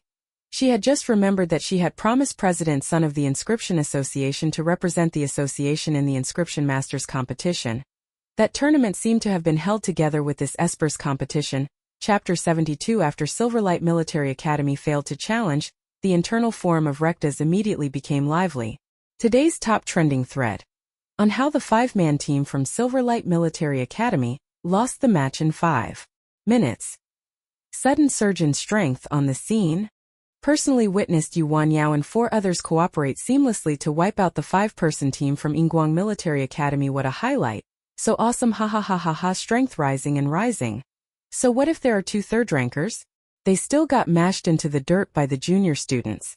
But I'm the only one curious what happened to that Jintang Jr. who was so in the spotlight before. I'm about to reach 4th rank. Really, in today's 5-person squad, that Jintang from the support class wasn't there at all. Although some people were asking where Su Jintang had gone, most were more concerned with the fact that Rectus had won, and the post was quickly pushed to hundreds of comments. Night fell, and the moonlight was even more pleasant as Su Jintang sat cross-legged in the training room, slowly exhaled a breath of stale air, and finished his cultivation. Stopping his practice, she stood up and opened the screen of her communicator. Half an hour ago, she had heard the communicator vibrating continuously. Tapping into the private message screen, it was a message from Yu Wanyao. Hua Yangxia has been asking me who you really are, and he says he wants to find you for a unknown match. How should I reply? Su Jintang. Tell him he isn't worthy to know my name. Yu Wanyao responded instantly. In another large group chat, there were also many messages. Su Jintang began slowly climbing the stairs. After the Silverlight Military Academy's challenge failed today, battle videos of Yu Wanya and the other 4 started going viral on the internet. Rectus was already the person everyone paid the most attention to, winning this fight against Hua Yangxia and the others by outperforming his rank would only draw even more notice. Wei Zixuan sent a shattered emoji. My name has already gone viral on the external web. No wonder the seniors from the last year struggled so much to win the Military Academy League. Every little move of theirs gets watched by a ton of people. Qin Shushua. This is ridiculous. Even I, a support, was investigated thoroughly. They dug up my parents' identities. I'm exhausted. JPDNZ Tao. Are we going to have to live as these overexposed celebrities until the Military Academy League starts? This is way too painful. My former classmates from the academy all came today asking all kinds of things. Bitter smile. JPG. Among the chorus of complaints, Song Tianqi unexpectedly piped up. I want to be famous too. Let me experience what it feels like to be a big star. Jiang Shi came over and poured cold water. Unless you don't want to stay in the advanced class. Su Jintang stroked his chin and, not trying to downplay it, posted in the group. Let the attention come even more fiercely. Open your arms to welcome the future. JPG. Yu Wanyao. Still awake. At that moment, a knocking sounded on the window. I'm back. Open the window quickly.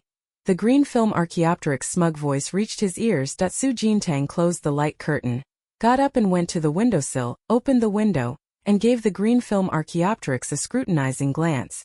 Where have you been wandering these past 2 days? You didn't cause me any trouble, did you? The green film Archaeopteryx puffed out its chest proudly. I went to find a way to make money, and then I found an excellent money-making scheme. What scheme? Su Jintang said skeptically. Do you know about the Superpower tournament? I flew out the past few days and heard a lot of humans talking about it. They say the champion team's prize is 2 million star coins per person.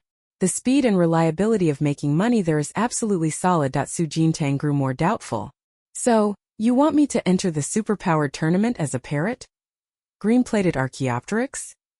I mean for you to go and participate. Su Jintang? The man and the bird stared at each other in a standoff for 2 seconds. The green-membraned ancestral bird was the first to break the silence and hurried to explain, look, with your Libra-level strength, entering that kind of competition you'd snag first place in no time, right? 2 million easy. That's enough to buy me 20 deluxe beast pet spaces. Su Jintang turned and walked away, as if he hadn't heard him sleeping. Don't come on, the prize money for this competition is so high. You won't lose any flesh by taking part.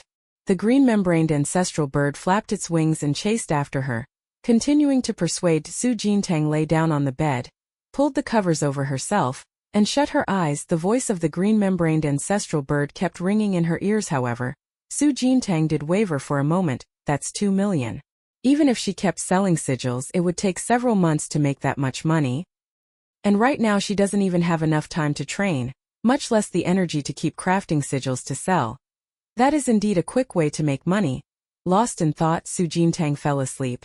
When they woke the next day, the 5 of them had just finished breakfast when they were told to attend a weapon theory class. We haven't had this kind of theory class in so long. I actually kind of miss it, Yin Yuding said with feeling.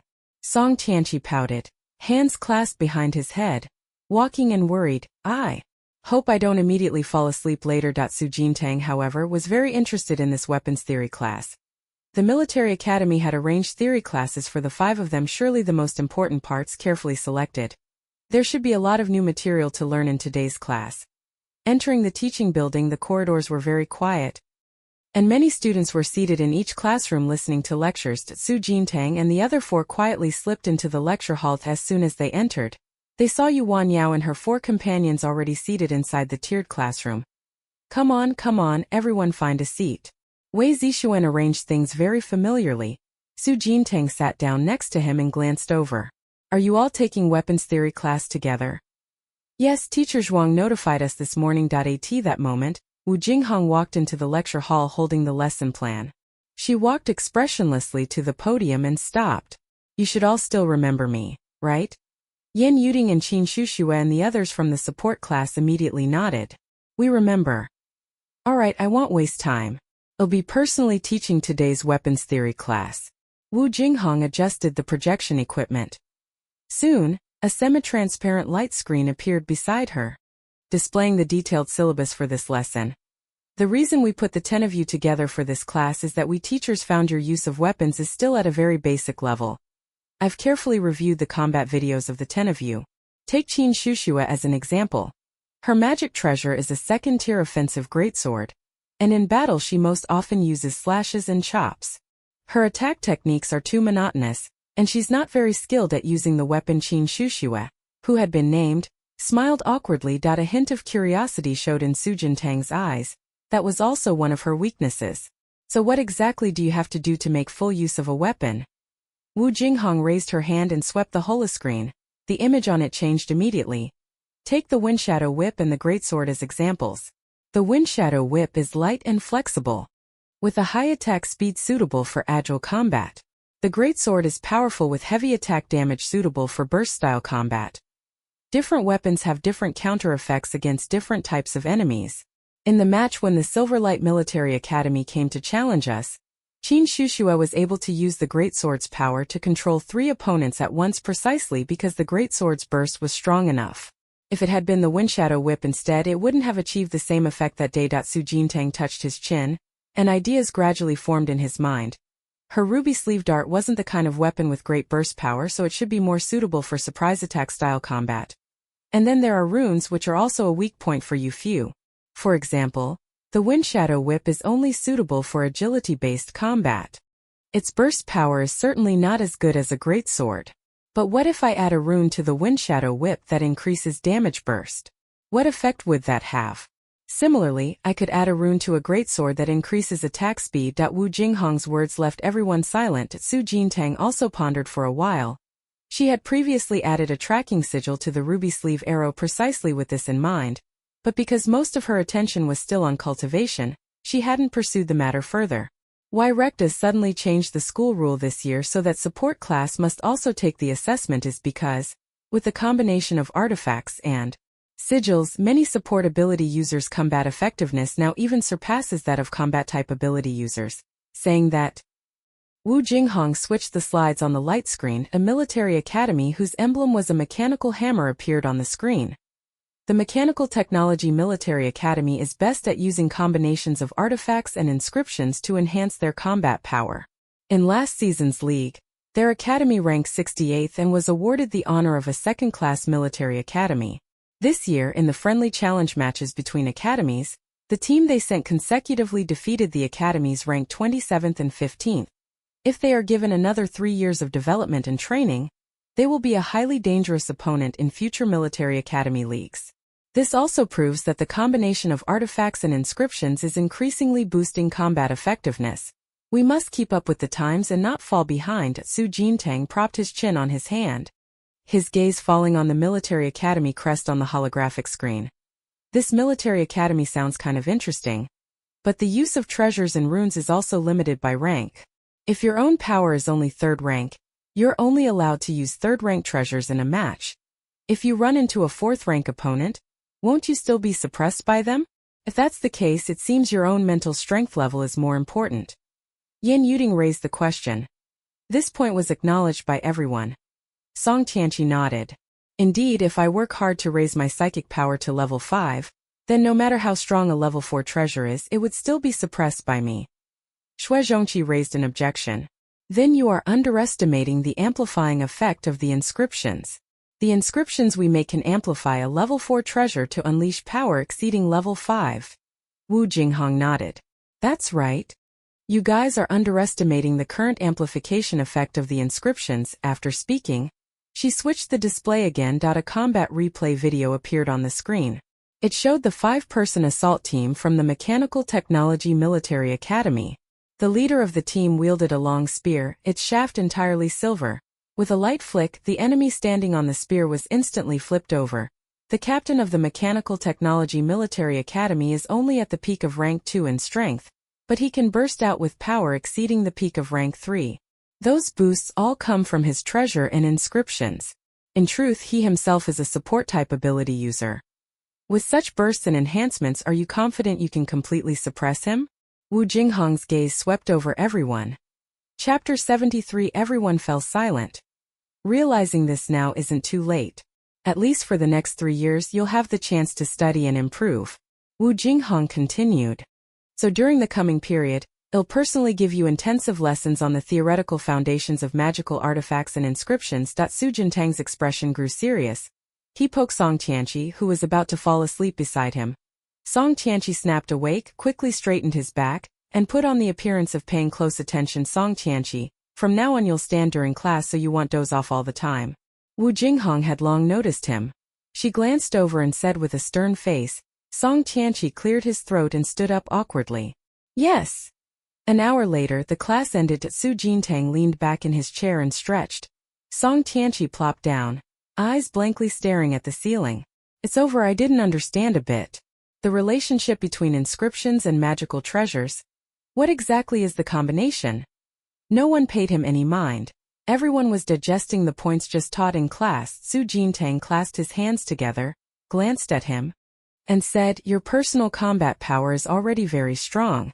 Improving it further won't gain you much. So when choosing magical treasures you should focus more on boosting defense, speed, or healing support, things like that. Just remember that. Song Tianqi gratefully clenched his fists and, eyes brimming with tears, said, the class monitor really understands me.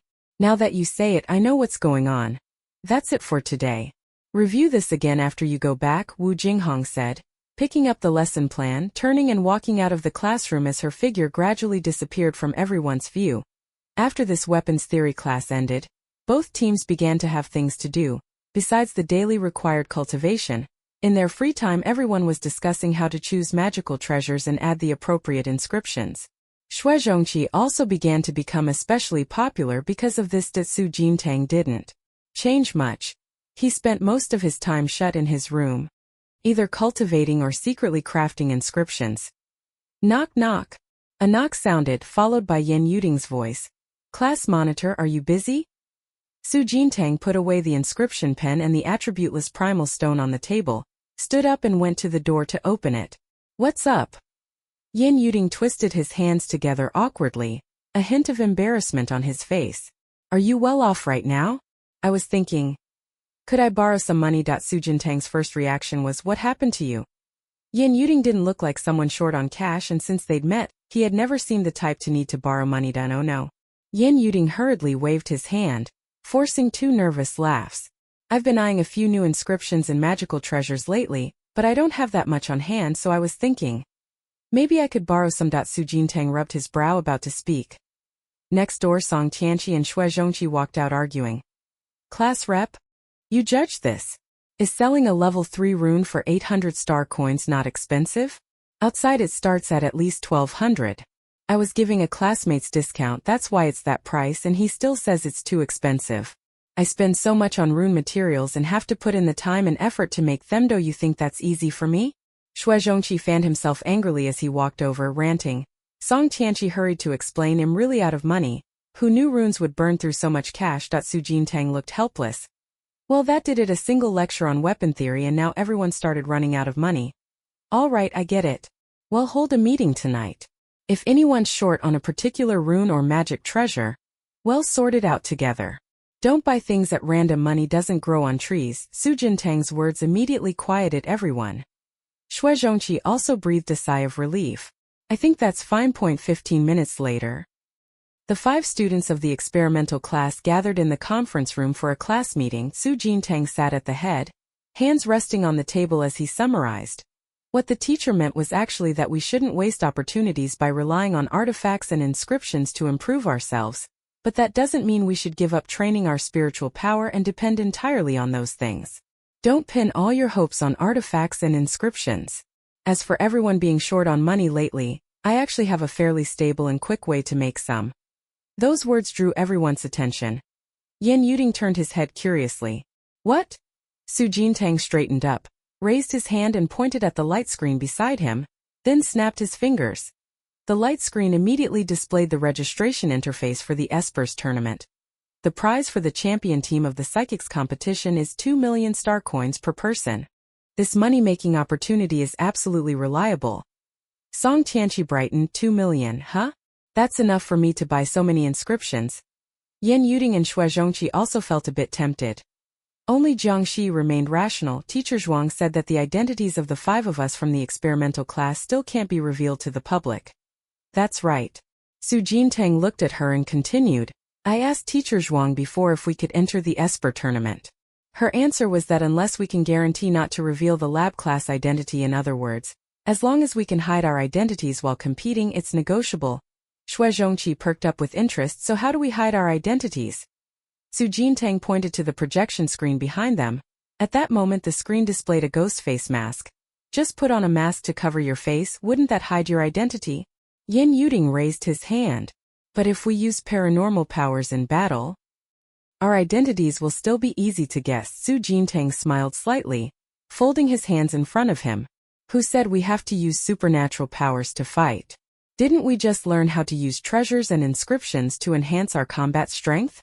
We can totally use this match to practice our application of treasures and inscriptions. This is a good idea.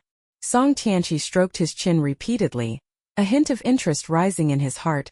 Xue Zhongqi continued asking, but we don't have money. Where would we buy decent magical implements and runes? And aren't we entering the Esper tournament to make money? It's a vicious cycle. That, Su Jintang continued smiling, we'll have to discuss with Teacher Zhuang. My plan is to first persuade Teacher Zhuang to agree to our participation in the Esper tournament, then take the opportunity to request funding from the military academy to cover part of the cost of buying implements and runes. After our team wins the championship prize, we'll pay that money back to the academy. That way we'll have the funds and still be able to participate in the tournament to practice using the implements and runes. A win-win. They exchanged glances and all nodded in agreement. Yan Yuding took the lead and said, I think it's doable. That afternoon Su Jintang found Zhuang Silin and laid out his plan in detail. After listening, Zhuang Silin looked up with a smile. You do have a good idea. Have the military academy cover the money, you get all the benefits, and even if you don't win the championship prize in the end, it won't really be a loss, right? Su Jintang replied with a smile. I've been driven crazy these past few days by their lack of money, so I came up with this idea. Teacher Zhuang, we don't need much, just 500,000 each. If we can win the champion's prize in the ability contest, we'll definitely return the 500,000 in full. Zhuang Silin adjusted her sitting posture, hands folded on her knees. That amount really isn't much for a military academy. But are you sure you can win the champion's prize in the ability contest? Su Jintang spoke honestly. Actually, we're not that certain, but if we don't even participate, then there's absolutely no chance. Zhuang Silin considered for a moment. I'll discuss this with the other leaders. If they agree, I'll transfer the money to you as soon as possible. Su Jintang's eyes lit up. New Teacher Zhuang was generous. Thank you, teacher. After returning to the villa dormitory, Su Jintang passed the news on to everyone. Yan Yuding asked cautiously, what do you think the chances are that the military academy leadership will agree to our plan? Su Jintang poured a glass of water. About 90%. That high? Xue Zhongqi looked over with interest. Looks like we're about to get rich. Su Jintang dared to say it because even compared to the improvement in those 5 people's abilities, This sum of money was nothing significant for the military academy. It wasn't 2 days before news from Zhuang Silin arrived, and along with it came a transfer of 2.6 million star coins. The 50 star coins per person are the military academy's grant. The extra 100,000 star coins are my personal funding. The academy leadership's intention is, since you've signed up, give it your all and compete properly. As long as you don't expose the experimental class plan, you can mess around as you like. Su Jintang read the message aloud exactly as it was. Yan Yuding and the other three, upon hearing it, exchanged excited looks. He actually agreed. As expected, our Reichtas isn't short on money, Yan Yuding said with feeling. Song Tianqi was already planning how to spend the money. I have to get a weapon that looks absolutely badass. And then socket every buff inscription into it. Jiang Shi remained very calm. She looked up at Su Jintang.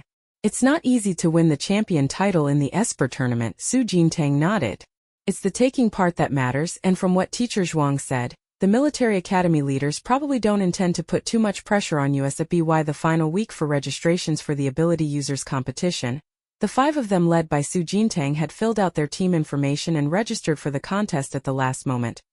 Later, when Wu Jinghong heard that Su Jintang and the other 4 were going to participate in the ability users competition, she surprisingly took in interest and volunteered to act as their mentor. In the afternoon, the sun slowly set. Wu Jinghong stood at the front of the conference room and explained in detail the matters related to the Esper tournament. The Esper tournament is held every year, apart from the Military Academy League. It is the second largest event.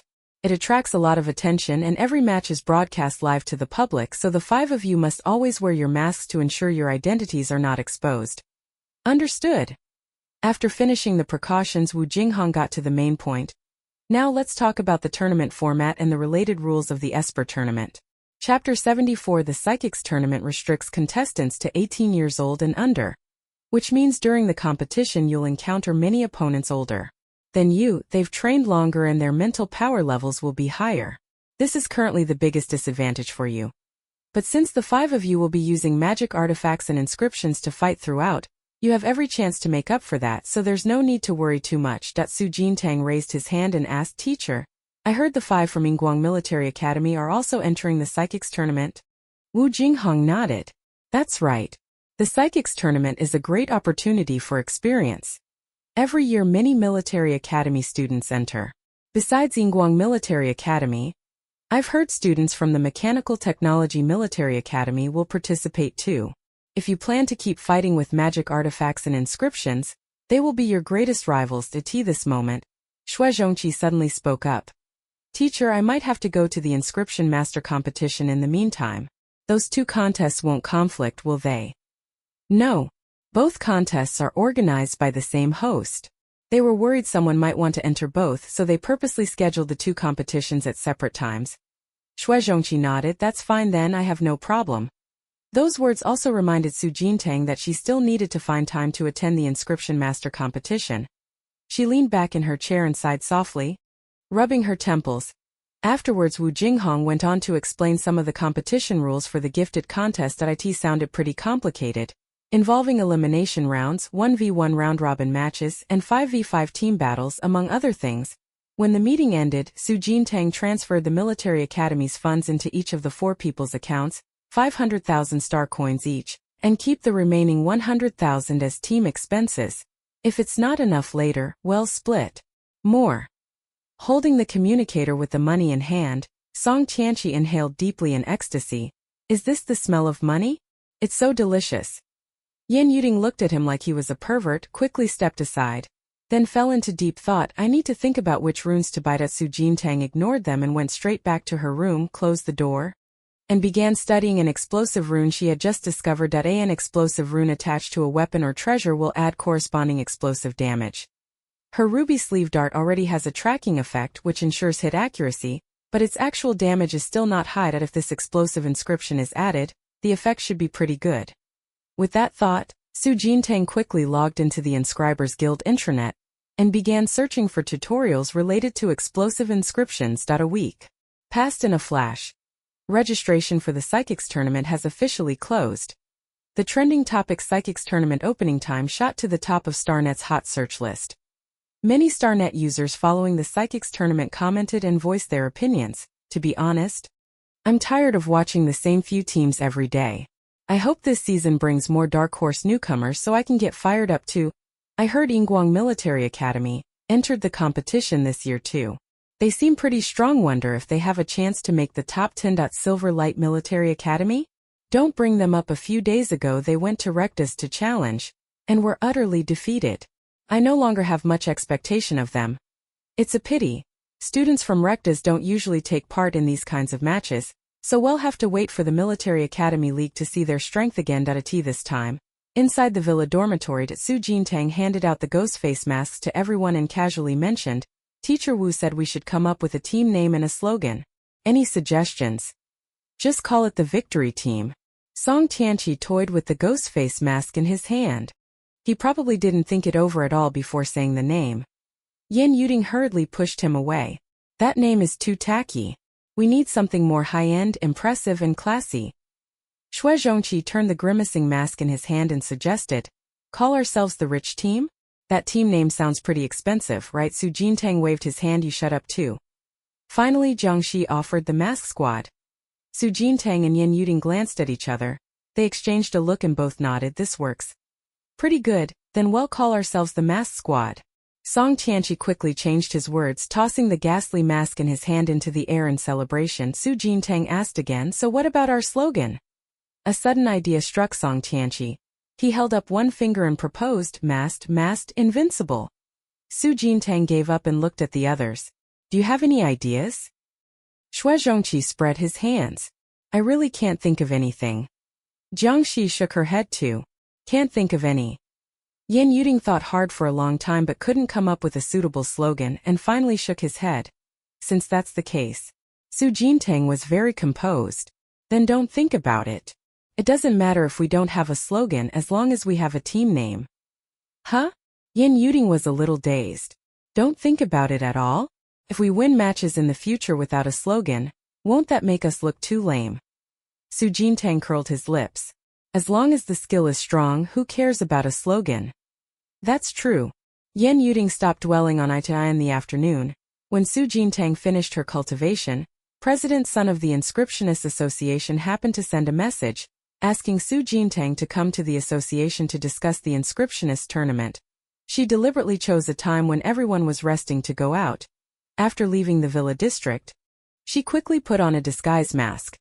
Her disguise mask only works against 6th tier and below ability users, but an event like the Inscriptionist tournament, which draws nationwide attention, could easily attract high-tier powerful figures as well. She also had to make time to swap it for a more advanced, more secure upgraded disguise mask. Half an hour later, Su Jintang arrived at the entrance of the Inscribers Guild.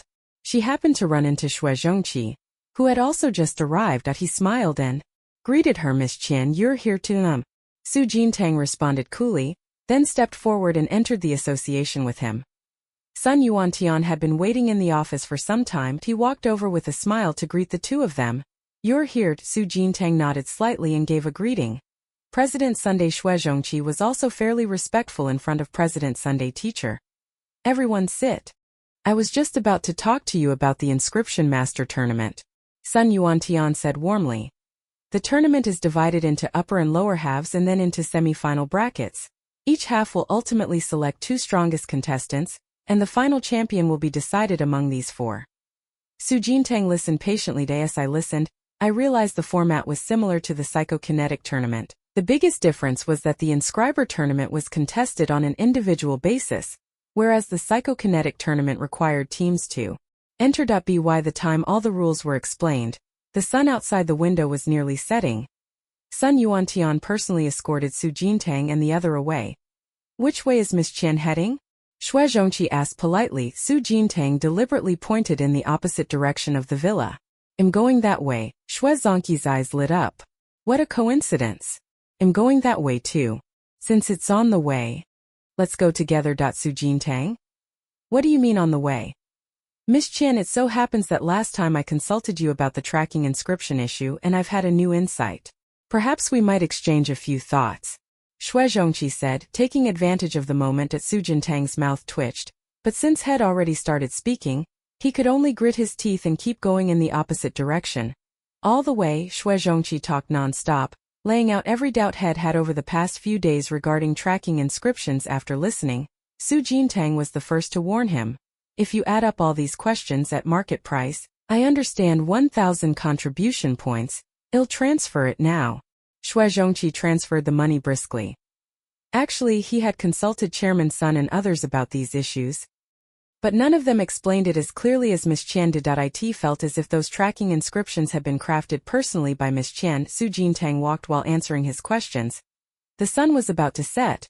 If she kept going this way, she wouldn't make it home before dark. Su Jintang stopped. I'm home now, no need to see me off, thanks. Saying that, she quickly turned and darted into the residential area on the left. Xue Zhongqi had to swallow the words that were about to leave his mouth. He watched Miss Qian's figure grow more and more distant, withdrew his gaze, and turned to head back the way he came. Late at night, Xu Jintang stepped on moonlight and returned to the villa dormitory. To this point, the others were probably already asleep or training. Xu Jintang lightened his steps so as not to disturb anyone, returned to his room low-key, and after closing the door, he quietly breathed a sigh of relief. She entered the training room, sat cross-legged, and soon entered a state of cultivation. A few more days passed. The Powers Tournament and the Engraver Tournament, which the whole nation was following, opened simultaneously. Su Jintang, wearing the ghost face mask, and 4 others appeared at the elimination match site with Wu Jinghong. The match was being held in the Federation Center's large simulated arena, a venue capable of holding hundreds of thousands. The stands were already packed. Spectators from the major star regions were all anticipating the Suntabejin contest. Masked Squad. The staff member responsible for roll call hesitated as he called out. The competitors' waiting area fell instantly silent. Members of the participating teams all looked up curiously and stared at Su Jintang, wearing a ghost face mask, raised his hand. Here. The 4 people standing behind her were all wearing the same style of ghost face masks. Their builds varied, but each carried magical treasures and weapons, giving off a rather dangerous aura. Hua Yang, Xia Wu and the other 3 from Silverlight Military School were also sizing up this masked squad. They had seen all kinds of contestants, but this was the first time they had encountered a team where every member competed wearing masks. Su Jintang stood with his arms folded in front of him, straight as an arrow, not the least bit affected by the surrounding scrutiny. The other 4 likewise maintained their own aloof stances. The staff continued to call for the next team, Mechanical Technology Military Academy Squad. The scene grew even quieter. A few more lines of seriousness appeared on Hua Yangxia's face. She clearly took this squad very seriously. Seeing no one respond, murmurs quickly rose around them. They don't seem to have arrived yet. They've become even more famous than Silverlight Military Academy recently. I heard that in the challenge matches, they even defeated the school ranked 15th. At that moment, the sound of footsteps came from the venue entrance. Sorry I'm late. A clear, melodious female voice slowly sounded. Su Jintang turned his head. A tall woman with a high ponytail led the team in. Her face was slender, her indifferent eyes gave off a chill, and a pair of pistols hung at her waist, giving her a very imposing air. 4 teammates followed behind her, all wearing the Mechanical Technology Military Academy uniform, walking in unison with neat, synchronized steps. A staff member sized them up and asked, "Are you the Mechanical Technology Military Academy squad?" Qiuzhiyu nodded, yes. The staff withdrew his gaze, checked a box on the sign-in sheet, and continued calling the roll. Qiuzhiyu and the 4 others walked over and stopped beside Su Jintang's group. The 5 stood straight without looking around.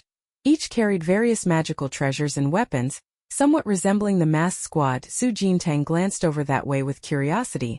According to Teacher Wu, that Mechanical Technology Military Academy team was likely to become their most dangerous opponent. She was actually somewhat looking forward to facing them in sparring. 15 minutes later, the staff finished roll call and announced the start of the draw for divisions. The current superhuman tournament will be divided into the upper and lower halves for the arena matches. After several rounds of elimination, the last 2 teams remaining in each half will advance to compete for the championship. Now I ask each team captain to come forward to draw lots for their bracket. If you draw the character for upper, you will be placed in the upper half. If you draw the character for lower, you will be placed in the lower half. Su Jintang rubbed his hands together in anticipation, stepped up to the drawing area and reached into the lot box. The lot bore the character for upper, meaning he had been placed in the upper bracket. Hey, can you hurry up? Hua Yangxia's annoying voice came from behind. Su Jintang crossed his arms in front of him, turned around, and with his eyes peering through the ghost face mask he scrutinized Hua Yangxia up and down. Has anyone ever told you that you really deserve a beating? Hua Yangxia froze for 2 seconds, then flew into a rage. What did you say? Aren't you going to draw your lot? A staff member beside them couldn't help but urge after being interrupted. Su Jintang didn't continue and stepped aside to make room. Hua Yangxia didn't want to lose her temper in front of the staff. She gave her a cold glance, turned around and went forward to draw a lot. Su Jintang didn't leave and just stood nearby waiting. When Hua Yangxia's lot was drawn, she quickly glanced at the characters on it. It was lower. Unfortunately, she had been placed in the lower bracket. We can only get a chance to run rampant against Silverlight Military Academy after the semi-finals. Su Jintang turned back to the team and told Yan Yuding and the other 3 the draw results, so that means we won't run into any teams from Silverlight Military Academy before the semi-finals, Shuezhongqi said, rubbing his chin and calculating. Actually, that's a good thing. Their team has 2 third-rankers after all. If we can't use our abilities, fighting them would be pretty troublesome. The draw continued, and before long the Mechanical Technology Military Academy squad finished their draw and were also placed in the lower bracket. What was even more surprising was that many very strong teams inexplicably ended up assigned to the lower bracket. Several teams that were placed in different brackets from them began to feel relieved. It seems like heaven itself is helping us. These strong teams all got placed in the lower bracket. If we push hard this time, we might just make it to the semi-finals, and there's prize money to be had. The other teams in the lower bracket are in trouble. There are only 2 qualifying spots, and all those strong squads ended up. It's going to be a brutal fight. Su Jintang silently listened at the side, collecting information. Besides the Silverlight Military Academy and the Mechanical Technology Military Academy teams, there should be 2 other teams that are also quite terrifying.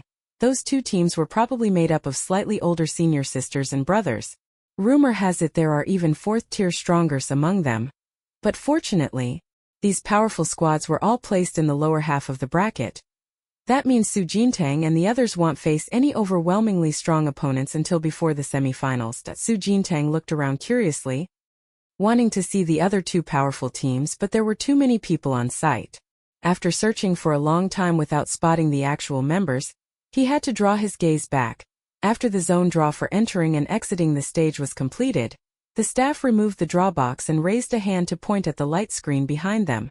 The zone assignments for each team have just been fully entered into our system.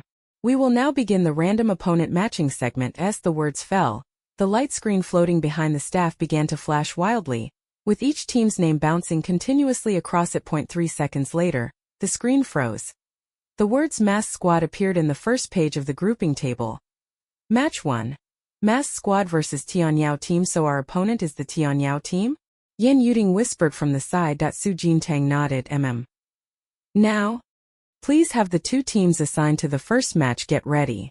Our first round of the points competition will officially begin in 20 minutes, the staff member said calmly. Wait, we're fighting first? Song Tianqi only just realized. Shuezhongqi glanced at him. Yeah, it's starting in 20 minutes. This moment, the other nearby teams all turned their heads. The only team whose members all wore ghost face masks to compete was Su Jintang's group. Everyone had a deep impression of them.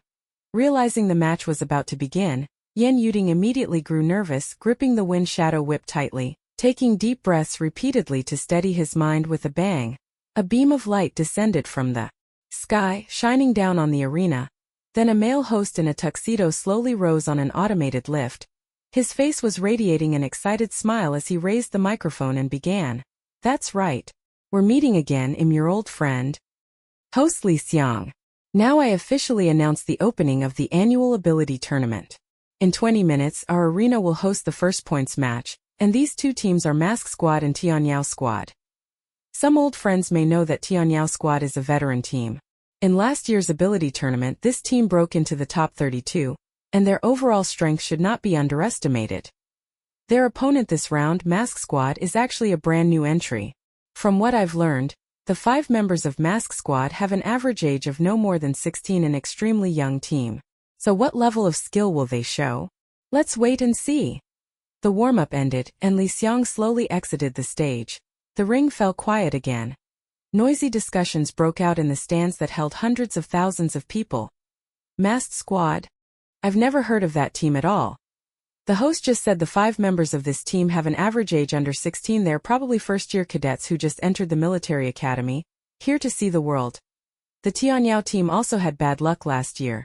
In the promotion round they happened to run into the previous year's championship team, which is why they stopped at the top 32.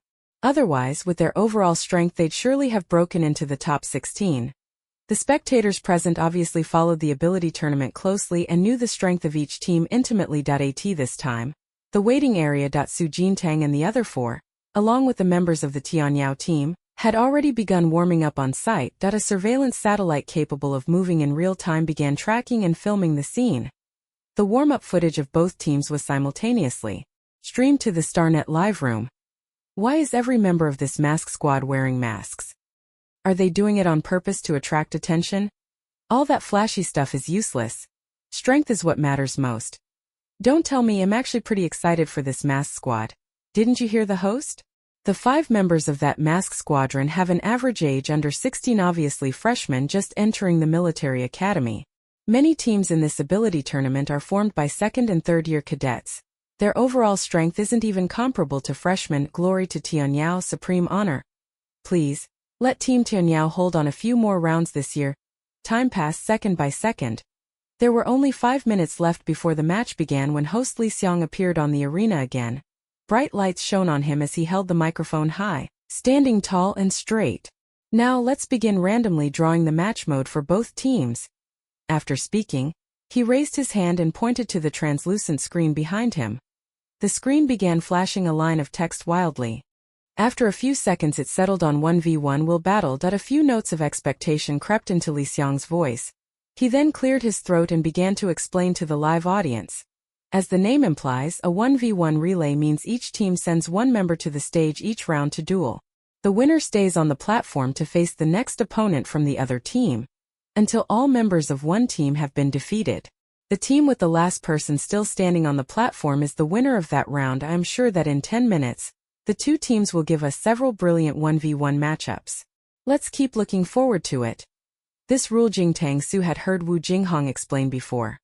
Besides the 1v1 gauntlet, the tournament also had 2v2 and 3v3 matches, as well as 5-person team battles. These were all rules the organizers set up to give the audience more spectacle and excitement. After all, a ticket to the tournament site was being sold to the public for 5,000 to 6,000 star coins. Class leader for the 1v1, who goes up first? Yan Yuding hurried over, eager to discuss tactics. The other 3 also gathered around. Su Jintang looked up, his gaze falling on Shuezhongqi. You go. Chapter 75. The magic weapon Shuezhongqi had been practicing recently was the wolf-tooth hook spear.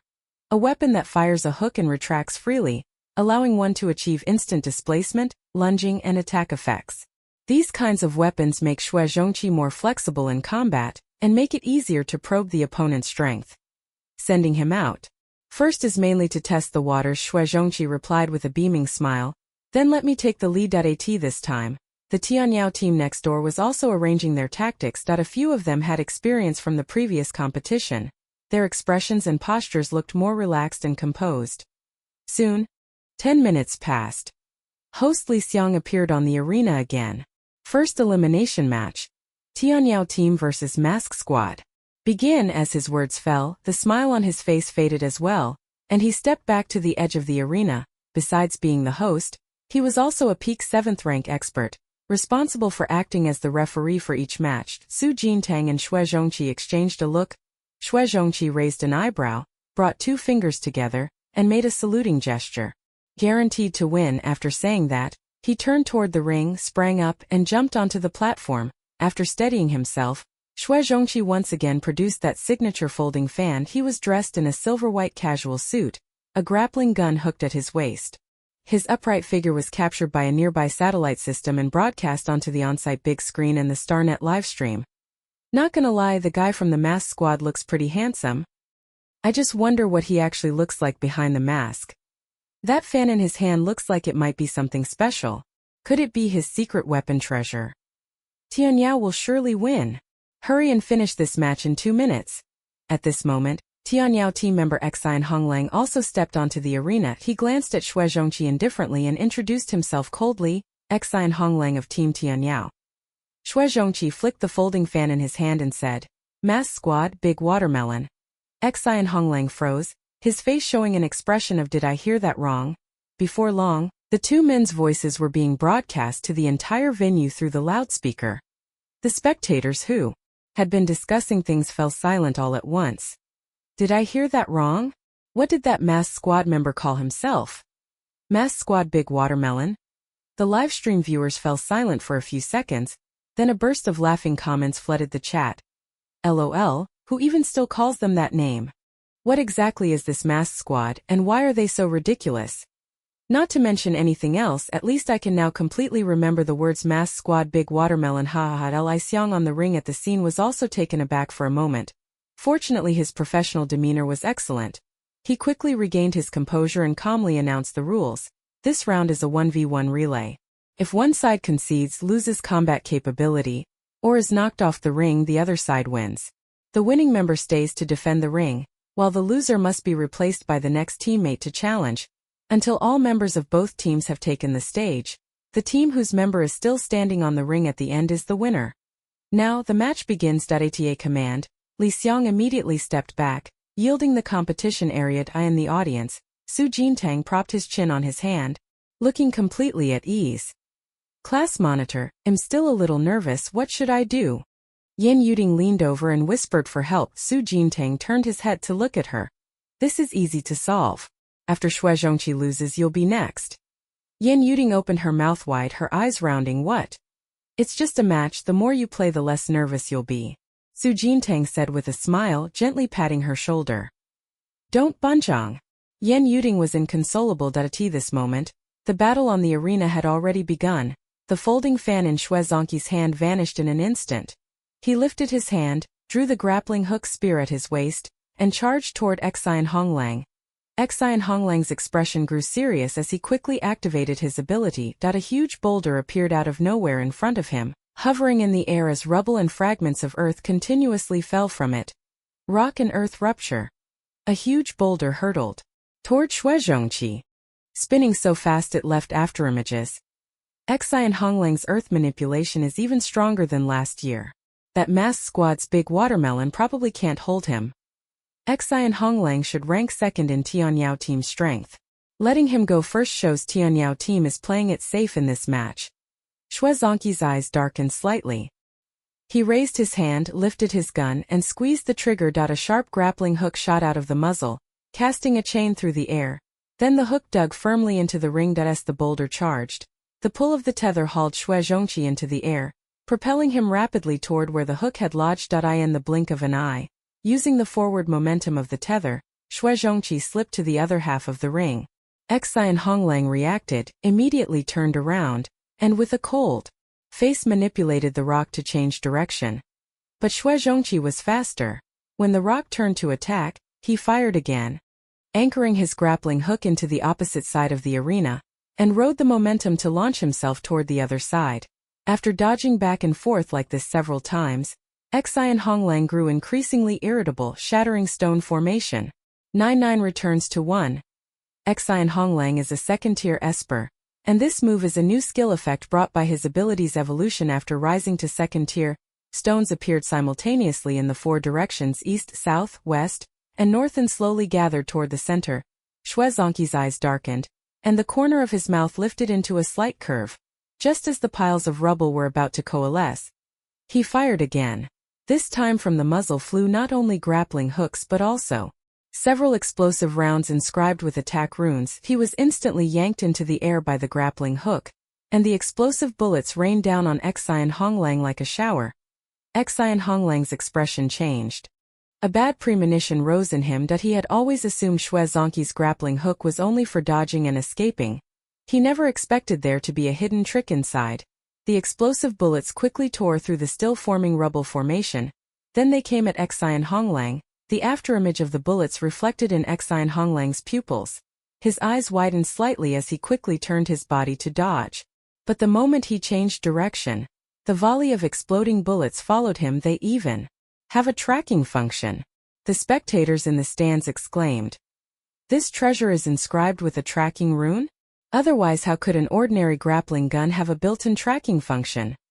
Xi and Honglang realized these bullets could not be shaken off. He frowned, spun around quickly, and fixed his gaze on Xue Zhongqi's position. Since he couldn't dodge, had let the owner of the bullets block them for him.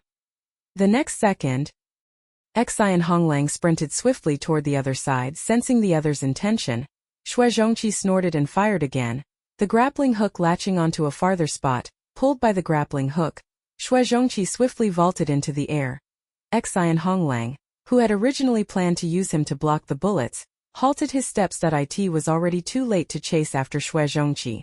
The explosive bullet from the rear came speeding in.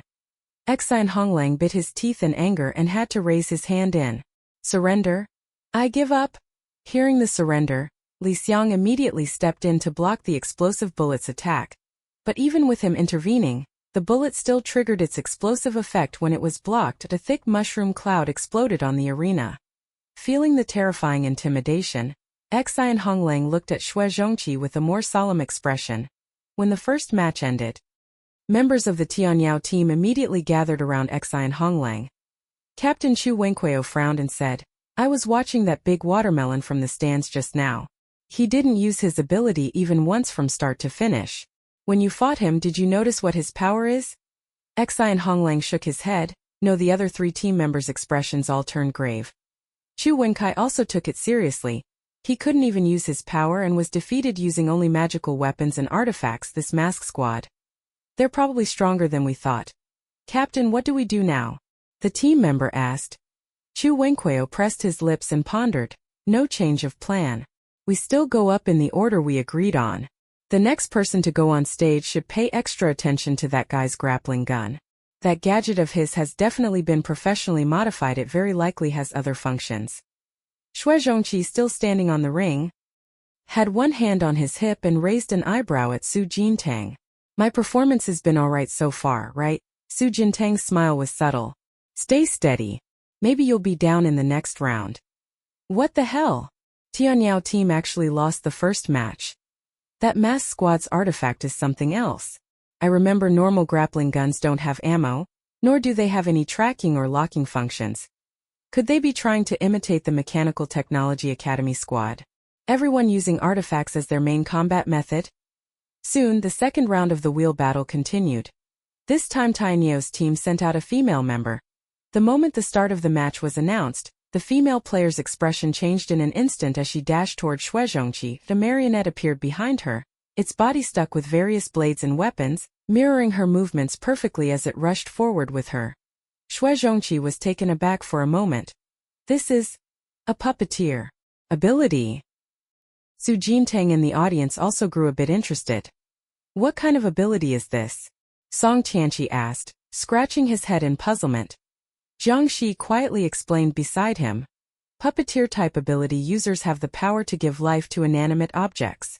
Even an ordinary stone, under the control of a puppeteer, can instantly behave as if it were alive. Yan Yuding frowned. Just now Xi and Honglang was also controlling a boulder. How is that different from this puppetry? Jiang Shi shook his head. Even if Xi and Honglang can control boulders, the stones in his hands are still dead objects. But the things puppeteers control will act like humans, with a combat consciousness. At this moment, Xue Zhongqi on the arena had already exchanged blows with his opponent twice. The opponent's wooden puppet moved quite nimbly, and it didn't feel pain at all. Xue Zhongqi's explosive bullets hit the puppet, only its surface was slightly scorched. But its offensive momentum remained undiminished. Xue Zhongqi frowned slightly. A clever idea sprang to mind, and soon he had a plan. Sister, your puppet is incredible. You're beating me so badly I can hardly put up a defense, Xue Zhongqi said with a smiling tone as he dodged and spoke to his opponent. The female teammate opposite clearly didn't want to engage with him. She snorted coldly and attacked even more fiercely. Clang, the puppet gripped a blade and drove it violently into the ground. Xue Zhongqi, having narrowly dodged the strike, patted his chest. Still shaken, he couldn't delay any longer. He looked up again, abandoning his previous playful expression. His lips curved slightly, the grappling hook extended, and it carried him soaring into the sky. The female opponent on the other side had gone berserk, charging again like a marionette. The female player raised her dagger high. preparing to stab down T that moment. Xue Zhongqi suddenly changed direction and jumped toward the edge of the ring. The woman's movement faltered, a few traces of puzzlement showing on her face.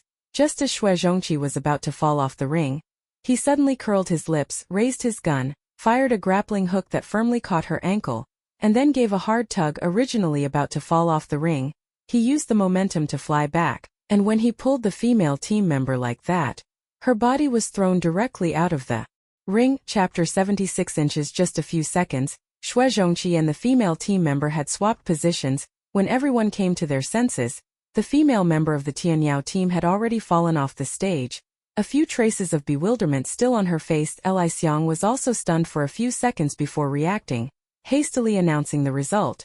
Second match, Masked Squad wins. The female member's thoughts finally returned. She pushed herself up with her hands to stand, and several members of the Tianyao team immediately gathered around her. Chu Wenquio bent down to help her up. "Are you all right?" The female team member nodded. "I'm fine, but..." A look of self-reproach appeared on her face.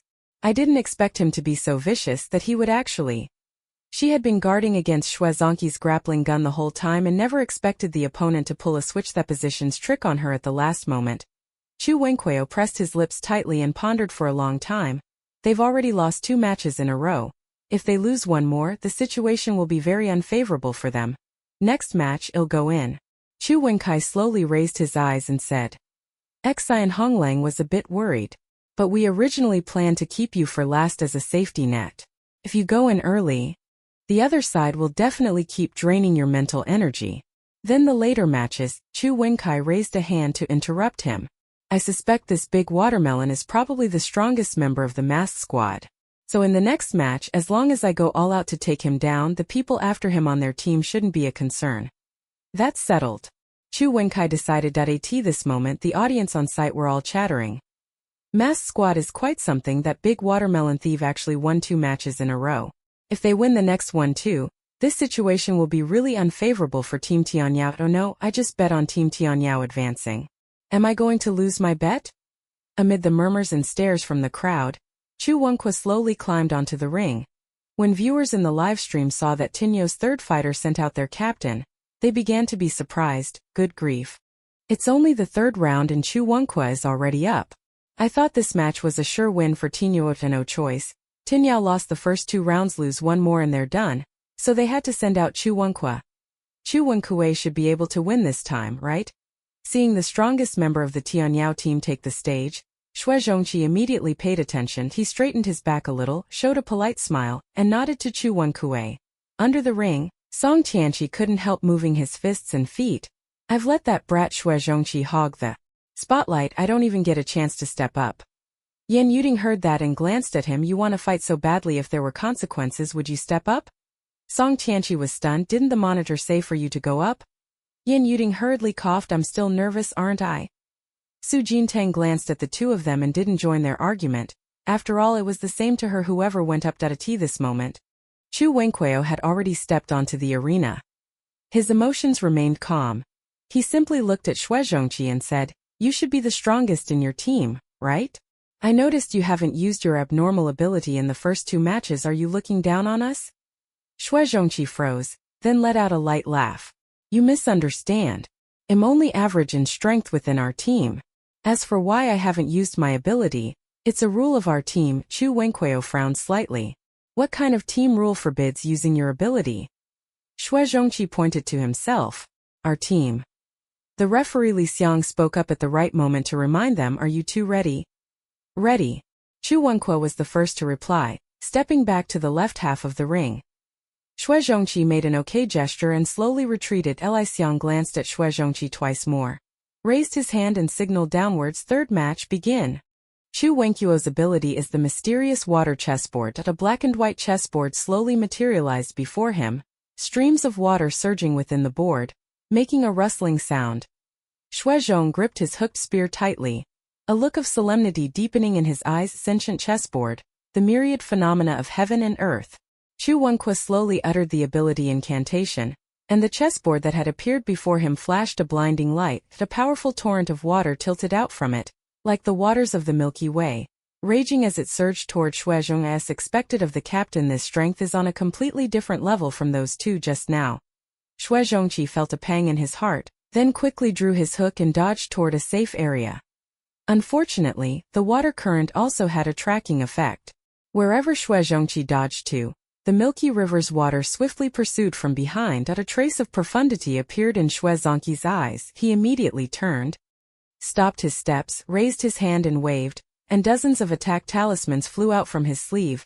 The attacking chi blades formed a row of protective bands, instantly buffering the water's attack, but the force of the water was far greater than the talisman attacks, and it quickly pressed on. At that moment, a circular formation slowly appeared in front of Shuezhongqi, the dazzling light enveloping the entire arena. The powerful aura of the formation's rune surged rapidly. Gusts stirred everything around.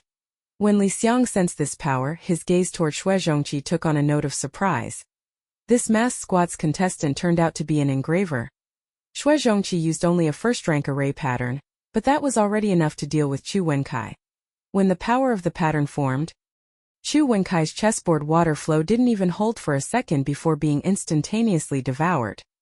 Chu Wenkai was a little dumbfounded. Of course he had heard of the inscriber's exclusive offensive patterns, but he never imagined such a pattern would appear before his eyes. Li Xiang's expression turned serious. Before Chu Wenkai could speak, he moved first to block the array pattern that was about to erupt, and explained, "You can't withstand the power of this array. This match is won by Team Mask." The scene fell into stunned silence.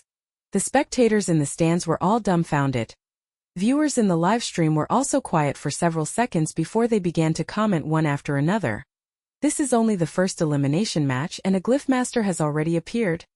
Let me get this straight. So the reason the masked squad member hadn't acted before was because he's a glyph master? But he still hasn't used his ability. Doesn't that mean this isn't even his full strength? Wow, the Tianyao team has really hit a brick wall here. Chu Wenqua in the arena was also a bit dumbfounded, unable to pull himself together. Until Shuezhongqi raised a smile and saluted him with a cupped fist. "Well played, well played." Only then did Chu Wenqua snap back. He returned the salute. "You're too kind. Your strength is indeed beyond my level." After speaking, he turned and jumped off the ring, his face heavy as he returned to the team. The other team members crowded around, their worry now openly visible on their faces. "Captain, even you couldn't beat him, so what about us?" Chu Wenqua shook his head. "There's no need to keep fighting. Since he's an inscription master, he certainly won't be short on inscription talismans. If he continues to use the power of array patterns, none of you will be able to contend with him. We concede this match. Because this is still just the point stage. Even if they lost this match, as long as they maintained a certain win rate later, they would still have a chance to earn other points. There's no need to keep dragging it out with the other side. After all, if you lose more, the team will definitely feel demoralized." Xi and Honglang felt a bit unwilling, but when he saw Shuezhongqi on stage still calm and composed, he had to lower his head. After deciding to concede, Chu Wenkai stepped forward to the foot of the ring and spoke in a loud voice. "We forfeit the next 2 matches." Zhongqi raised an eyebrow. He actually conceded. The spectators in the stands were also incredulous. The Tianyao team actually conceded. But then again, even their captain had no chance, so the other members were even less likely. Conceding is understandable. Damn, I had bet on Tianyao making the top 16 this time. This was only the first match of the points tournament and they were crushed outright. This masked squad is really something. They even have an inscriber. And that big watermelon hasn't used his ability once yet, still tore through the opponent. Li Xiang smiled slightly and immediately announced, "Congratulations to the masked squad for winning our first points match. According to the rules, winning the first points match grants an additional 50% bonus to the points." 1 points match concluded smoothly. Shuezhongqi climbed down from the stage feeling relaxed, returned to the team and proudly waited for praise. "Captain, how was it? Did I do this mission all right?" "Not bad." Jintang folded his arms in front of him and commented lightly. She had discussed it with Shuezhongqi before the match began. Shuezhongqi himself still had to participate in the inscription master competition, and both tournaments shared the same identity information. In any case, Shuezhongqi's identity as an inscription master would inevitably be exposed, so they simply didn't hide it. After today's match, the masked squad's reputation has spread, and the abilities of their other members weren't exposed. All in all, it was fairly successful. Team leader, look, Shuezhongqi stole all the spotlight. Can I get a turn next time? Song Tianqi rubbed his hands together, eyes full of anticipation. Su Jintang stroked his chin and pondered. Let's see what matchup we draw next. If it's still 1v1, you'll go in next time. Song Tianqi pressed his hands together and began to pray silently. I hope the next match draws 1v1. I hope the next match draws 1v1. After winning the match, Su Jintang and the other four continued to keep their cold demeanors and quietly exited the stage. Their figures wearing ghost face masks were all captured by the nearby satellite system and streamed into the live broadcast room. Sorry, I'm converting from skeptic to fan. This mask squad is actually kind of cool. In a way, you can't even see their faces. What's cool about that? But I do admit I'm a little curious to see them take the masks off. Did you guys notice? Right after that big guy left the stage, he went straight to report to the person in the center. Doesn't that mean the person in the center is actually the strongest in their team? Seems like it. I noticed that too. All the members of the mask squad are talking around the person in the very center. Damn, if the person in the middle is stronger, then how terrifying must the mask squad's overall strength be? Chapter 77. The first point match ended, and the mask squad's name immediately rose on the team standings board. Winning a match gave 100 points, plus an extra 50 points for winning the opening match. The mask squad ultimately took first place on the overall leaderboard with a total of 150 points. Ranked second is the Tianyao team with 0 points. Scoring match rules. Each team must be matched with random opponents 3 times in this round. After the 3 scoring matches conclude, teams will be ranked by points. And those ranked outside the top 64 will be eliminated. So next, the Tianyao team, still at 0 points, has 2 comeback opportunities left. Leaving the competition venue, official reporters who had been waiting outside immediately surrounded them. You 5 are participating in the psychic tournament for the first time, and already claimed the honor of winning the opening match. What are your thoughts on this? Today's center of attention, Shuezhongqi snapped his folding fan open with a pop, stood gracefully under the spotlight, and smiled as he said, no particular thoughts, just business as usual. The reporter continued to press. Then may I ask what the specific reason is for all 5 of you to compete wearing masks? Is it to conceal your identities or your abilities? Su Jintang replied coolly. It's not convenient to disclose. Thank you. At this moment, the security team on site rushed over to restore order to Su Jintang, and the other 4 also took the opportunity to leave the scene. A replay video of Shuezhongqi and the 3 members of the Tianyao team's battle was being projected at the very front of the conference room. 15 minutes later, Wu Jinghong paused the video and looked up at Shuezhongqi. Although we won this match in the end, you made quite a few mistakes in the fight details, Shuezhongqi. Also, in this first match you already revealed your formation sigil as a trump card. When you face other teams later, you'll be easy to target. Originally still quite proud, Shuezhongqi cleared his throat and quickly bowed his head to admit fault. I was a bit too eager to show off. Against Chu Wenkai in that battle, he would have had a chance to win even without using the formation marks. Mostly he wanted to show off, so he used the quickest method to end the fight. Wu Jinghong braced both hands on the edge of the table, her gaze sweeping over everyone. Smart people predict their opponent's intentions first, and only after the opponent has shown all their cards do they reveal their own trump. So in every battle from now on, the 5 of you must act with extreme caution. Su Jintang responded first, yes. The meeting ended and the 5 each dispersed to their rooms to cultivate and review. After returning to his room, Su Jintang locked the door, quickly put on his disguise mask, opened the window and jumped out. Once outside he hurried off toward the Inscription Masters competition venue. Half an hour later, Su Jintang arrived at the competition venue. Shuezhongqi was waiting for her at the entrance. When he saw her, he quickly waved. Miss Qian, over here. Su Jintang walked toward him and stopped. Before she could speak, she saw Shuezhongqi take out a grotesque mask and put it on, explaining, Miss Qian, I have some special reasons, so I have to wear a mask to compete. Understood? Su Jintang replied calmly. Su Jintang and the other walked side by side into the competition venue. The runesmith competition was held at a different location. The arena wasn't very large, and the surrounding stands could probably only hold 1,000 or 2 people. There were also very few contestants waiting at the site for the match to begin, roughly estimated at only about 100 people. The runesmith contest doesn't attract as much attention as the Esper tournament, and fewer runesmiths sign up, so our schedule will have fewer rounds. The first round is also a points-based round. After 2 rounds of runecrafting, The top 32 will advance to the next stage. Xue Zhongqi explained the runesmith competition format to Su Jintang as they walked. Su Jintang asked, "Compared to what generally?" Xue Zhongqi cleared his throat and continued, "The competition organizers will give a fixed inscription prompt, requiring all contestants to make the same type of inscription. In the end, scoring is based on the quality of the finished inscription and the time taken." After entering the waiting area, the surroundings immediately became quiet. The atmosphere here was different from the other powered contest. Each participating inscriber stood apart, and they didn't probe or observe one another. Everything felt colder and more desolate. Not long after, the contest staff came over with the roll call sheet. "Well, begin sign-in and roll call now." One name after another was called out by the staff. "Big Watermelon?" The staff hesitated as he read. Xue Zhongqi immediately looked up. "Present." Many puzzled glances were cast around. When registering for the competition, the organizers uniformly verify participants' identities. After confirming that a participant has no criminal record, they issue a pass. As for what name the participant ultimately uses in the competition, that is not the organizers' concern. Those nearby were just momentarily surprised. Once they realized Big Watermelon was his alias, they looked away. Qian Duo to Su Jintang immediately answered, "Here." Half an hour later, after the staff finished taking attendance, they announced that the preliminary points competition would begin in half an hour. Xue Zhongqi suddenly leaned over.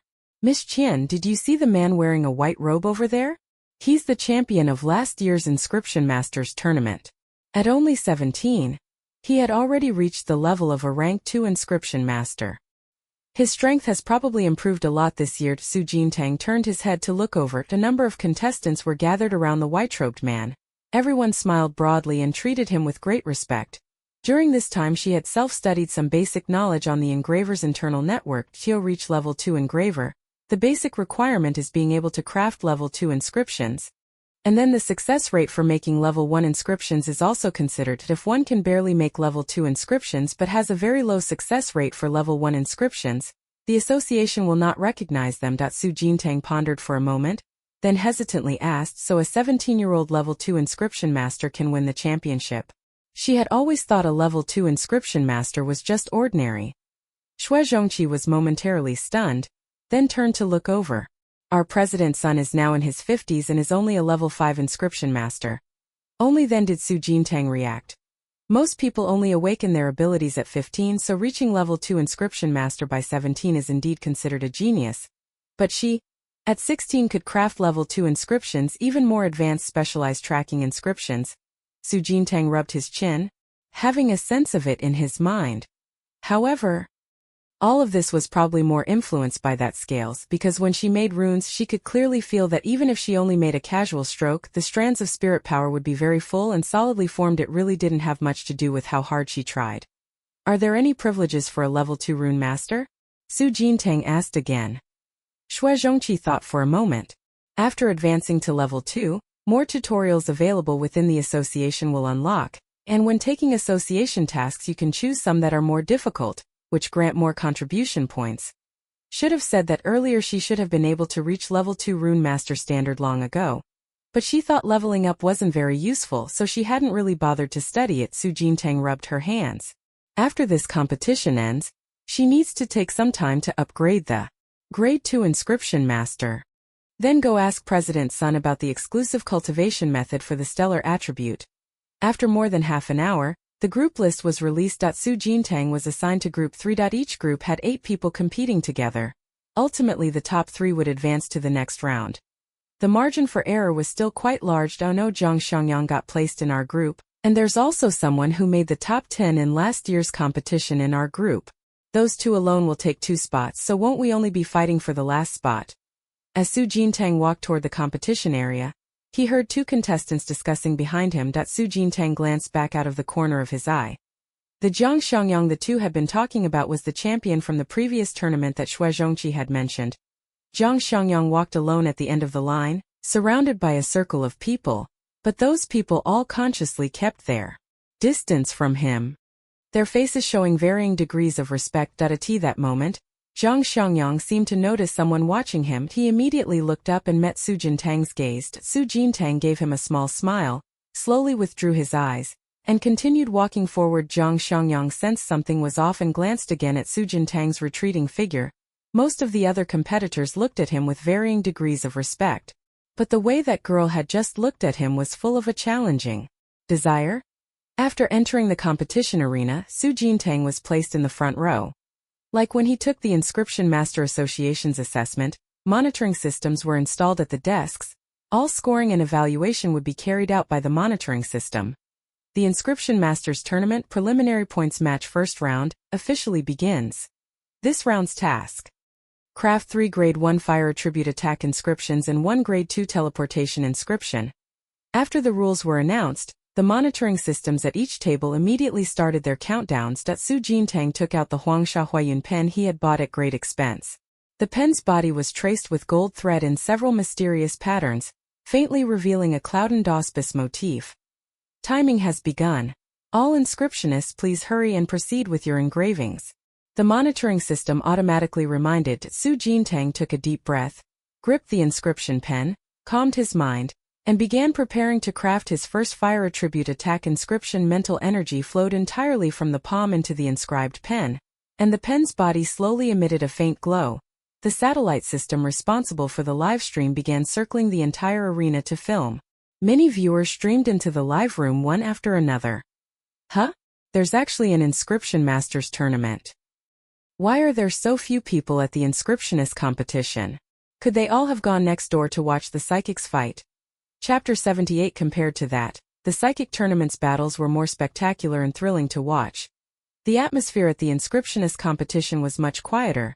There wasn't much to see, so naturally fewer people paid attention. Time passed second by second. The sheen of the runes written by Su Jintang grew brighter and brighter, and a faint red glow was contained within them that was the fire element attached to the inscription. The nearby satellite system sphere happened to fly over, broadcasting Su Jintang's engraving scene into the livestream room. Many runecrafter viewers who understood the trade were all taken aback when they saw it. This young girl's psychic threads are very solid. You can tell she's put in the work regularly. And the timer has only been running for 5 minutes, right? The inscription in her hand already looks like it's going to succeed. Su Jintang didn't plan to hide his skills in this competition. After all, he was using a fake identity, so even if he was a bit showy, it wouldn't affect him much. Besides, if he could win the championship in this competition, he could then ask Chairman Sun for the star attribute cultivation method, so of course he had to give it his all. 2 minutes later, Su Jintang smoothly completed the first level fire attribute attack. Inscription. A faint light erupted on the inscription symbol. The monitoring system by the table immediately scanned and scored.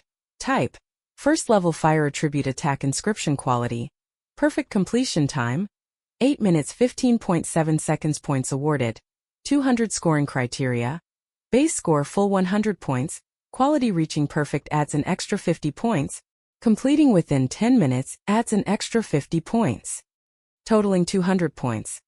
The monitoring system alert popped up just as it was captured by the satellite nearby. The viewers in the live stream were all stunned. Which Inscription Masters Association is this person from? I've never heard of them before. Someone with the skill to craft inscriptions like that shouldn't be completely unknown. Su Jintang didn't know that everyone in the live stream room was talking about her at that moment. She quickly picked up her pen and continued making the next inscription. Before long, less than 10 minutes had passed again.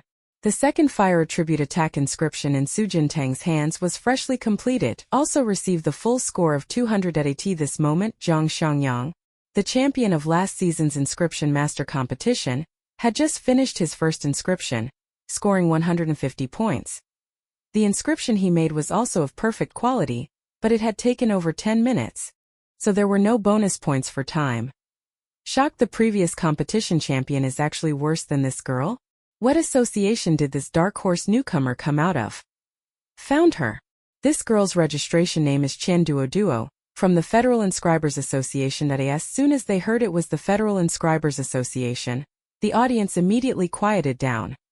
The Federal Inscribers Association is one of the most resource-rich. Every year their association produces 1 or 2 stunning geniuses. Su Jintang slowly exhaled a breath of turbid air and began attempting to craft a level 2 teleportation inscription.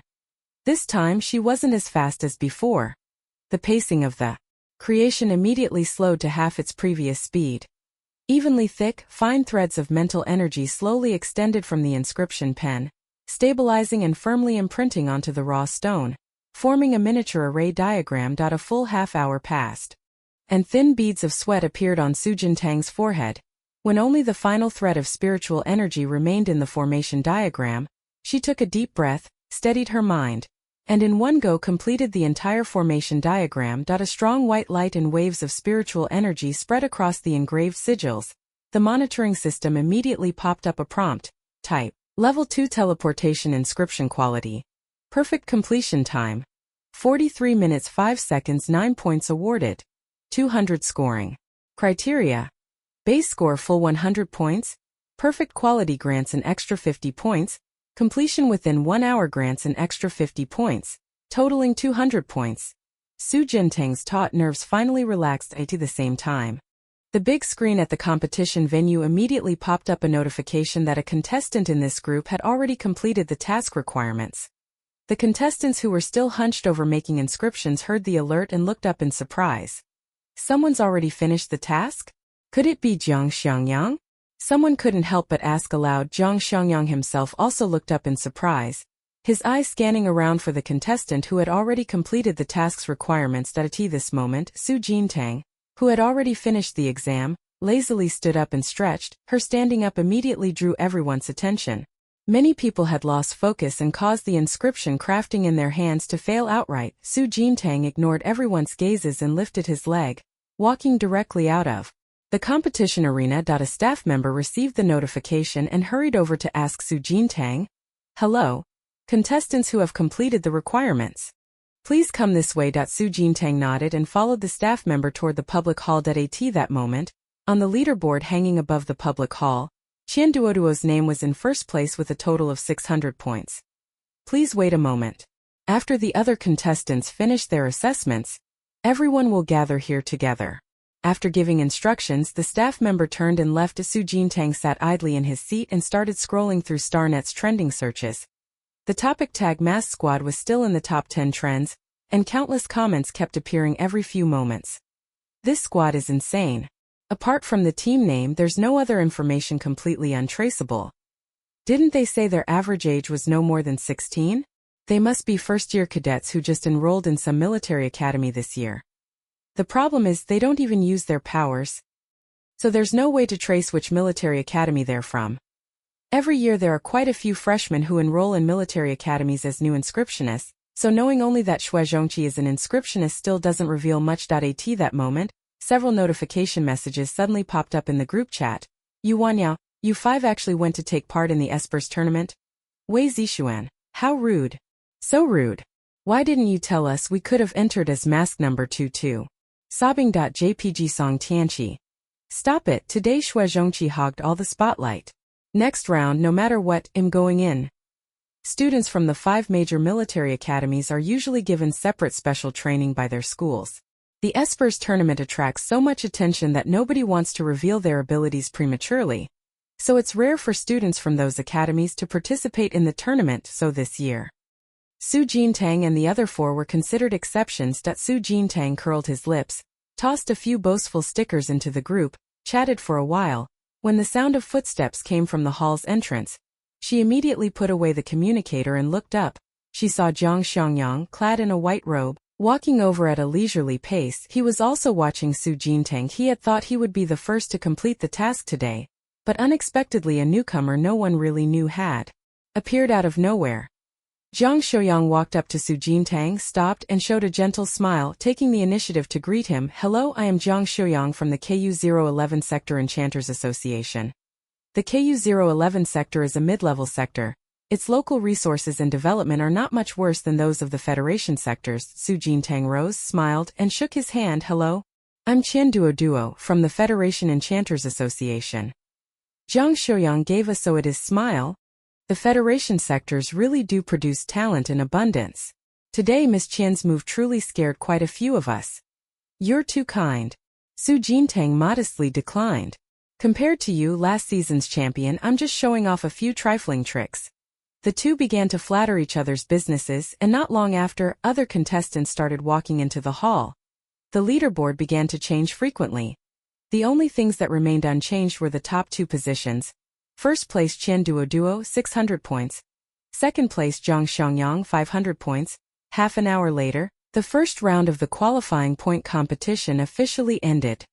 All contestants who had completed the task requirements gathered in the public hall. The staff member came forward and began to announce the preliminary results. This round of group preliminaries has concluded. The top 3 in the standings will advance to the next stage. To the other contestants, thank you for your participation. And we look forward to seeing you at the next competition. When the word spread, those who hadn't made the top 3 sighed. They were already under a lot of pressure being placed in the same group as Zhang Xiangyang, and then Qian Duo popped up halfway through stronger than Zhang Xiangyang, practically leaving no room to breathe. Even the contestant who had broken into the top 10 in the previous competition, whether due to mindset or some other reason, failed to make the top 3 in the group. This time that he lowered his head and sighed, shook his head, then turned and left first.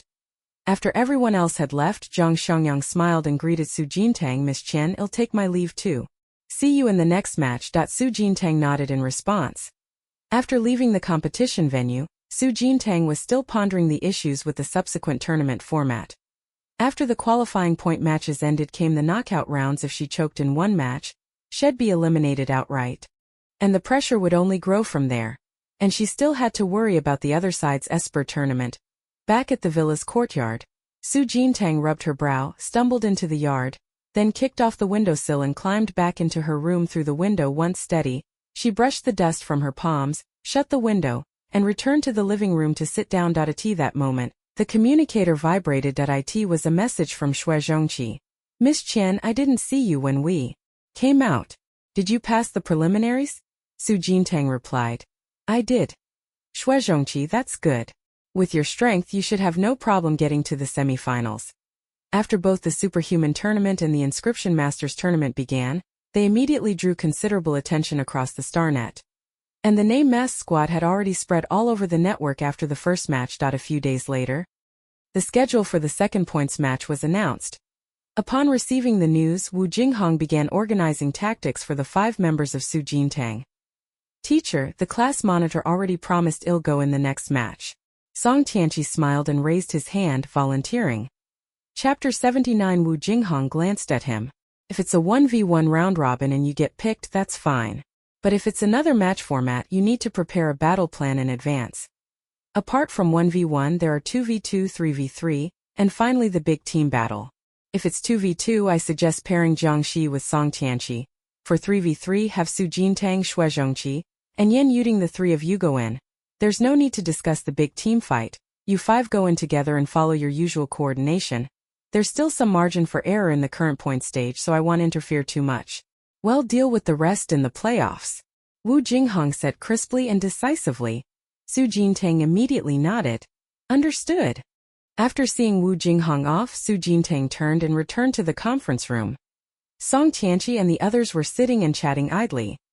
Did you see the first points match of the Mechanical Technology Military School? Their weapon modifications are even more advanced than ours, Xue Zhongqi said as he opened the communicator display and pulled up the replay of the Mechanical Technology Military School's points match. Su Jintang walked up behind him and shifted his gaze to the display. The captain of the Mechanical Technology Military School, Qiu Zhuyu, held twin guns. His indifferent eyes seemed to look at ants as bullets rained down across the arena. The team members behind her each drew their weapons and rushed toward the opposite side. In less than 2 minutes, the 5 opponents were collectively knocked off the arena.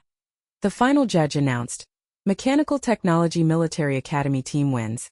Qiu Zhuyu quickly holstered her gun, turned and jumped down from the arena. Her silhouette neat and dashing. Yan Yuding pondered for a moment.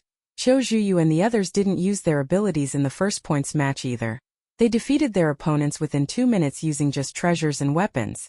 In terms of using treasures, they're definitely stronger than us. So we still can't let our guard down. Xue Zhongqi sighed and rubbed his temples under great pressure. Su Jintang's attention remained on the video. She reached out and tapped the holoscreen, replaying the footage, and finally paused on the frame of Qiu Zhuyu firing dual pistols. Her bullets seem not quite the same as ordinary bullets. Yan Yuding and the others all turned their heads and stared at the bullet on the video. After a moment, Xue Zhongqi noticed something. This bullet is special. If I'm not mistaken, It should be made of the rare metal living alloy. Su Jintang was a little surprised. How can you tell it's living alloy? Xue Zhongqi pointed at the surface of the bullet and continued. The bullet's color is dark gold. That color of metal can only be achieved by a material called living soul alloy. Living soul alloy is extremely hard. If used to make bullets, the attack damage would be higher. Su Jintang touched his chin. I see. Xue Zhongqi went on to explain. And because living soul alloy is so hard, only the spirit thread of an inscription master can cut it. Making bullets like the autumn bamboo rain would consume a lot of effort and cost. Su Jintang had a sense of how things stood and said nothing further. After the meeting, Su Jintang returned to his room and began searching online for information about Shengling alloy. This stuff is pretty expensive, 5,000 star coins per gram. But its effects are indeed strong. In terms of hardness, it's 5 times that of ordinary refined iron. Simply put, a weapon made of Shengling alloy can easily pierce refined iron. Su Jintang fell into thought. At that moment, the green-membraned ancestral bird started chirping beside him again. My life is truly hard. I didn't do anything, and for no reason I became a human's contract beast. And this human clearly has money, but won't spend 100,000 to buy me a deluxe beast pet space. He spoke while Yuguang watched Su Jintang's expression. He had thought those words would make Su Jintang come to her senses. Instead she was silent for a moment, then suddenly looked up and said, then buy 5 grams first and try it. Green-plated Archaeopteryx? He couldn't help leaning over and asking, by what? Living alloy. Su Jintang replied after speaking. She looked down and opened the communicator screen, logged into the Made a Profit shopping site. Selected 5 grams of living alloy and placed the order. Another 20,000 5-star coins spent. Fortunately, the funding from the military academy was ample, so the account wouldn't run dry. After a while, thinking of something else, Su Jintang placed an order for another arrow-shaped mold, the green-membraned Archaeopteryx that no one paid attention to. A few seconds later, it quietly returned to the beast pet space and continued to sulk. Before long, the delivery drone from Profit yet? Arrived with the package. After Su Jintang confirmed receipt, he opened the box, took out the living alloy, and held it under the light to observe for a moment. The living alloy had an overall dark golden sheen. When tapped lightly it gave a crisp sound, completely different from the dull thud produced by striking refined iron. After observing it, Su Jintang took out the yellow sandfire cloud brush and, following a tutorial he found online, began to cut the living alloy. Threads of mental energy traced a straight line from the brush tip and slowly descended onto the living alloy. The filament pressed against the living alloy like a knife through tofu, slicing it into 2 pieces. Su Jintang pressed his lips together, focusing his whole mind on the living alloy, and began cutting it again. A few minutes later, the living alloy had been divided into evenly sized blocks. Next, according to the tutorial, he needed to use psychic power to refine and fuse the living alloy, then remold it into the weapon design he wanted. Su Jintang wanted to make some compatible arrowheads for her ruby wrist darts. Her current wrist darts already had tracking capability and fire attribute attack effects. If she added arrowheads made from this living alloy, the damage would basically be maxed out. Su Jintang cupped it in both hands. A vast mental force surged from within her body and enveloped one piece of living alloy. It took more than an hour in total before the stubborn living alloy showed any signs of melting. The lump slowly transformed into drops of dark golden liquid, dripping into the arrowhead mold that Su Jintang had long since placed below. The night gradually grew heavier, but Su Jintang's room remained brightly lit the whole time. Not until dawn the next day did Su Jintang rub his shoulders and remove all the solidified life metal arrowheads from the mold. The dark golden arrow shimmered under the sunlight. Su Jintang loaded it entirely into the ruby sleeve arrow, adjusted it into firing position, raised his right arm, and locked the target onto a mural on the opposite wall. The arrow shot out swiftly. When it reached the mural, it penetrated as effortlessly as cutting through a river, slicing straight through the thick wall halfway and leaving a deep arrow hole. A flash of surprise crossed Su Jintang's eyes. He stepped forward, bent down to inspect the arrow hole. It was over 5 centimeters deep. The walls of this villa had all been reinforced. That the arrow penetrated so deeply was enough to prove how ridiculously sharp an arrowhead made of Shengling Hejin was. Su Jintang raised the corner of his mouth in satisfaction, pulled the arrowhead out with a hand, then turned and picked up the communicator to call for repairs. By the afternoon, the people in the villa had gradually woken and gone downstairs. Song Tianqi heaved a long sigh and shouted, "Crazy! Crazy, I watched other teams' battle replays all night yesterday. Yin Yuding, already sitting at the dining table eating, looked up and replied. I stayed up watching the battle replays too. Feels like the other teams are pretty strong. I wonder how far we could get without using our abilities. Xue Zhongqi lounged lazily on the sofa, fanning himself with a newly bought folding fan. I mean, if we actually make it to the semifinals, could we maybe use a little bit of a low-profile ability? Depends on the situation. Su Jintang, who happened to be coming downstairs, answered. Su Jintang came to the table, grabbed a slice of bread and put it in his mouth. I saw a notice from the tournament organizers this morning. They're drawing lots tonight to pick the opponent for the second match of the points round. Class monitor. I've been lucky lately, so I suggest I try drawing for the second round? Song Tianqi rubbed his hands, his eyes full of anticipation. Su Jintang turned to look at him, but before he could speak, Xue Zhongqi slapped Song Tianqi aside. No, don't trust him. His hands are jinxed. Don't let him draw out the strongest team from the upper bracket. Yin Yuding hurriedly nodded in agreement. Yeah, the class monitor should draw it. Su Jintang hesitated a bit. Alright then. Afternoon, the Power Users Tournament drawing area. All teams gathered again. After the 5 members of the masked squad, who had stolen the show in the first match, appeared, they immediately became the center of attention. All kinds of probing, suspicious glances were cast their way. Su Jintang led his team into the drawing area, then crossed his arms and stood coolly within the team. Several members of the neighboring Silver Light Squad were sizing her up. Everyone could tell that the one standing in the center was the core of the masked squad. Hua Yongxia was also staring at her, the desire to fight in his eyes utterly undisguised. All teams are present. We will now begin randomly matching opponents. The staff member announced. All eyes in the vicinity turned in unison toward the large screen ahead. The names of each team flashed wildly on the screen, and the words masked squad appeared especially frequently. After 3 seconds, everything stopped. Su Jintang raised his eyes and his gaze fell on the 8th line. Masked squad versus dragon slaying team. Yin Yuding murmured softly. Which one is the dragon-slaying team? In the past few days, Teacher Wu had gone over information on quite a few relatively strong teams with them, but they truly hadn't heard of this dragon-slaying team.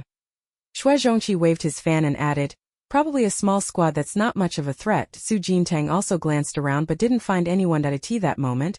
Zhang Shi suddenly raised her hand and pointed in a direction. It's probably that squad. Su Jintang looked in the direction she was pointing. 5 people in red uniforms stood there with tense faces.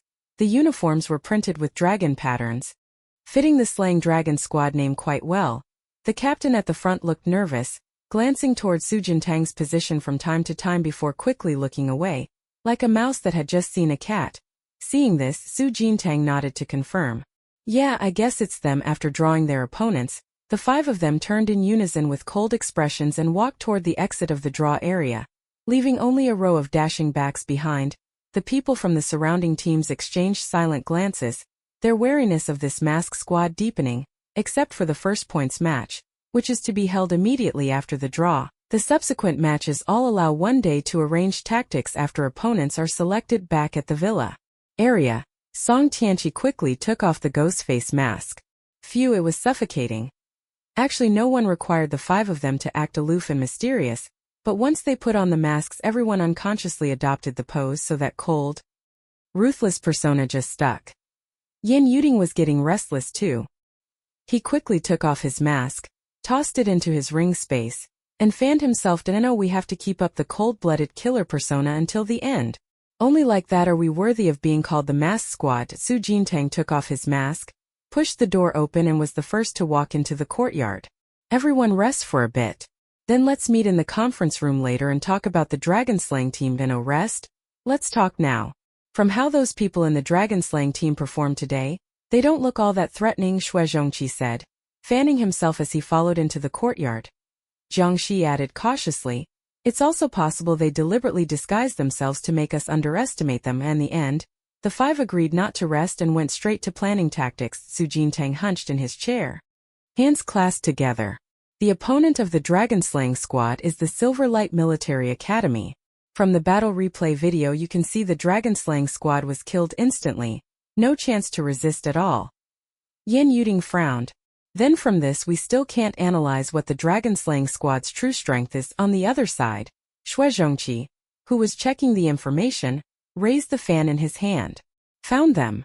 The dragon-slaying squad are also new entrants this year. They're first-year cadets from Chiji Military Academy. Probably just signed up for fun. Chiji Military Academy? Su Jintang looked up in surprise. Song Tianqi also looked up. Isn't that the military school Duo went to? Unaware of the situation, Xue Zhongqi and Yan Yuding exchanged a glance. What Duo? Song Tianqi quickly summarized for them how the three of them had all been promoted from the lower star regions.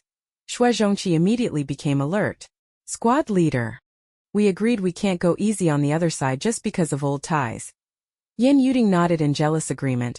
We can't forget about us newcomers just because they're old friends. Song Tianqi hurriedly waved his hand. Don't worry, Duo wasn't in that team today, otherwise she'd have recognized them already. Without her, we're not holding anything back. While they were talking, Su Jintang had already opened the communicator screen and sent a message to Song Duo. What are you busy with? Song Duo was probably free too and replied instantly. I'm worrying for my classmates. They signed up for that Esper competition this year. And in the first round they had really bad luck and ran into Silverlight Military Academy and lost. Now in the second round the opponent draw just happened, and they drew that masked squad again. As Su Jintang fell silent. Song Duo was still sending. The masked squad is the team that's been especially popular these past few days. In their first match against the Tianyao team, they won the game with just one player. It's terrifying. And that player didn't even use their ability at the end, which means they didn't use their full power. By the way, what did you want to talk to me about? Song Duo suddenly asked at Su Jintang. Nothing. She quickly put away the communicator's light screen, acting as if nothing had happened, and continued auditing. At this time, Xue Zhongqi and the others had already tracked down all the information on every member of the dragon-slaying squad. The strongest in the dragon-slaying squad is their captain, peak rank 2. His ability is to summon mechanical beasts to fight. The rest aren't worth worrying about. Xue Zhongqi quickly shared the intelligence. Song Tianqi leaned back and said, then there's nothing more to discuss. We'll strike first thing tomorrow. Jiang Shi, usually cautious, said nothing after seeing the report and only gave a nod. Su Jintang slapped the table and stood up. All right, meeting dismissed. After speaking, she was the first to turn and leave the meeting room. As the saying goes, even brothers should keep clear accounts. When it came to the tournament, she could only apologize to Duo. This moment, the 5 members of the dragon-slaying team huddled together anxiously, pacing around the room in a panic. What are we going to do? We were unlucky in the first match, and the second was even worse. If we lose again, there's no way we'll advance. It's fine, we signed up just to try it out. Don't put so much pressure on yourselves. Leaning against the other side of the sofa, Song Duo put away her communicator and looked up at her classmate. Exactly, we've just entered the military academy not long ago. Our strength isn't as good as others. It's normal to lose. Team leader Yao Wen, you sighed lightly. But I heard the masked squad's 5 members have an average age under 16, so they should be about the same age as us. And the Silverlight Academy team too. Same age, different fate. Song Duo smiled and stood up, walked over to Yao Wenyu and patted his shoulder. Go for it. I specifically spent a lot to buy tickets for tomorrow's live event. I'll go see how you perform. Yao Wenyu wanted to cry but had no tears. You wasted your money. Tomorrow we'll probably just watch the other side thrash us. The next morning the sky was bright.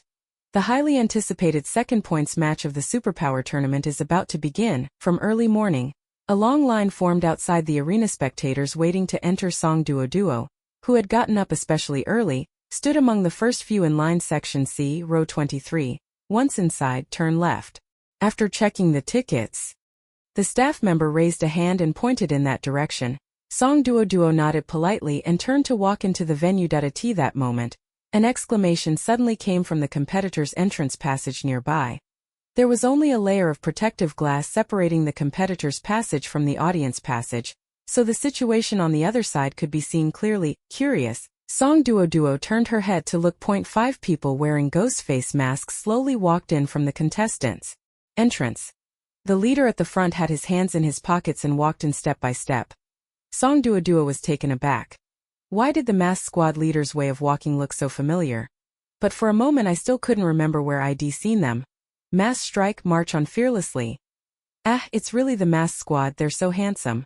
After that one match, the whole internet was swept up in a wave of support for the masked squad. And overnight many new fans of the masks appeared.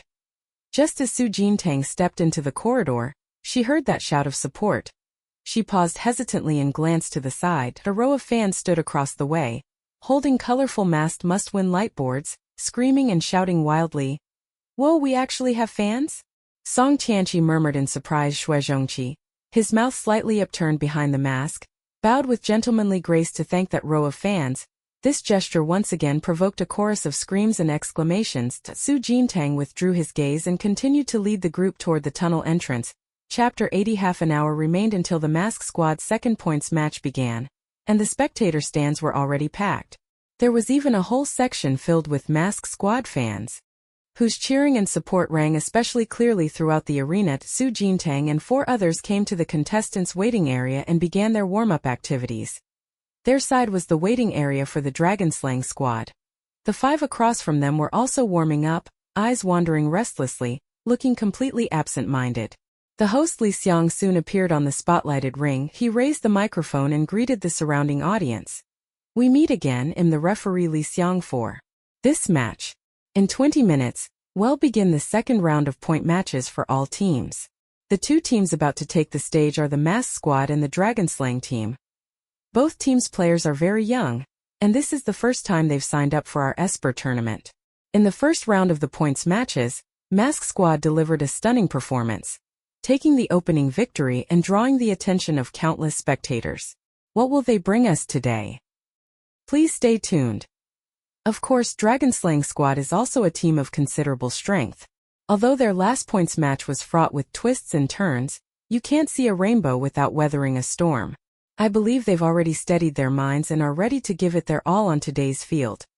Now we will begin randomly drawing the match mode for the 2 squads. Li Xiang turned and pointed to the floating light screen behind him. Data above the light screen began to bounce wildly. 3 seconds later, the match mode froze on 2v2, 3v3 mixed team battle. Li Xiang's eyes lit up, and he immediately became excited. The spectators here today are in for a treat. The mixed team battle is the most thrilling team event in our tournament. The first 2 rounds are 2v2 and 3v3 team battles respectively. If the first 2 rounds end in a tie, a 5v5 large team battle mode will open, and the final round will decide the winner. There's still 18 minutes before the match officially begins. Let's continue to wait patiently. As the words fell, the spotlight suddenly went out and the ring returned to darkness. Su Jintang withdrew his gaze and looked at the few people behind him. Well, do it according to Teacher Wu's arrangement. First match is 2v2. Song Tianqi and Sister Shi go on. Second match, me, Xue Zhongqi and Yuding. Song Tianqi grinned and rolled up his sleeves, having looked forward to this day for a long time. Finally, it's my turn. Jiang Shi remained very calm, silently taking out his magical weapon, a rocket launcher, hoisting it on his shoulder, ready to step up at any moment. This scene immediately drew the attention of many spectators. Live stream chat started spamming comments. Whoa, he brought a rocket launcher straight into the match? Is that a custom magical weapon? This Mask Squad really gives off a bit of a Mechanical Tech Military Academy vibe. Every member fights using magical treasures as weapons. Let's have 2 seconds of silence for the Dragon-slaying team. I have a feeling they're going to be buried today. Let me bet whether anyone in the Mask Squad will use an ability today. Time flew by. Li Xiang appeared on the arena again, this time riding a flying hoversphere fitted with a handle. He held the handle with one hand and a microphone with the other. Hello to the spectators here and in the live stream. The upcoming match is a 2v2 team battle. I will continue to serve as the head referee for this match. Now please welcome the members of the 2 teams to the stage. Su Jintang glanced at Song Tianqi and admonished, keep it in check, don't get too arrogant. Song Tianqi cleared his throat and immediately saluted, Roger. After replying, Song Tianqi turned and climbed the steps toward the same ring. His smile fading as he grew serious. Jiang Shi remained calm from start to finish, then climbed the steps alongside him with a paw sound. The spotlight shone on the ring. 2 members sent by the dragon-slaying team stepped onto the ring. They still looked a bit nervous. After taking a deep breath, they steadied themselves slightly. Hello both, let me introduce myself. I'm Hot Air Balloon, psychic level peak of rank 2, Song Tianqi said with a smile. Then it was Jiang Shi's turn. Cold Assassin, psychic level rank 4. The audience on site were all shocked. Psychic level rank 4? Did she misspeak or am I hallucinating? The Mask Squad's average age isn't supposed to be over 16, right? How could there be a 4th tier? The two members of the dragon-slaying team across the arena were also stunned. A fourth-tier spirit level is 2 levels higher than theirs. This lone cold killer on the other side could easily crush the two of them. Li Xiang, who was still riding a hovering sphere and flying back and forth in the air, glanced at Zhang Xi a bit more, then raised the microphone and announced 2v2 match, start now. As the words fell, the safety shields around the ring rose instantly. All eyes in the arena immediately turned to the ring. Song Tianqi shot toward the opponent like a cannonball. The star-shattering gauntlets on his hands flashed faintly, and under the effect of the amplification inscription, the strength in his arms rapidly surged. This was the magical weapon he had carefully chosen some time ago as the most suitable for him. The star-shattering gauntlets. After wearing them, arm strength and attack power will be tripled, and strikes on enemies also carry a faint fire attribute burn effect. In the blink of an eye, Song Tianqi had already rushed up to stand in front of the two men. He chuckled, raised his hand into a fist, and slammed it hard into the man's abdomen in front of him. A violent burst, sparks overflowed from the gauntlet, and the male teammate was instantly knocked back. His companion hurriedly summoned his ability. An antique bronze mirror slowly floated up in front of him. The light at the scene refracted off the mirror's surface and bent to shine toward Song Tianqi standing to the side. Mirror of reflection. It can refract all light. The refracted light inflicts corrosive damage. Sensing the danger in the light, Song Tianqi's expression changed slightly as he quickly rolled and dodged to the side. The ground swept by the light quickly filled with a patch of charred shht. That moment, Zhang Xi shouldered a rocket launcher and began sweeping the area with fire.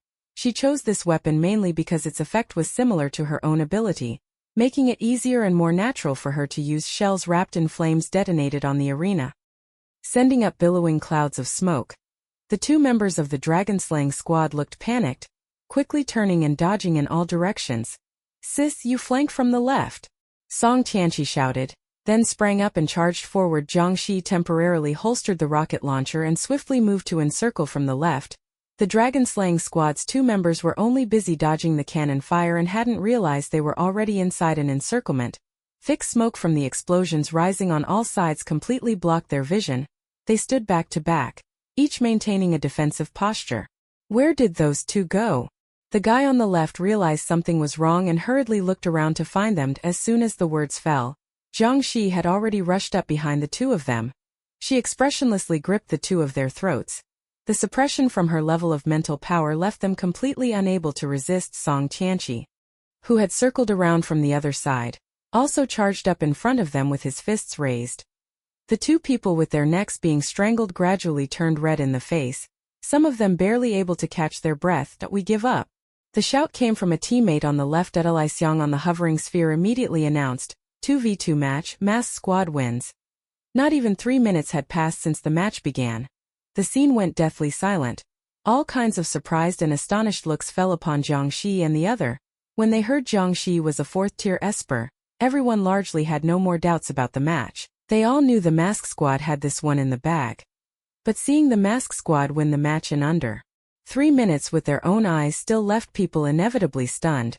Song Tianqi straightened his back, hands on his hips, and smiled as he waved to the spectators in the surrounding stands. Those outside couldn't see his expression beneath the mask, but his posture made it clear that this hot air balloon competitor was feeling very pleased at the moment. When the match ended, Zhang Xi put away the rocket launcher and silently turned to leave the arena, leaving only a cold, aloof back to the audience. The codename Cold-Blooded Killer was well deserved. Masked Squad! Masked Squad! The fans in the stands began cheering and shouting again. Song Duo, sitting in the front row of the stands, frowned tightly, her expression no longer as relaxed as before. She had thought they could still hold their own for a while, but in the first match they were completely crushed by the opponents. The second match was even more uncertain. The halftime break is 10 minutes. Song Tianqi relaxedly jumped down from the ring and stepped up to Jintang to boast. "Class monitor. I did okay, right?" "Okay." Jintang replied calmly. She turned her head, arms folded in front of her, and looked at Zhongqi and Yan Yuding. "Get ready, the three of us are going up in the next match." Yan Yuding rubbed his hands excitedly. "All right." Zhongqi brushed his hair back. "It's my time to show off again." This time Li Xiang, who was resting backstage at halftime, leaned over to the tournament staff. "Have you figured out the true strength of those 5 from the mask squad?" The staff had been watching the whole time, but he just shook his head. The two who went on in this round didn't use their abilities either, so you really can't tell their exact strength. Li Xiang raised his hand to his chin, pondered for a moment and said the average age is no more than 16, yet there are 4th rank ability users. If I'm not mistaken, the 5 members of the mask squad must be students from the 5 major military academies. The staff member raised an eyebrow. Think so too. It's just uncertain which academy they were sent from. Li Xiang slightly curled his lips and murmured, mask squad, interesting. After 10 minutes, the second 3v3 team battle began. Su Jintang and the other 2, along with the remaining 3 members of the dragon-slaying squad, stepped onto the arena at the same time and began to introduce themselves politely. Mask Squad Jade Fox, 2nd tier Esper. Yan Yuding smiled and stepped forward to introduce himself. Next was Xue Zhongqi. Mask Squad Big Watermelon, 2nd tier Esper. Although had already appeared earlier, when the audience heard the codename Big Watermelon, they couldn't help but twitch their lips. Finally, the audience's attention fell on Su Jintang. Everyone knew Su Jintang was the core member of their mask squad. All eyes were waiting for her to speak. The mask squad's eater. A 3rd-tier peak ability user, Su Jintang stepped forward and said calmly. Her voice carried through the loudspeaker to those around. Damn. This mask squad is insane. There's another peak 3rd tier? The stands erupted with spectators' discussion. Chapter 81 3rd and 4th tier contestants are not uncommon in the Espers tournament. But in a team whose average age is only 16, 3rd and 4th tier contestants are virtually non-existent. Even among the highly watched MechTech Military Academy team, Kutsuyu, who had the highest psychic level, was only at the peak of Tier 2. The 3 members of the dragon-slaying team on the opposite side of the stage swallowed and looked even more nervous. That moment, Li Xiang rode a hovering orb up above the arena and raised a microphone to announce. Next up is the 3v3 team battle. Will the mask squad press their advantage and take the match outright? Or will the dragon-slaying team stage a comeback and win a round? Let's wait and see. 3v3 team battle, begin. Su Jintang immediately took a fighting stance, bent forward, and dashed rapidly toward the opponent. Yan Yuding drew the windshadow whip from his waist, flicked it into the air, and then also lunged fiercely toward the opponent. Xue Zhongqi, however, was in no hurry. Unhurriedly he took out his wolf-tooth chain spear and gently pulled the triggered. In just a second, he flashed to the other side of the ring. The 3 opponents simultaneously summoned their powers to defend. In an instant, the various fluctuations of force from the battle spread outward from the arena. Su Jintang grabbed the arm of one of them across from her and yanked hard, pulling him off balance. Taking advantage of his momentary unguardedness, she immediately activated the ruby sleeve dart on her right arm. A row of dark arrows made of living alloy shot forward swiftly. The male member of the dragon-slaying squad immediately bent over to dodge. But the arrow curved around and continued toward him. The male team member looked panicked, lying on the ground and rolling constantly to evade. Whiz, several arrows struck the ring in succession, the arrowheads deeply embedded, making the male team member's heart race with fear. After dodging all the arrows, the male team member quickly sprang to his feet. But just as he stood up, Su Jintang kicked again, the force so strong he couldn't resist at all, and the male team member fell flat on his. But his eyes glazed over, seeing Su Jintang about to kick again. He hurriedly raised his hand. Wait, I surrender. Su Jintang's leg, which had been about to kick out, paused in midair and then slowly withdrew at the same time. Yan Yuding and Xue Zhongqi quickly subdued the other two. The other 2 immediately raised their hands in surrender. The whole match felt as if it had barely started and was already over. Li Xiang was also stunned for a moment, riding the hovering ball and slowly stopping on the stage. Are the 3 of you sure you admit defeat? Admit defeat, admit defeat. The boy who had been knocked down first by Su Jintang dusted himself off, stood up, and raised his hand. Viewers in the live stream who had been hoping for an exciting match were all dumbfounded. Huh? That win was way too easy. Is the dragon-slaying squad deliberately throwing the match?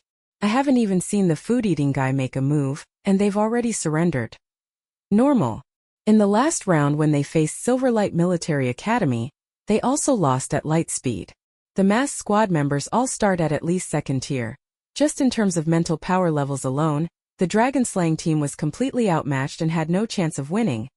The barrage of comments was flying fast, and the audience on site kept buzzing with discussion. Song Duo, sitting in the stands, fixed her gaze on Su Jintang on the stage. Showing a hint of suspicion, she remembered where that sense of familiarity came from. This overbearing physical strength among everyone she knew. Only Su Jintang could have it, right? Alright, I hereby declare this scored match won by the masked squad. This is the masked squad's second victory since they began competing. They continue to maintain a high standard of combat, and so far they have not suffered a single defeat. Let's keep an eye on how the 5 members of the masked squad perform in future matches. Su Jintang and the other two stood side by side and bowed to thank the surrounding stands. After the match, the 5 members of Su Jintang's team and the members of the dragon-slaying squad shook hands to show courtesy. Sis. The captain leading the dragon-slaying squad suddenly whispered, looking at Su Jintang, you all should be from the 5 military academies, right? Su Jintang withdrew his hand, gave him a look and replied decisively, no. The dragon-slaying team captain let out a dry laugh. It's fine, I understand. Actually, by this point in the competition everyone more or less could guess the origins of the masked squad. After all, there aren't many students this young and talented one would assume they came from one of the 5 military academies. As for which military academy it was, that's unclear. After all, he didn't use his ability, so you couldn't guess it by blind speculation. This wasn't satisfying at all. It ended in less than 2 minutes, Song Tianqi muttered as he walked out with the team.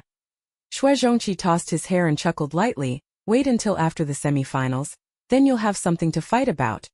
Yan Yuding sighed softly, we were just lucky this time to be placed in the upper bracket, with no particularly strong opponents. But after the semi-finals, it's anyone's guess. Su Jintang kept his hands in his pockets, said nothing, and continued to maintain his aloof persona. As they walked out of the players' tunnel, fans stationed on both sides immediately shouted loudly, masked, born fearless. The masked squad will win. Amid the cheers, the 5 members of Su Jintang's group slowly disappeared at the end of the tunnel. Song Duo, who had just come down from the spectator stands, stared at their backs and fell into thought. After the second round of the points competition ended, the masked squad's fame grew even greater. Strength was one reason, but the main point was that the 5 of them all had rather distinctive code names. The captain, Eat Rice Guy, a very plain and unassuming name, was actually the real core of the masked squad, forcing people to pay special attention. Second, the most powerful 4th-tier Esper, the cold-blooded killer, hardly spoke, only fought. Her demeanor and actions perfectly matched her code name. Then there's Big Watermelon, whose combat behavior is bizarre and unpredictable, periodically pulling off surprising, flashy moves that catch people off guard. Jade Fox and Hot Air Balloon have the least information, but since they made it into the masked squad, these two are probably no ordinary fighters. I am really looking forward to the sight of all 5 members of the masked squad taking off their masks. After watching the match I've completely fallen obsessively in love with the cold-blooded killer. He's so ice-cold, I love him so much. Next round, bring on a strong team and smash the masks off those 5 members of the masked squad. I just want to see what those 5 actually look like, ha ha ha ha. Inside the villa's conference room, Wu Jinghong leaned against the edge of the desk and looked up at the replay of the 5-man match of Su Jintang from the second round of the points competition. This match, your opponents were indeed too weak, and they didn't bring out your true strength. But I suppose that's a good thing, it saved you a lot of trouble. Su Jintang immediately raised his hand. Teacher, the captain of the dragon-slaying team asked me today whether we are students of the 5 military academies. I firmly answered no. They shouldn't be able to guess our true identities, right? Wu Jinghong smiled meaningfully. Your psionic levels are far ahead of your peers. It's normal to guess you came from one of the 5 military academies. But which academy it is, let them keep guessing. Yan Yuding asked curiously, won't they guess it's Reichtes? Wu Jinghong crossed her arms and explained, the competition among the 5 academies is fiercest. We know about setting up this experimental class, and the other 4 academies can naturally think of it too, so as long as you don't say and the other 4 don't say, no one can determine your situation specifically. At this moment, inside Clifford Military Academy, several military academy instructors from Shirleking's group had gathered together to watch the replay of the 5-member masked squad's battle. Shirlekong stroked his chin and speculated, could it be from Jinghua Military Academy? I heard they specially recruited a student this year whose psychic level is grade 4. Jinghua Military Academy placed 3rd in last season's league, and is also counted among the 5 major academies. The surrounding teachers nodded. It's possible. But it's also very likely from Reichtes. Another person offered a different opinion. Why do I feel it's a bit like she and the Allied Military Academy? Am I the only one who thinks it's the Imperial Military Academy? A variety of guesses rang out in the conference room. Making sure Lekong start to get a headache, he quickly raised his hand to quiet everyone down. Don't argue. Any of the other 4 military academies could be it. But our focus isn't on guessing exactly which academy they belong to. It's on assessing their overall strength. After all, we'll face them in the league sooner or later. Making a prediction now lets us prepare. The military academy teachers stopped arguing and nodded one after another. That's true. Apart from Clifford, the other 3 military academies were also secretly discussing the matter. Not only that, viewers following the competition online were circulating all kinds of guesses. And the person involved, Su Jintang, was leaning on the living room sofa, arguing with the green film ancestor bird. Idiot! Idiot! Idiot! The ancestral bird transformed into a green-feathered parrot shouted angrily. Su Jintang was holding a handful of green peas. A little snack the green-plated ancestral bird had been fond of lately. Call me master, and I'll give it to you. She teased him, weighing the green pea in her palm. The green-membraned ancestral bird cursed even more ferociously. Idiot! Idiot! Idiot! Call me master. Su Jintang closed his palm and continued to coerce. Song Tianqi heard the noise and ran down from upstairs. Class monitor. You're playing with the parrot again. Let me play too. Saying that, he rushed over like a gust of wind, sat down beside Su Jintang, and curiously inspected the green-feathered parrot. Su Jintang gave him a handful of green peas. Let him call you master, then give him some to eat. The green-membraned ancestral bird, furious as thunder, glared at Song Tianqi. If he couldn't deal with Su Jintang, could he still handle an outsider? The green film ancestral parrot immediately shifted its hatred, flapping its wings and flying up to Song Tianqi, pecking wildly. Damn! Why are you pecking me? Song Tianqi immediately reached out to catch the parrot, but the bird reacted quickly and flew off with a flap of its wings. The man and the bird staged a chase scene in the living room. When Yan Yuding came downstairs, he saw the chaotic scene and was a little stunned. What are you doing? Su Jintang casually tossed a green pea away. Just teasing the bird. Yan Yuding withdrew his gaze, came over and sat down beside Su Jintang, smiling as he leaned in. Class monitor, our squad now has its own fan group. I just made a new account and snuck in. Chapter 82. The communicator's light screen instantly appeared before their eyes. Chat messages in the fan group kept popping up one after another. Brothers and sisters, the opponents for the third points match are scheduled for tomorrow afternoon. If you're free, come to the venue to show your support. Friends who just joined the group, please check the group notice. If you can attend the match in person, you can buy tickets for the following stands. Although the fan group hadn't been around long, it was clearly well organized and disciplined. Su Jintang eagerly peered at the screen in the group chat with Yan Yuding for quite a while, until the green film ancestral bird and Song Tianqi were tired of roughhousing. They each collapsed onto the sofa. Motionless. Su Jintang turned his head to look at the green film ancestral bird, revealed the green pea in his palm, and suddenly magnanimous. Here? The green film ancestral bird glanced over, sulked and turned its head as if it hadn't heard, but it only held out for 2 seconds before spreading its wings and flying over. Sweeping the green pea from his palm cleaned, Su Jintang brushed the pea residue off his palm and got up to go upstairs. He had barely returned to his room when his communicator vibrated twice. A message from Song Duo. Su Jintang cleared his throat, sat down on the sofa, and opened the message. It was a repost about the Mask Squad trending topic. Song Duo. This Mask Squad has been really popular lately. Su Jintang replied. Not familiar. Song Duo replied instantly. Got it? Su Jintang? Song Duo. Don't worry, I'll keep your secret. Salute.jpg. Having spent so much time with Su Jintang, whenever he blinked she could basically guess some clues. This eager denial was obviously guilty. Su Jintang rubbed his nose, didn't reply further, and pretended nothing had happened as he closed the communicator's light screen. The next day, during the opponent draw for the third scoring match, the Mask Squad's luck exploded again. They drew a team whose average strength didn't even exceed rank 2. And won without expending much effort.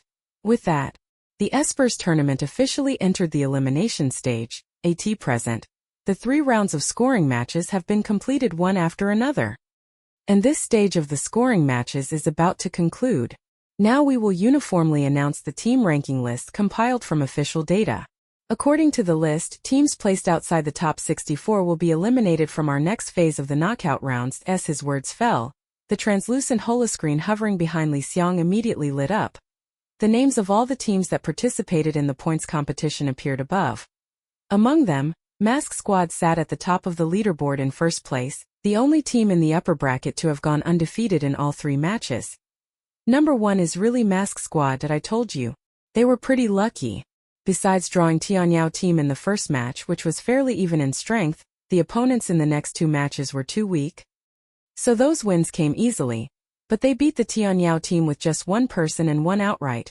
Various discussions and comments from around reached their ears. Su Jintang and the other 4 maintained their aloof stance, arms folded silently, saying nothing. The other members of the teams who failed to make the top 64 bowed their heads and sighed.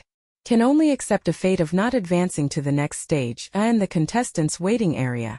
After the eliminated teams left one after another, the entire space immediately felt empty. The spot where the Masked Squad stood was also surrounded by a ring of vacuum. And no more nonsense. Well, now start matching random opponents for the elimination rounds. As his voice fell, the light screen behind Li Xiang flickered and pulsed again. Su Jintang raised his eyes and scanned the floating light screen ahead. A few seconds later, rows of team match results appeared above. The Masked Squad's match was scheduled as the 8th bout. Masked Squad vs. Shangshi Women's Team. The moment the match results came out, exclamations and comments instantly broke out around them. They actually matched with the Shangshi Women's Squad. This is going to be good. These 2 Death God teams ended up against each other? This is something, hahaha. Did I seriously suspect the tournament organizers wanted some excitement and rigged it to match the 2 teams together? Su Jintang glanced at the name of the Shangshi Women's Team, then withdrew his gaze and looked around. The other team next door, also in the focus of attention, was looking over at her at this moment. The Prosperous Era Women's Squad is an all-female team, and every member is a hot-bodied, stunningly beautiful older sister. The leader at the head of the team is tall with long slim legs. She lifted her delicate jade-like hand, gently brushed aside the wavy hair at her collarbone, and cast a flirtatious wink at Su Jintang. Su Jintang, who had never experienced such a shock, froze on the spot and hurriedly looked away. Fortunately, the mask hid her face, so the people around couldn't see her awkwardness. Xue Zhongqi was also eyeing the neighboring Shangshi Women's Team, probably having been inadvertently hit by his sister's femme fatale strategy. He hastily cleared his throat, quickly bowed his head, and lowered his voice to remark, "The Shangshi Women's Team looks a bit intimidating." Seeing both of them act like that, Song Tianqi and Yan Yuding also curiously glanced over in that direction. A few seconds later, both of them simultaneously lowered their heads with flushed faces and agreed, "That is indeed terrifying." Of the 5, only Jiang Shi was completely unaffected. She merely raised her eyes coolly to glance at the captain of the Shangshi Women's Team, then withdrew her gaze without a ripple, as if nothing had happened. After the matchups ended, Li Xiang smiled and announced that everyone could disperse. Su Jintang immediately turned and, arms still folded, continued walking toward the exit of the corridor. "Could a few of you stay?" A clear, gentle female voice sounded from behind. It was the voice of Jiang Yingying, captain of the Shangshi Women's Battle Team. Su Jintang turned his head. "Something wrong?" Jiang Yingying twirled a stray lock of hair with her fingers and stopped in front of Su Jintang. Her scent washed over him, a light fruity aroma, pleasant without being cloyingly sweet. Su Jintang cleared his throat and took half a step back. Jiang Yingying smiled and finally spoke. "Nice to meet you. I'm Jiang Yingying, captain of the Shangshi Women's Team. What should I call you?" Su Jintang continued to keep up his aloof persona. "Food person." Jiang Yingying chuckled softly and raised her hand to cover her lips. "You know, what I really want to know is your real name." Saying that, she suddenly leaned forward, closing the distance between them. Su Jintang had just reacted when Jiang Yingying suddenly raised her hand. Reaching out to touch her mask, Su Jintang quickly stepped back, raising a hand to block hers, and spoke in a cold voice. "Captain Jiang, so you enjoy ambushes like this?" Jiang Yingying was stopped, but she wasn't annoyed. She merely let out a light laugh, withdrew her hand, and went back to playing with her hair. "Little sister, your vigilance is pretty strong. Then I won't test you. We'll show our true moves when we get to the ring." After speaking, she turned, sidestepped past the 5 masked squad members, and was the first to head toward the entrance of the passage. Su Jintang's gaze followed Jiang Yingying and the others all the way until their figures completely disappeared at the end of the passage. "Class monitor them." "What is this?" Yan Yuding swallowed. Su Jintang had already composed himself and turned around calmly. "Don't worry about it, they were just trying to mess with our heads on purpose." After returning to the villa dormitory, Wu Jinghong immediately called the five of them to the conference room for a meeting. Standing at the head of the conference table, Wu Jinghong pointed to the floating screen and said, "The Shangshi women's team is all female, and all members are 18th-year third-year cadets 2 cohorts older than you. In terms of psychic level, their team includes 1 level 4, 3 level 3s, and 1 level 2 peak. They completely overpower you." Song Tianqi's mouth opened slightly. "Didn't you say there weren't many strong teams in the upper bracket?" Yan Yuding and Xue Zhongqi were also shocked by the numbers. The two of them looked up in astonishment at Wu Jinghong folded her hands in front of her, her expression calm. "That's right. The upper bracket you drew really doesn't have very strong teams. Because the Shangshi women's team isn't actually among the strongest in the entire Espers tournament. When you registered, I warned you that the tournament's age limit is 18. Many older seniors are eligible to enter. For them, reaching 4th or 3rd tier by 18 is perfectly normal." Su Jintang propped his chin on his hand and fell into thought. That's true. The main reason the spectators were so shocked by the 4th and 3rd rankers on their team was that they were all still under 16. But for ability users who were already 18, being 4th or 3rd rank was perfectly normal. We only just advanced to the top 32 and already ran into a team like this. Won't it get even scarier from here? Yin Yuding's expression showed a hint of worry in the elimination rounds. A single loss means the entire team is knocked out immediately, with no margin for error, so the pressure increases as the rounds go on. Wu Jinghong continued. That's why the use of magical treasures and inscriptions becomes more effective. The main purpose of letting you compete this time is to train your mindset and your use of treasures. No matter how far you ultimately go, as long as you improve, that's a good thing. There's no need to feel so much pressure. Despite that, Yan Yuding and the others still felt fairly tense inside. Everyone's taking part who wouldn't want to bring home a championship. Wu Jinghong quickly changed the subject, raised her hand and pointed to the floating light screen behind her. "Next I'm going to explain the specific powers of the 5 members of the Shangshi women's team. Pay close attention. First, the Captain Zhang Yingying psionic level 4, her power is soul control. Her main attack is mental assault. Her strikes can enter your mental sea directly. This kind of attack is hard to guard against. Unless your psionic level can completely overpower hers, or you possess a similar mental attack ability, you're likely to get hit." Hearing that, Xue Zhongqi couldn't help but speak up. "So there's really no other way to defend against it?" "Yes," Wu Jinghong continued. "Her psychic attacks need time to take effect.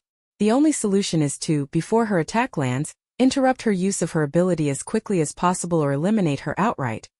Among you 5, only Su Jintang and Jiang Shi can deliver that kind of instantaneous burst damage, so whether it's a 1v1 or a team fight, this Zhang Yingying must be dealt with by the 2 of you." Su Jintang nodded. "Understood." Wu Jinghong continued to analyze the remaining 4 team members. "The biggest threat from the Shangshi women's team to you is actually those 3 third-tier members. Jiang Yingying can be handed off to Jiang Shi or Su Jintang to deal with, but those 3 third-tier members, when they fully unleash their strength, are by no means weaker than Zhang Yingying. Yin Yuding, Xue Zhongqi and Song Tianqi. You 3 will find it hard to completely stop those 3. Su Jintang rubbed his chin. "So the combat mode that favors us most in this match should be 1v1. Wu Jinghong nodded with relief. "Yes, if we draw 1v1 we can use certain tactics to wear the opponent down. But if it's a team battle, once several opponents coordinate, you'll have a hard time dealing with them." Yin Yuding sighed lightly. "It all comes down to luck, then. So we can't rely too much on luck. When we can't be sure what the match mode will be, we need to prepare different tactical responses for each possible mode. Even if we're really unlucky and get a team fight, we have to give it our all," Su Jintang said. Wu Jinghong nodded in agreement and glanced at her. "Right. If you want to win, you have to fight for it yourself." The whole afternoon, Su Jintang and the others were busy planning strategies. They didn't finish until the sun went down. Su Jintang rubbed his aching shoulders and returned to his room. Just as he sat down, his communicator vibrated. It was a private message from Xue Zhongqi sent via the engraver's internal network. "Miss Qian, don't forget the engraver elimination match at 9 tomorrow morning." Su Jintang. "Got it." He shut off the communicator screen, flopped back on the sofa, and closed his eyes to rest. "This really exhausted me to death. If I hadn't saved you, wasting so much of my energy, I wouldn't have had to go back into seclusion to rebuild my cultivation." The familiar child's voice rang out again. The green-plated ancestral bird, which had been resting in the beast pet space, immediately bristled and flew out. He of course could feel it, the aura that subdued him in one move that day and ultimately forced him to become Su Jintang's contracted beast was this very presence. The Ice Soul Dragon, sleeping within the Spirit Sea, was also awakened. It slowly lifted its head. An alertness showing in its aged eyes, Su Jintang slowly opened her eyes and calmly shifted to a more comfortable sitting position. Who are you? She was already well accustomed to the fact that mysterious creatures lived inside her. One more wasn't a big deal, and a child's voice, the little mouth immediately chattered a complaint. I'm an artifact soul. Do you know what an artifact soul is? It's the soul carried by a particularly powerful artifact type ability.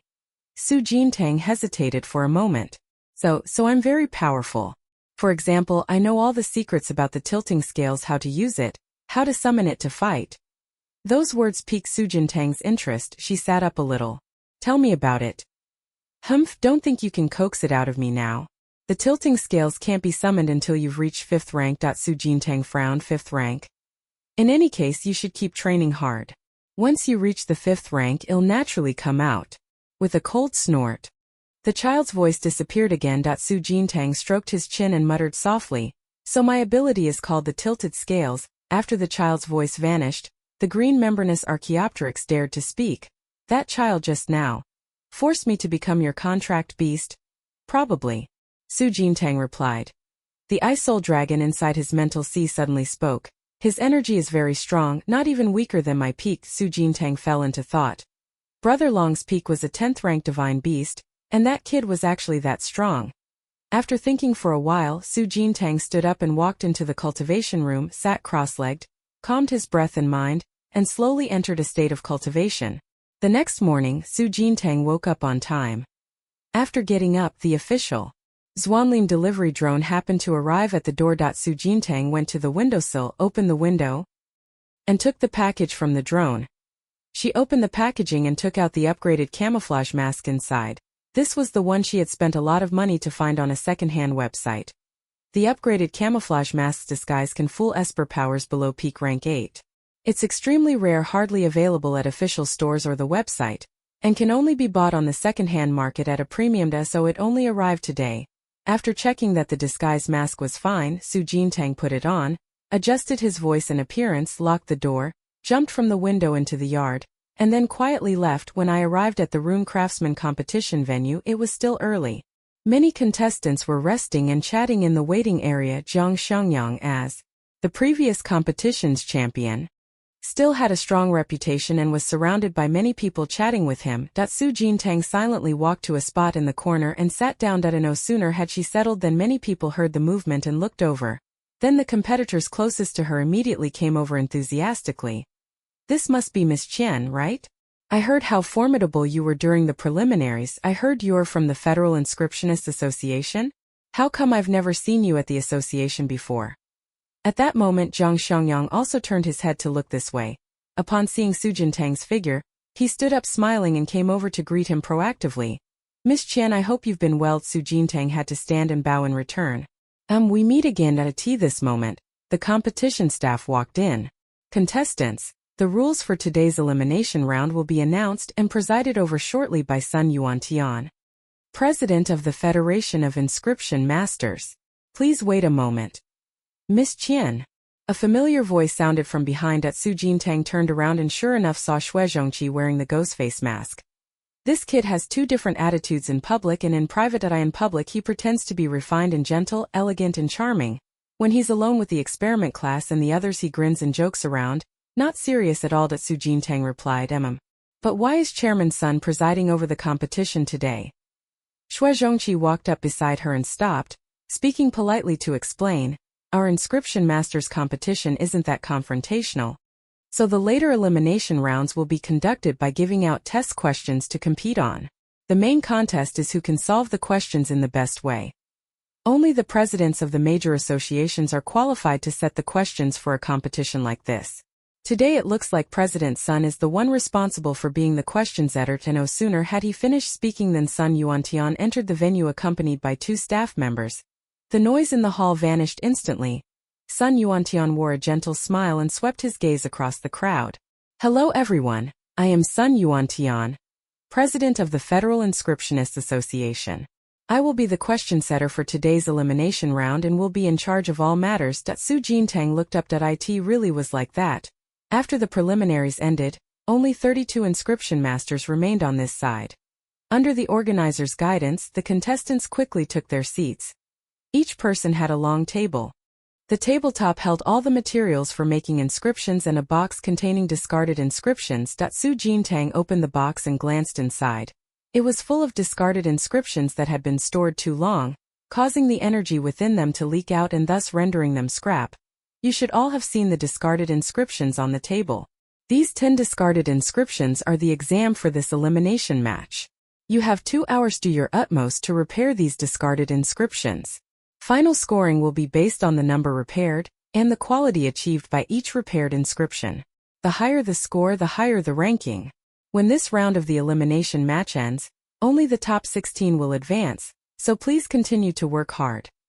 Sun Yuantian smiled faintly, his gaze sweeping the room. Begin the contest. When the words fell, the proctoring system beside them emitted a beep and began timing. All the inscription crafting contestants in the hall lowered their heads with grave expressions and began concentrating on repairing the inscriptions. Su Jintang was stunned upon hearing that.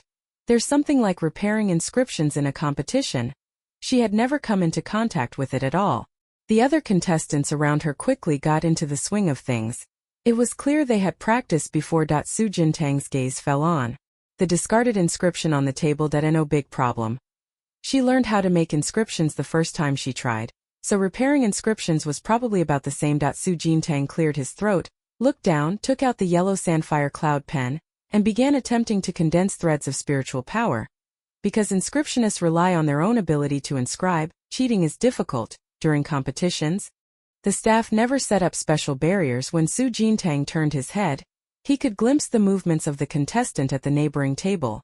The competitor at the next table first condensed strands of psychic energy, then slowly injected them into the abandoned inscription. As the psychic strands flowed into the array, the abandoned inscription gradually began to faintly glow. It looked like its energy was slowly being restored. Su Jintang suddenly understood, as though it was no different from creating an inscription in the first place. You just needed to re-outline and re-engrave the abandoned array. After understanding the repair technique, Su Jintang lowered his head and began to try. When the first thread of mental energy was embedded into the abandoned formation, the discarded inscription talisman in his hand indeed began to glow. But after less than 2 seconds, the talisman in his hand suddenly exploded. Then was completely ruined. Previously ruined meant the talisman had lost its energy but could still be repaired.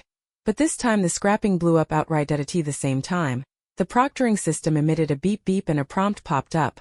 Number of failed repair inscriptions. 1. Su Jintang froze. Failed? She clearly did it the same way as the contestant at the next table. How could it suddenly explode? The commotion caught Sun Yuanshan's attention. He walked over with his hands clasped behind his back, and when he saw that it was Chen Duoduo's failed repair, he was momentarily stunned. He quickly realized what had happened.